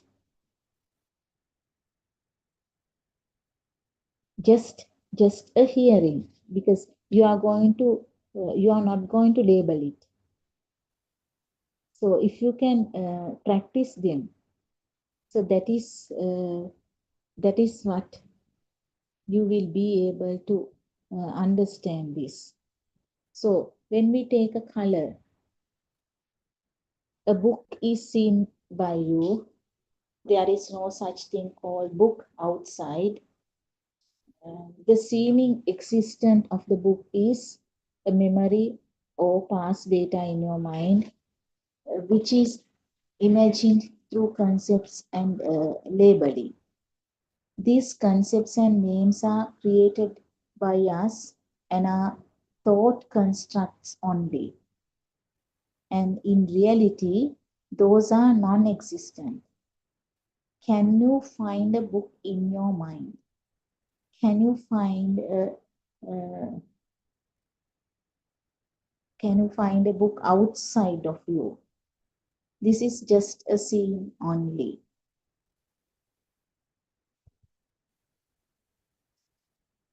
There is no one to see and nothing to be seen.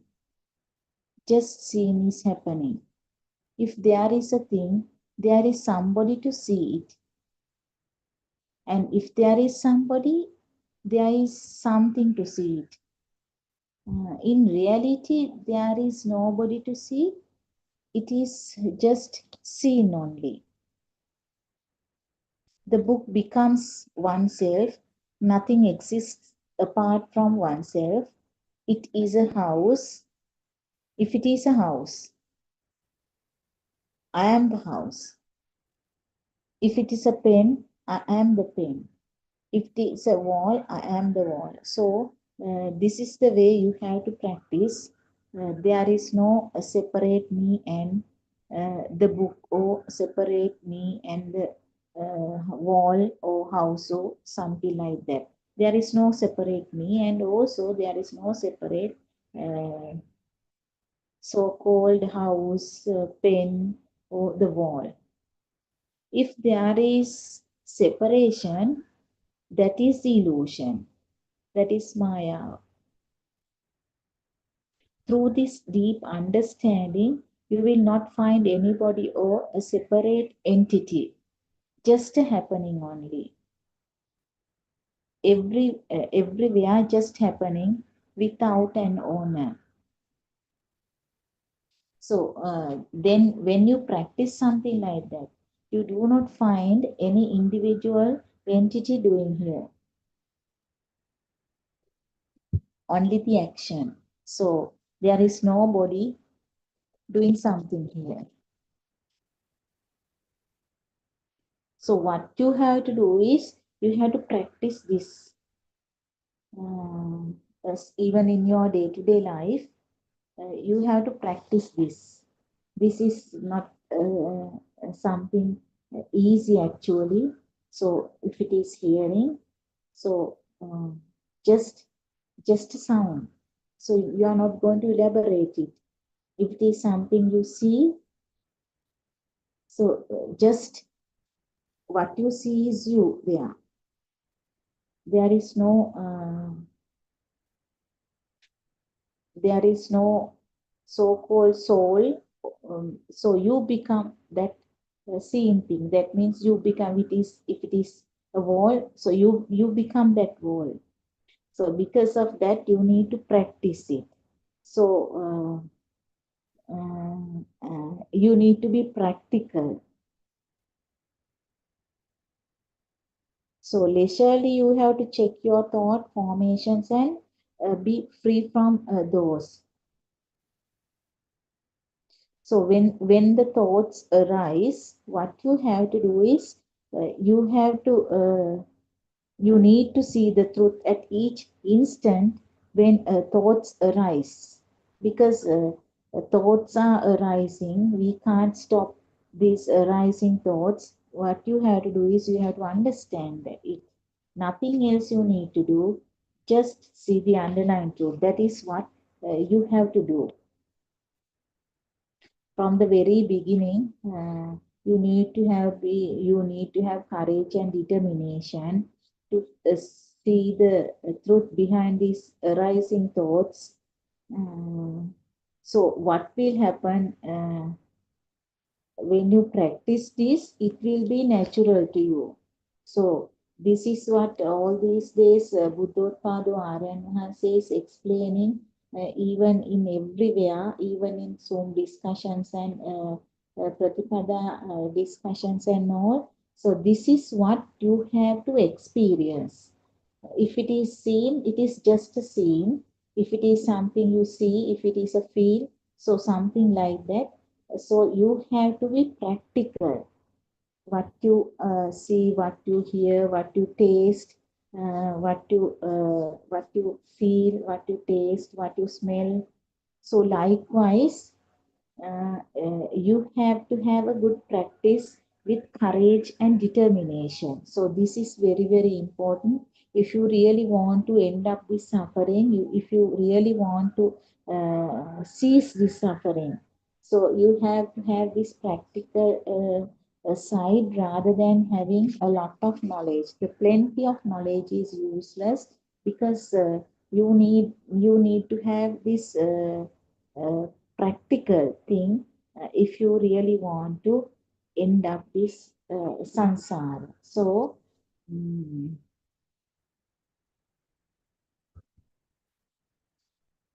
the feeling that I exist is not a thought. The taste of the salt is not a thought. It is felt or experienced by our awareness. So that is why no one can explain it. So will you be able to explain the taste of this salt? No, we will never be able to. It is our own experience. So we will not be able to explain it to anybody. This is some kind of actually wisdom. See here. Oh, so all these things are not thoughts. So if I sees if your I see a color called red, this is a thought. What knows the appearance and disappearance of this thought is by that wisdom. Oh, see here. That is what we have to understand. So how do we know a thought appears and disappears?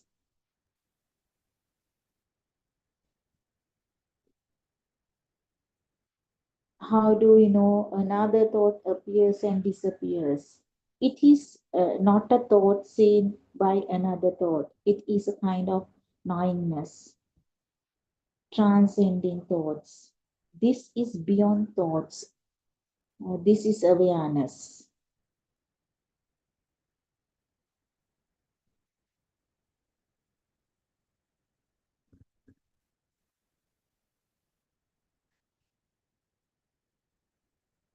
When you hear these deep insights and recognize the truth, all of your conventional beliefs and concepts will fall apart. So you will realize with your wisdom, we will aware all these things with your wisdom. So your when you hear, when you feel this with deep inside, when you recognize this truth, what will happen is all your conventional beliefs and concepts will cease. That means all these things will fall apart. All are thought constructs.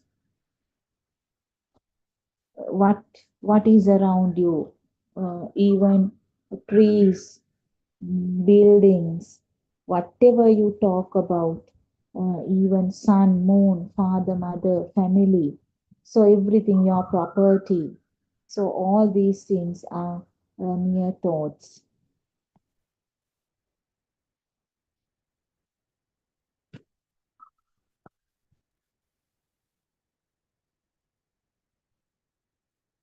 All the things in this phenomenal world, that means Laukika Bhumya, is not true for the spiritual realm.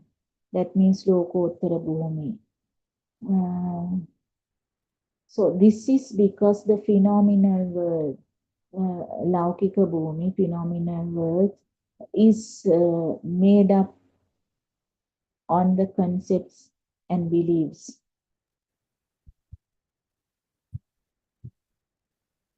And all of those will fall apart in the spiritual realm. So in this spiritual realm, Nama and Rupa have no validity. So Vijnana is not created. Vijnana never existed. So while listening to these Buddothpado sermons, you may have seen our Kalyana Mitran Vahanse is discussing various aspects of practices of non-existent mind. So in this spiritual path, what is important is to be practical. We have to be free internally. In the spiritual path, a sincere seeker will see himself the progression of his own inner peace. And also, while progressing that, he will experience that the diminishing pleasures. So this is what happened. Diminishing of pleasures he will experience. So when we do walking meditation, that means in most probably we will experience that walking meditation is done in most places where we go for practices.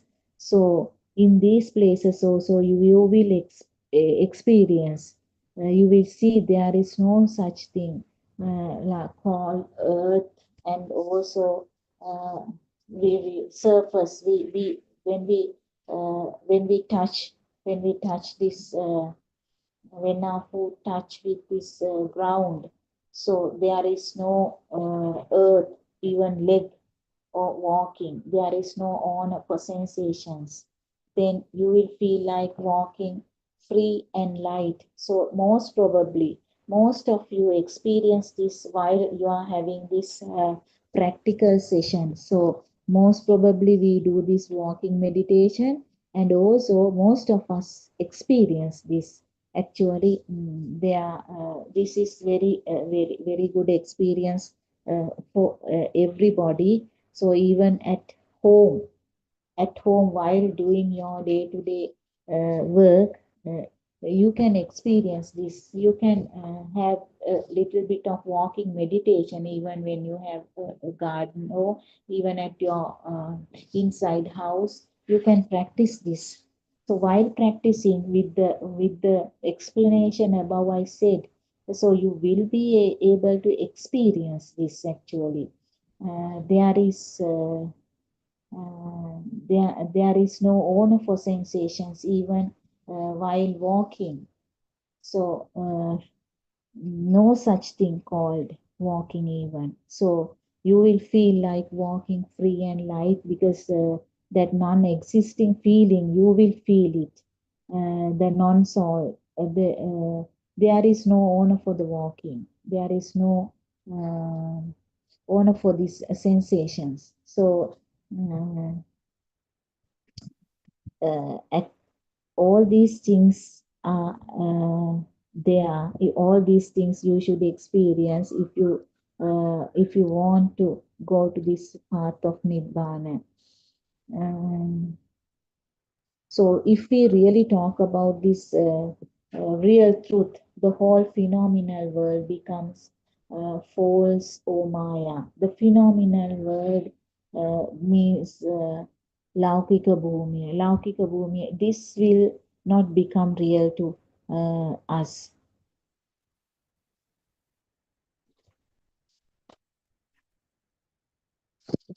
So it is completely different viewpoint and experience when one recognizes the truth compared to phenomenal thinking. You must recognize the truth. It is very peaceful and pure. So if you can understand this pure truth, the life will become very peaceful. You will be able to live a very peaceful life with your family with this realization. because this is the actual truth. Nothing will happen to you. Nothing will happen to your family if you do a job, if you are doing a job. So once you realize this real truth, you will be able to do your job without any burning. And also, if you are a student, if you are doing your higher studies, or if you have engaged in your studies, you will be able to do your studies better than what you did. So you will be able to do everything very clearly, very peacefully. So these are the advantages anybody can get while experiencing this real truth. So it is very blissful, actually. It is very blissful for a family. So if you can understand this, there will be a very peaceful society. So a very once the family is peaceful, it will affect the whole society. The society will be peaceful, and also everybody will be work with pure mind. But the problem is that this is the pure truth what Lord Buddha has preached 2,500 years ago. But you know, some in this society, they the not everybody society, they are not ready to hear this type of a truth, although the result is 100% pure. Because of um, some misbeliefs, misinterpretations and all. So they do not like to accept this pure truth. The pure truth in the sense what Buddothpado sermons in Buddothpado Aryan Vahanse preaches. So it will not be very harmful. It will not be really harmful to the society. If you realize this pure truth, you can understand how peaceful, how blissful this pure truth is. So you will try your level best to give it to somebody else, because that much of purity you will see through these Buddothpado sermons. So, uh, so if you are a sincere seeker of this real truth, definitely you should listen to these Buddothpado sermons. So if you are unable to understand this, that is really, you are really unfortunate, because this is true Dhamma. What because most probably that truth is always people do not like to accept. So every time once the truth is given, you all know that every time it is because of somebody's wrong will. Because of that, they would like to reject. They are rejecting the truth.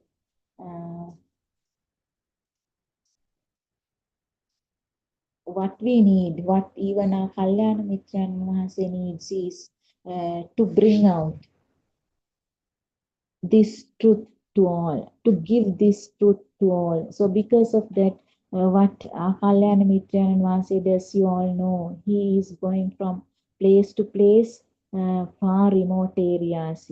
He has made it as a habit now. So he is going, he is meeting, he is gathering people, and he is giving this real truth to each and everybody. So most of the people now around this country, they have realized this truth, and they know the value of this truth, and they are trying their level best to give this truth to the others as well. So there is no such thing called mind.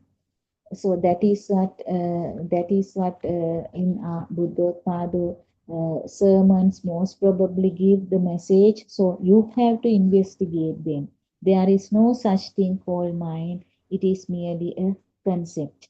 So if somebody can clearly understand this pointing, that will be a great accomplishment. What Lord Buddha says, as you all know, what Lord Buddha says is this is not actually easy to understand to somebody. So what Lord Buddha says was, one can shoot an arrow to split a hair of a horse into 1,000 parts, but seeing this truth is almost impossible. So and knowing this truth is not easy. So you will understand the way of this now. So see this shooting an arrow to split a hair of a horse into 1,000 parts is easy, but seeing this truth is not that easy. And so uh, if somebody grasps this experientially, because this is some kind of an experience, not in books, so you have to experience this by yourselves. That is pratyaksha. It is pratyaksha, actually a living truth. So it has to be done experientially. So Lord Buddha has given many similes to show how difficult it is to grasp this truth through the ordinary human mind. As you all know, also in Buddothpado sermons, you may have heard that if you drop a needle to the ocean, if you drop a needle to the ocean, you will be able to find that needle, but knowing this truth is not easy. So that means this is not easy. This is very, very difficult. So with these many similes, you understand that how difficult to understand this truth is. That is not really, it is something that you will have to have that this experience with the wisdom. You must have to have the wisdom to understand it. If not, it will be some kind of knowledge. As you all know, there are so many people who can explain this Dhamma very well, but they have not realized. These days, it is really happening. What our Kalyana Mitrayanan Vahase wants is for them to understand this, for them to realize this. So that is what these days he is trying. You all may have seen this. So everybody will have to talk about this Dhamma with him, and he is pointing out where we are. So this is actually the liberation of mind. So one can see a rainbow in an early morning dewdrop on a grass blade only if one sees it at an exact required angle and position only. So this is another very good example. In a similar way, we will grasp this truth only if we analyze and understand the truth in an appropriate viewpoint and understanding. So in other words, we must have the correct viewpoint, correct attitude, right level of spiritual maturity and deservances. Then only one will have a chance to recognize this truth. So we will not get the supreme truth through our own viewpoints. It has to be seen through the direction the teacher is pointing to. So now you can understand how difficult to understand, how difficult to realize this real truth is. It is very rare to hear the supreme truth. This supreme truth is profound and boundless. So if there is duality, that mind will not be able to recognize this.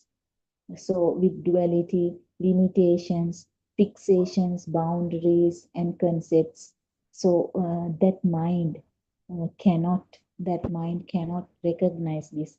So just imagine we always have duality, because uh, there is uh, there is no work actually for us without duality.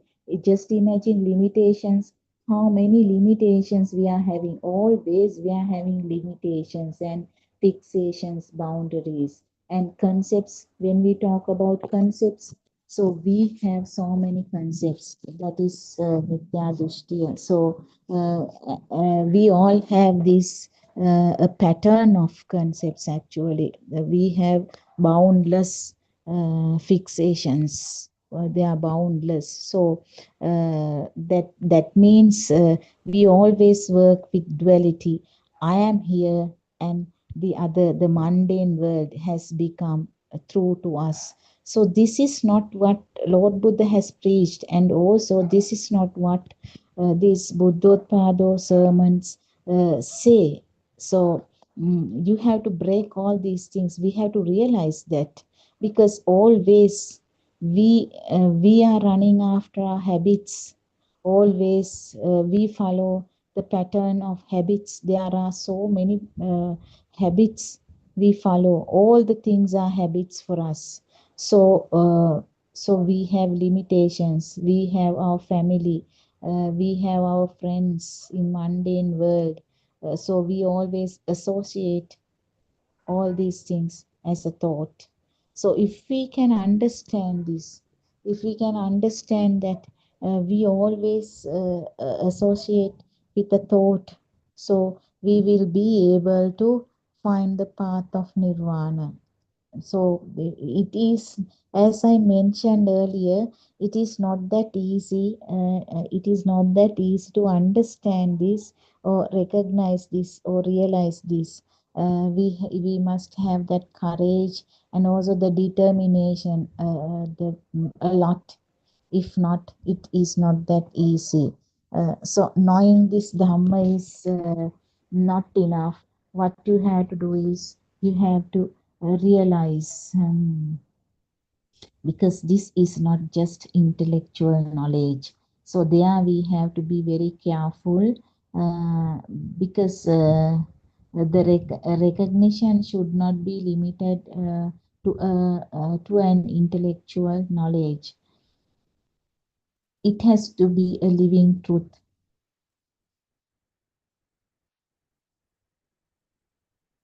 If not, with the intellectual knowledge, we do not have, there will be no end to our suffering. So here, if we can understand, if we can realize this with the wisdom, we will be able to eradicate our sufferings. So this is what all these Buddhottpada sermons will give you. If you can understand, if you can understand thoroughly, there is nobody here, there is no one here, there is no one called I, me, or mine. So you will be understand only the sensory faculties are functioning here. There is no I, me, my concept here. You are on the path of nirvana. So only the actions are there. There is nobody to do the actions. That is what it says. So if you can practice this at home, at in your working place, once you practice this thoroughly, you will recognize, you will understand with your wisdom that there is nobody here. So this is some kind of an operation actually. So if you start doing that, you will not be able to stop it until you, if you have that determination, you will not stop it until you find that there is no ownership here. Only the faculties, only the sensation, only these faculties are there. There is no I, my, mind concept. So to understand this, in Buddothpado sermons, the practical sessions are done very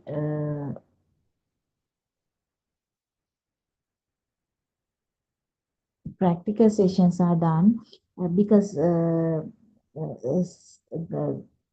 once you start practicing that, gradually you will be able to understand this. So the philosophy of Lord Buddha is introduced very nicely in these Buddothpado sermons, where you have to have a deep, where you have to have a deep realization on that. So once you start realizing that, you will be able to stop all your sufferings and burnings, and you will be able to lead a very happy family life. It is a family, if you are leading a family, so you will be able to lead a good family life.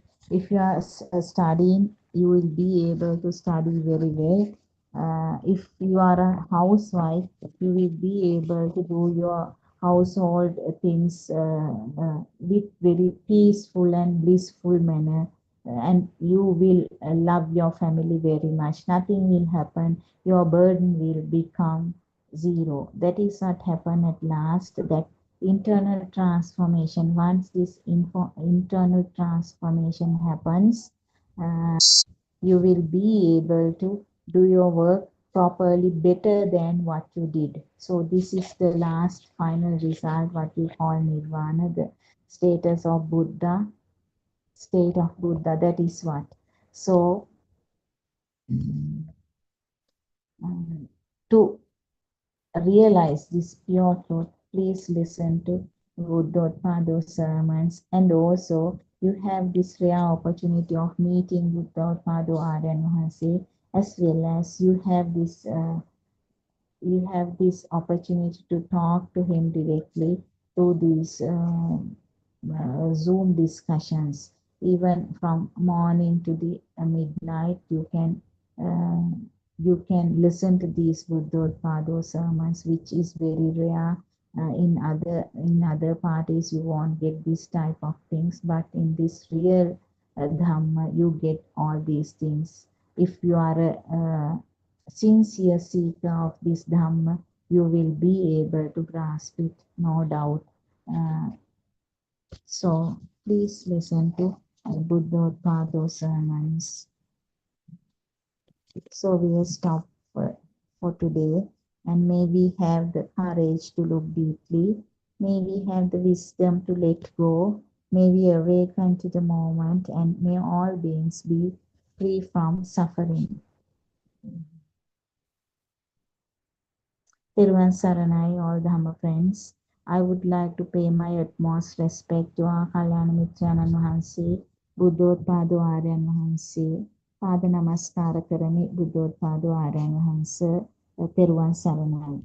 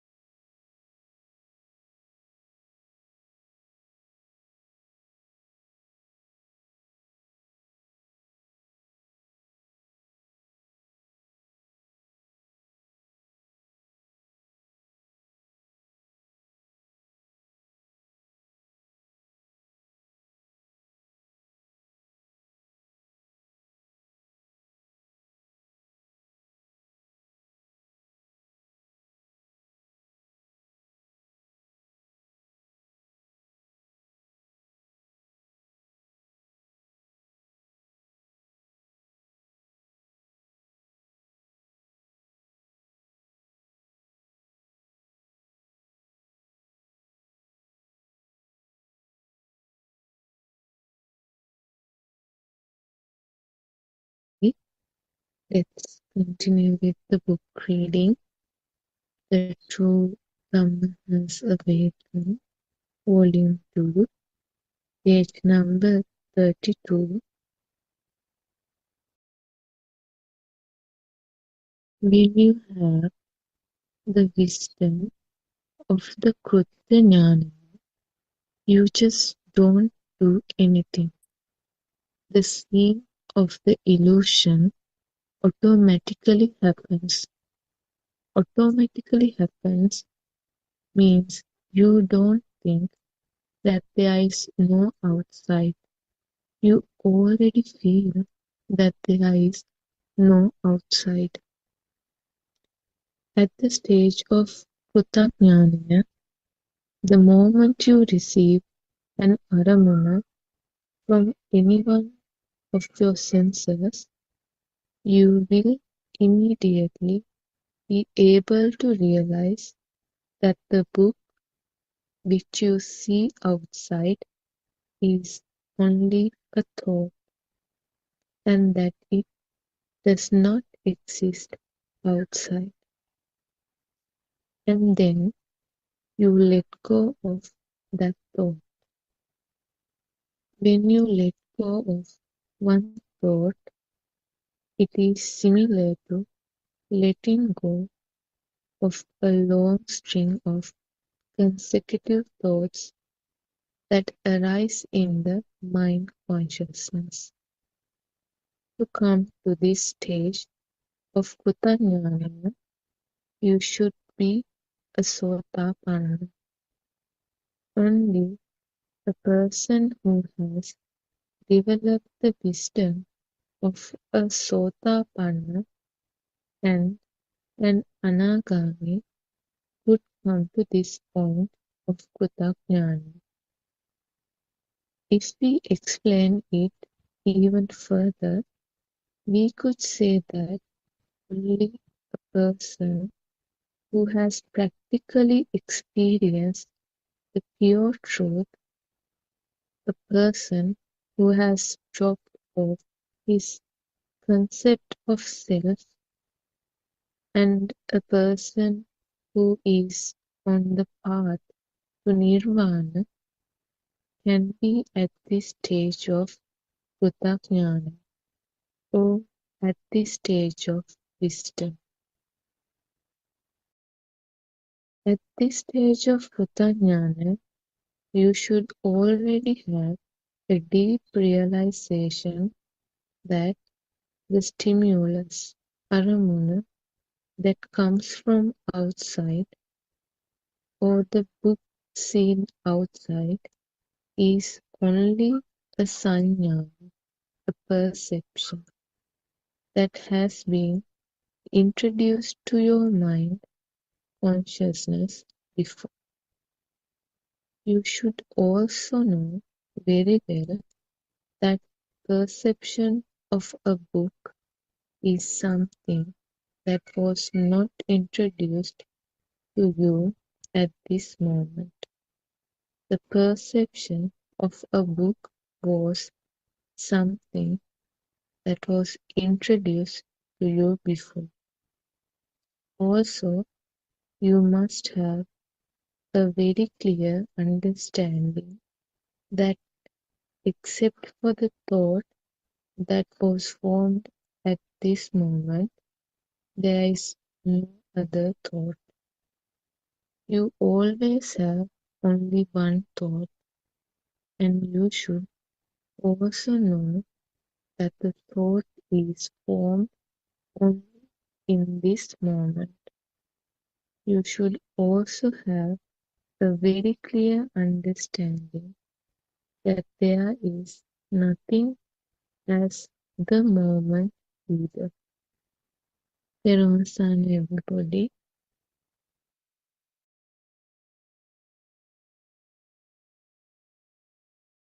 Therun Saranai.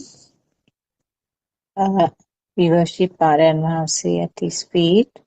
Therun Saranai Aryan Mahamse. And also we warmly welcome all the listeners through the Zoom or or some other means. Therwan Saranai to all of you. And we also are very grateful and very thankful to the friends who are helping us from the background in the technology. So this is our daily English Zoom discussion. Today, the 1st of January, beginning of a new year, and we are starting our English Zoom discussion. Thank you, Shani, for reading the 2 pages for us from the book. We have been talking about the nature of the thoughts, how the thoughts are formed, and a basic description about the mind and the thought. So we have not gone to the deep facts how the thought is formed, but some sort of superficial introduction about the thought was done and the mind. And also it was briefly mentioned about the what is meant by a thought. That means everything that we describe as the material or the outside world comes in the form of thoughts. And also it was mentioned that thought is something that occurs right at this moment, and it's always a single thought which comes at a time, and then it's a string of thoughts which occurs at a very high speed. So that is the essence of what Shani read for us. We can start the discussion. Therwan Saranai, Dr. Kokila, and Sudharma. We can start the discussion on that basis. Therwan Saranai.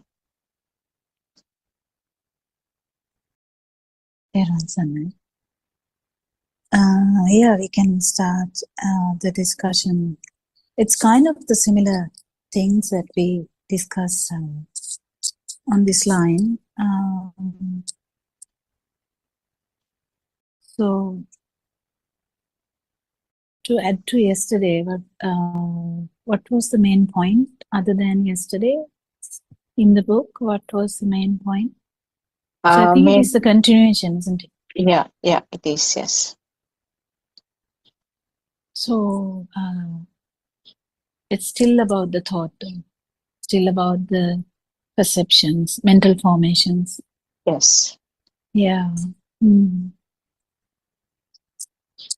Yeah, we kind of discussed this a lot, but I think I couldn't even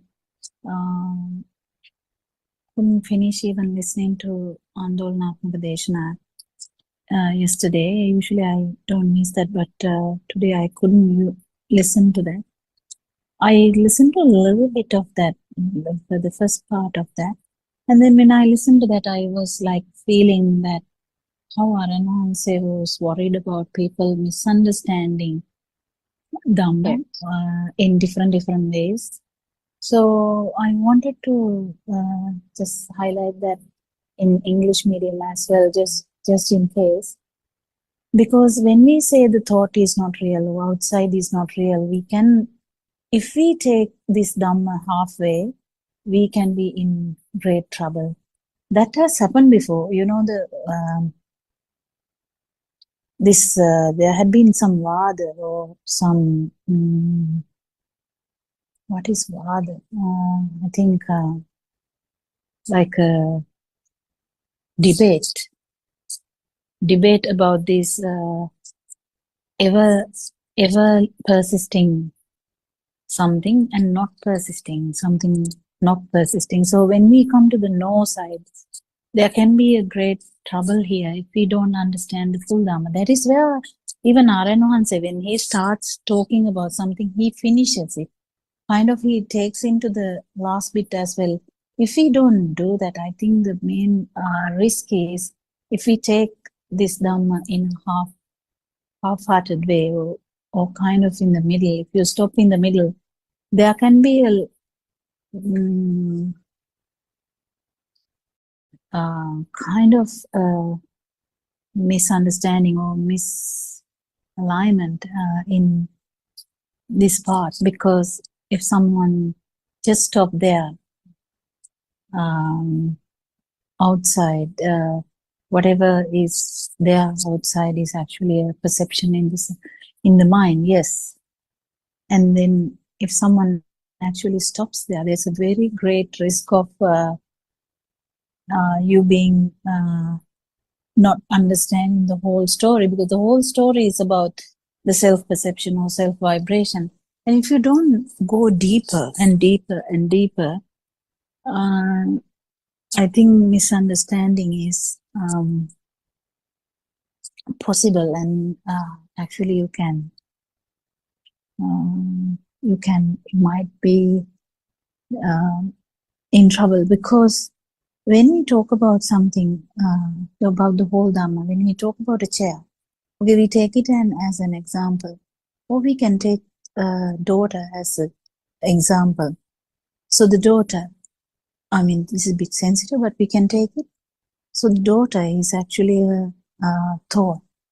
And then why are we doing this? Why are we even talking about the daughter? Is the self-perception, even though there is a self-perception or self-view, actually there is no self. What was out there was only a stimulus, which we have given so much value to. And how much this value has come, how this value has come is that we are actually researching. So when we try to understand that, we understand that the actual, when we try to understand the manifestation of the daughter. So the daughter is kind of a perception in the mind, yes.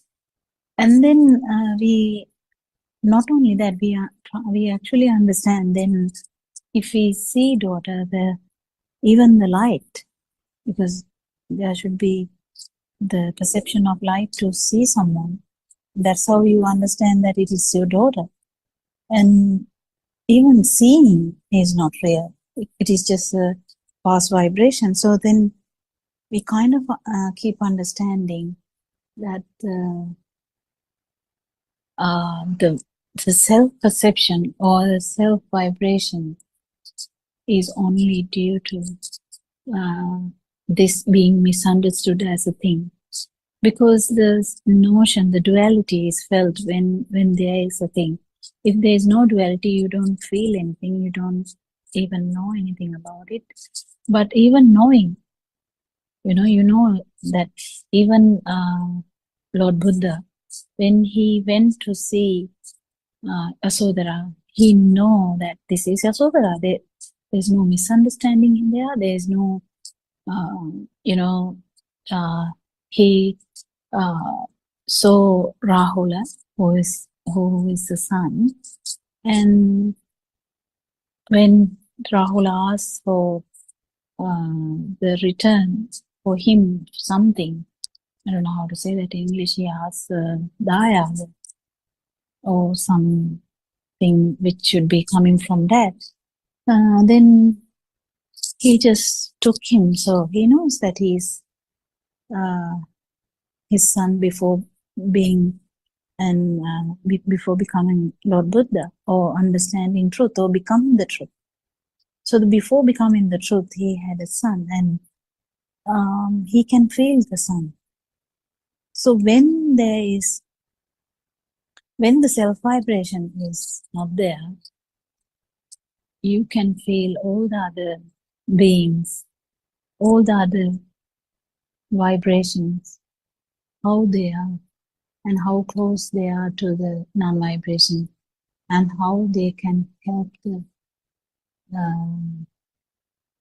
this vibration to become the non-vibration. So I don't think I put it in a nice way today, but what I'm trying to say is, we try to understand all about the stimulus just to understand that there's nothing to take granted for. There's nothing, there's no value. It is all constructs. Either it is a mental construct or otherwise it is a sensory construct, sensory organ construct. So sensory organ constructs would be the light, the sound, the taste, the smell, or the touch, or the temperature. But the mental constructs would be mother, father, moon, sun, house, family, husband, wife, daughter, son, friends, my job, my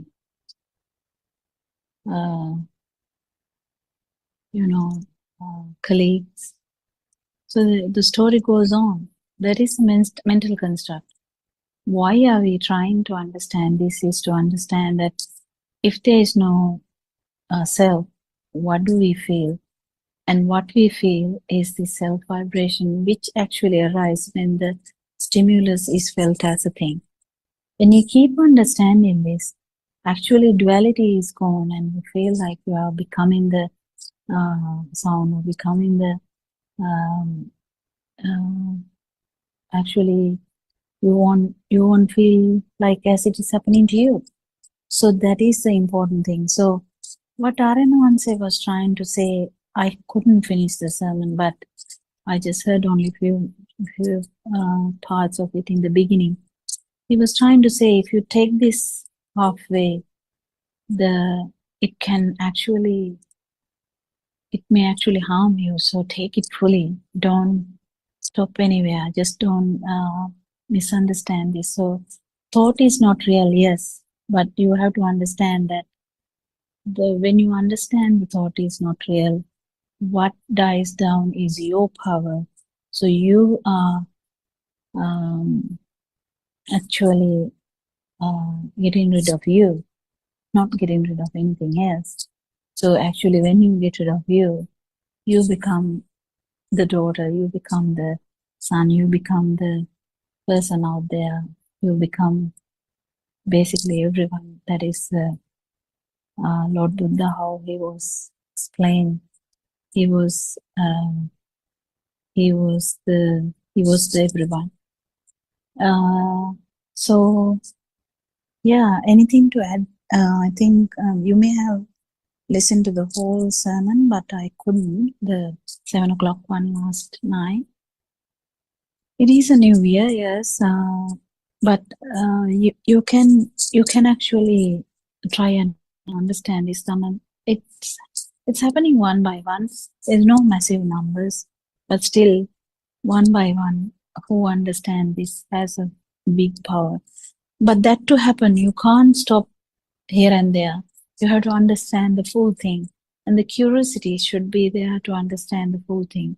That what we are fighting for, what we are actually fighting is to get rid of the self vibration, not to actually do anything else. And when you get rid of the self vibration, you become the thing. So it is very that is the Mahakarma, extreme kindness that Lord Buddha had, isn't it? Anything to add? Yes, actually, that 7 o'clock Deshana, but there were lots of people who were giving their views towards the latter part and how they understood and all. So that was it at the 7 o'clock. And then today morning, Aryan Mahase joined to the last half an hour, like, and then he explained something very fine actually about the vibrations, the changing nature of the vibrations he explained. And that changing nature of the vibrations is what is meant by feeling alive. That was one of the things that I grasped from that explanation. And the that changing pattern of the vibration occurs within that vibration itself. So it's a very fast mechanism, but also with the time, the vibrations which occur regarding the same stimulus also can change. So within that same vibration, as well as with time, the vibrations that occur later on also can change. That was one of the things that he mentioned. As you said, in the middle of the part that you, somewhere halfway of your explanation, you mentioned about that duality. Now, duality means that the system feels that it is existing there, and then the system is here. So there is always two sides there. And you mentioned that it is applicable to the thoughts as well as to the sensor levels, isn't it? So the thought means Yeah, but simply. actually, even if you, after understanding that there is no duality, you can, we always talk about this, the Ratan Mahanse, or the person who has become this non-vibration will start living as normal again. Like there's no self-vibration, but he will be seeing as normal, hearing as normal. Everything will be normal without that power. That is the beauty of this Dhamma. So it is a bit difficult to explain also, I think, from Aran Manse's perspective and our perspective, because some of the things may be not that clear. But we can talk within the limits of our feelings and how it should be kind of understood first as well, because these finer points, I haven't listened to the morning one or the nothing today. So yes, it becomes more finer, and I suppose there's no other word than finer. It becomes finer, and I think more kind of intricate, or kind of like very, very delicate, so that it is only you who will know even the difference, because this vibratory nature, how it changes, or the self vibration, how you feel and how it changes, and how the non-vibration, where the power is not there, how that happens. And you just keep understanding. So when we talk about these things, we usually feel that usually we have sense of faculties where we feel differently. Even that keeps changing, because you keep understanding that these sense of faculties are just one mode of just one vibration, actually. Like, even though the output is different, it's just one vibration. So the difference, that changing pattern, when changing patterns are there, definitely anyone would love that, isn't it? Like, one day you would love to eat vanilla ice cream, one day you would like to eat chocolate ice cream, one day you might feel like eating some fruit and nut ice cream.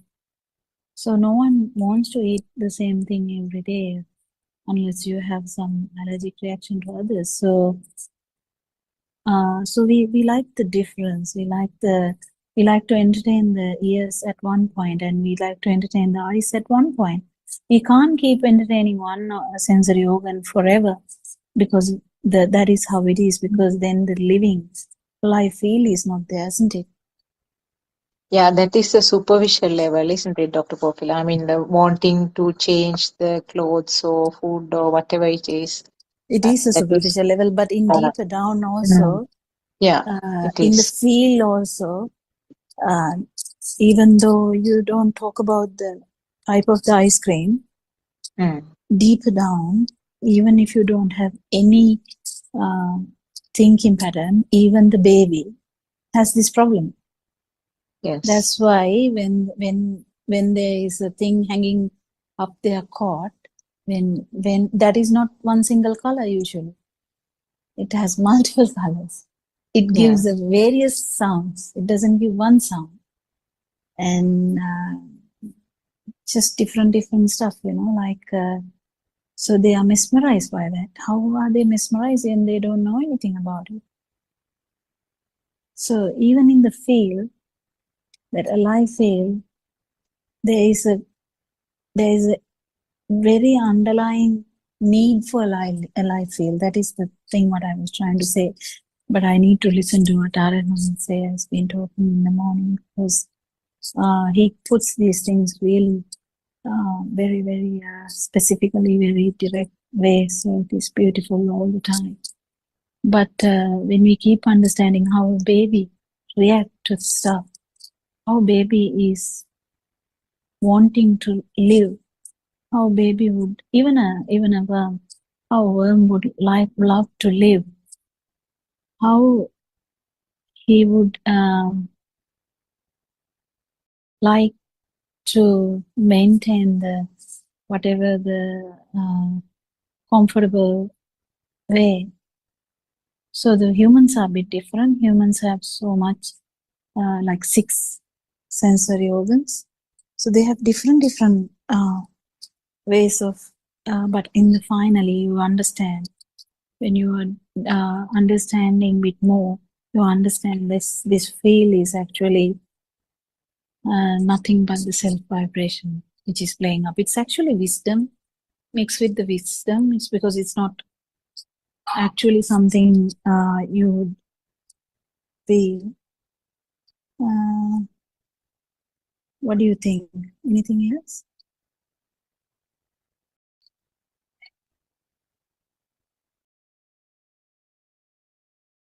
Teruvan Saranai, Dr. Kokila, Dr. Sakuntala, and Dharma friends.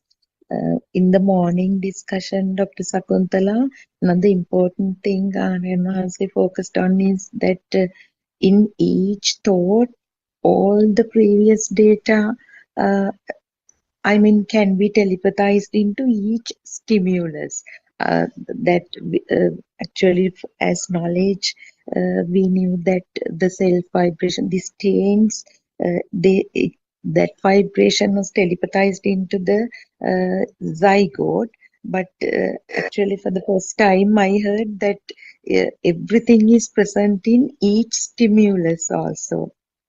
Did you get it? Actually, Yeah, that is yeah. very easy to understand. If you actually become if you can become the zygote, you can, through wisdom, just try to Yes, Dr. feel that. Kokila. Yes. Just try to feel that. And when you feel that, just become the zygote and see that vibration has all the samsaric cycle, isn't it? All the feels that you have felt, everything is there. It's just that whether you would be able to telepathize into one of them is quite different. It can be different from each and every time, but everything is there. That's why this samsaric cycle is not going to just stop by just thinking that it will stop. It's never going to happen. So this whole system should be understood thoroughly to feel it. And if you can feel it, you know that this vibration actually has everything. And this heaviness or the vibratory nature of that, or the frequency, I would say, it is very theoretical when we say that, but the frequency of that vibration depends on how much it is, how can we say, how thick that is. That's why even a small baby will not have much vibration, but with time he might end up in Nilaya also, like very lower realms. How can that happen? That happens because that vibration in the Chutisita has every aspect of it. This one vibration, just one vibration, has the ability to have this all of it. The thing is, the synchronizing to that level can be different. You know, the baby will not synchronize to the one level because that is the feel level.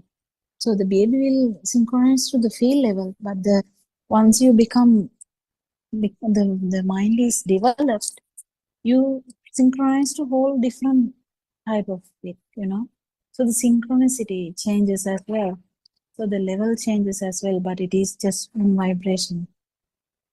I have to listen to Arana's sermon because he puts these things so beautifully that it is very important even for us to listen and try and He understand these things.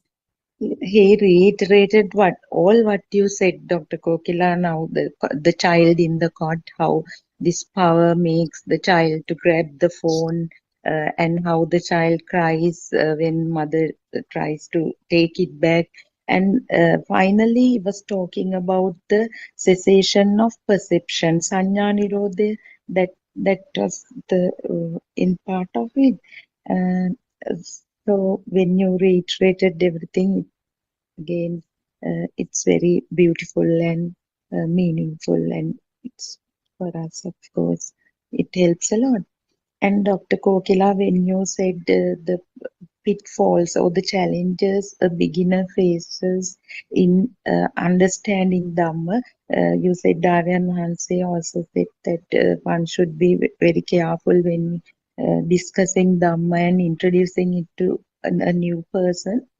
Basically, the main concept of Gautama Buddha Sasana is that there is no one and there is nothing. Kenek naha, deyak naha. So, since we have lived in this world made of four great elements and giving all name labels and stuff, at once when somebody hears this, there is no one, there is nothing, they are kind of shocked and they hesitate to believe it. They think we are kind of extreme. It's an extremist perspective, although it is the true message of Gautama Buddha, since it has been distorted over these 2500 years. At once they cannot get it because it comes as a new version, although it is the original version. So as you said, Dr. Kokila, when we That's why talk we to, should not yeah, actually say these things like that. exactly, That's what the feel should be. Like when someone exactly. is talking about something, and you can just say, "Oh, okay." But you know, when someone says about the beauty of a flower, you can say, "Oh, that is not that beautiful to me. How did that happen?" The beauty is in your eye, isn't it? The beauty is in your mind. That is very tricky. And actually, one can actually kill someone for the beauty. Someone might not even look at that because it's not that beautiful. So this change in perception and the how these perceptions are tricking you, then and there, it's very difficult because if you don't have like a good companionship with someone, you might not be even able to say any of these things. And specifically, not everyone will like to hear that, as you said, but no one should actually start from that heavy stuff. I don't think even Aranavanse started with heavy stuff. If you listen to Aranavanse's initial Dhamma talks, he's not talking that deep about this field.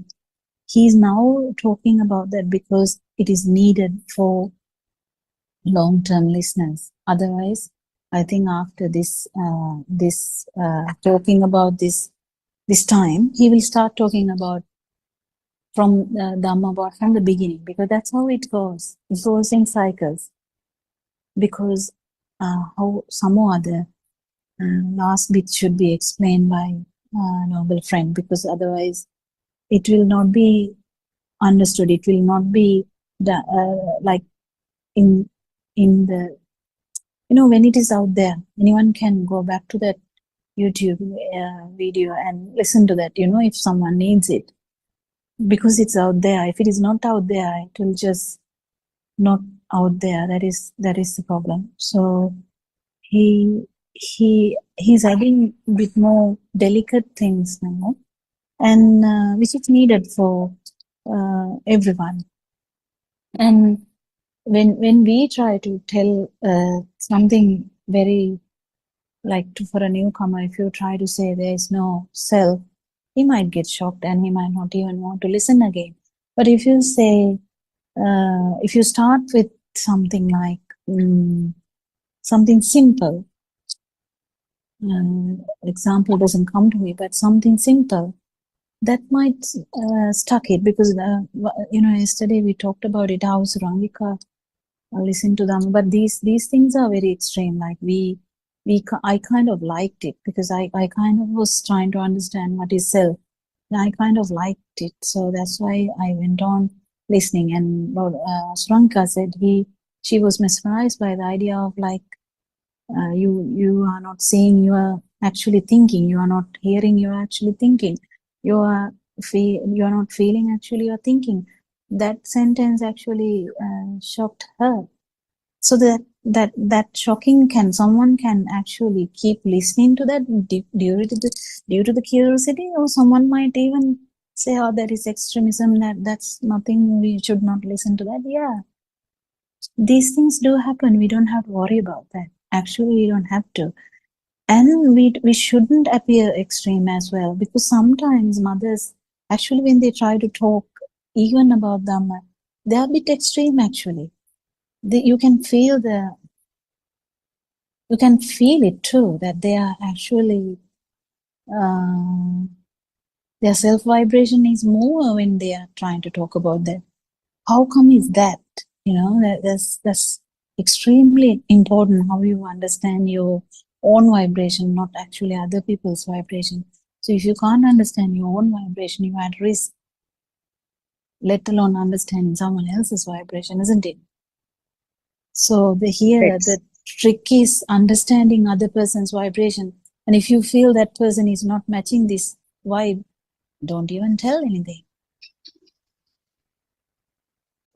Yes, Dr. Kokila, there, Aryan Hase never leaves it just as there is no one, there is nothing. He always says there will be the projections of all the sensory faculties and things made up of 4 great elements.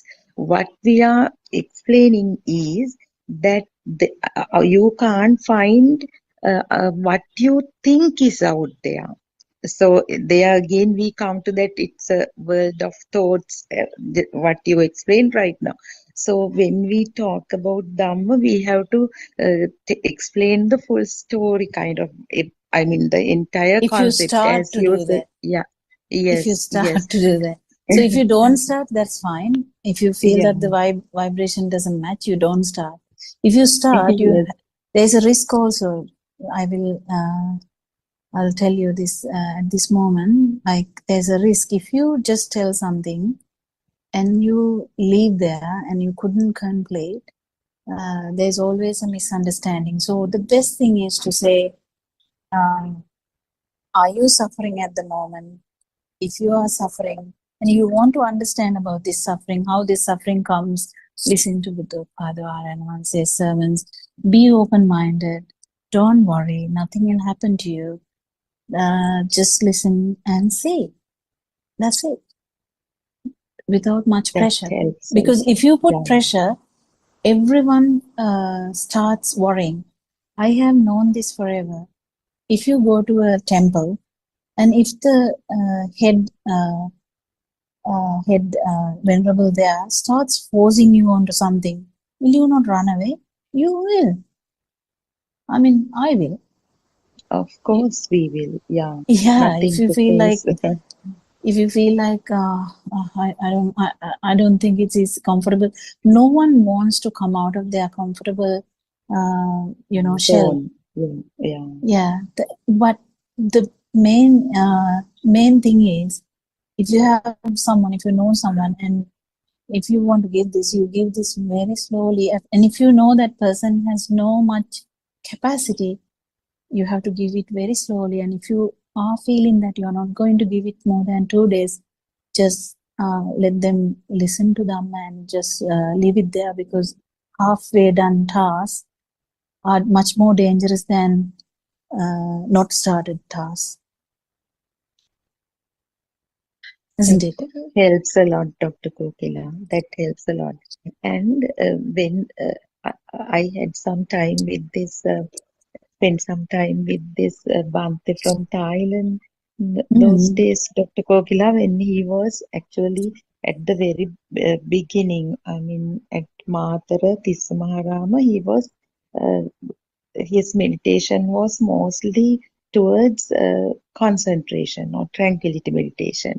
So I was connecting it to, it also came naturally, Buddothpado sermons and explaining it. What happened at the end was, Dr. Kokila, he was talking about Buddothpado sermons. The language barrier was not there. He felt what was explained in Sinhala, and he also had a lot of discussions with Aryan Wahanse. He considered Aryan Wahanse as his Guru. So he was telling, Sudharma, now you have true Dhamma here. You have Aryan here.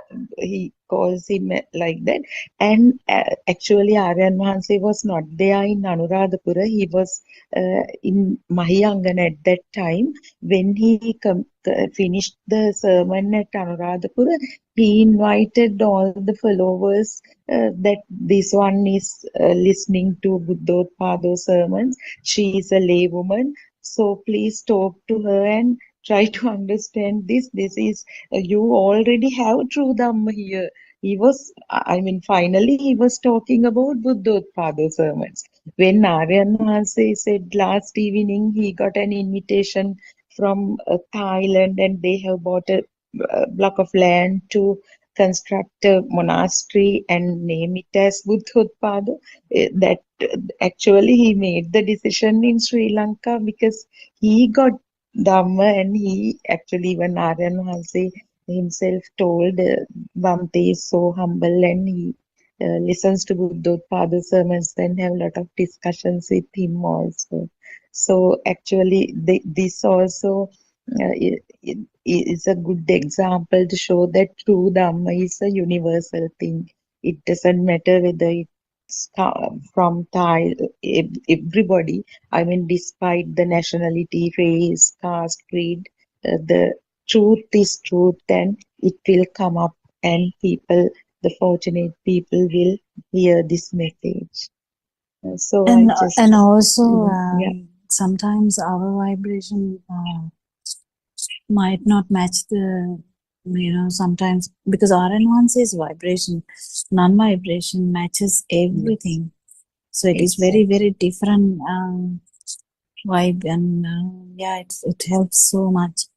And not everyone would feel it, but if you feel it, it would change the person forever. But the problem is not about like getting mesmerized about a person. This is about Dhamma, and I have never met Paranwanse who haven't seen him myself, and same, like, not as a person, not as anything, but seeing through his sermons, his Dhamma, the non-vibration, that is the most important thing. And when we talk about this half-done jobs, we have to make sure that when we talk about Dhamma, we have to actually end up telling about the, deyak naha, when we started saying that. If we not finished with it, kenek naha, that they are similar. Deyak naha is similar to kenek naha, in the sense the stimulus is equal to actually the value of the stimulus is the sensation of you. If you don't give this message, that is the trickiest part to understand, that it is the vibe, the stimulus only that can be worrying someone, but it is so beautiful to know, because if someone has not researched about yourself or myself, researched about what is you, then you will be like, oh, that is extreme. But if you go to someone who has thought about these things, that is not extreme, because they are thinking about it. They are actually trying to find out about it. They're actually worrying or wondering about what this suffering is. Why one time you are happy, why one time you are sad, why you are seeing different levels of yourself or others, if you've seen. And when they die, how unhappily they die. If they are dying happily, they are usually in a different world, thinking in a different angle. I'm going to God, and they might die happily because they are under the impression that they might go to God. So the vibration is towards the craving. So yeah, there are lots and lots of caveats here, isn't it? Anything, Suranjika, in that context? I don't know whether she had time to listen to the sermons. I'm actually getting busy these days. I couldn't listen some of them. Dr. Pokina, friends.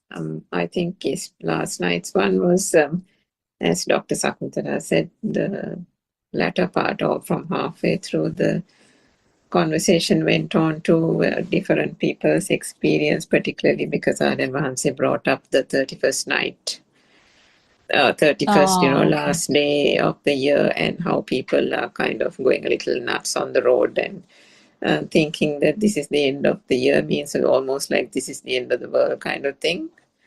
So then there were people from different parts of the world. There was a lady who spoke from Italy, and then Harshi spoke from the US, speaking about different societies and the way they tackle, the way they see the 31st and the materialistic things they do about celebration, food, drinks, and entertainment and so on. And that is basically their world.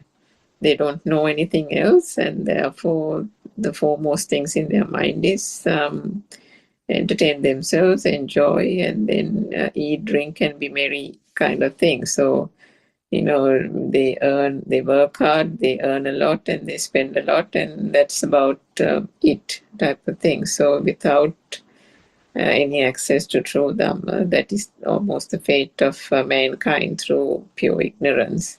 And so that was the tendency of that part of the conversation. But then I think in the later stages, Mahacharya Tuma also spoke, and he was also talking, I think, about certain aspects about, I think, Aryan Mahansi brought up the fact that, if you are talking about the field, that you have to give an example about the field rather than just say, that a thing doesn't become a thing type of thing. And I think the professor was also trying to elaborate on that and saying you can't try to cover it up by thoughts, and that it's almost as if how a cat covers up the poo with the paw and goes off. It's almost like you're trying to hide it, but you're not really hiding it. You're just putting a sticker over it, and you're not addressing the problem. So that was, I think, the last bit of the conversation. And then, of course, there was quite a bit more of various things and Aryan Mahansa's plans for 2026 and so on. But coming back to Sudharma's question and that discussion, I think, as you said, Dr. Kokila, the advice is you really can't go into that go into the depths of it straight away, isn't it? Because if you anything for that matter, I mean, even if you try to teach something, you have to teach a child something.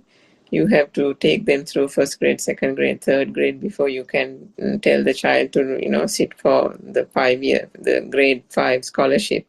So it's something like that. And if the subject even is not introduced to that person, if the person is particularly completely new to this aspect of Dhamma, then you have to broach it in a way that is easily understood.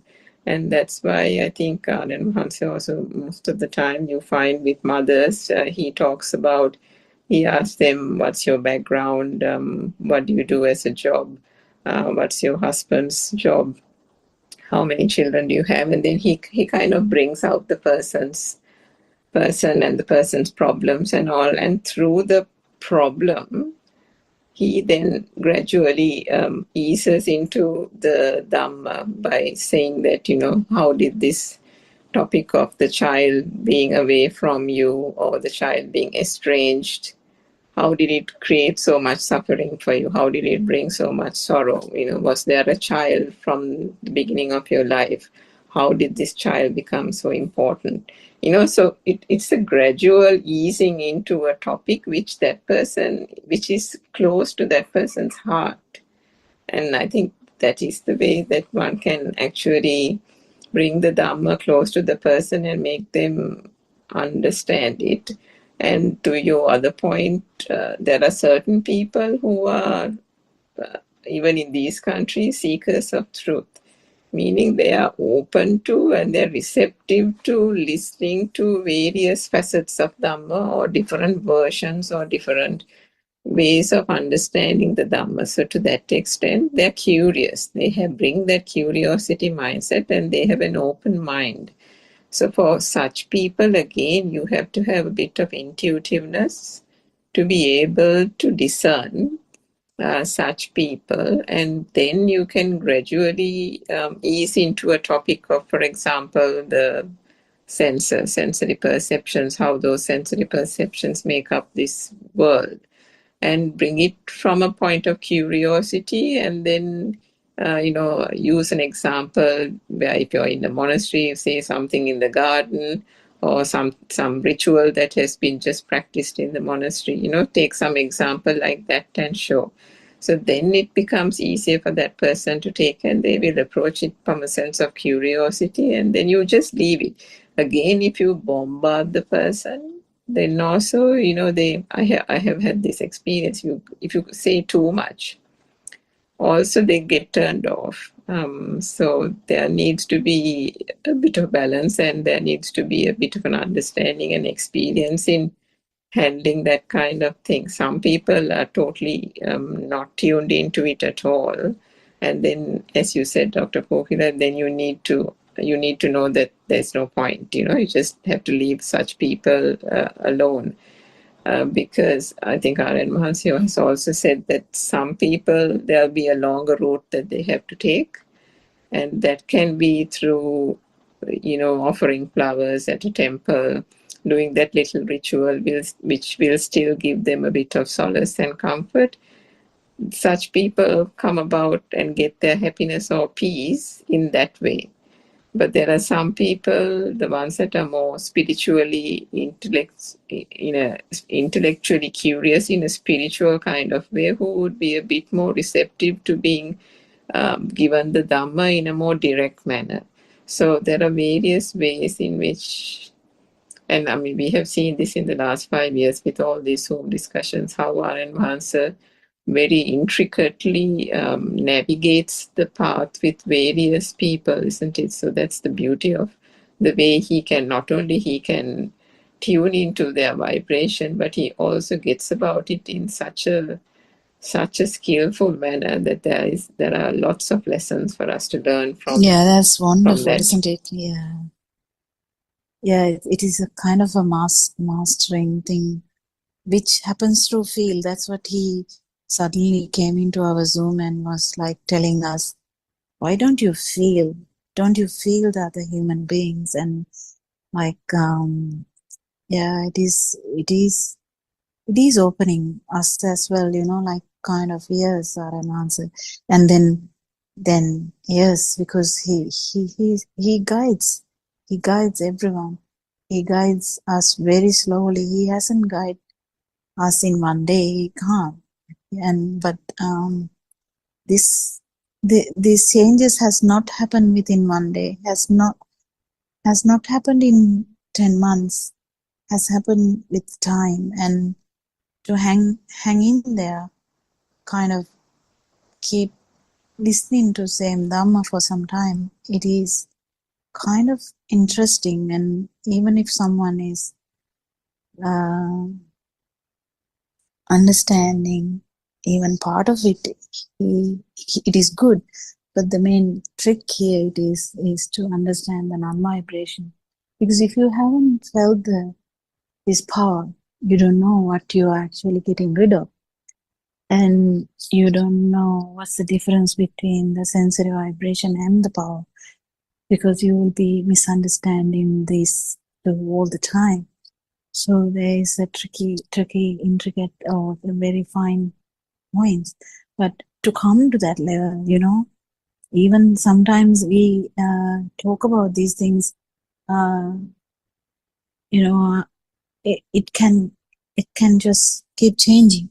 Everything changes very slowly. Everything changes, isn't it? Yeah, and that other point you made right at the beginning about, I think, Dr. Sakuntala's point about this morning Zoom. I think I listened to it, but not, I was doing something else as usual, so I need to listen to that again. The Sanya Viparinama and, the vibration evolving, as well as the Abhisankarana, the volitional formation, both happening at the same time. And the next thought and the next thought is also changing. The pattern is changing.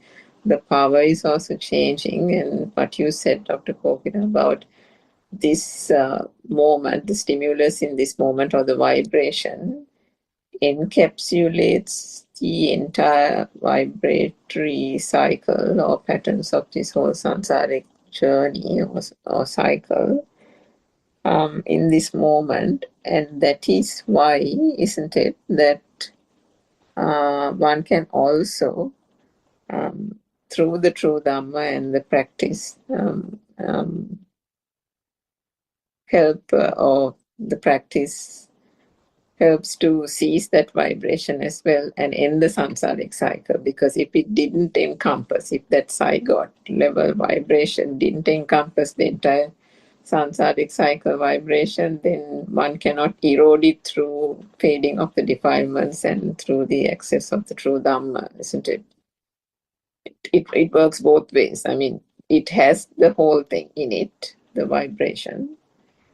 And then because it contains the entire vibration of this whole samsaric cycle, which is why I think R.N. Mahansa said, what is vibrating in this very moment is not only the past perceptions, present perceptions in this birth from a conventional sense of the word, but it can happen from any past perception, even in a past life, can telepathize or synchronize to this very moment.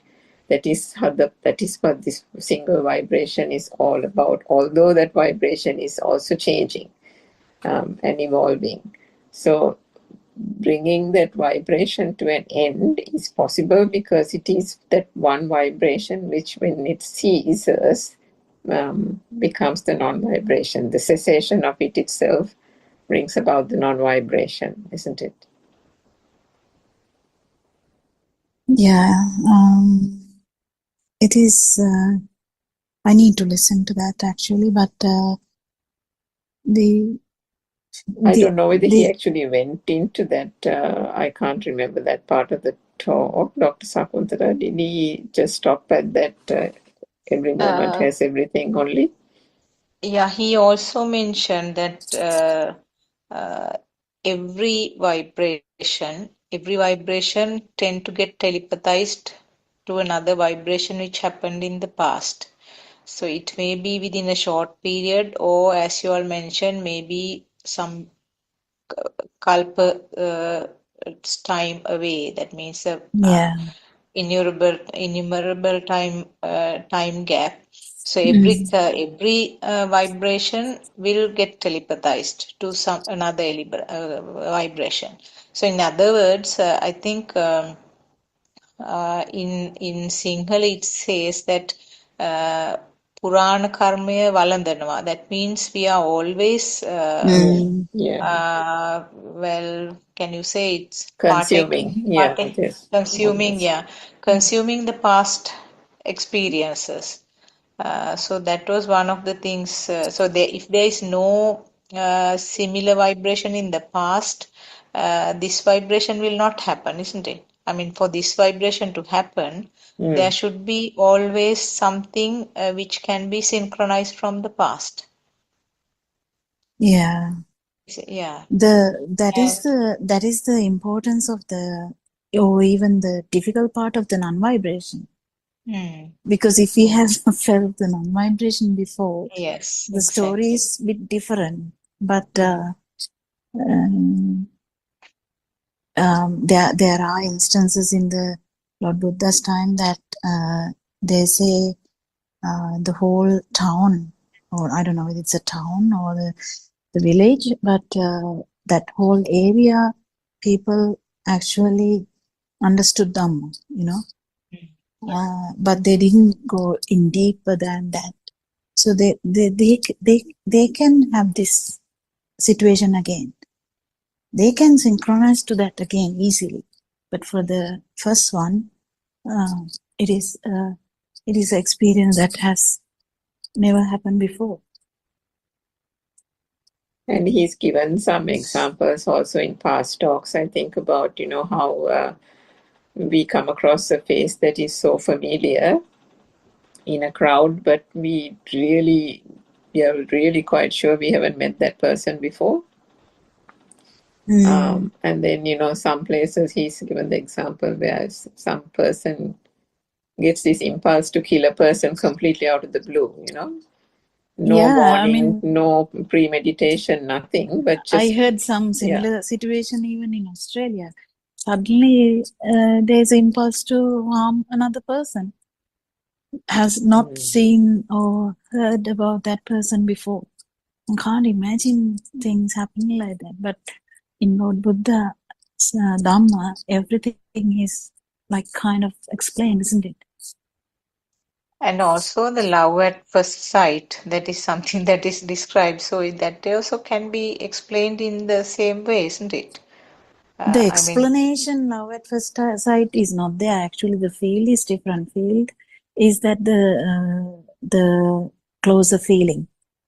The feeling. The feel is different. The story becomes then, the perception we give is love at first sight, but that's the closer feeling. But this can come as good thing or a bad thing, it doesn't matter. Yeah. also we mentioned in the morning Deshana, I think Surangika may have heard, you might remember, this called in Anusote, or when you are going down along the floor, the vibrations, the way that the vibrations are evolving is such that the vibrations become stronger and stronger. Whereas in Patisote, or when you are going upstream against the stream, the evolving of the vibrations occur in a pattern where the vibrations become less and less powerful. That was one of the things that he mentioned. That means in Anusotaya, the vibrations will become stronger because of them. I mean, evolution occurs in such a way that the vibrations become more stronger. In Patisotaya, the evolving occurs into a pattern where the vibrations become less and less, I mean, becomes weaker and weaker, or less Yeah. dense, yes. Yeah, it's like that whirlpool example, isn't it? Because there's nothing to stop the flow of the current, two opposing currents coming together and drawing everything into the whirlpool. Is like the anusota, isn't it? Because every vitaka or every stimulus and every active thought around the stimulus, believing it to be real, takes that person along the samsaric cycle and the anusota. Whereas on the other side, against the stream, would be, we talked about like an antivirus, isn't it? The true Dhamma acts like an antivirus, where the thoughts and the binding nature of it and the underlying current is not allowed to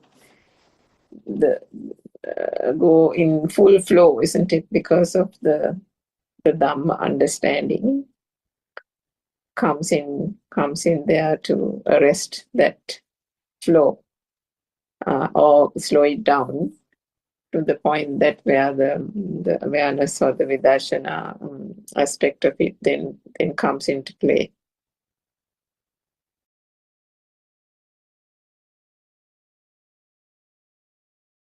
And this revelation solves a lot of problems we had in the sense now when five of us perceive the same stimulus, the power generated differ from one another. No? So the Yeah. thought power, yeah, it's very beautiful. And yeah, it solved a lot of problems, uh, of course. It's beautiful. That was And what he named as, sorry, yes. yeah, tell.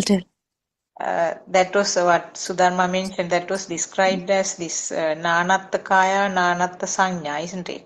Different systems or different bodies, different people will have different perceptions. Yeah, Dr. Sakuntala, this Gati Purudu also, that what we have innate things all.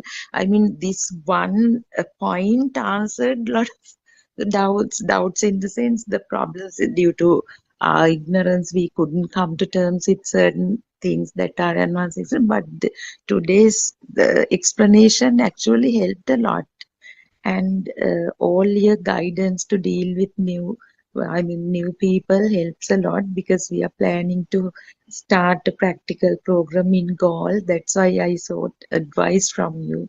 Teruvan Saranai, and I have to leave 5 minutes early. Teruvan Saranai, Dr. Kokila. Teruvan Saranai, Sudharma, I also want to congratulate you for doing such a marvelous job as the interpreter because you have changed the track of Bante Belly, I think, during that time.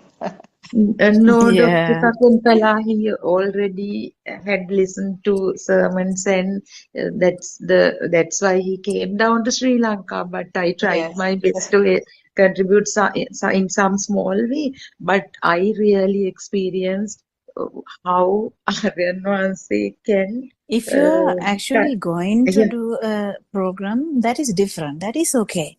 Then who would come there is not going to they are coming there with the open mind.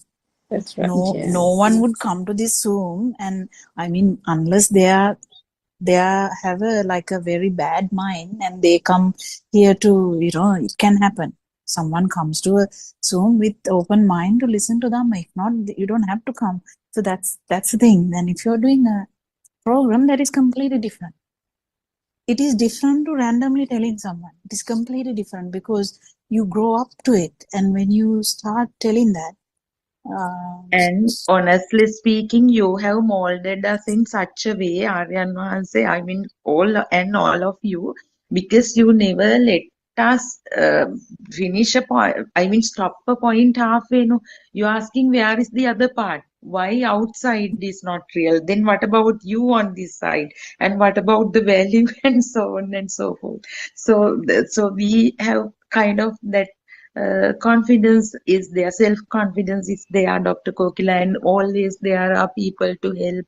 And then and there, even we can contact one of you and experienced people, and even we can get them connected get them to talk to one of you, even if we can't contact Aryan Vasis, so that there is no any stress as such. So we are confident that we can do something for the people. The Some main thing really need is it. Yeah.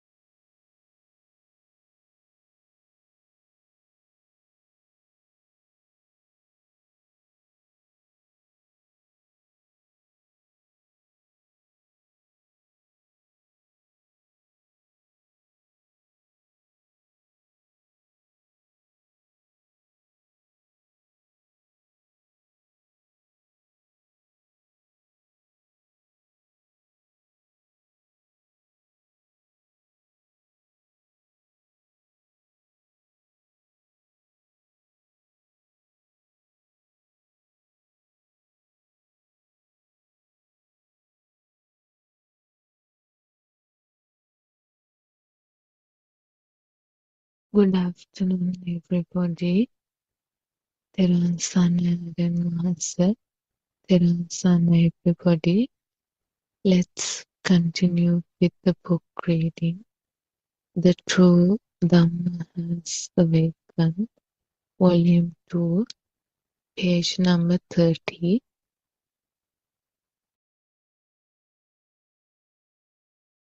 Craving, Tanha, or a liking for the book can arise. If there is a book outside, you definitely tend to get attached to it, or you would dislike it. If you believe in the book you see outside, then craving, clinging, birth, old age, death, sorrow, and lamentation will follow. To avoid going through all this suffering, how could you use this thought to realize this truth? Can we use this thought to come out of our suffering? We will teach you how to do that. You have to see the truth in the thought.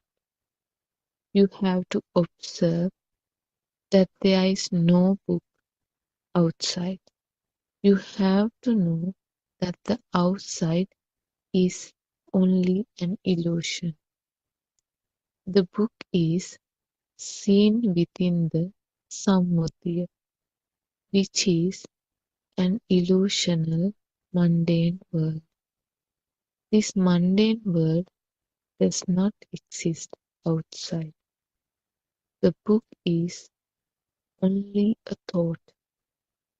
It does not exist outside. And the thought, too, is a lie. It does not exist anywhere.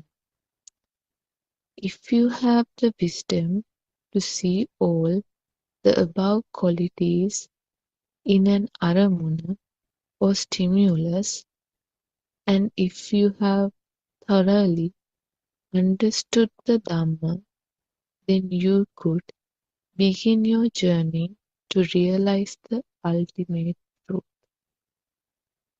Once you develop the Satya Jnana, it will lead to Krutya Jnana, which in turn will lead to Krutak Jnana. When you go on the path, you have to develop the Satya Jnana. Developing the Satya Jnana means you need to realize that you don't exist. You need to eliminate your Sakkaya Drishtiya. You have to recognize that everything that we experience or feel from our six senses does not belong to anybody. Once you completely attain the realization that there is no you, you automatically move on to develop the Krutya Jnana. Krutya Jnana means you realize that this illusion is created only by the six senses, and you clearly see the Nimitti Swabhavaya of the six senses. Theron Sana, everybody.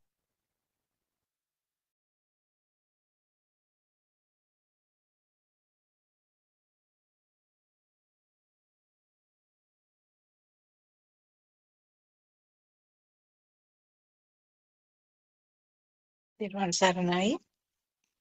Tirvan Saranai, everybody who have joined in several ways to this English Zoom discussion. First of all, we all worship Aryan Hanse at his feet, and may all of you be blessed by Teruan or Triple Gem. And we warmly welcome to this English Zoom discussion, which is held every day for 1 hour 15 minutes from 2:45 p.m. Sri Lankan time. Thank you, Shani, for reading the 2 pages. And we have been explaining the contents of each reading each day, which is actually just a simple beginning, simple facts to start with. So yesterday and today, what mainly concentrated was about the thought. And as you read from the book, what the message we have to receive is that what is meant by thought, and that the thought is just a construct of the mind, and it is just a creation only, just an illusion. So thought is not something really existing. So just briefly, if we talk about thought, what is meant by thought? Thought is the collective vibration of the other 5 sensor functions. So in other words, the vibrations of the 5 faculties or 5 senses will automatically, as a part of the system, will automatically combine together to form a different type of vibration, which we label as thought.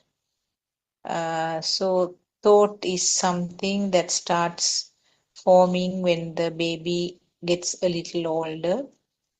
Small baby will have only the function of the sensor level.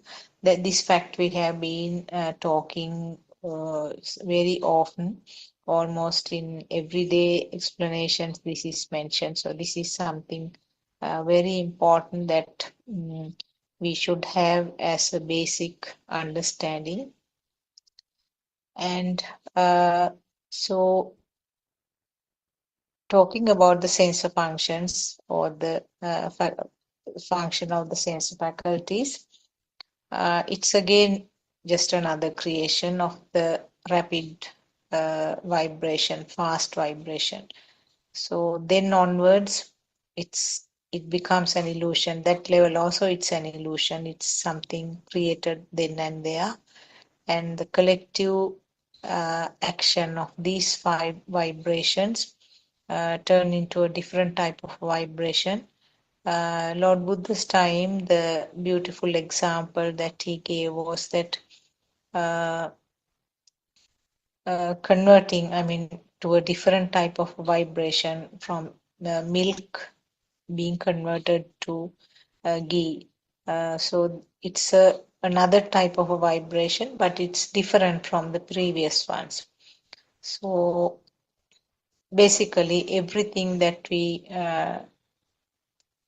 think or every thought that is a mental construct, everything is an illusion. So there's nothing to be taken as true. So these are the facts that we have to understand. I can see Dr. Kokila and Sudharma both have joined. I think we can continue it as like questions and discussions, because R.N. Vahase, I think, wanted us to, I think he indirectly mentioned that it has to be done in a different manner.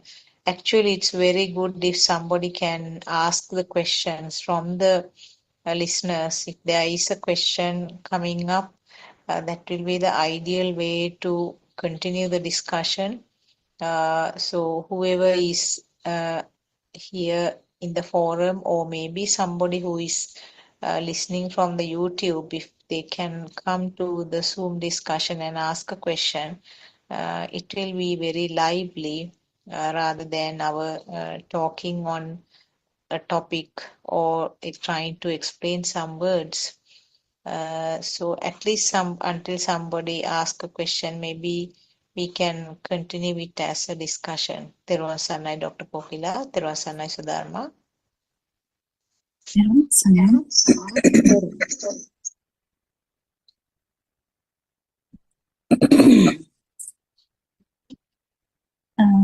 I think, can you hear me? Yes, we can hear you.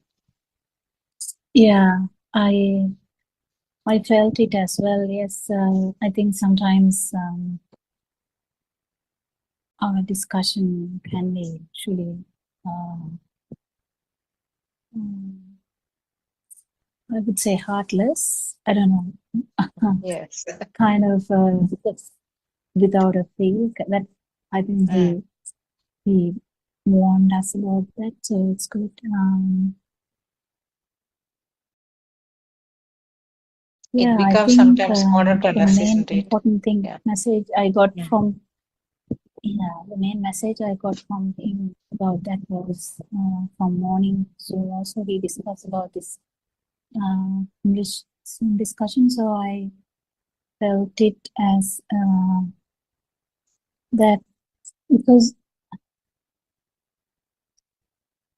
the kindness to everyone.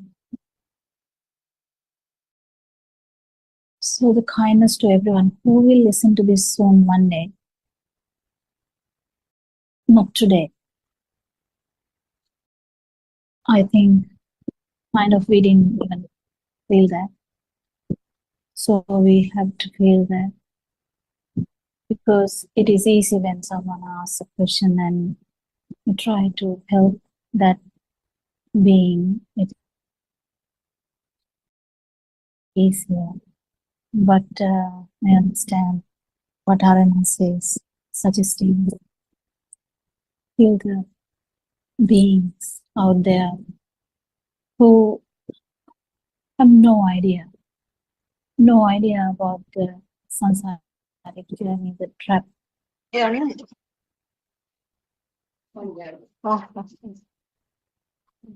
Dr. Sakuntala, your mic is open.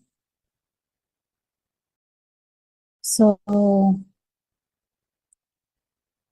it is very evident that when we talk, even if we are talking, maybe one day I would do a Zoom alone, and even that day, I should be able to do a Zoom discussion, even alone. It wouldn't be a discussion, then it would be an open talk, and the out of kindness to. And then I remembered how R.N. Vahase actually started doing that, and it was so So, yeah, the out of kindness, he started telling this into an empty phone, kind of YouTube, we can say. He just started saying that. And we randomly heard that. That's so random, I would say.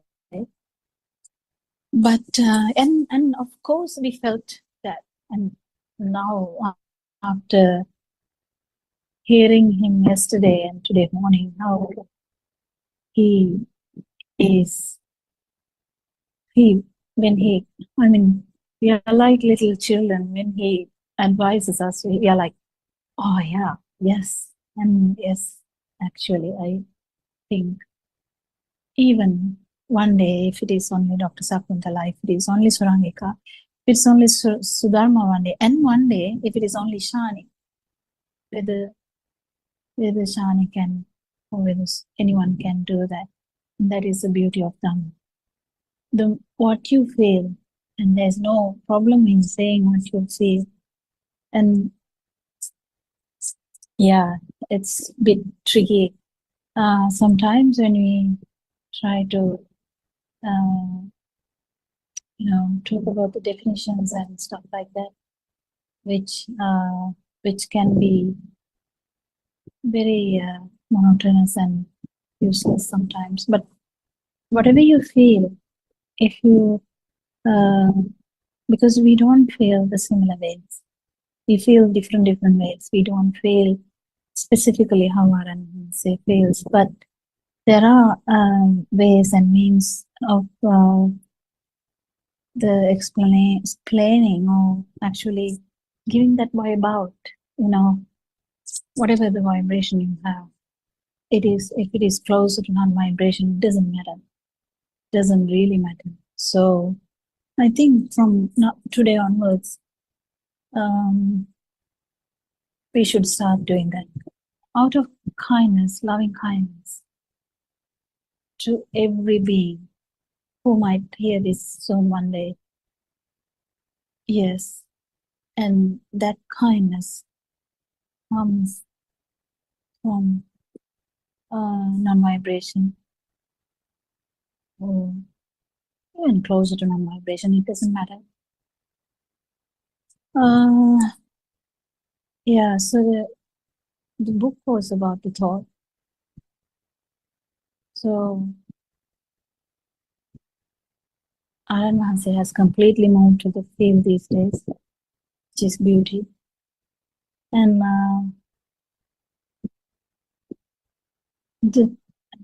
actually, it is very interesting. If someone is in the thought, or someone has value in the thoughts yet, these sermons will be taken as it is. But that's how it is. That's how it is. I mean, you have the ability to take it as in face value, even without you feeling. It doesn't matter. Just try to understand what he is trying to say. He uses a lot of metaphors, so you have to be careful that the metaphor is not the actual thing he is trying to say.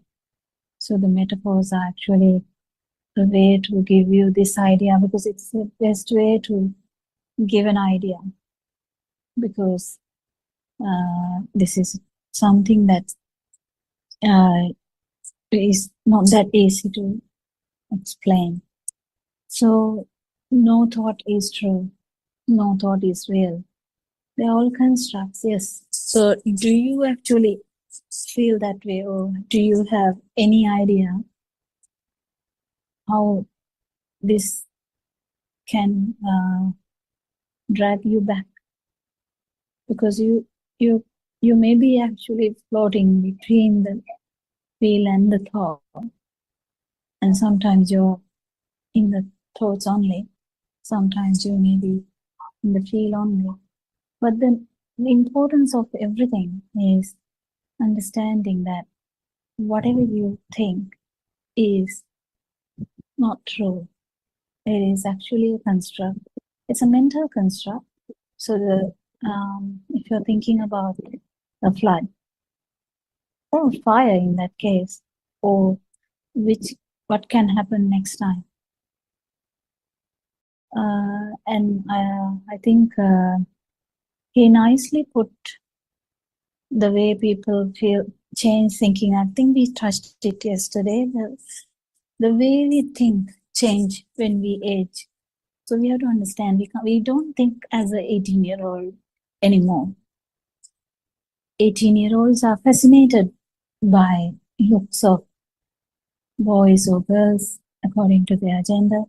So, and they feel so much warmth about the other gender usually, or similar gender in these days. We never know. But yeah, so the output is quite different to older person. It's very catchy because older person might think about not really about the things that he or she has, but maybe how to or to who to give these things, or who to actually write these things, the deeds and stuff. And then, where am I going to die? Will I be looked after? What will happen to me? Will I be sick? How can I avoid sickness? And go on thinking like that, and end up thinking also, what will happen to me after death?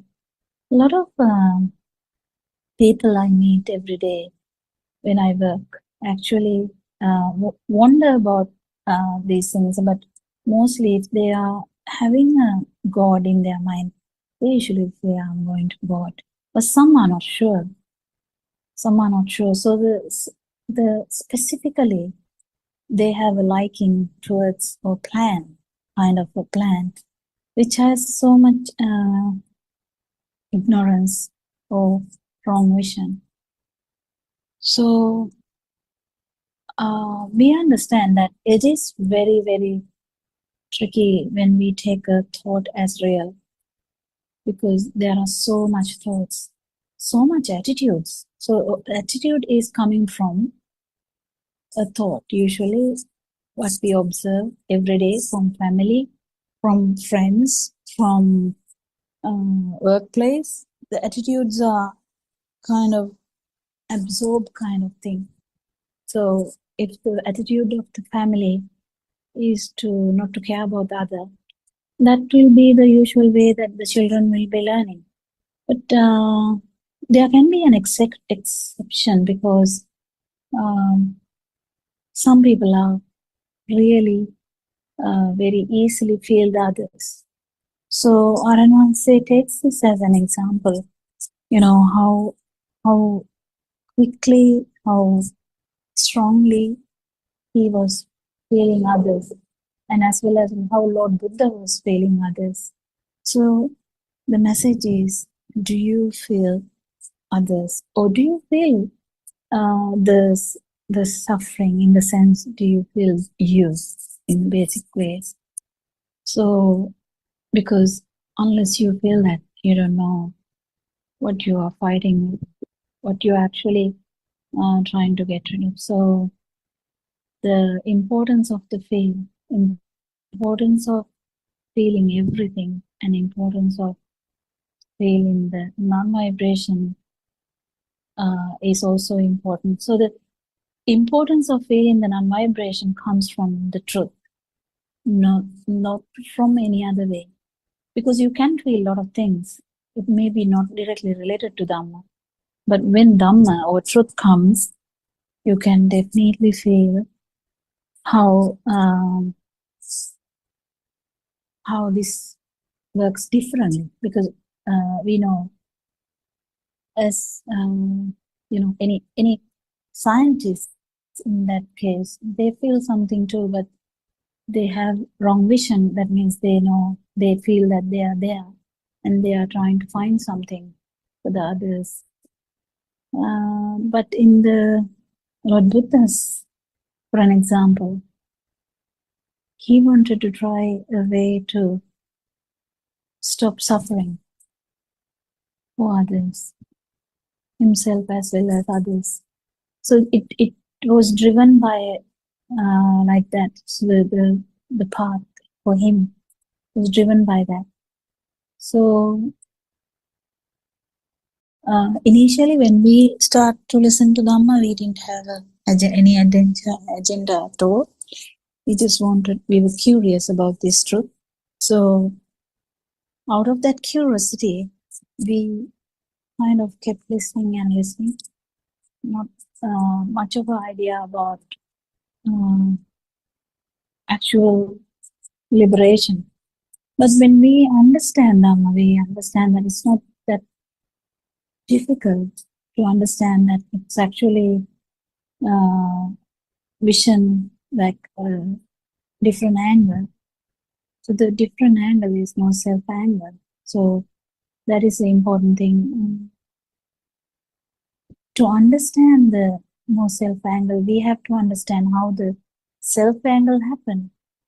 How did the self angle occur? How a person, human, basically, how does a human get this self view about the self? That is the main important thing that we keep understanding. And then we keep understanding, okay, according to, because Aryan Vanse was talking about this a lot the last 5 years. He has talked a lot. So we have listened to a lot as well. And sometimes some sermons we might have listened twice. So we kind of get his message. What is the message? There is no self, but there is a thought about a self. And how does that thought has arise?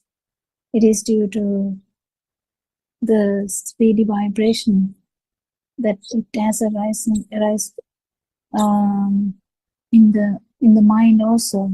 The mind is very tricky. Mind is the trickiest part, I think, because the mind is an illusion. So you wake up in the morning, you wake up actually to an illusory world, and you are part of that. That is the beauty of that. Not that you are static and you are seeing an illusory world. No, that is how we feel like, I am seeing an illusory world. No, that is not the thing. Actually, the most illusory part of this is the feel of you. And that is what we are trying to understand. In that, we actually understand the other parts too.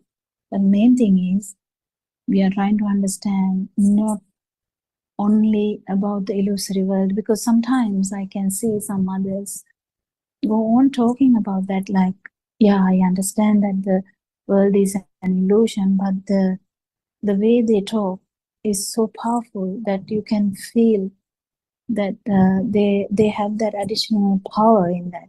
So the more you understand Dhamma, this power is the one which is going down. So if you don't know that, you might not catch it, because you might go on thinking that, yes, thoughts are not true. So you kind of by heart that you know it by like the tip of the tongue, you know that the things are not true, the thoughts are not true, thoughts are actually giving out illusory world. Yes, but if you miss the sense of it, essence of this whole discussion is about how to understand the self, the feel of self. How did that happen? And how the thought, the self thought has happened. Then we come to this idea. No, actually there's no self. There's only a stimulus, which is arising from speedy vibration of the sensory organs. That's all that happened. Then we didn't know that. Obviously, we didn't know that. Otherwise, if we knew that before, we might not. We actually might not definitely we are not going to telepathize into a cyber. So now it has happened, yes, and there is a vibration, yes. And Arnonse was talking about that recently, how even a child, even after understanding that this self-dharma, it takes longer for them to actually feel these defilements, and actually it will go away. But definitely you have to have the defilements to actually get rid of. So it will take time. So he was talking about that recently as well. So out of loving kindness to all the beings, we try to talk about this now self-dharma, or that the actual thought is not true. We can develop a discussion around this. Anything, any question? Actually, Shani can ask a question, but I don't know whether she would like to. I don't want her to feel pressed to do that. So I don't do that usually. So, but anyone can ask a question, because she must be understanding a lot now by being everywhere. Where everyone says to listen, say she sees him, she listens to him, and maybe she feels this much more than us. You don't know, it's a very difficult thing to say. Whether you talk or not, it doesn't really matter. What you feel is the main important thing. Yeah, anything? Everyone, Sunlight?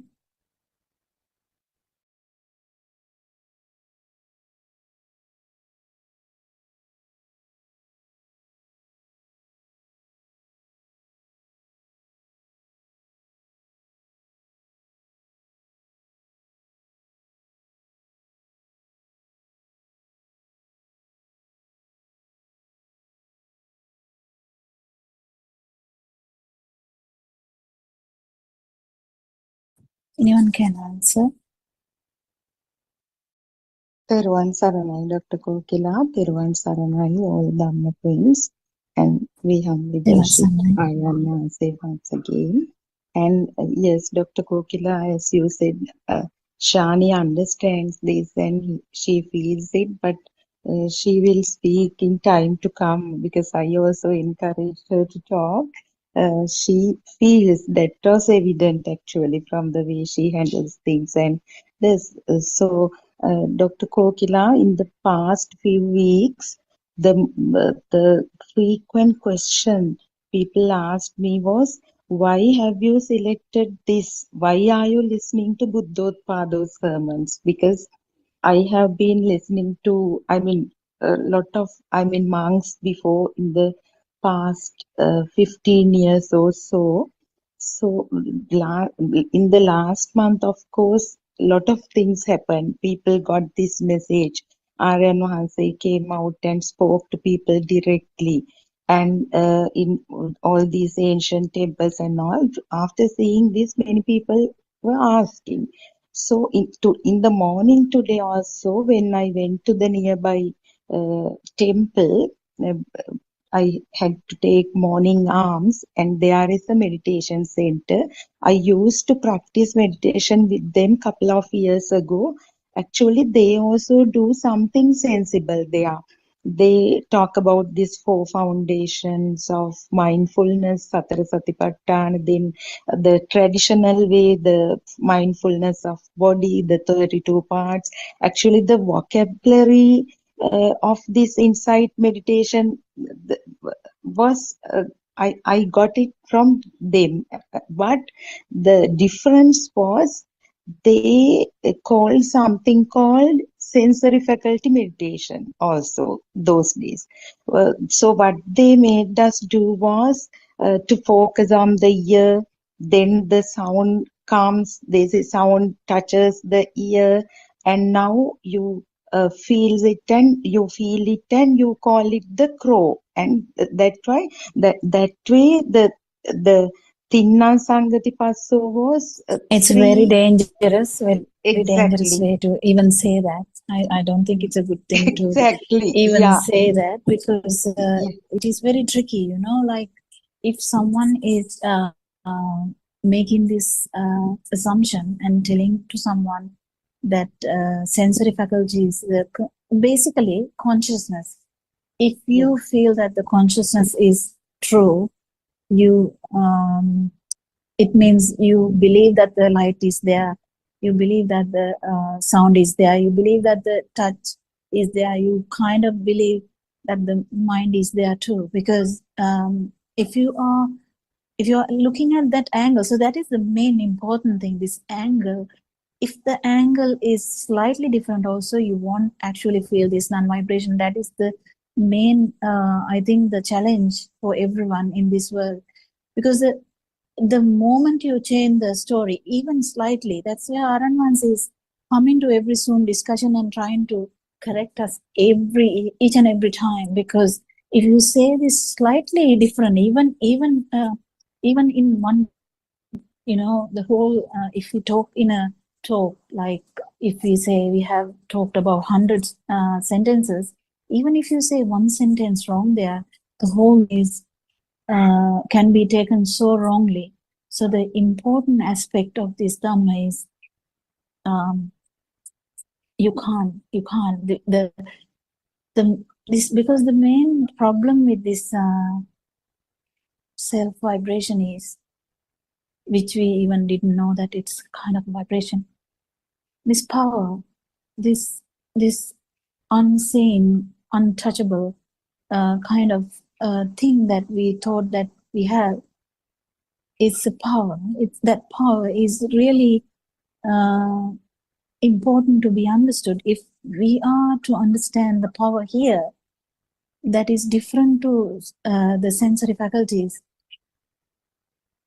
that is the trickiest part, to differentiate between the sensory faculty and the power, because even an arahant would be seeing everything as normal, hearing things as normal, feeling things as normal. They also feel the temperature, they also feel the coldness, they will also feel the pain receptors, touch receptors, mechanoreceptors, whatever receptors, they are working as normal.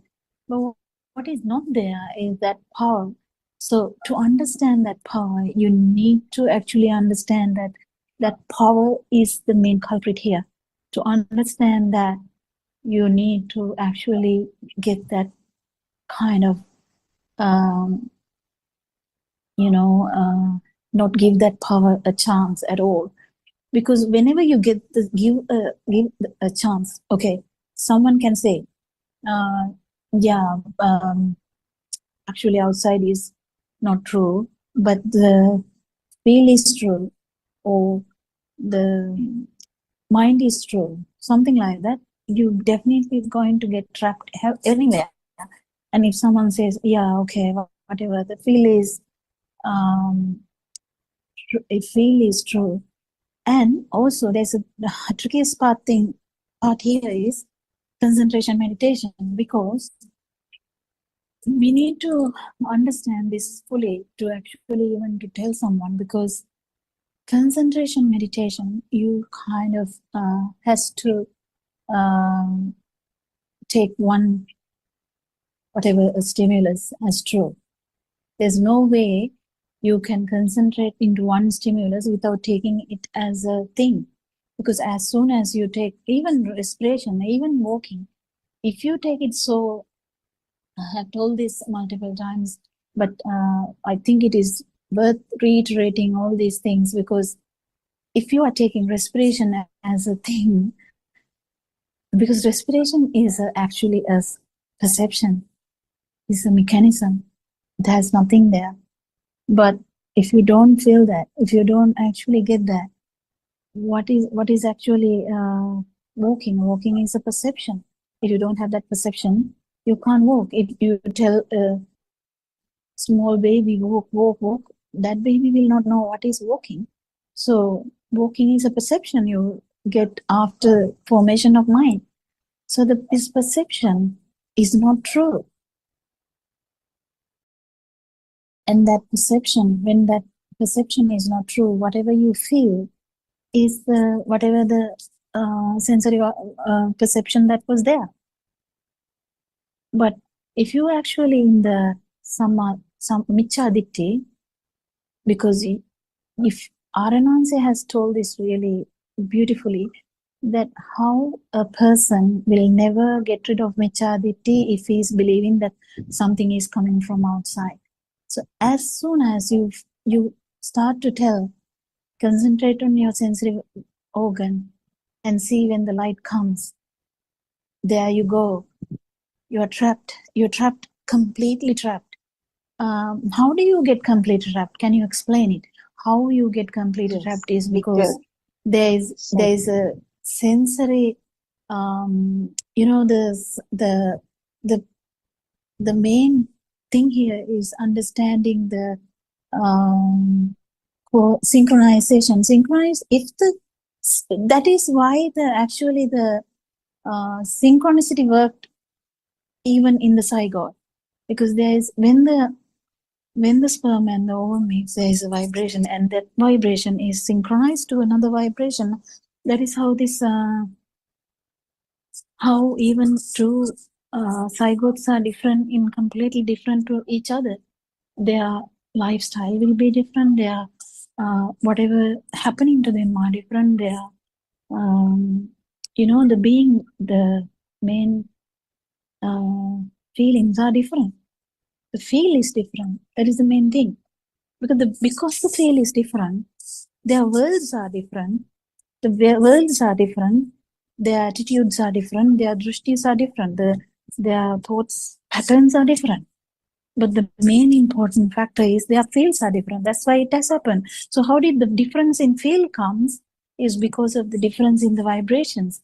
How the difference in the vibration comes because of the vibration that has telepathized or synchronized into that zygote is different. It's a different thing, because when you understand that this synchronization, then only you understand this vibration is the culprit. If you don't get this, you can't get rid of that. That is the main problem here. How can you get rid of something if you don't know what has happened? And when you come to understand this, that this is the problem, I think it's very sensible. I don't think it is, I mean, it was very scientific to me. It was very scientific to a lot of people, I think. And it was very sensible thing to understand that there must be a problem in that level, because each and every baby is also different. What they feel is different. So we can understand there must be a difference, yes. So how can this